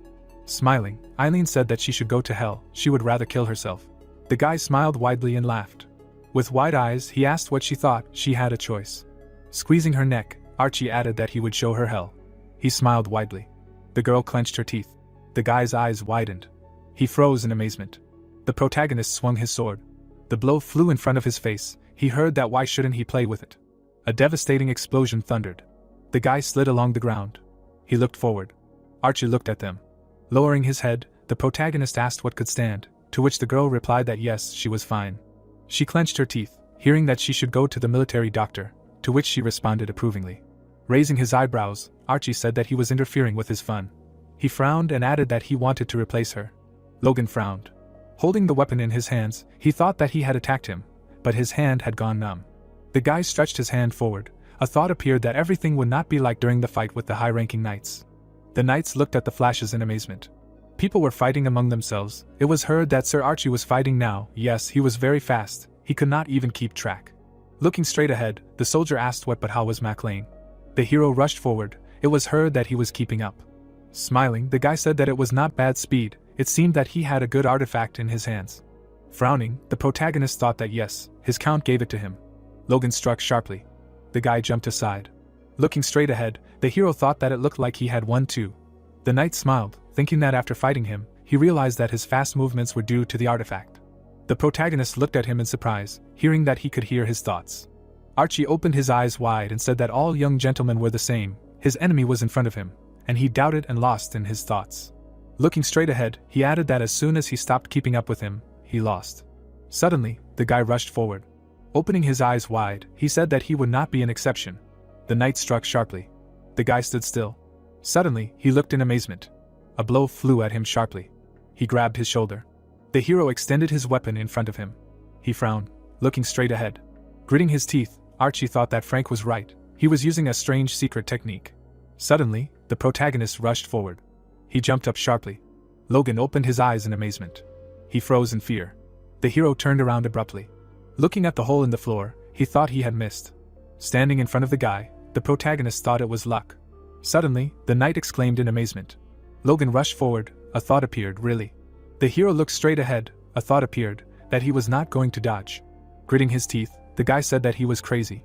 Swinging his sword, the protagonist heard that he wanted to die together, to which he asked what and what, scared. The knight clenched his teeth tightly. Swinging the weapon, he asked what he thought. Would he give up so easily? The protagonist rushed towards him. He held the weapon in his hands. The guy stretched his hand forward in amazement. Lowering his head, he exclaimed. Archie smiled and laughed. The hero was lying on the floor. It sounded like an idiot. He was ready to finish him off, but he could barely scratch him. A glint appeared from the bracelet, and it was heard that the victory was his. The guy looked away in surprise. Rushing forward, Eileen addressed the hero. Looking at her, Archie said that it was just in time. She looked in amazement, hearing that he would take care of her now. The guy opened his eyes wide, and said that with this sword sticking out of his stomach. The knight looked away in surprise. A glow emanated from his hand, and a question was heard, what light? The guy opened his mouth and thought that it came from the bracelet. Only priests could emit such light, it couldn't be. Stretching his hand forward, he added that the bracelet must be destroyed right now. Archie looked away, hearing that he should not move. He parried the girl's blow.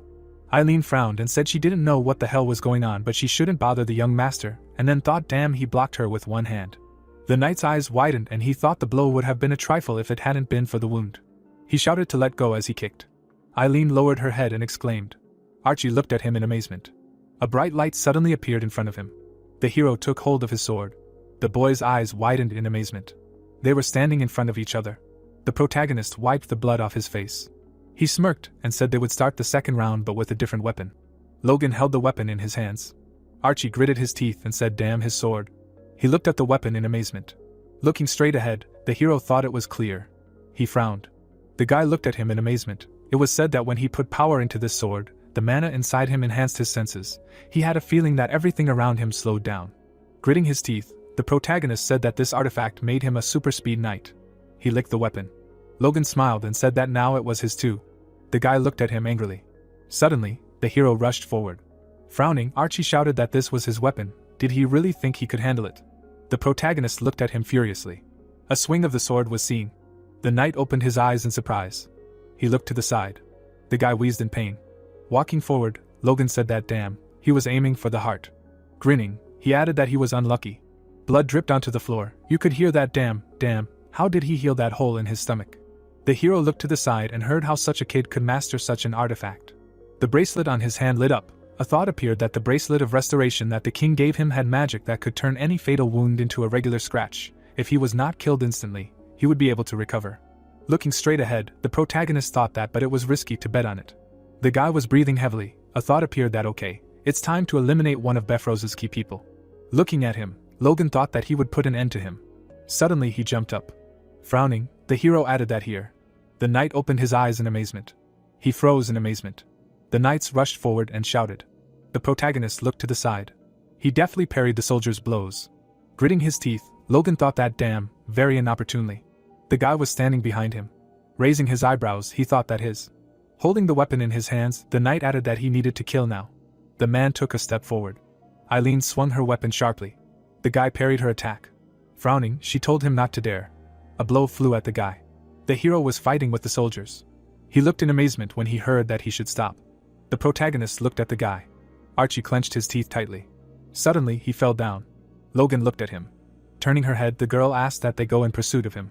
The ruler was sitting on a horse. It was heard that Roger and the mages from the magical Tower of Wind were waiting below. Chasing him would cost them more than he was worth.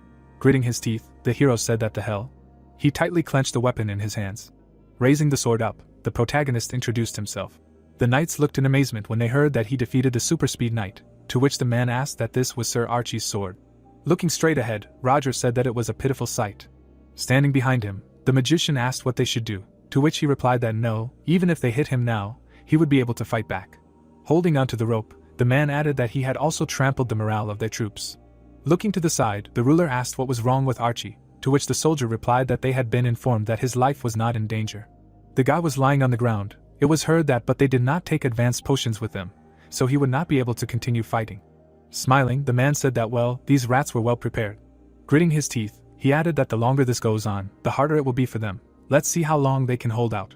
Looking straight ahead, Roger shouted that they were retreating. The knights rushed forward. Hearing that this was an order, they were retreating.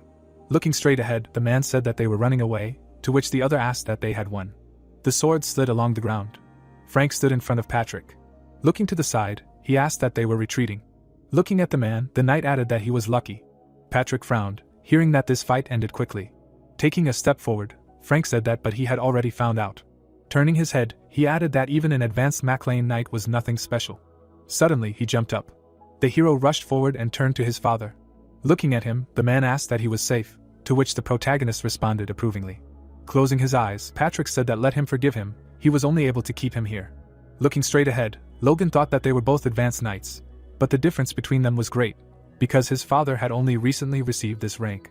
Putting his hand on his shoulder, the hero said that he should rest. The enemies were exhausted, so they had time until they returned, to which the man replied that yes, he should rest too.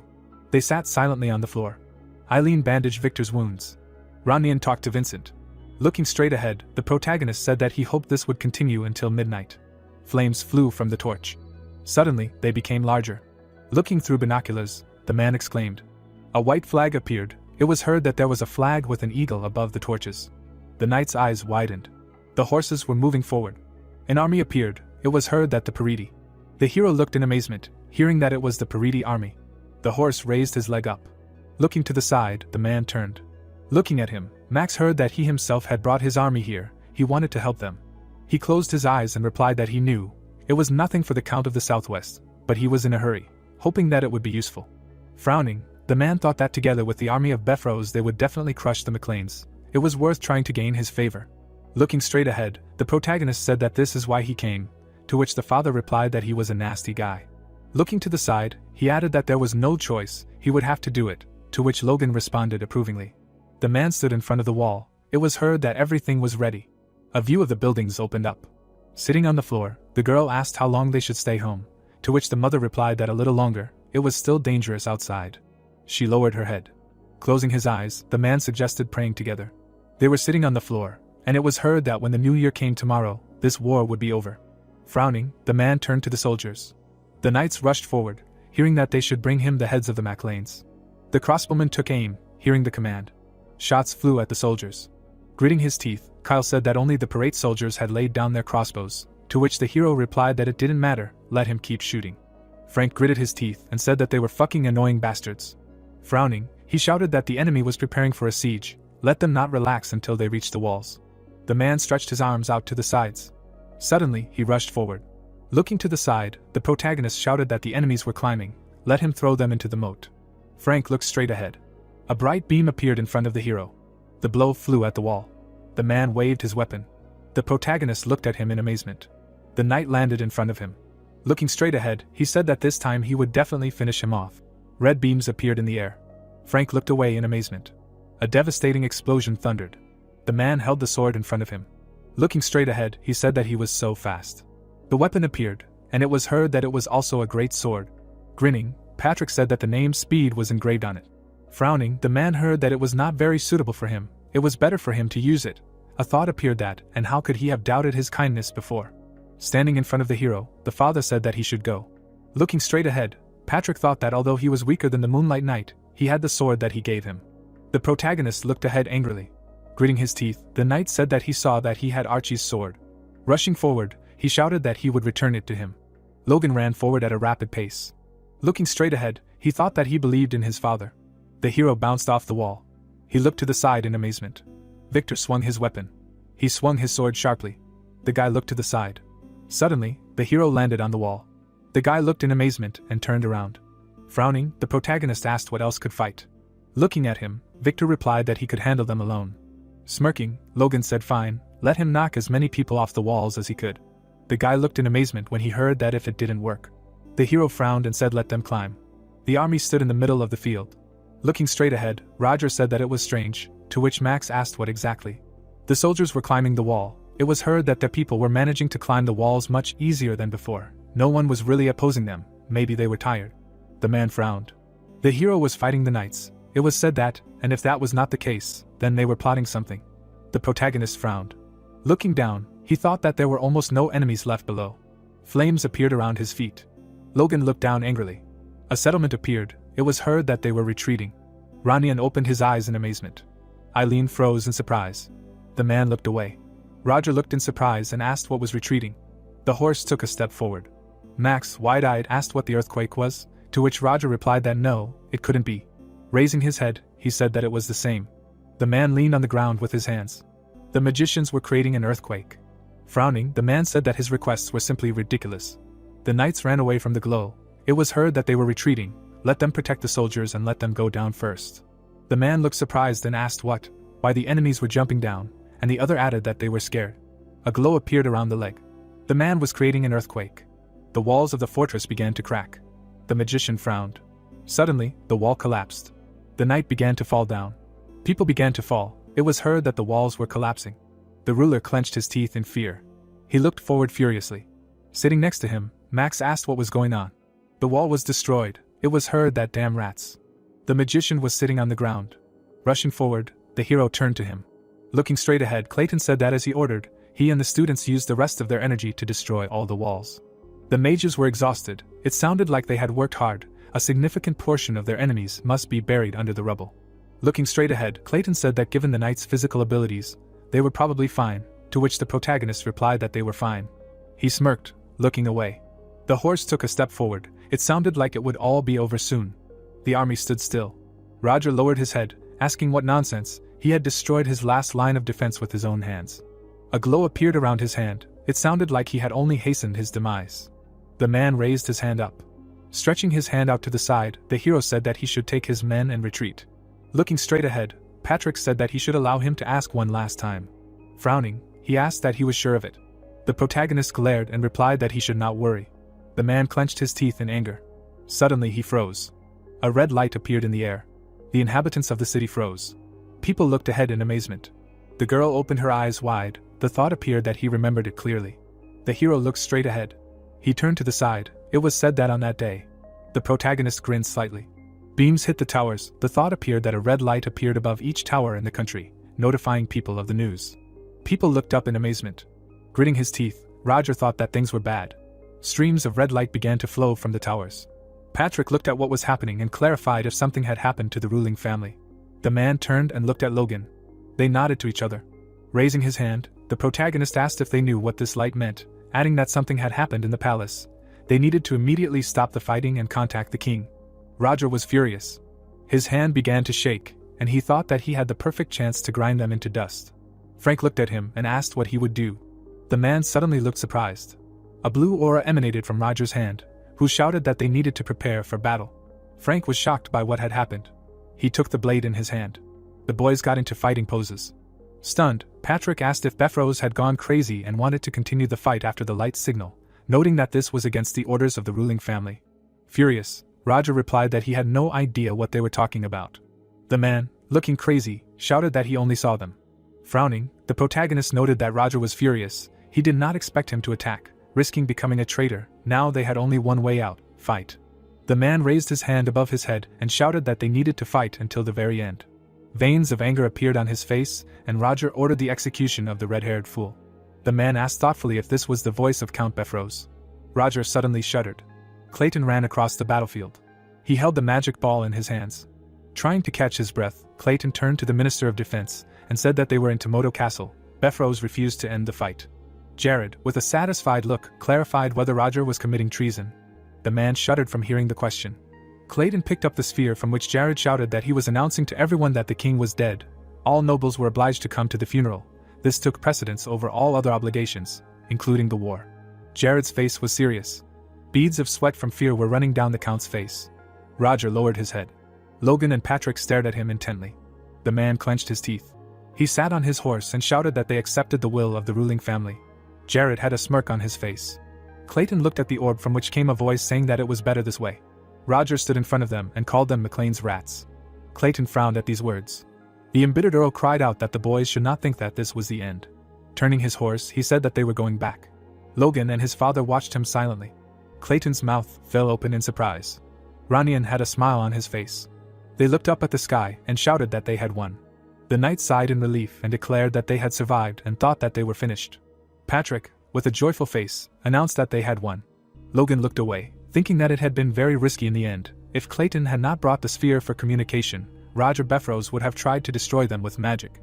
Holding the sword in his hand, the protagonist thought that human anger can be variable. He should try to rely not only on knowledge from the past. Touching his chin, the protagonist remembered something. He looked at Clayton in surprise and asked how he knew they would need the sphere, to which he replied that he was in hiding but brought it because they had been contacted by the palace. But he did not know the situation was so urgent. Closing his eyes, Logan thanked him, adding that his tower was the biggest contributor to the war. Confused, Clayton asked if he could ask for more funding, to which the protagonist replied that he would talk to Dwayne about it. Turning around, the protagonist noted that he needed to check on the others. Eileen stood quietly in the middle of the battlefield. She calmly stated that it was indeed over. Logan walked towards her and called her. Confused, Eileen turned around and turned her attention to him. The protagonist flinched at this and asked if she was happy to see him, noting that he thought she would be angry. The protagonist extended his hand and asked if she was scared, since she almost died in her first fight against an advanced knight, to which the girl replied that every knight must go through something like that. Eileen's shoulders were shaking. She touched her shoulder. A smile appeared on Logan's face. The girl was taken aback by the protagonist's words that she was amazing, since in his first fight he could only hold back and not run away. The protagonist remembered how he fought during his first fight. His face was scared, while Logan said that he simply froze and could not move, which is why he was worried about her, but she did much better than expected. Eileen happily asked if it was true or not. Smiling, the protagonist said that he hoped that he could continue to watch her progress. The girl was embarrassed. A smile appeared on her face too. They shook hands. The next morning, the guards stood in front of the people, because Patrick ordered the soldiers who could move to inform the residents that Tomoto Castle now belonged to the McLeans. There was a question about the need to immediately go to the capital for the funeral. Wrapping his hand with a bandage, Logan clarified who cares if the unknown Baron is a little late. Vincent looked at him and replied that it was not that he was wrong, but, lowering his head, Patrick said that now it was important to compensate for the losses in the war, and yet it would be good not to be too late, so they needed to quickly pack their things and go. Clayton, with an angry look, said that now they needed to rebuild the walls of the castle. The guy was shaking with fatigue and said that he was no longer sure whether he was a magician or a worker. He could die like that. Turning around, Clayton asked the guy to hold on a little longer, because they were promised a long vacation later. A bright light began to come from Grig's chest. The energy began to intensify. Grig was surprised by what happened. He looked at the cloud of mana that flew out of him. The joyful guy cried out that he received the fourth circle. Smiling, Clayton thought that his students were growing, perhaps thanks to this work. In the settlement, shouts were heard that the guys should try their best and use magic to the limit, and the plot told us that what happened later became the basis for the McLean mages to start walking the path of military engineering. Sunlight broke through thick clouds. The plot takes us to the capital of Grand, which was shrouded in powerful gusts of wind. Felix stood in front of a panoramic window. His face was calm. A voice behind him told him that Logan and Patrick McLean had come to visit him. The man asked with a serious look to invite them. Standing in the room, the guy asked if they came in right away, how they arrived in the capital, and if they were tired.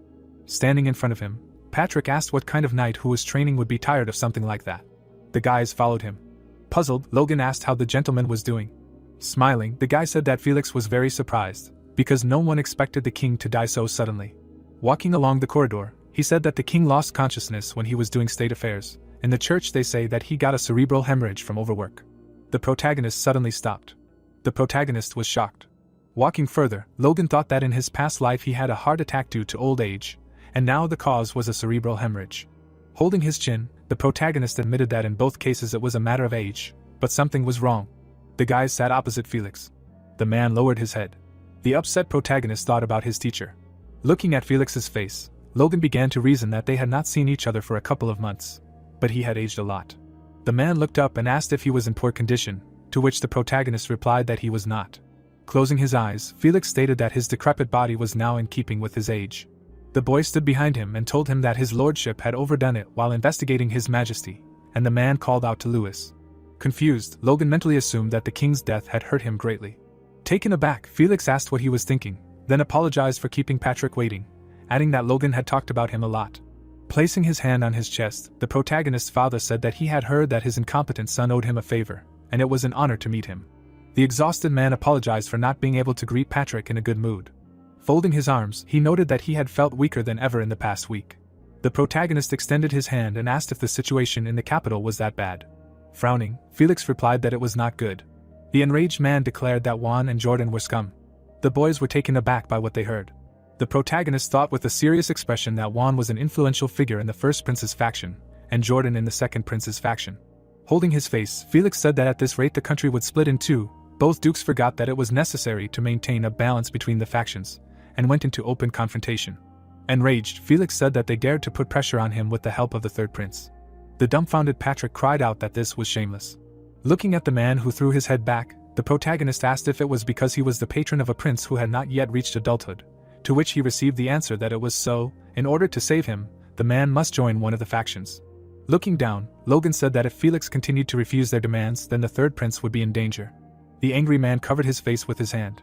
Frowning, the protagonist began to reason that in fact, none of the factions would risk attracting attention to themselves with the sudden death of the prince at such a time. Only one would do it. In his past life, many attempts were made on the third prince. There was no point in allowing those incidents to happen again.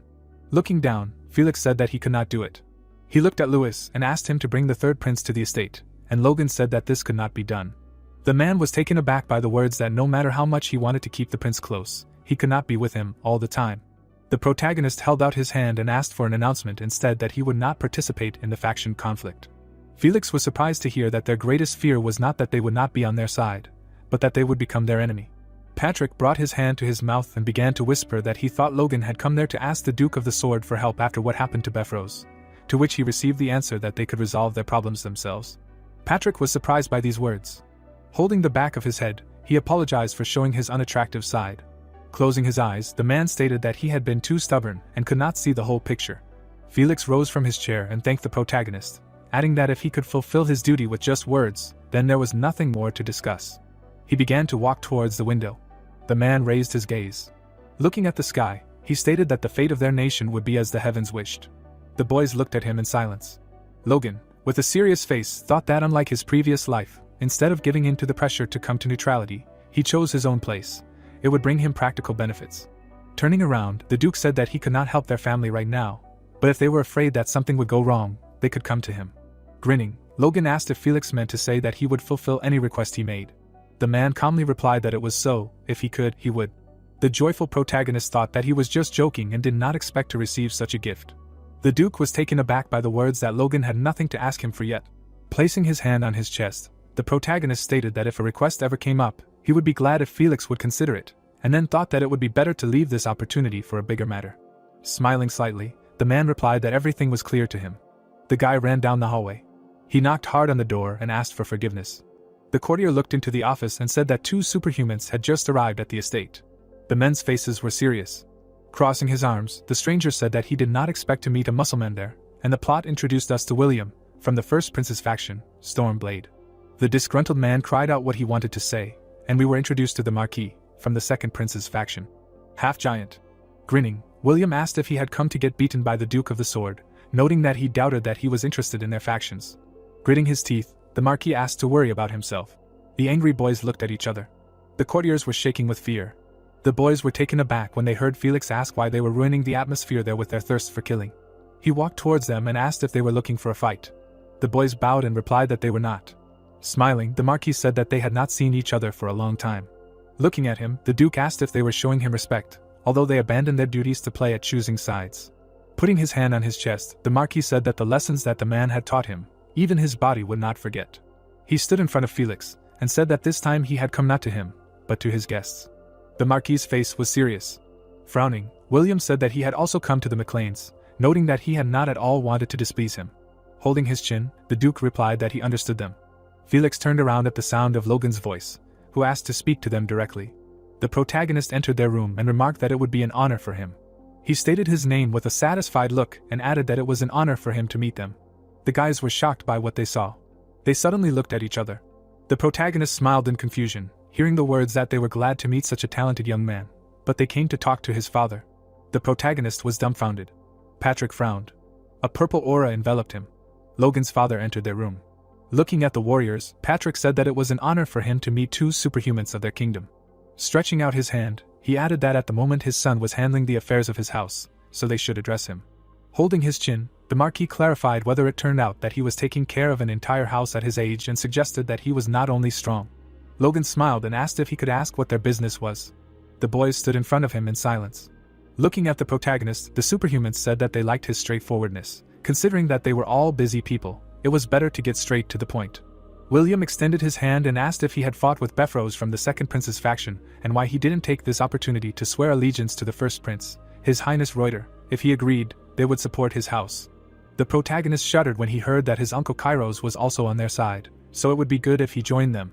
The Marquis bowed in front of Logan and asked why there was any need to quarrel with the neighboring territory, since it was better to swear allegiance to His Highness Romain, then they would achieve a favorable outcome in the matter of Befrose. He touched the protagonist's shoulder and stated that he had to make a choice. The Marquis asked with a satisfied expression if it wasn't better for the neighbors to live in peace. Frowning, Logan wondered if the man was intimidating him, adding that the Marquis was right. The captured Tomoto castle bordered Luther's trading city. The Marquis stood before him with his arms crossed.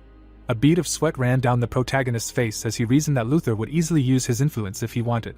But even so, he had no intention of joining their factions, at least for now.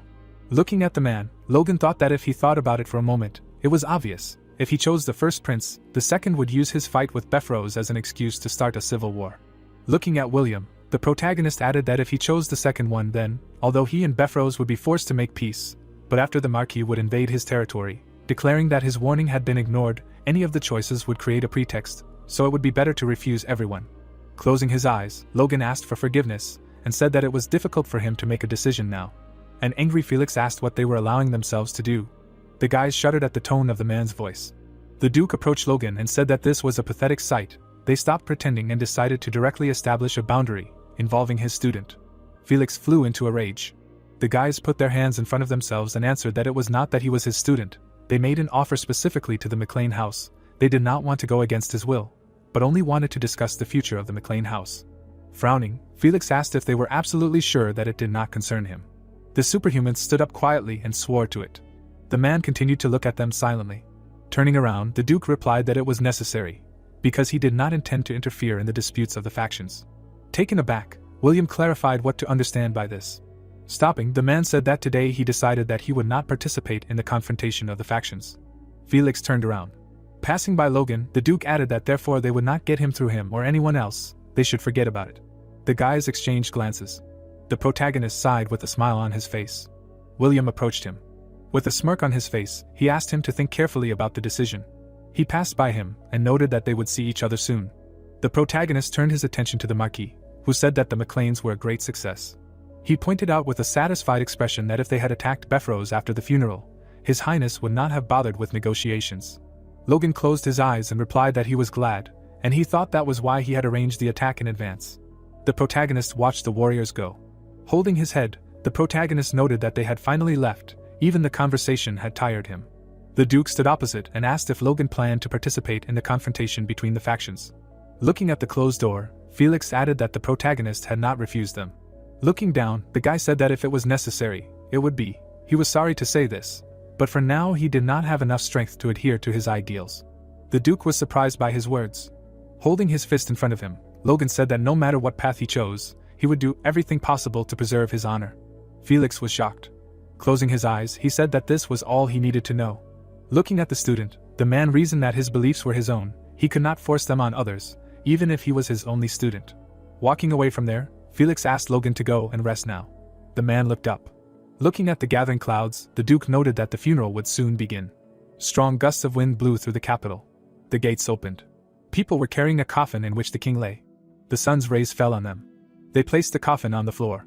The priest walked to the pulpit. He stood behind the pulpit. The old man leafed through a book. His face suddenly became frightened. People began to whisper with an angry look. The faces of the men who exchanged glances were dissatisfied. Felix lowered his head. Frowning, Logan thought that instead of mentioning the deceased, they decided to split up and watch each other. The archbishop, seeing this, began to tremble. The old man looked at the page and said that he would begin reading the prayer. 40 years ago, King Samuel von Grandy. Taken aback, the protagonist wondered if he had started that far ahead. Logan noticed the words that he had a week. Crossing his arms, Roger asked to enjoy it while he could. Despair would only ruin the last days. Frowning, the protagonist mentally asked who came up with who to seat with whom. Sitting on the bench, the protagonist assumed that the Count had not heard yet. Smiling, Logan emphasized the fact that he was invited to Roger's faction. Smirking, the protagonist suggested that they might become allies, so the Count should watch his words. Dumbfounded, Roger clarified what kind of nonsense this was. Logan turned his attention to the Marquis and said that if the Count thought he was lying, he could ask him himself. Roger frowned at these words. Closing his eyes, the protagonist added that he was joking. The Count began to shake with anger and asked how Logan dared.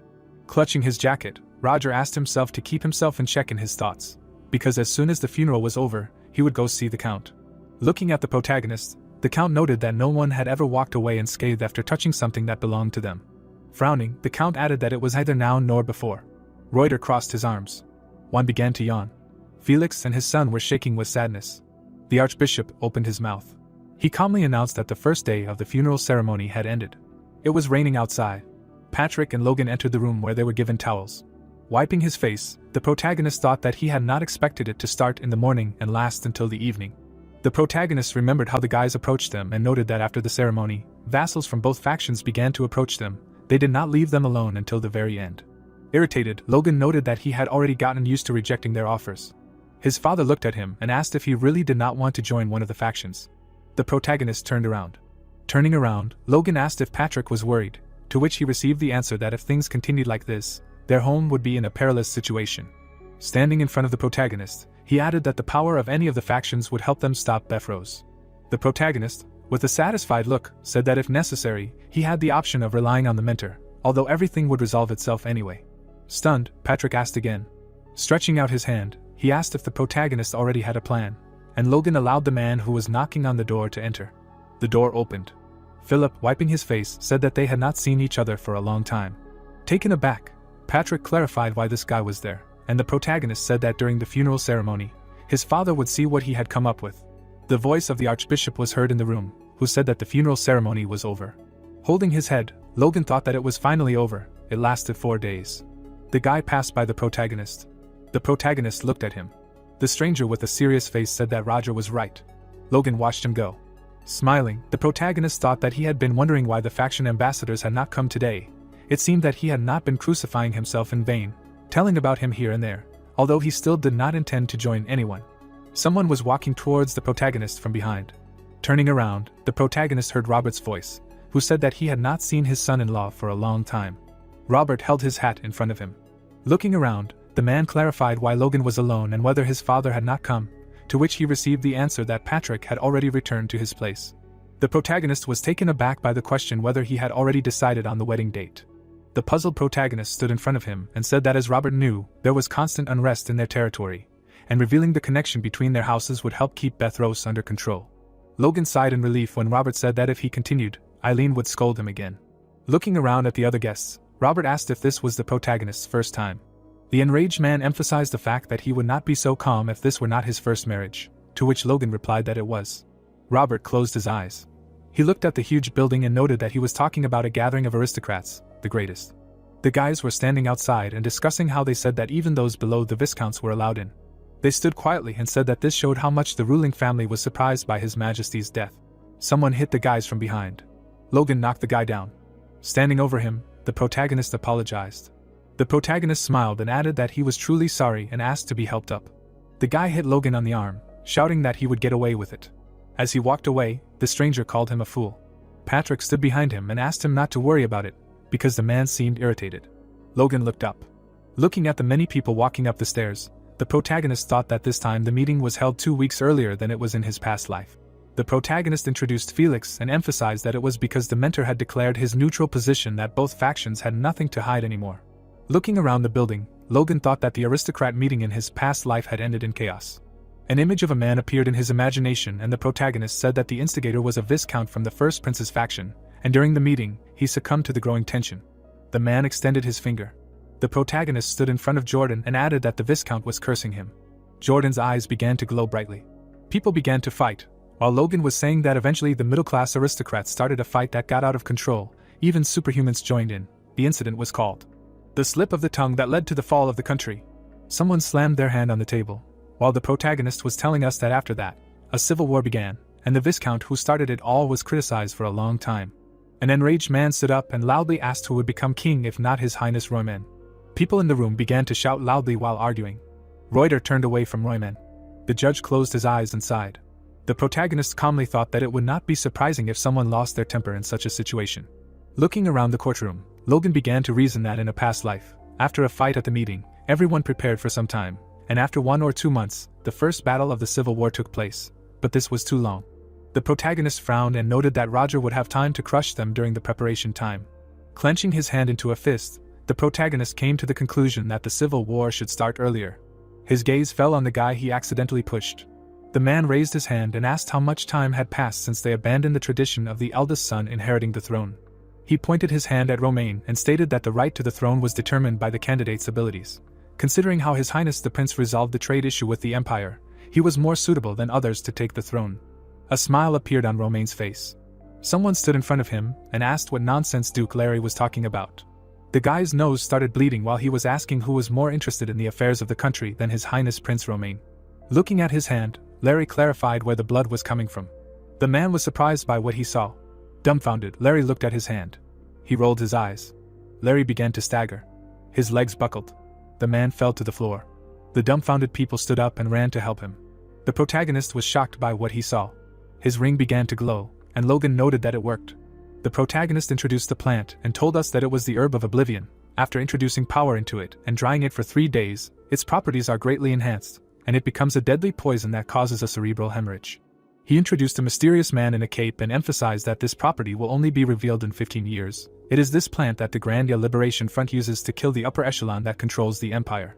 Logan remembered how Philip came to him and noted that he asked him to get him the necessary herbs in a couple of days, and with the help of a small needle attached to the ring, he was able to inject the poison into the Duke before the meeting. The protagonist imagined how he left a scratch on Larry's shoulder. Logan, with a serious expression, reasoned that it would not have worked on either a knight or a mage, but it worked on a simple aristocrat. Examining Larry's corpse, the protagonist came to the conclusion that this was the 9th assassination target of the Grandia Liberation Front, codenamed Parasite, adding that this time he ended his life before Larry sold out his country. Placing his hands on the table, the protagonist noted that now Romaine and Reuter were shocked by what had happened. Romaine was furious. The guys were dragging a stretcher into the hall. The man grinned. Clenching his fist, he asked how they dared to poison his follower. Frowning, Reuter clarified that he would really win by killing this traitor. He smirked and asked what about him, who, in his opinion, could fall for this farce. Grinning, Romaine asked him again. Chloe jumped up from the bench and shouted that the accusation was baseless. Didn't he know why Duke Clet had fallen unconscious? He looked away and listened as they asked him why he was angry. Roxon raised his hands, asking if it was His Highness Romaine who had accused His Highness Reuter of poisoning the victim. He smirked and asked if it was possible that the word, traitor, had provoked him. Chloe lowered his eyebrows in anger. He raised his hands and shouted for him to be quiet. The people on the bench were chatting vigorously.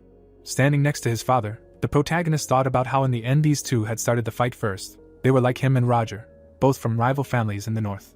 Looking at the man surrounded by mana, the protagonist thought that another similarity was that. He looked at Roxon, who was turned away, and continued the thought that the heads of the families were a knight and a mage. Frowning, Chloe asked if he was asking for death. The man clenched his fist and replied that he wanted to ask that question. The judge was banging on the table in a panic and shouting that he was asking them to calm down. Were they crazy or something? What other fight was there at the meeting? He looked in surprise. 3 guys were standing surrounded by red mana. Blue energy was enveloping the opponents. The man dropped his gavel in shock, asking what was going on. Felix said with a serious expression that that was enough. The people in the hall froze. The Duke walked towards them and said that he was asking everyone to calm down. They needed to investigate what happened and find out what really happened. Raising his hand, he said that emotions would not help matters. Looking down, the boy thought that he had intervened in time. Logan watched as the man waved his hand and asked what the investigation was about. Everything was clear as day and thought that this time the mentor would have a hard time. Reuter extended his hand and replied that he completely agreed with the Duke. He had no real reason for this, so he decided to get rid of the useless puppet by staging this farce. The man frowned, asking how he dared to say such a thing after such a treacherous murder. Smiling, the opponent replied that there was no point in hindering the investigation if he was clean. Felix ran towards them, saying that he asked them to calm down and listen. The man walked across the floor. He walked forward. Jordan extended his hand in front of the Duke. Frowning, Felix cried out the names of the brothers. The man with a serious expression said that he should not interfere. Extending his hand, Juan said that even he would have a hard time opposing them. Taken aback, the Duke asked if they even realized what they were doing. The brothers looked at him sullenly. Patrick stood with his son in shock, asking how this was possible. Looking at the boys, he said that the 3 dukes of their kingdom were in conflict with each other. Juan calmly said that he was sure even he understood how pointless this meeting was. Frowning, Jordan said that it would not be so bad to come to a conclusion. Looking at the men in front of him, he said that they were crazy. Romaine grinned. The man held out a finger and shouted that Ruther was no longer his brother. He looked at the confused interlocutor and said that they must prove their right to the throne. Frowning, Romaine said that it must be done by force. Ruther smirked. Raising his hand, the man shouted that his followers should call their people. Romaine jumped up from his chair, saying that they would not tolerate it any longer, to take up arms and prepare for battle. The brothers knelt down, saying that they understood him. Felix looked at them seriously. The carriage was parked near the castle. Jordan was sitting inside it. Looking at the happy man, he asked if he was asking for time to deal with the MacLanes, to which he agreed. The Duke put his hand on his shoulder and said that time then. Frowning, Jordan clarified that the war could start at any moment, and he was asking for time. Taken aback, Roger thought about how his nickname, Sword of Exhausting Heat, only referred to his strength. He looked at the serious man, thinking that in reality he was an incredibly cold and calculating person. One wrong answer and everything would be over. Lowering his head, Roger said that he would not delay, only 10 days. Jordan closed his eyes and replied that it would be wiser to bring the MacLanes into their faction. Looking at the dumbfounded interlocutor, he reported that then their forces would be added to theirs. The man was sweating as he listened to how he had even sent Luther to arrange everything, but he had warned that the McLeans were too rotten to accept them. He bowed his head and said that he was asking for forgiveness, that he had been consumed by greed, that his misdeed was unforgivable. Jordan frowned. Looking at the surprised man, he said that they should give up greed for a while, and when the war was won, he would deliver these people straight to his house. Turning away, the Duke said that he would give them a short warning, so they should not worry and gather their best people. The man calmly said that now they needed to think bigger. The city was illuminated by the rays of the sun. The plot moves us a few days later to Tomoto Castle in a bright office. The protagonist stood in front of the ball, listening that he respected their desire to remain neutral. The man in the magic ball frowned, saying that, however, if they went back on their word and did something provocative, they would mete out a severe punishment. That was what his lordship had conveyed. Bowing his head, Patrick said that he would take his lordship's words into consideration. Disappearing into the ball, the ambassador said that he hoped they would continue in the same spirit. Raising his hand, the father said that he had not said goodbye. How could a representative behave so disrespectfully? He put his hand to his chin, listening to how they had nothing to worry about anyway. They would not have to rely on the mentor for everything, and said that if everything was as they had been told, then, instead of attacking them, Roger was gathering forces to go to the capital. The man looked at his joyful son, saying that with the current state of affairs, it seemed they would be able to rest for a while. The protagonist smiled and said that they would focus on what they could, thinking that the civil war that had started over Larry Cleet's death had led to a physical clash just a week later. Imagining the fallen chess pieces, he thought that at first both sides had planned to kill the enemy prince, but something unexpected had happened. He remembered the knight sitting on his horse, thinking that while the summoned forces of both factions were riding to the capital, they had accidentally collided. Imagining a map of the area, Logan thought that eventually a long line had formed from the initial set point in the north to the territory under the crown's control. Both armies had started spontaneous battles throughout the kingdom, meaning that the war would drag on. The protagonist imagined a flag, thinking that as the events unfolded, the heads of both factions began to use the last forces they could muster. Eventually Roger, of course, had to move to the central front. Remembering the army retreating into the distance, the protagonist thought that he had left very few people in his main castle. He imagined Roger frowning, thinking that if they hadn't gone crazy, they wouldn't break the Duke's order. The guy imagined the man grinning and thinking that they weren't crazy. Logan slammed his hand on the table. Clenching his fist, the protagonist shouted that they would use the situation to seize Roger's territory. Patrick was taken aback, thinking that he had gone crazy. The guys were standing in front of the guy's table. Dwayne, dumbfounded, leaned his hands on the table and said that Jordan had warned him. Frowning, the protagonist listened to him wonder if he was really going to ignore the words of a Superman, and replied that he was. Vincent caught the falling man and informed him that Roger could not fight them off while the civil war was going on, asking if their actions would be considered a challenge to the second prince. He imagined a crowd around a coffin and explained that eventually those who remained neutral would be taken under control. The guy imagined himself climbing out of the coffin and saying that he was wrong. Raising his hand, Logan said that they were at war before the Civil War, so considering their fight between the families a challenge to the second prince would be too free an interpretation of events, which both the second prince and Duke Jordan understood. Vincent, taken aback, asked if he had predicted this and therefore captured Tomoto Castle. The protagonist laughed when he heard that this was impossible only if he could see the future. Patrick turned around and said that, however, Jordan was the kind of person who would make him bear responsibility sooner or later, asking if he had thought about the consequences. The son hung his head and said he hadn't thought about it. The protagonist smiled and said it was because he couldn't hold them accountable. The men looked at him in shock as he said, of course, if they captured Roger's castle and became strong enough to be the trump card of both factions. Patrick held out his hand and asked the boys to leave them alone for a moment. Vincent walked in front of his colleague, asking if they were starting a fight. The father looked at the boy and addressed him. Logan was taken aback as he asked if he realized he had a fatal flaw in his judgment. Patrick raised his hand and explained that the Civil War might not last until they captured Roger's castle and became strong enough to carry out that plan. The protagonist listened in shock as he seemed completely confident that the war would drag on, thinking that if history were to be believed, civil wars rarely lasted longer than a year. The protagonist stood in front of his serious father, thinking that the fact that the Civil War in Grandia would last for 3 years made it special. He accidentally forgot about it. The man closed his eyes. Patrick stood in front of the table, telling what he had already said before the attack on Tomoto Castle, that he had no intention of getting into his head. Frowning, he said that he believed that his son was doing everything for the good of their family. The boy looked confused, hearing that, however, it would be better to take such weak points into account, and replied that he would keep it in mind. Logan looked at the window and said that now all that remained was to capture. No. Imagining a city behind the fortress, he continued to say that they would return the lands of their ancestors. The plot moves us to Roger's main castle, where the sun's rays fell on the wall. The guard put his hand to his forehead and asked what was there. The horses galloped quickly along the ground. Seeing a huge army, the boy shouted that this was an enemy attack. He watched as the knight sat on his horse and said that they were attacked by the McLeans. Turning to the crowd, the guard explained that they had sent a message to the ferrets, so they would be here soon. They needed to hold out until reinforcements arrived. The protagonist sat on his horse, telling his father that it didn't look like they were going to surrender peacefully. Patrick looked at the knight's legs and shouted that they would take them now. Raising his head, the protagonist listened as his lordship left these lands for a civil war that would determine the fate of their people. He entrusted him with the honorable duty of remaining here as a last line of defense. Lentaire stood on the wall and said that he had heard of him and would give him what he deserved for dishonorably taking over Tomoto Castle. Swinging his sword, the man said that he was a high-ranking knight and challenged him to a duel. The guy looked at him in confusion, listening that if he was a knight, he would answer him, otherwise he would be disgraced, and thought that he was the only one disgraced here. What kind of one-man show was this? Logan punched him in the face. The enemy flew back. Swinging his sword, the protagonist said that he eventually switched to a fist fight. He just wanted to kick him. Vincent stood over the wounded man, saying that it looked like he lost consciousness. Stepping on the opponent's face, the protagonist asked if it was really from such a blow, if he was really a high-ranking knight.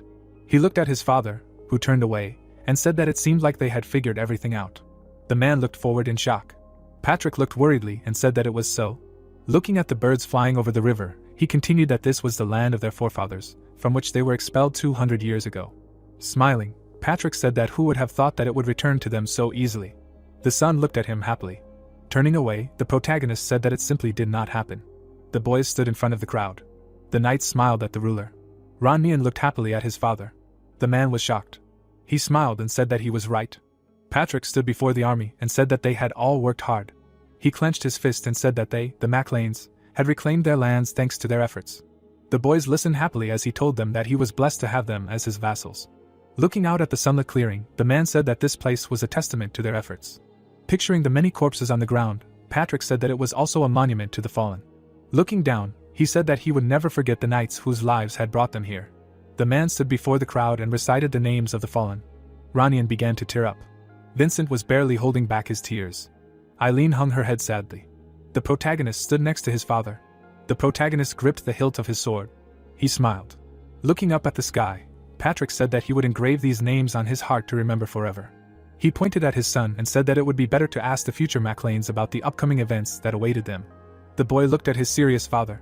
The man smiled. Logan looked worriedly. The protagonist approached him. Standing on the wall, the protagonist said that he knew, they themselves assumed that the era of chaos had come. The knight stood seriously, listening to this chaos that would pick up the MacLanes so that they would climb even higher. Raising his sword, the boy shouted that he asked them to become wings. The man answered with a proud look, "Long live the MacLanes." Logan stretched his sword into the sky. Meanwhile, waving his hand to the side, Roger asked if his castle had really been captured, what the ferrets and Lentaire were doing. A voice came from the tent camp, reporting that the castle had fallen before the ferrets arrived. Clenching his fist, the man shouted that Lentaire was a fool. He waved his hand and said that they needed to go back. They would come back and rip their skin off. Jordan walked confidently towards him and replied that this was not right. The Duke spread his hands and said that what about his lands? His home was attacked by savages, specifying why he forbade him to return. Raising an eyebrow, the man said that the forces concentrated on the central front were almost equal. However, what, in his opinion, would happen if his people were not with him? He frowned and asked if he meant that his lands were more important than their task. Roger looked at him with fear and replied that he did not mean that. Pointing his hand to the side, the Duke said that those crazy people ignored his warning. He was taken aback to hear that Jordan would personally deal with them when they completed their task. Turning away, the man said that, however, first he would offer them to join their faction. Roger looked dumbfounded and asked why he would do that. Jordan smirked and said that he would lead them to the front lines and use them as cannon fodder. They would have no right to refuse. The protagonist sheepishly put his hand to his neck and said that if they threatened. The man looked furiously into the magic ball, listening to how there was no choice, he would have to support the first prince. Roger was sweating in panic, wondering if Logan had really gone crazy. Looking at the guy smiling in the ball, he thought that even if he was reckless, how could he threaten his lordship? Jordan asked with a serious expression if he not only dared to ignore his warning, but now rejected his advice. Frowning, he clarified whether the protagonist realized that his actions directly contradicted the will of His Highness Romain. A lot of mana appeared around him. Roger covered himself with his hand, wondering what kind of energy it was. The protagonist sighed and replied that he was well aware that he was crossing the line. The protagonist smiled and said that their feud with the Befros had been going on for generations. It was not a matter of opposing him, or His Highness. Jordan frowned and said that if that was the case, then let him prove it. Looking at the spilled wine, he said that if he brought his men to the front and distinguished himself, then his and the prince's anger would dissipate. The guy grinned and replied that he could not. The man kicked the ground beneath him, listening to him say that he heard a strange sound. Was he okay? Was there a problem with the connection? Roger clenched his fists in anger when he heard that he would follow the will of the mentor and remain neutral. Therefore his loyalty to the ruling family would not change. He hoped they would not doubt his intentions. Grinning, Jordan replied that this was very arrogant, and he dared to call it that. Suddenly, a knight ran up to them and shouted that the first prince's men were approaching. The man turned around in rage. The subordinate was sweating in fear. Logan smiled and communicated through the orb that he seemed to have a lot of work to do. Let him deal with it first. The protagonist looked away. Jordan picked up the orb and said that no matter what it took, he would put an end to it. That would be the best way to raise their morale. The protagonist grinned and replied that he wondered if he could do it. He heard it was pretty tense on the front lines. I was sure he was not one to get angry easily. The man gritted his teeth and said that the thoughtless fool would soon realize what he had done. Roger caught the orb, confused. Jordan stood in front of him and informed him that he would give him a few men. He bared his teeth and ordered him to make the fool feel sorry for him. Roger grinned and thought that the McLeans had dug their own grave. Very well, not bad at all. If he could put an end to them with his lordship's hands. Juan laughed loudly. Raising his hand, he asked if the guy had captured Roger, adding that he hadn't heard such a heroic story in a long time. The protagonist put his hands on his legs, thinking that he couldn't believe that he had contacted him immediately after the call from Jordan ended, and said that it was an honor to receive a call from him. Extending his hand, the man said that since he attacked Roger, it meant that he wanted to join their faction. The protagonist smiled. Juan looked at him seriously, hearing that he was simply an old enemy of his family. Squeezing his eyes, the guy said that they were not ready to join anyone yet, and thought that his cheek muscles were cramping. The man put his hand to his chin and said that knowing what an evil person Jordan was, he was sure he would try to absorb his entire family. Frowning, he asked what he planned to do. Logan looked at the magic ball with a smirk. Looking at his surprised interlocutor, the main character said that, in fact, he had just called him, he had begged for forgiveness, and he had given it to him. The protagonist smiled, saying that his family was weak, they could only remain neutral, he could only give him moral support. Laughing, Juan heard that he wanted to ask him to defeat Roger's remaining forces, and said that he really said whatever he wanted. The man frowned and said that, however, he would clarify just in case. Clutching his knee, the protagonist listened that if he intended to deceive him, he would not leave it like that, thinking that he was intimidating him. But he managed to strengthen the neutral position of the McLeans. This is all that remains for him. Max writhed in rage and asked if Roger was captured. Extending his hand, he said that they did not even have time to send reinforcements. What should they do now? Dave stood in front of the surprised man, telling that since the McLeans behaved like this, the Duke will not sit silently, and will not let them get away with it. The boy grinned and said that of course he would surely punish these fools severely. The knight said with a serious expression that they would not pursue them, they were taking a neutral position. The boys looked at the ball in shock. Dave held out his hands and said that it was impossible, if so they would not have gone against them. The man ran into the room and shouted that a message had arrived from the McLeans. Max approached the servant and asked what they were writing.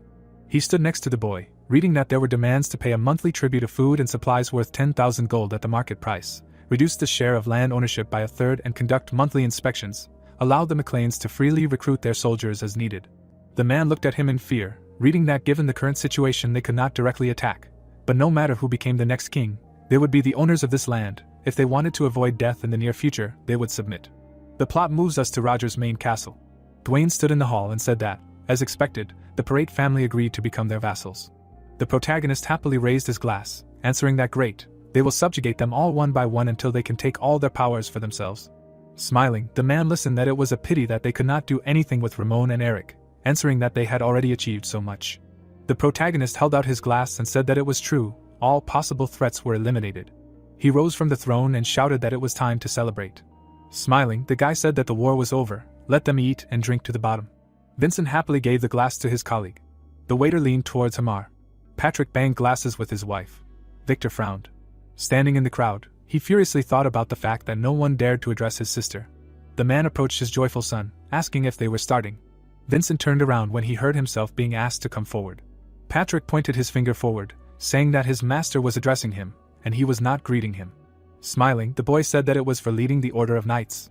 The boys held their glasses, listening to him say that he had won the war. The man was taken aback when he heard that he was rewarding him with 1,000,000 gold and lands of similar value.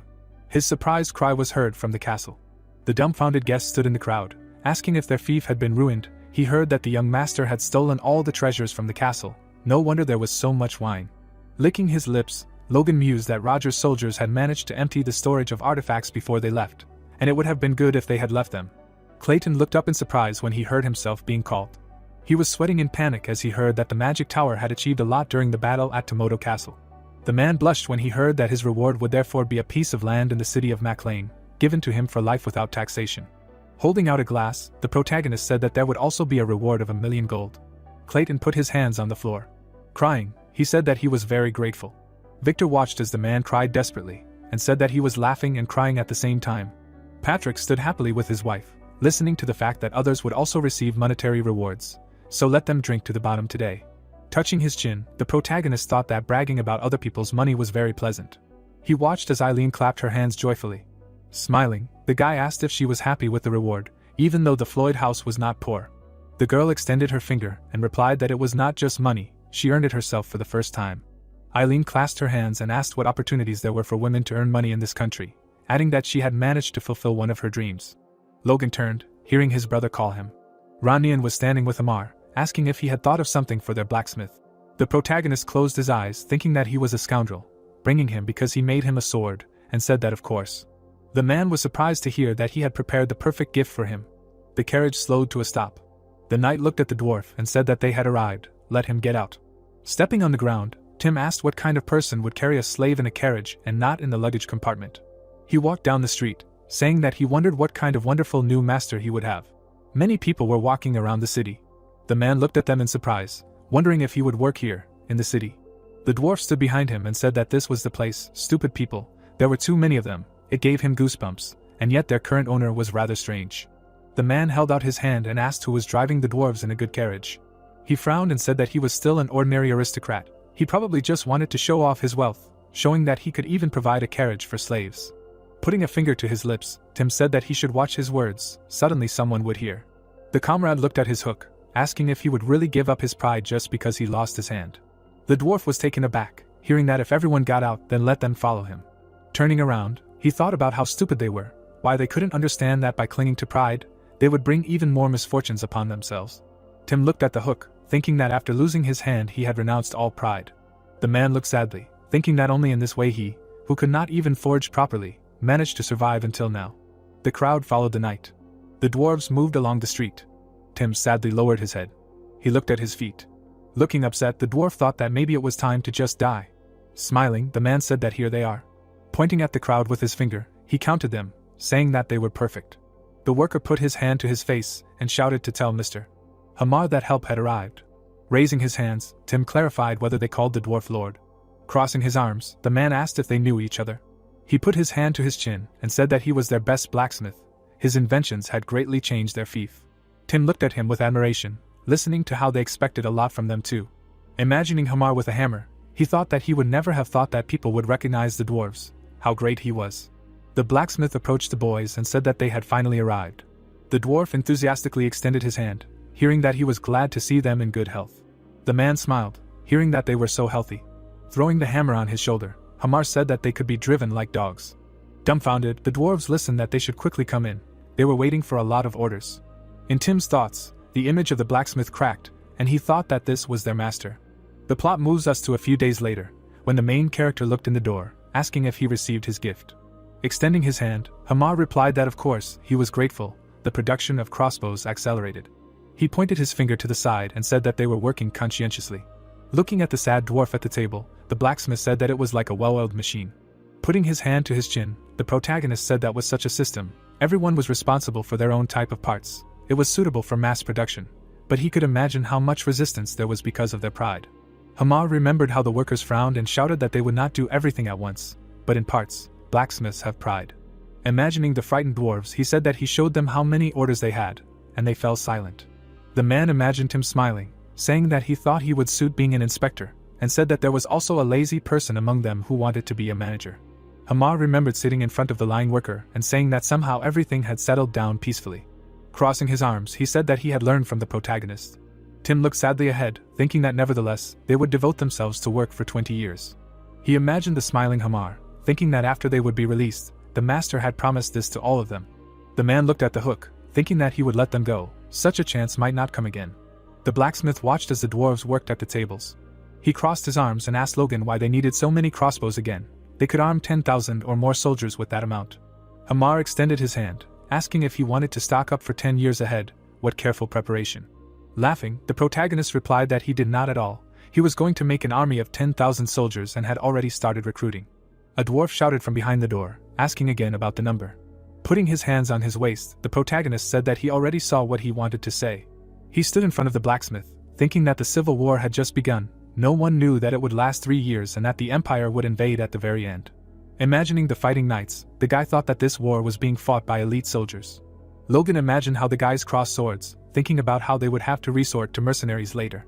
Remembering the man holding the weapon in fear, the protagonist thought that eventually the situation would escalate so much that civilians would be forced to arm themselves with pitchforks and go to war. Frowning, the protagonist thought about how this terrible sight would become hell on earth, and that they needed to prepare for these times. Hamar looked calmly and said that little depended on him, asking if it was okay to arm so many people. Raising his hand, the guy replied that he only needed to provide them with the means of subsistence.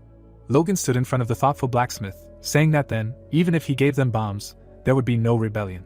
Leaning toward the dwarf, the protagonist said that he wanted to ask him and Sir Clayton to do something for him secretly. Gusts of wind blew through the tower. Picking up the books, the man asked what kind of bomb that exploded after a while was. The protagonist stood next to him, telling him that that was not all. The condition for the explosion would be a blow, the force of which would exceed a certain level, like a punch. Watching the man write, he said that before the explosion there should be a slight warning vibration, otherwise you can forget to throw it, and it would be great if the color changed too. Clayton wrote with a pen, listening to that the explosion time should also be delayed by 5 seconds. The explosion itself should be similar in strength to a second-level spell. The guy happily raised his hand, saying that, moreover, the cost of producing one piece should not exceed 5 gold, asking if he could handle it. The man smiled, asking if such a thing even existed, and Logan replied that he had used it before. Frowning, Hamar said that he had déjà vu. The protagonist extended his hand and said that he had roughly explained what materials would be needed. Clayton said with a serious look that the properties of the compounds could change depending on the difference in materials. The protagonist looked sadly, listening that besides, if he wanted the power of a second circle spell, it would cost 10 times more than a first-level scroll. If such an item existed, the business of creating it would take off. Looking at the magic ball, the man said that since he had already used this thing, it would be wiser to contact that manufacturer. Lewis looked confused, asking if he had an acquaintance who could create a new item. Logan sat in front of the ball, listening that he was not very close with magicians and thought that he did not know anything either. Imagining the glowing ball, the protagonist thought that he was now planning to create Liberation, a bomb called Freedom, in the ancient language, which the Grandia Liberation Front successfully used against the Empire, but only a few people knew the method of its production. Alas, he was not one of them. The protagonist put his hand to his chin, thinking that he thought that Commander Lewis might know something about it. Watching the men conversing, he thought that Liberation was created by an earth mage. They say he was inspired by the weapons of the ancient dwarves. That's why he hoped that these two would cope. Hamar put his hands on his hips and asked if he dreamed it, adding that although he remembered using it in such detail, it was unlikely. The guy calmly thought about the fact that his memories of Liberation were indeed very clear. Sitting at the table, Logan decided that this was unusual. Touching his neck, the protagonist thought that there was nothing strange about it, because it was she who destroyed him. The sun was shining on the clouds and the stranger said that he would explain it again. Let them listen carefully. Hitting the table with his mug, the man asked what was wrong with this country. The guy was sitting at a table in a cafe and reported that the battle was moving here, to the south. The stranger scowled and shouted that if the aristocrats wanted to fight, they should have done it themselves. Why were they sending them, the owners of more modest territories, instead of themselves? Damien raised his head and said that he was right. Clenching his fist on the table, he said that they should have fought themselves. He was dragged into the war because his great-great-great-grandmother was the second daughter of the Marquis of Ka. It was illogical. The guys at the table turned around, hearing that the small landowners would simply be killed. The guy put his hand to his face and said that their families would suffer first. Damien desperately roared, saying that he ran away without even having time to take the bodies of his family members. A worthless thing. The man in the robe approached him and addressed him by name. The dumbfounded guy turned around, asking who he was. Handing over the letter, the stranger said that he was from the Information Guild. His clients sent him a letter. Damien took the envelope in surprise and asked who it could be. After examining the letter, he said that it was a seal of fire. Surprised, Rick asked what Logan was doing and whether he was planning a banquet. The protagonist was filling out paperwork and asked Rick if he thought there would be a banquet under these circumstances and if he was crazy. Holding a pen in his hand, the protagonist said that he was writing to talented people who had lost their masters during the Civil War. Pointing his finger at the letter, Rick asked if he wanted to hire them. Spreading his arms, the guy asked if there were any famous knights left in the destroyed territories, noting that he had not heard of such, to which Logan replied that for now these people were either heirs or soldiers of small and medium-sized fiefs. If they were left, they would most likely become mercenaries. Puzzled, Rick asked why he would hire such people. Grinning, the protagonist asked if the guy had heard of rough diamonds. Sitting at the table, Logan told us that his knowledge was based on information from his past life. Most of these people will become power users, but now they do not know how to use it. He calmly noted that one of them is especially important. The protagonist continued writing letters, thinking that it would be good if the most important of them answered. Looking at the document, Logan wrote to Damien that he is the eldest son of the McLean house. The work that the boy left at the academy, called Poem of the Month of Drunkenness, made a deep impression on him. He considers him a gifted person and writes to him in connection with the misfortune that recently befell him. The man read the letter, which said that the protagonist's house continues to grow despite the difficult circumstances and needs talents like him. Damon was shocked by the words that if he is now looking for a place to settle down, Logan would like him to consider the option of living in the city of McLean. 2 months later, the boys stood in front of the gates to the city of McLean. The guards looked at the citizens and discussed their confusion about where they came from. The warrior looked at the letters the visitors were showing and said that everyone claimed that they were from the young master, but he did not know if this was true. Damien approached the guard. Holding the letter in front of him, he also stated that he had come at the invitation of the young master. The man looked at the envelope and said that it had the seal of the McLean house. He suddenly narrowed his eyes. The guard looked at Damien. He smiled and wondered how such an outcast could have received an invitation from the young master. The man appeared behind the soldier. He began to look around. As he walked down the street, Damien wondered if the McLeans were planning to attract refugees from the war to expand their territory. His gaze fell on the villagers who were discussing something and he wondered why he had been invited. His face was serious. Damien opened the door to the office and mentally wondered if it was possible that Logan had mistaken the recipient of the letter. The joyful protagonist took the man by the hand and thanked him for coming all the way. Taken aback, Damien came to the conclusion that Logan had not sent him the letter by mistake. There were cups on the table. The protagonist held out his hand and asked for some tea, since it was still quite chilly outside. Damien began to drink his tea. He looked up. Looking at the protagonist, the man mentally asked if they knew each other, noting that he did not remember meeting anyone with red hair and such eyes. Damien's gaze fell on the smile on Logan's face and he came to the conclusion that he was glad to see him. The man turned away while drinking his tea. The protagonist thought with a satisfied look that it turns out that the genius of the Liberation Front was once very naive. Logan looked at Damien and told us that the man was behind the development of cryptographic algorithms. He is a genius of information management. Logan introduced Damien from his past life and emphasized the fact that for more than 20 years, he managed to protect the identities of the members of the Liberation Front. Damien from his past life had glasses on his face, while Logan thought that there was a lot to say about his talents, but most of all he was interested in his sense of righteousness. Having lost his entire family in the Civil War, the man fought for the good of the country for decades, barely claiming any prospects in the future. If we can attract him, then we can trust him in everything. Stretching out his hand, the protagonist said that he heard that he was a graduate of the Faculty of Management. Damien was shocked by the offer to become an assistant to their chief administrative officer, because Logan also said that if he showed his abilities, he was ready to entrust him with the castle. The man waved his hand and asked why the protagonist wanted to appoint him to such a position. Raising the cup to his mouth, the protagonist said that as it was said in the letter, his poem left him under a deep impression. Considering his talent as a writer, he has the ability to understand the subtext of any work, and he is also familiar with connotations. This will greatly help in management and administrative matters. Damien was shocked by such words. Looking away, the man mentally asked what kind of heresy was this. Closing his eyes, the protagonist noted that he himself said it. But this is complete nonsense. He must do everything possible to get him. Looking at Damien, Logan thought that his house was still small, but when the McLeans become more powerful, the man's ability to manage information will be a great advantage. Until then, although it is not very suitable for him, let him work hard as an administrator. Gusts of wind rustled the branches of the trees. A week later, a joyful Dwayne exclaimed that Damien was the best.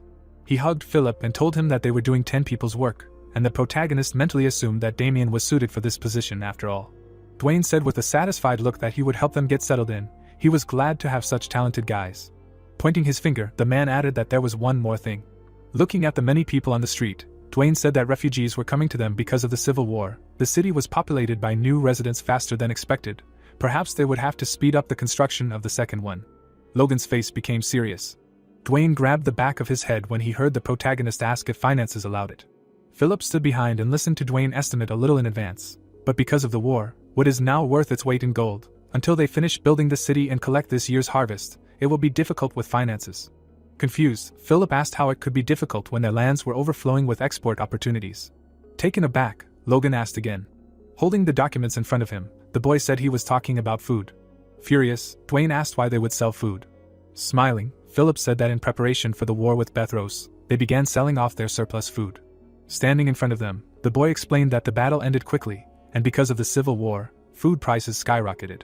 Looking at the documents, Philip emphasized the fact that even if they sold half, they would no longer have to worry about money, the rest could be invested in logging. Holding his chin, Logan began to talk about logging. Placing his hand on the table, the protagonist thought that in order to regularly mass-produce thousands of crossbows for the cavalry, they would need this.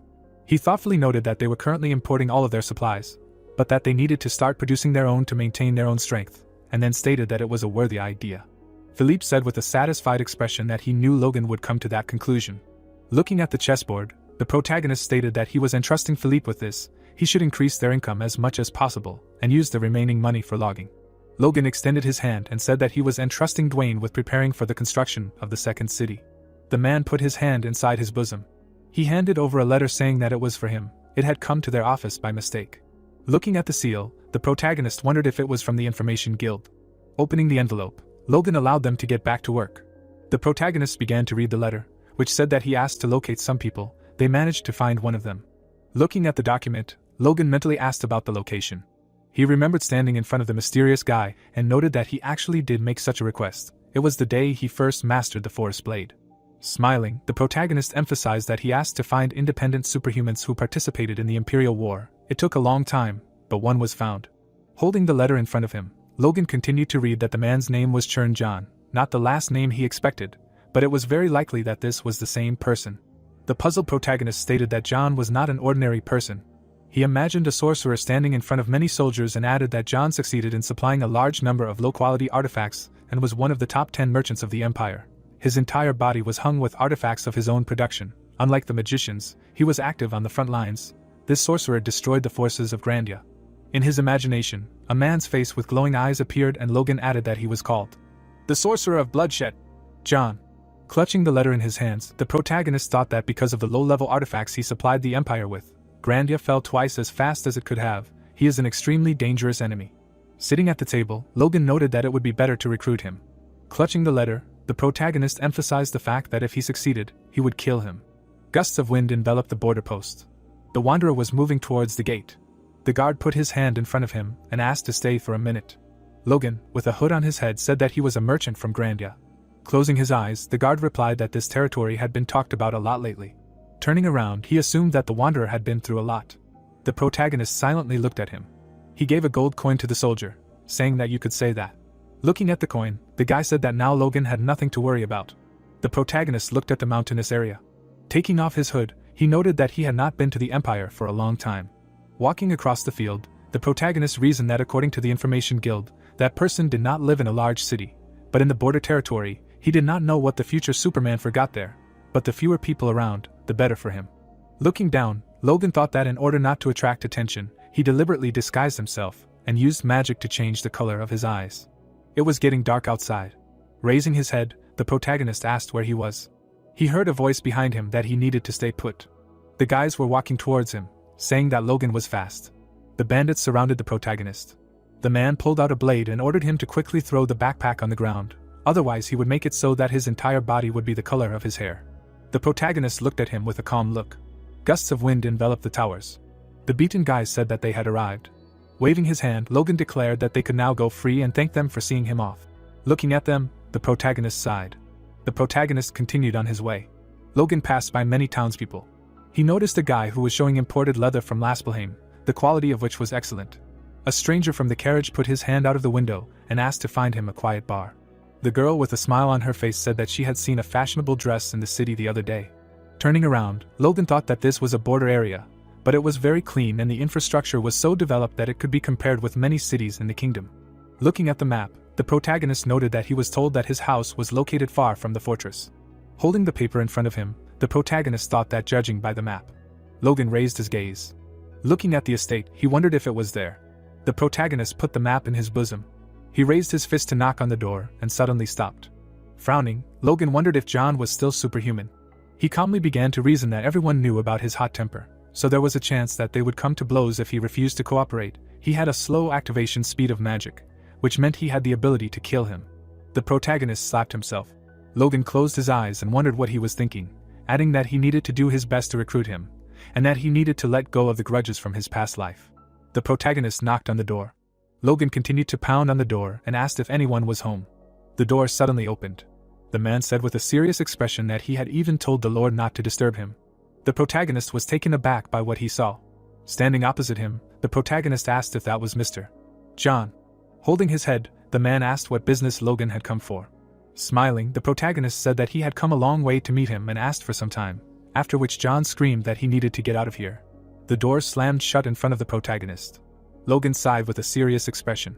Holding his head, the protagonist wondered if he should kill him after all. Clenching his hand into a fist, the protagonist thought that this should not be done. If he can lure him over to his side, John will become an incomparable ally. He needs to endure and just endure. Touching his chest, the protagonist felt the magic of lightning. Lightning appeared in his imagination, and Logan thought that such an amount of lightning would be enough to kill any ordinary person. Frowning, the protagonist called him a scumbag, noting that if John does not want to talk, he will force him. Logan knocked down his door. Entering the room, the protagonist loudly screamed that he wants to talk. The protagonist was suddenly taken aback. John was holding murderous spheres over his head. Examining the balls, Logan told us that they constantly protect John, and also automatically repel enemies, which is the perfect balance between offense and defense. Although he is weaker than any other superhuman, but his murderous spheres, especially when they gain the power of fire, are considered incomparable weapons for killing civilians. A bead of sweat trickled down the protagonist's face as he thought that John had not yet reached the required level. Looking at the man, Logan asked if John had been too harsh with a guest who had come from afar. Putting his hand inside his bosom, the protagonist asked what he could do but kicked down the door since the man refused to talk. He threw the bag at John. It fell at the man's feet.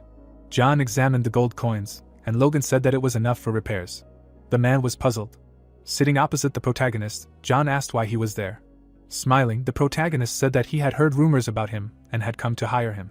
The man listened carefully and asked about the rumors. The protagonist stared at him. John looked away while Logan reasoned that his conscience did not bother him at all. The man was taken aback by the words that they said that he was a master of artifacts, because it was obvious, judging by the objects behind his back. The dumbfounded John asked where the protagonist had heard about it. Smiling, Logan said that he had heard about it from the Information Guild, which was looking for capable mages for him. The man with glowing eyes began to ask about the Information Guild. The protagonist answered with a serious expression that he could not say that. Looking at the book on the shelves, the protagonist said that he had come after hearing about his greatness, but it seemed that he was carrying a burden of sin, after which John cried out that he lived an absolutely normal and law-abiding life. Looking at his sword, Logan began to reason that no matter how capable John was, if there were problems with him, he would finish him off, because it was impossible to predict when a person would betray him. The protagonist's gaze fell on the balls and he added that if he looked closely, the killing spheres seemed weaker than they were in his past life. He would definitely not have any difficulties with them. Folding his arms, Logan asked if the last name John was familiar to him. The man was shocked by what he heard. He looked up at the protagonist. They stared at each other in silence. The spheres filled with red energy. John's face was serious. He frowned in rage. The man rushed at the protagonist. Leaves from the trees flew around the building. A powerful explosion was heard from the estate. John destroyed the wall. A sphere was flying in front of his hand. He was shocked. A powerful whirlwind of yellow mana knocked him off his feet. Covering himself with his hands, the man asked if he dodged. Grinning, John said that he was lucky, but it would not happen again. Standing in front of Logan, he cried out that he should not expect to compare to his spheres. The protagonist raised the blade above his head. Smiling, John called him pathetic. A powerful blow was heard. Flames moved towards the man. Grinning, he declared that the protagonist's actions were commendable. He was suddenly taken aback. A powerful stream of energy reached John. His spheres were floating in the room. It suddenly broke in half. The wounded man was sitting by the wall. His gaze was dumbfounded. His gaze fell on the chopped artifacts. Logan approached him. He asked with a mad look how much John's conscience was tormenting him, if it reacted like that. The man was scared. He asked with a dumbfounded look how the protagonist knew his name, if he destroyed all traces of himself, and the plot told us that there are practically no records of John Cronet until he became a Superman. He opened his mouth in surprise, while Logan reasoned that looking at him now, he saw only a fugitive. The irritated protagonist asked John where he thought he came from. The man frowned at such a question. Touching his pocket, John cried out that he should not be played with. Logan was taken aback by this. The man took out another sphere and said that he usually does this. A powerful explosion was heard in front of the protagonist. His body was enveloped in an aura. Looking at the hole in the floor, Logan asked if John had fallen into the basement. Frowning, the protagonist came to the conclusion that he was hiding another artifact. The protagonist jumped into the hole. Logan found himself in a huge library. He was surprised by what he saw. Examining the table with documents, he clarified whether this was a lab. The protagonist turned to John's voice, who called him a clingy freak. The man, enveloped in red mana, flew up. Holding the staff in front of him, he wished Logan death. Pink lightning flew out of the staff. Frowning, the protagonist wondered if he was using two different spells so quickly. The protagonist watched the spells flying at him. Logan's blade was enveloped in energy. John's mana began to reach for him. The confused man wondered what kind of energy it was. The protagonist's blade dispelled all the red energy. Logan aimed a magical blow at him. John was dumbfounded and wondered who he was. The protagonist stood in front of him with a serious expression. The man's arm was cut off. A stream of mana flew past the man's face. The severed arm fell to the floor. John, dumbfounded, began to scream in pain. Logan, standing in front of him, said that he had brought himself to this. The enraged man screamed that he would finish him off. He swung his other hand. The protagonist's face was serious. Another stream of energy flew at him. He swung his sword. The protagonist delivered a powerful attack and declared that it was too slow. Logan stood in front of the man. Blood flew out of John's mouth. He fell to the floor. Looking at him, the protagonist sighed. The protagonist noticed the trembling ceiling and assumed that it was about to collapse. Looking at John's corpse, Logan thought that his lab belonged to a man known as an artifact master. Frowning, the protagonist emphasized the fact that he wanted to study everything carefully. But there was nothing he could do. He wanted to quickly look around and leave. Logan began to turn around. The shelves with books began to shake. The protagonist turned his attention to the table with documents. Taking a book in his hands, Logan asked if these were his research notes. He presented metal ingots and noted that in his past life, John had invented a method of placing magic not only in precious metals like mithril, but also in ordinary ones, which allowed for the mass production of low-level artifacts. Smiling, the protagonist assumed that this method was described in the book. He began to take other books and noted that he would need to familiarize himself with them. Turning around, Logan asked if there was anything else there. He was surprised. The protagonist saw gloves and a pendant, after which he asked if these were also artifacts. Taking the pendant, the protagonist thought that he did not feel any special energy coming from them. Raising his hand to the gloves, Logan said that he was sorry, but he would still accept them with gratitude. The protagonist was surprised. He felt energy coming from the gloves. The protagonist remembered that something similar happened with the boots. Smiling, Logan came to the conclusion that they needed to be tested. He put them on his hands. The protagonist's face was serious. The protagonist clenched his hand into a fist. A bright light emanated from the fist. The guy was delighted by this. Looking at his hand, Logan thought that his strength seemed to have increased several times and even the durability and power of his body had increased significantly, very similar to those boots of the wind god, after which he said that he did not expect to find something like that. Looking at the broken cane, the protagonist wondered if the boots and gloves were created by the same person, noting that in any case, it was clearly not John in his current state, but then it was unknown who it was. The protagonist was suddenly taken aback.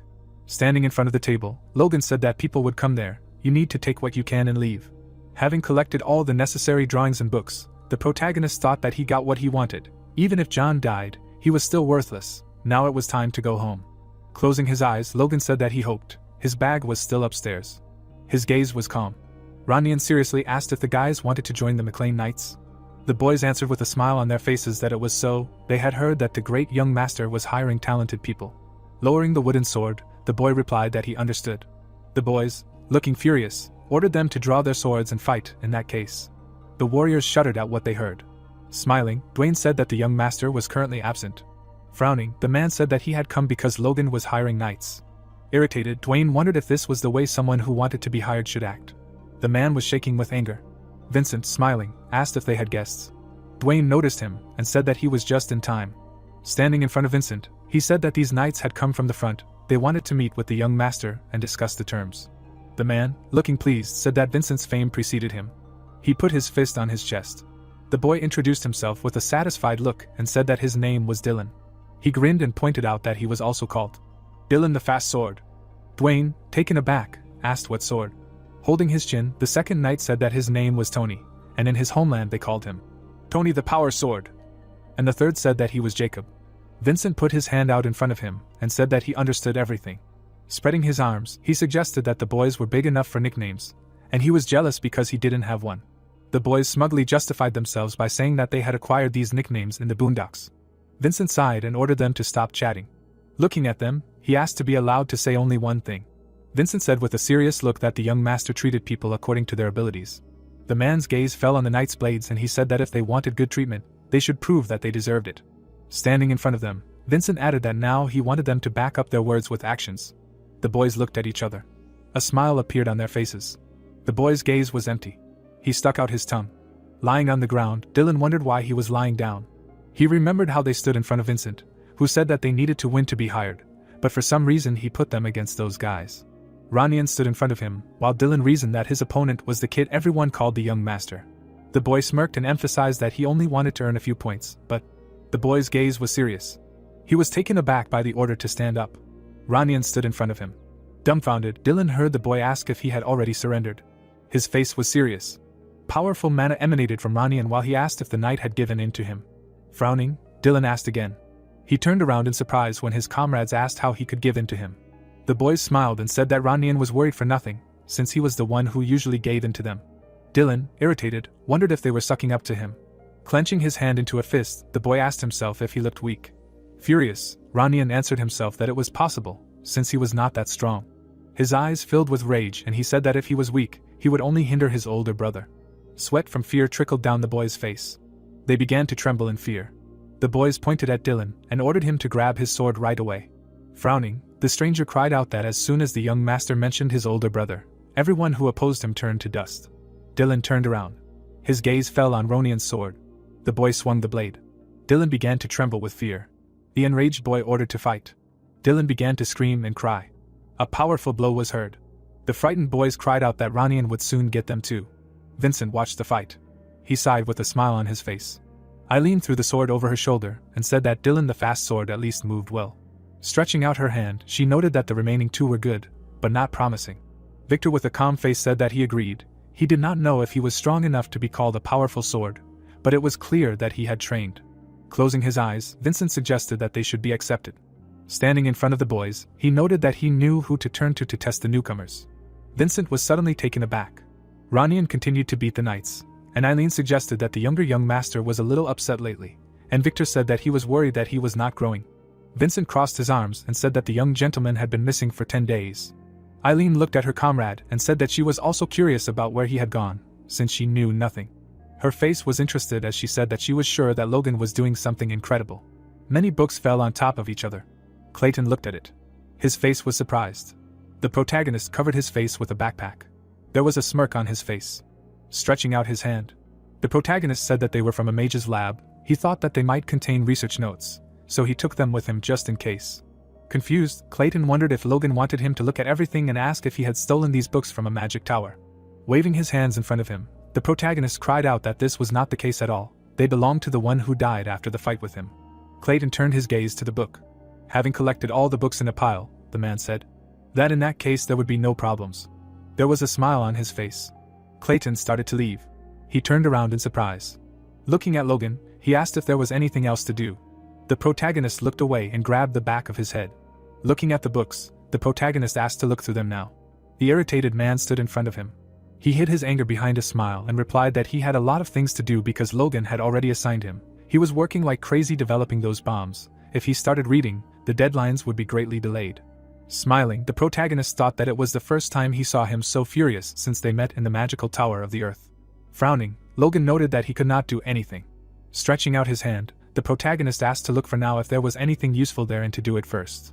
Looking at the notes, Clayton wondered if it was so important that Logan was willing to ignore other matters. He put the books on the table and agreed. There was a smile on the protagonist's face. The man began to leaf through the book and said that if he only needed to look through it, it would take a couple of hours. He could take a bath in the living room and rest in the meantime. His face was interested. Clayton was suddenly surprised. Logan looked at him and called out. The man was shocked. Looking up, Clayton asked him to answer honestly if the protagonist really didn't take them from the magic tower. Looking at the books, the protagonist answered that it was definitely so. The man continued to study the books with a thoughtful look. With a smile on his face, he said that there was something very useful there. This was a study on how to place magic into ordinary metals. There was delight on the protagonist's face. Covering the smile on his face with his fist, Logan listened to him say that there were still many shortcomings in it, but the basis was described. If it was completed, the whole world would turn upside down. Pointing his finger, Clayton added that there was more. The confused protagonist heard that they would be able to create those bombs. The sun's rays illuminated the city. People walked along the streets, where vendors shouted that it was necessary to buy silk and iron bars of high quality. Smiling, the woman asked to show this product. A guy was drinking alcohol at a table. The man approached him, asking if he minded if he sat down.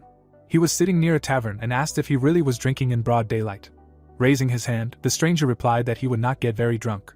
The man frowned, hearing that even if he did get drunk, it would not cause problems, and asked if he was sure. Smiling, the guy said that it was true, there seemed to be 30 knights here. The interlocutor slammed his fist on the table, and said that there were 150 soldiers, he should watch more closely.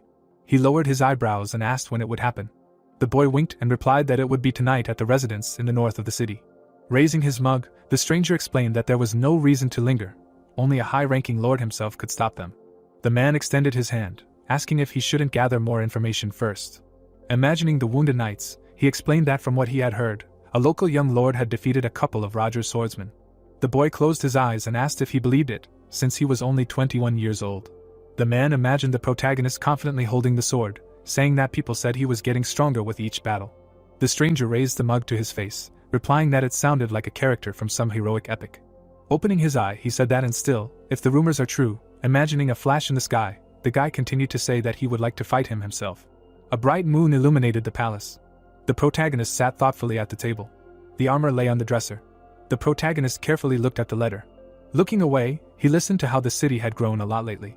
Rick stood by the bookcase, telling that even the market had opened, next to the memorial for the fallen in Tomoto. Picking up the book, the servant said that many interesting things were delivered to them, there was something to see. Touching his chin, Logan listened to how he planned to check out what they were selling there next weekend, and answered that it seemed to him that he preferred to sleep around the clock. The guy turned around embarrassedly. Imagining a winking girl, he said that even if he wanted to sleep, she would be sad, so there was no choice. The protagonist looked at the letter, saying that it was okay, let him have fun, and the servant asked if he could say it with at least a drop of warmth in his voice. Frowning, Rick said that okay, he didn't expect anything from him, and the protagonist said that it was a joke. He jumped from the flying bag and cried out that he was scared. The guy looked at the money with delight, listening to the words that he should buy Lilia clothes with it and eat somewhere nice. The servant happily hugged the master and said that he loved him. Putting his hand on his shoulder, Rick said that he asked him to rest at least a little, because he had a date with Mistress Eileen. Watching the servant run away, Logan said that then he should return the money so that he could go with her. The protagonist propped his cheek with his hand, asking what date meant. Imagining himself walking arm in arm with Eileen, the protagonist thought about how he had no time to think about dates and vacations at such an important time. He imagined the girl's happy face, thinking that there were already a lot of things to take care of. The guy blushed embarrassedly. Logan was happily sitting at the table. Clutching his head, the protagonist shouted that now was really not the time for this.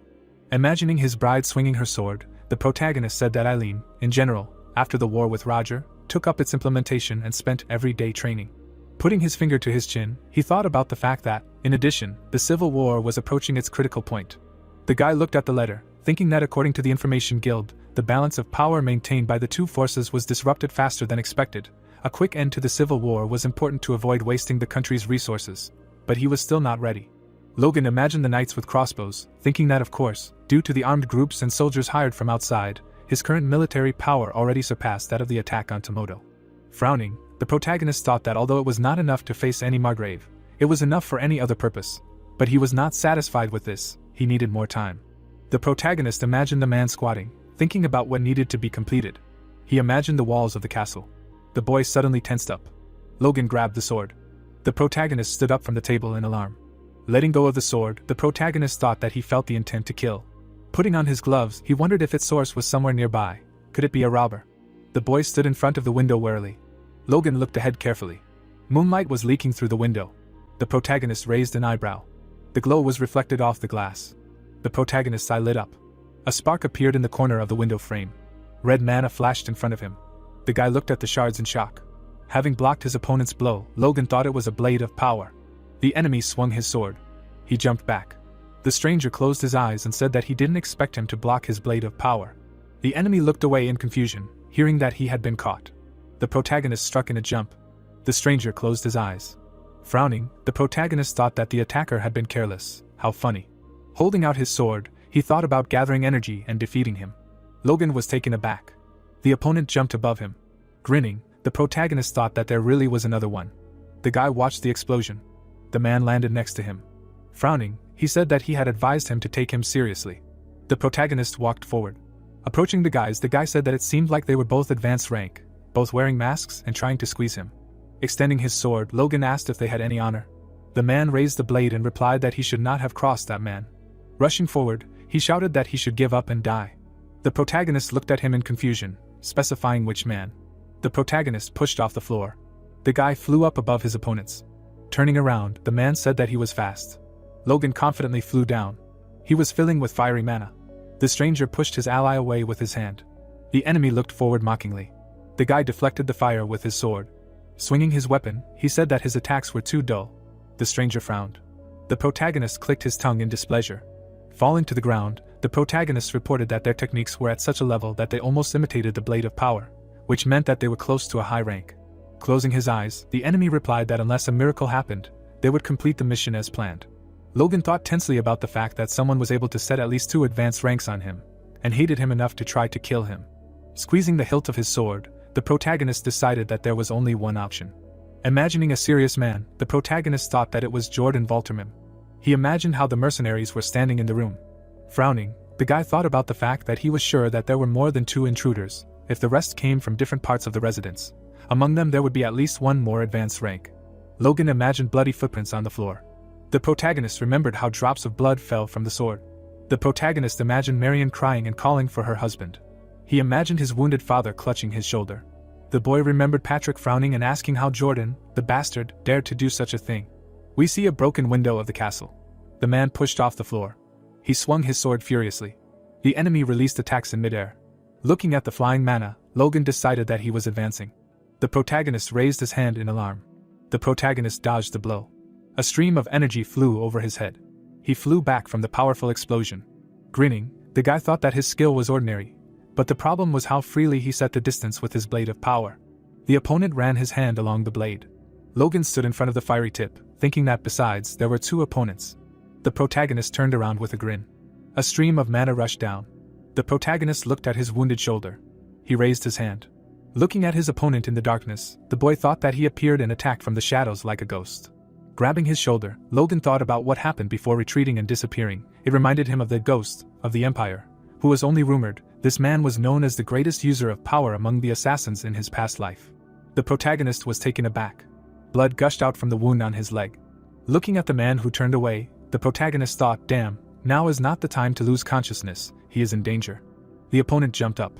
The boy parried the blow with his sword. Raising the blade, Logan thought that if you think about it, he, who only has a high rank, would never be able to stand up to 2 advanced ones. The protagonist tried to catch his breath, thinking why then he did not feel like he could lose. The opponent frowned. Squeezing his eyes shut, the stranger said that he was very stubborn. Jumping over him, he shouted that he should die. The protagonist was accumulating mana in his legs, thinking that he should hold on. The guy rushed forward. Logan rushed past his opponents. Looking at the dumbfounded guys, the main character thought that whether it was artifacts or techniques, he would use all the possibilities and concentrate on defense. Leaning down, the protagonist decided that he was sure that the chance would present itself. He turned around seriously, thinking that for now let it be like this. Looking at the man surrounded by energy, the guy thought that it was overheating. Logan watched the running opponent, thinking that they were squeezing out strength, exceeding their capabilities and not caring about the consequences.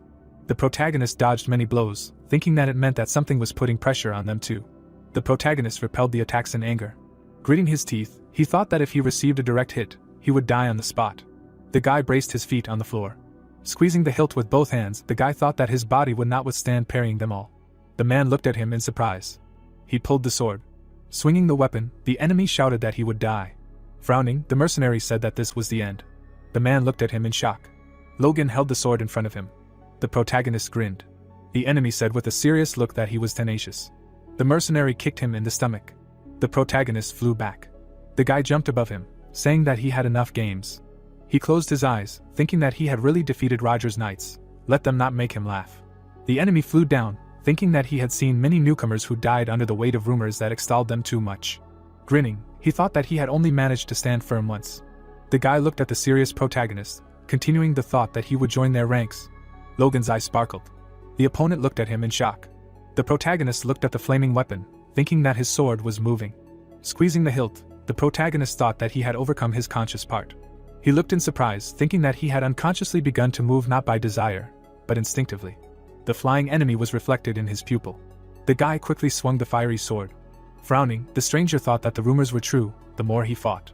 He looked at the approaching flames. Watching Logan swing his weapon, the opponent decided that the stronger he was becoming. The protagonist confidently said that it was his turn. The sword was surrounded by bright mana. Leaves flew past the broken window.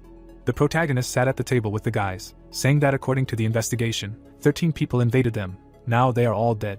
Looking at the worried man, he said that 5 soldiers were dead, 12 were wounded. The guy looked down with displeasure and said that his father was not feeling well. Imagining Patrick lying on the bed, Logan reported that he was seriously wounded in battle while he was protecting his mother. The protagonist imagined Marianne sadly sitting by her husband's bed. Vincent with a serious look said that considering the strength of the invaders, they got off easy.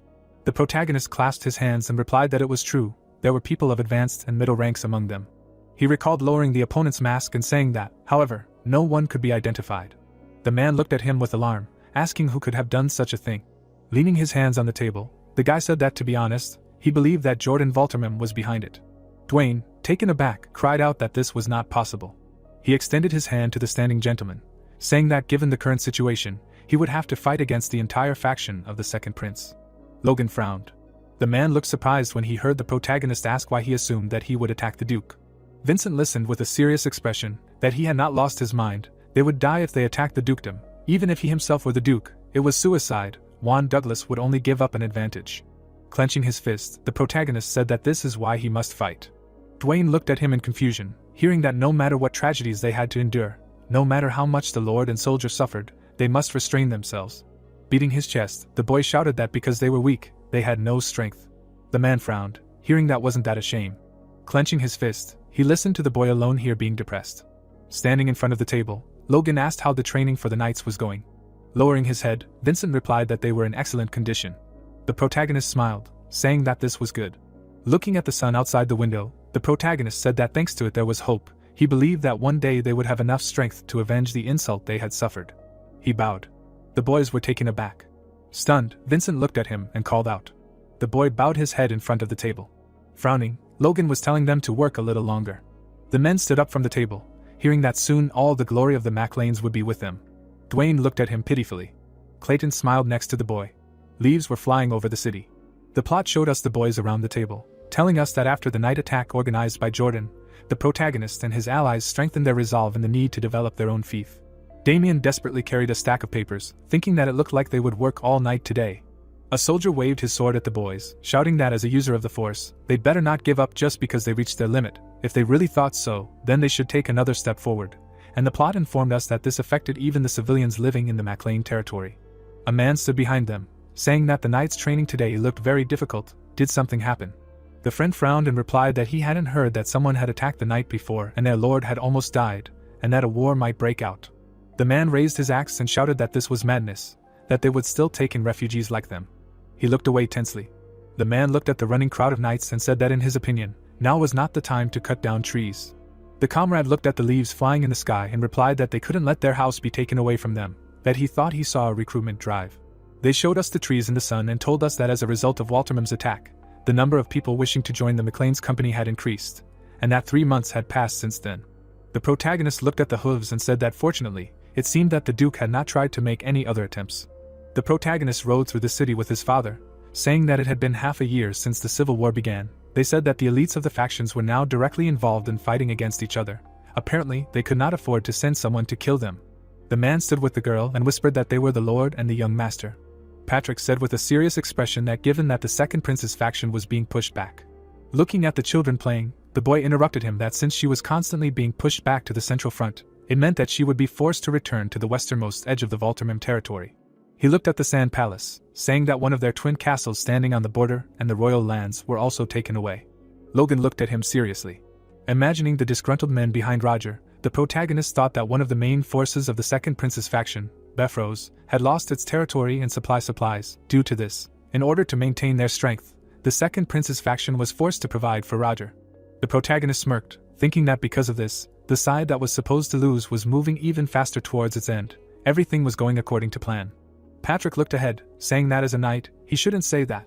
He rode his horse through the city, telling them that their territory had increased due to the civil war.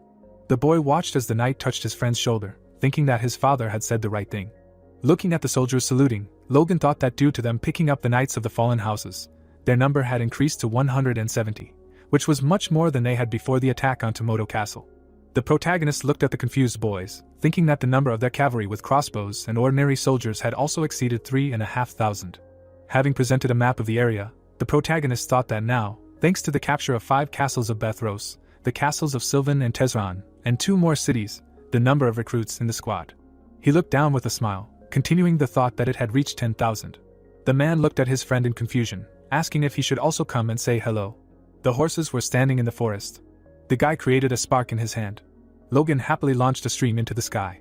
Grinning, the protagonist thought that this was a blade of power. He had acquired the distinctive ability of the strongest. With it, power becomes both a weapon and armor. Laughing, his father said that it seemed that he had surpassed him. The protagonist touched his cheek, thinking that he had not yet even grasped what the secrets were and how to make a burning blow with the 4th form of the divine sword. However, everything was happening faster than he had planned. He stood in front of his serious father and announced that it was time to begin. Surprised, the man asked what he meant. Did he really mean that? The guy raised his head confidently. Logan watched the sun illuminate the trees, saying that he would end the civil war. We are transported to the southern mountains, where many goblins were standing in the forest.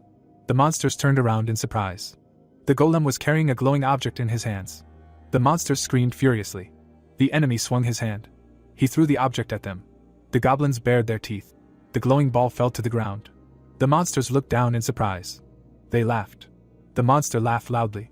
A powerful explosion occurred in the middle of the trees. The golem watched the burning ground. The protagonist approached him and said that everything was fine. Resting his hands on his hips, the protagonist said that this was a great power.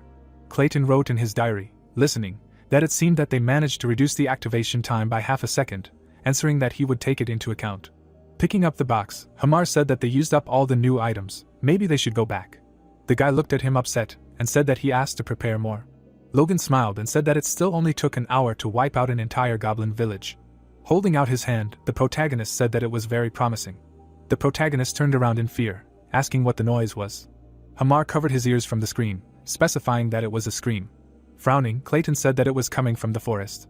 The guys quickly ran deeper into the thicket. The sun's rays illuminated the grass. The men tried to catch their breath among the trees. Frowning, the guy said that he did not know, but it seemed that the roar of the explosions woke up some kind of predator. Logan turned around. Looking into the distance of the forest, the protagonist said that the depths of the southern forest are known throughout the continent as the home of a demon. Clayton held the belt of the bag. Putting his hand to his neck, the protagonist said that everyone had worked hard today. He stood in front of his companions, saying that he was sure he lacked information, but he had done much better than expected, thinking that his invention was superior to what he had used in his past life. The man raised his hand and replied that the power of the Liberatio bombs was on par with the power of a second circle mage. Clenching his fist, he said that however, the production cost was comparable to 2 first-class scrolls, a revolutionary level of efficiency. Extending his hand, the guy listened that it was all thanks to the documents he had brought, and replied that not only that, he had worked hard too. Logan touched his chin, saying that however, such a weapon could not be created without a blueprint. Clayton frowned when he heard that he therefore expected the creation method to be kept in the strictest confidence. Shrugging his shoulders, Hamar said that if you do not know the ratio of materials and mana settings, you will not be able to make copies, even if you see the creation method. The protagonist nodded and agreed. The man blushed in embarrassment, hearing that as a thank you, he would increase the funding of the magic tower by 30%. The dwarf cried out in delight, hearing that he would deduct 3 years from the duration of the contract. Raising a finger, the protagonist said that of course, if the creation method fell into the wrong hands, everything would be cancelled. He looked surprised, hearing that since they were in a good mood, they should show him, because he took it with him. Clayton stuck his hand in the bag, telling him that they tried to do something while they were developing Liberatio. He looked at the weapon and said that they called it an artifact version of the automatic crossbow. Taken aback, the guy mentally said the name. The golem stood in front of them. Logan pulled out the crossbow. The arrow quickly flew out. A bright explosion was heard in the forest. The protagonist happily put his hand to his forehead, asking what other crossbow had so much fire power. Smiling, Clayton asked how he did, adding that they had designed it to have a destructive power that would match Liberatio. He examined the weapon, explaining that after testing the mana resonance, they had found that the range had increased significantly. Raising a finger, the man said that however, it fired 2 projectiles per shot, and was essentially a consumable item, as it could not be used after 10 shots. The protagonist looked down at the crossbow, thinking that even if they made one a day, they would only have 365 crossbows in a year, but it would be a waste to give up such destructive power. Standing in front of the boys, he said that for now he would be mostly handing them out to high-ranking knights, and that they should try to make as many as possible in 2 months. Clayton nodded and agreed. Hamar crossed his arms. Looking at the boy who had turned away, he asked why in 2 months. The guy grinned and replied that they wouldn't need them after that. The plot moves us to the McLean fief, Tomoto Castle, where a crowd stood in front of an announcement. Throwing a rake over his shoulder, the man said that construction had been completed in the second city, and anyone who wanted to live there could simply move. He raised his hand to his forehead, listening to how someone was doing well here, and why change anything, and read what they wrote, that those who moved would get a new house and land to work on. The stranger thoughtfully pursed his lips. Meanwhile, near Sylvana's castle, the guy crossed his arms, saying that he didn't want to anyway. Stretching out his hand to the crowd, he reported that after the change of lord, life here had become much better, specifying who would decide to leave their home and go meet difficulties. A man from the crowd jumped up, answering that it was him. The townsman beat his chest, shouting that they were ready for difficulties. Clenching his fist, he said that their homeland was already destroyed, and there they would get houses and land for free, and asked when they would have another chance like this. Turning around, the man shouted to the crowd that it was time to move forward to the second city. The protagonist moved a figure across the map. The protagonist sat at a table and said that the second city was built between Tomoto and Sylvan. Smiling, he asked the interlocutor why he did that. Dwayne held the papers and answered that it was because these castles were far from each other. Closing his eyes, the guy said that it was true. Logan ran his finger across the map, saying that the road from Tomoto to Sylvan on foot takes about 3 days, so if someone invaded from here, they would be in big trouble. Looking at the surprised man, the protagonist said that this is why the residents of this city will have to undergo training, and it will also help with public order. Dwayne held out his hand in confusion and replied that he understood, but who would invade them? The new city of the McLeans on the plain of Bethros. Smiling, the protagonist said that it would become a solid wall that would protect the plain of the McLeans. The man was taken aback, thinking that who should invade them anyway. The guy put his hands on his hips, thinking that his doubts would disappear with the onset of summer, and said that now they would take part in the Civil War. The dumbfounded guys stood around the table. Leaning on his hands, Dwayne said that he was wondering what was going on, clarifying whether he was serious. Why? He stood opposite at the table and shouted that everything was fine in the fief. Even if they sat and did nothing, they were guaranteed prosperity. Logan thought sadly that if they only defended their lands, then that would be it. Clenching his fist, the protagonist thought that, however, this is not what he wanted. It was so wrong. The sun was shining in the room and the protagonist was saying that if they continued to remain neutral, then no matter who won, the McLeans would fall into decline. The boys opened their mouths in shock. Philip raised his hand and said that everything was correct. The first prince's faction should win, and they were currently at odds with them. Patrick slammed the table and shouted that everyone should be quiet. He stood seriously next to his wife. Frowning, the man asked his son to explain. The protagonist looked at him tensely. The protagonist looked down and wondered if the first prince's faction would be satisfied with their victory over the second prince's faction after the war. He imagined their hands reaching out to the boys, thinking that the answer was no. In his past life, the first prince's faction was not satisfied with winning and attacked those who remained neutral. Lowering his hand, the guy thought that, however, this explanation would not work. The effect would be produced by an explanation that was directly related to them. Logan stood in front of the table, explaining that there were 2 families known to them in the first prince's faction. Imagining the boy turning around with displeasure, the protagonist said that although they were related, during difficult times for them due to the war for territory, the Kairos cold-bloodedly refused to support them. Marion looked down sadly. The protagonist imagined Rena smirking, saying that it wasn't just them, another family had disrespectfully and unilaterally broken off the engagement, the Wolves. Raising his hand, he said that they were both the main supporters of the first prince's faction. The guy looked at the serious guys, asking if they would allow them to remain in power when the war was over, and thought that, to be honest, no one knew. Logan thought with a desperate look that they could only guess about their opinion of them until they asked directly. However, that was not important, but what feelings they themselves had for them. Philip raised his hand and asked if he would join the first prince's faction now. The protagonist grinned and decided that it was okay. They got caught and said no. The protagonist spread his arms in front of the table and said that they would join the second prince. The men were taken aback. The people stood in front of him in a panic, asking what he was saying, since Bethros was in this faction and it was losing. The guy closed his eyes and answered that he understood them very well, but let them think about it. His father looked at him tensely, listening to how grateful they would be if they helped win. It would be better to join the losing side and turn the tide of the war. Philip looked down and wondered if he really had an idea on how to do this. Dwayne frowned in confusion and said that he was afraid that they might end up with nothing. Logan crossed his arms and said that indeed, the trough had a couple of holes and was on the verge of falling apart, wondering who was sane then. The protagonist frowned and shouted that, however, victory was possible. The dumbfounded guys looked at him, listening to what the point was. Patrick looked at him with displeasure, thinking that it was impossible. Frowning, Vincent decided that this was a serious speech. The protagonist smiled widely. He closed his eyes and asked if they had ever lost under his leadership. The guys stood sadly around the table, thinking that he was right. Dwayne ran up to him worriedly. Raising his hand to his face, he said that the gentleman said that Valterman was involved in that attack. The man looked at the surprised guy, asking why they were joining him then. Logan looked at him seriously. Smiling, the protagonist replied that he didn't have to worry. Dwayne looked at him in shock. The protagonist frowned and said that he would definitely pay for what he had done. Jordan asked him seriously if he was saying that he wanted to join them now. He sat in front of the ball in rage, wondering if Logan had gone crazy. The protagonist smiled at him in confusion, saying that he thought it was a little strange. The protagonist furrowed his brows in pity and said that if that was the case, they might as well join the First Prince's faction. The man frowned angrily when he heard the boy ask if he really wanted to. Sitting at the table, the man asked that otherwise he would join the First Prince's faction. He tensed his hand. The servant looked at him in fear, hearing that he dared.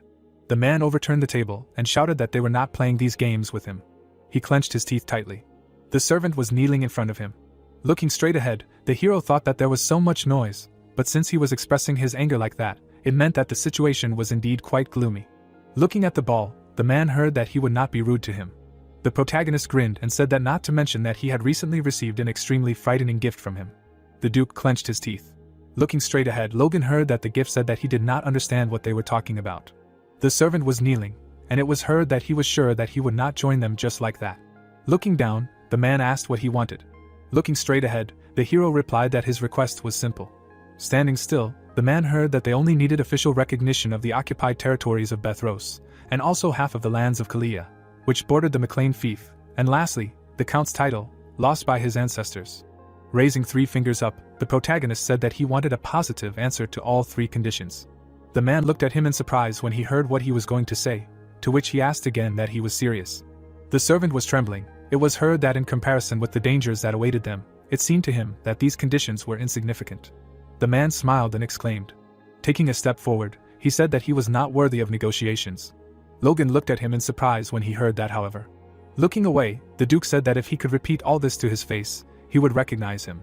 The hero looked up. The man looked at him in amazement when he heard that it was true. Good. The protagonist closed his eyes and said that he would visit him soon.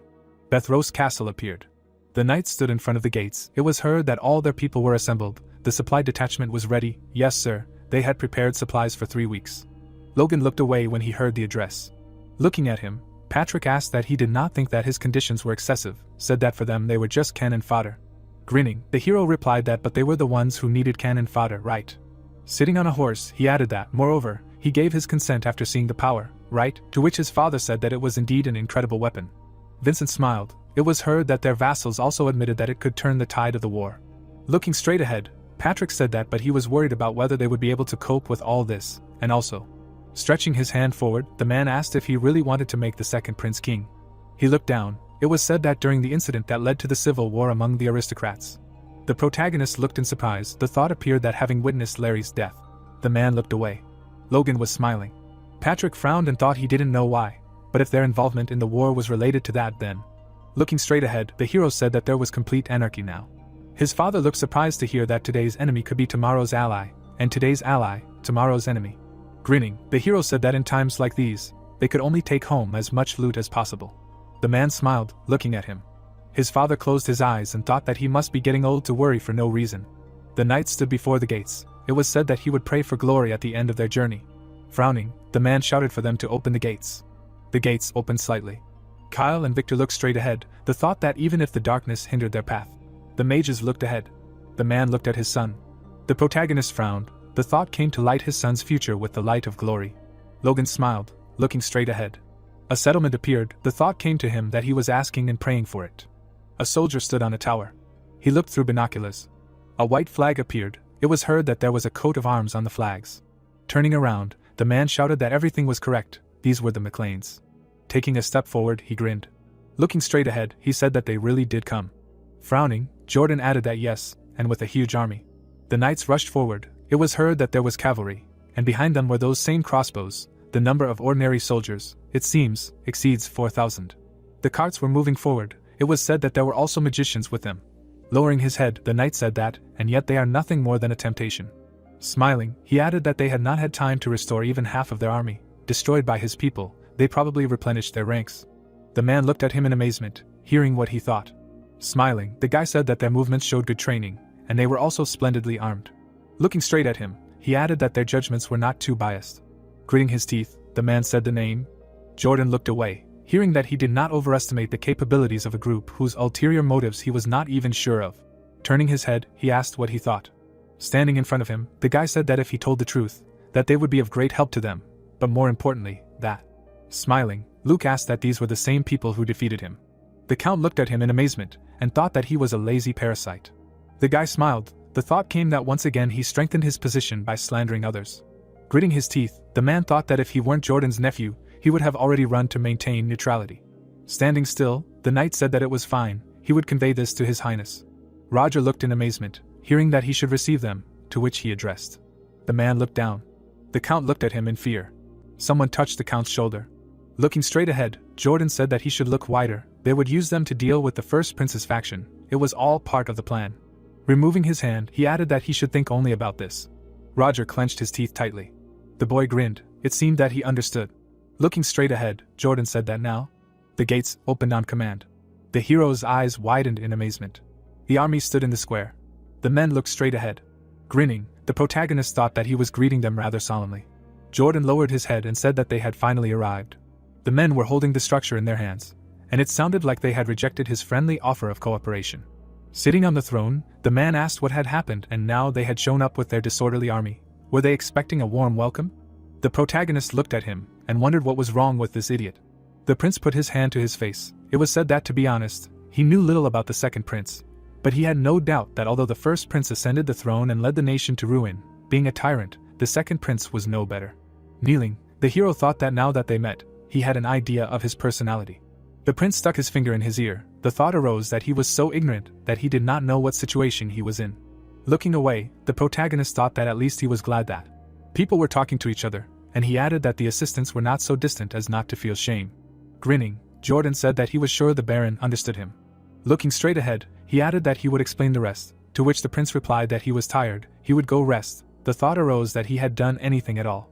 Looking at Patrick, the man exclaimed. He extended his hand and said first, let him thank him for joining, to which the man replied that it was an honor. Smirking, Jordan said that unlike his son, he was a very polite person. Looking straight ahead, Patrick replied that he himself was quite polite. Looking away, the man asked if it was true. Turning his head, he added that it didn't seem that way to him. Extending his hand, the hero said that it had been a long time since they had seen each other.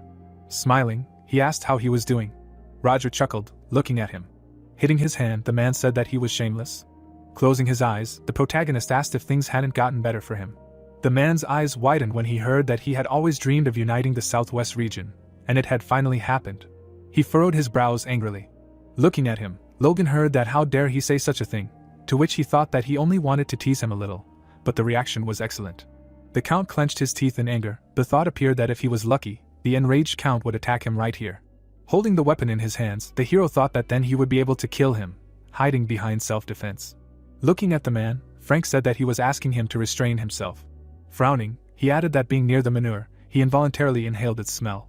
The hero grinned and thought that it did not work. Gritting his teeth, the man said that it was true. Looking to the side, he added that he would not forget this. The protagonist looked at the Count. A settlement appeared. It was said that now the castle of Arlaun and the neighboring castle are twin castles located in the county of Valterman.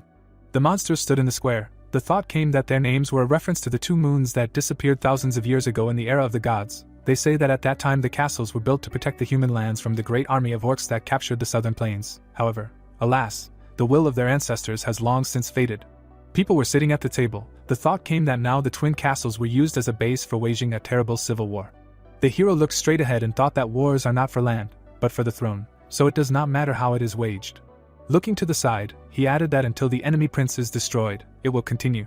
The man crossed his arms. The thought came that, however, none of the crown princes would sacrifice themselves to end the war. Putting the glass on the table, Logan thought that if everything was left like this, then, like in his past life, the nation during the war would be eradicated. The men were sitting at the table. The thought came that such meetings were absolutely useless. Frowning, the hero thought that only one thing was important: to quickly kill those who were needed and end the war. and also. Looking straight ahead, the knight said so. The protagonist looked in amazement, hearing that he would outflank the enemy. He looked away in surprise. The men were looking at him. Logan looked away in confusion. The guy widened his eyes. A thought occurred to him that he was looking at him strangely, with hostility. No. He raised his eyebrows. A thought occurred to him that he was curious. Turning his head, the hero wondered what had happened to him in his past life. It was heard that he did not answer. Frowning, Jordan asked that he intended to disobey the order. The protagonist smirked, hearing that either they should call his father, who had given him all authority, to which he replied that no. The man gritted his teeth, hearing that he wanted him to outflank them, to which he replied that exactly. Looking at him, Logan heard that both sides had information about each other's main forces. He was the only variable. He smirked when he heard that, so would he open up an opportunity for them, to which the hero thought that he really did. Looking at Jordan, the protagonist thought that he was trying very hard to finish him off. He wanted him to bypass the great army of 50,000 people, with his measly 5,000. Roger put his hand to his face. A thought appeared, that the scumbag's smile was about to reach his ears. Lowering his head, the hero thought, what a crazy suggestion.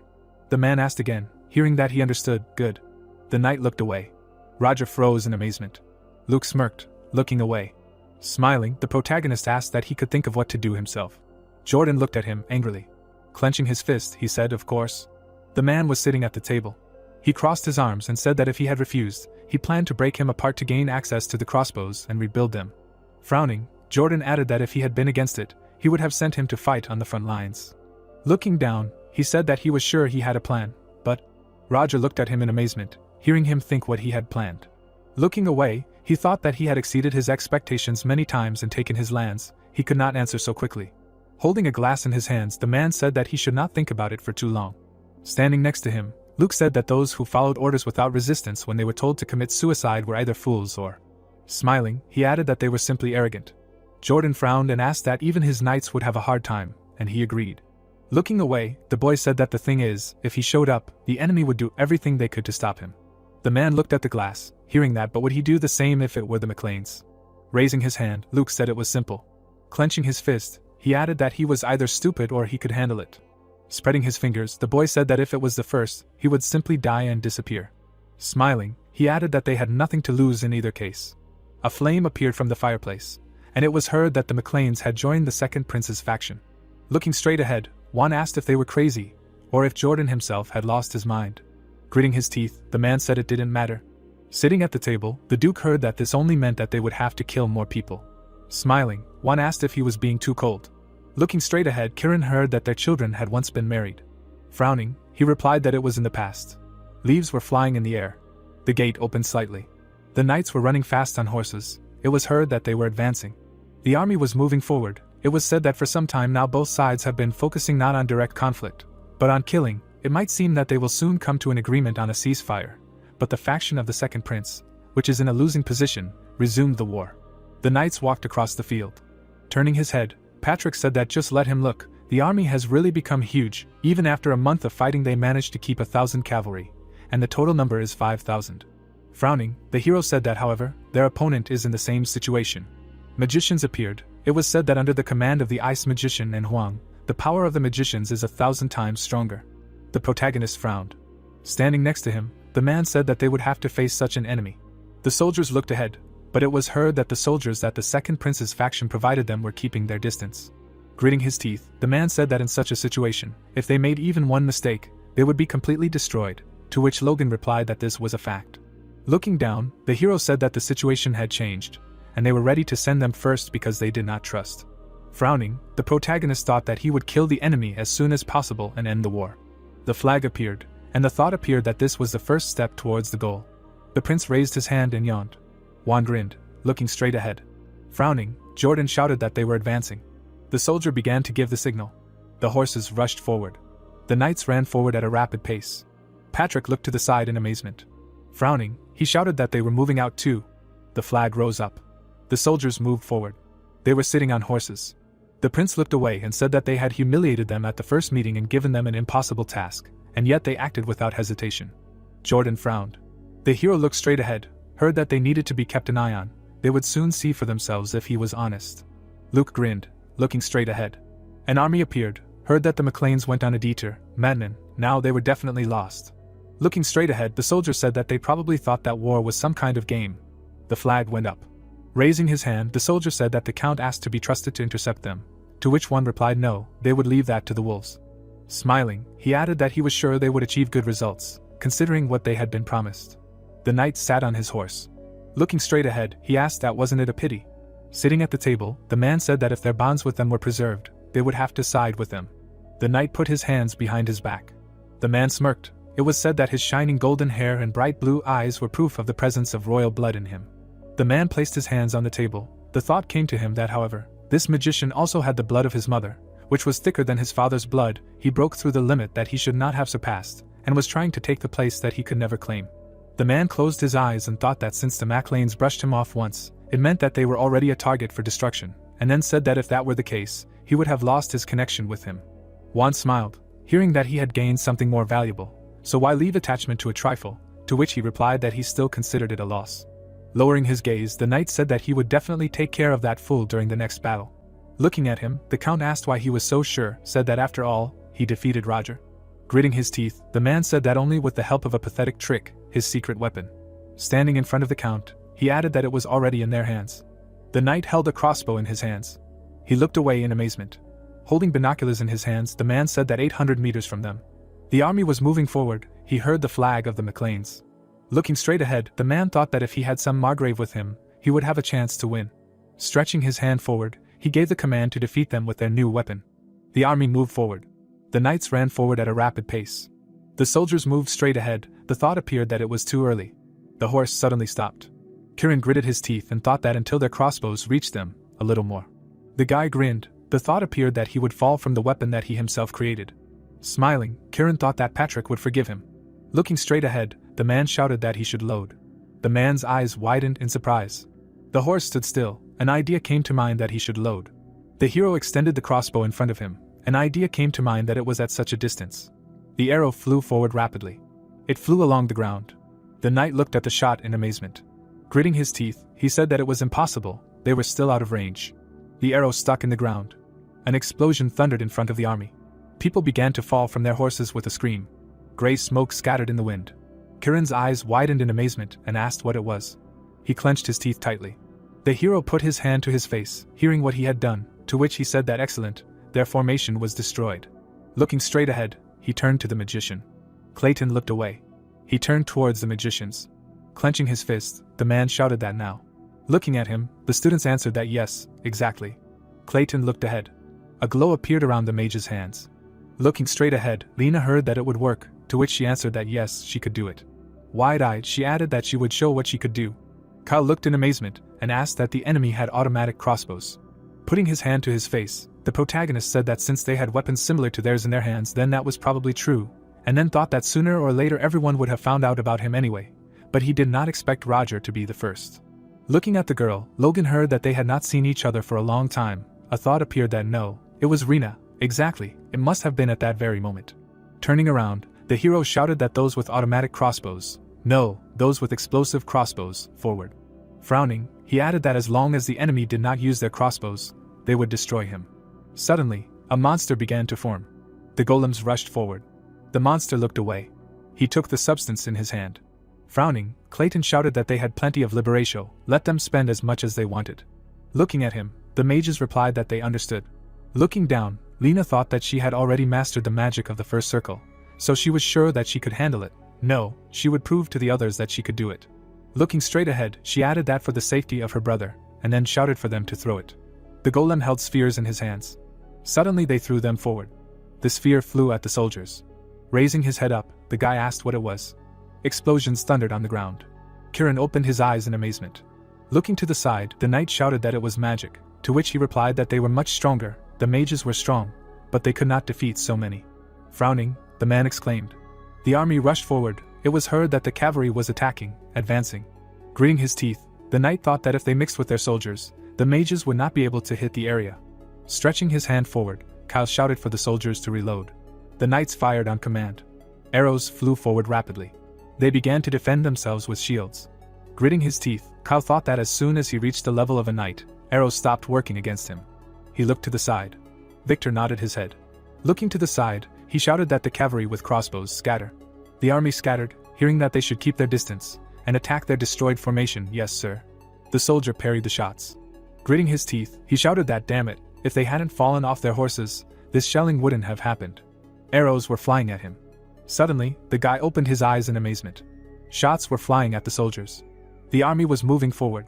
Victor looked straight ahead. The thought appeared that he would lead the common soldiers. Crossing his arms, the hero said that he was sure. He wondered why this was necessary, since he had just become a knight, but to which the guy replied that he would do it. They looked at him in amazement. Lowering his head, Victor said that but his sister asked him to protect her, no matter what happens. Frowning, he added that he did not know what he would do if something happened to her. The protagonist hit him on the head and told him to calm down. Raising his hand, he added that Mr. Clayton would take care of Lena, he should not worry about her. The boy's eyes widened when he heard that he should worry about himself. He looked down when he heard that it was also necessary for the sake of his sister. Lowering his head, the boy heard that he understood. Looking down, he thought that such worries and plans for the future were possible thanks to Master Logan. Victor frowned and thought that Lena still needed his protection. A glow appeared around the girl. The thought appeared that about his sister and about his master. The protagonist looked forward angrily. Frowning, the boy thought that he was worried first, and then shouted that to the rear, they would raise the enemies to the ground. Logan raised his hand. He opened his eyes wide. The man gritted his teeth when he heard that Victor with a detachment of crossbow cavalry headed to the rear, to which he responded approvingly. Looking to the side, Patrick shouted that behind him, to which the knights responded approvingly. Looking straight ahead, the soldier asked what the hell, what were they doing here? It was heard that parade, rather. The people rushed forward. It was heard that they were leaving. Kyle looked to the side. Clenching his fist, he shouted that they would cease fire. The man was breathing heavily. Nick held the weapon in his hands. He frowned. Raising his head, the man thought that they had stopped. They had used up the supplies. The man clenched his teeth tightly. The protagonist was moving forward rapidly. Looking straight ahead, Nick thought that they were attacking head-on. They were just knights led by a high-ranking lord. He put his leg to the side. The knight held the weapon in his hands. Extending his sword in front of him, Nick thought that the war was still controlled by knights and mages. Frowning, he added that it did not matter what kind of weapon a soldier carried. As long as he could hold off the opposing order of knights, the chance of victory could be restored. A glow appeared around the sword. The man swung his weapon and shouted that they should die. The weapon began to crack violently. The shards rushed forward. Frowning, the hero thought that he had broken his sword on purpose and used force on its fragments, and he wondered why he was being so careful with it. The protagonist prepared to jump. Suddenly, he jumped up. Grinning, Logan said that crossbows were not all he had. Flames appeared in the air. A blow flew across the ground. A shockwave appeared. The man clenched his teeth tightly. He grabbed the weapon tightly.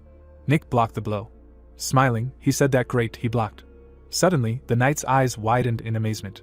His weapon suddenly shattered. The attack pierced him through. The hero rushed towards him. The man's eyes widened. Suddenly, the protagonist swung his weapon. Logan frowned. The man's head flew to the side. The hero lowered his head down. Looking straight ahead, he shouted that he had defeated the commander of the enemy knights. The man's eyes widened in fear and thought that he had defeated Nick. What was going on? Looking straight ahead, Kirin heard a scream. His eyes widened. He thought about what was going on. The hero stood still. The thought occurred to him that they had suffered more losses in this short battle than in 6 months of civil war. The man clenched his teeth tightly. Turning around, he shouted that they were retreating, everyone back. The flag rose up. The knights ran forward at a rapid pace. Kirin ran ahead of everyone. Gritting his teeth, he thought that he would not weaken his own strength just to hold off the enemy. The man aimed the crossbow. The man frowned. He threw the crossbow aside. Running forward, the knight thought, damn it. The hero stood still. Frowning, he shouted that there was no need for pursuit. Let them reform the formation. Grinning, the protagonist thought that he never expected them to retreat immediately after their commander fell. Turning his head, he added that since they now had him, they would not be able to stop them in the future. Standing in front of him, Vincent said that among the knights there were 5 wounded and 2 dead, among the soldiers there were 100 wounded. Closing his eyes, he added that it was a complete victory. Logan put his hand to his face, hearing that the results of the battle against the Count were simply incredible, and then thought that he needed to calm down. It was too early to rejoice. The hero looked straight ahead. The kingdom appeared. It was said that they probably had a good view from there. Duke Jordan. Frowning, the protagonist thought that he still had a lot to show him. Let him think carefully about how to deal with them in the future. The men looked ahead. Pursing his lips, the knight thought that on this battlefield, which seemed very cruel, only weak and insignificant nobles died. With wide eyes, Jordan thought that they, who had nothing to lose, could only watch from a safe distance, those who pretended to be loyal and betrayed them. Looking to the side, he added that this was the reason this particular battle began in the first place, and then said that if you just look at the results, they are at the level of a marquee. The people looked at him in amazement. Grinning, the man asked what was the matter, said that this force will soon be theirs. With wide eyes, the knight said that it was true. Jordan frowned as he heard that if they really betrayed them it would be very unpleasant, to which he thought that it was not unpleasant, but deadly. He looked up.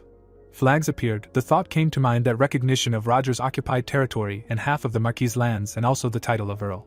Smiling, Jordan thought that he had made such high demands for a reason. Clenching his fist, he added that fine, this time he would not pay attention to it, but one day he would pay for his arrogant trick. Stretching his hand out to the side, the man shouted to give the signal to every unit. The McLeans would soon attack the enemy rear. He frowned, looking straight ahead. Flags appeared. It was heard that this was a real full-scale war. The wolves retreated. Stretching his hand forward, the man shouted that this was a joke, or were they really that useless? The knight closed his eyes and replied that he should forgive him. It turned out those pathetic fools were hiding a lot of strength.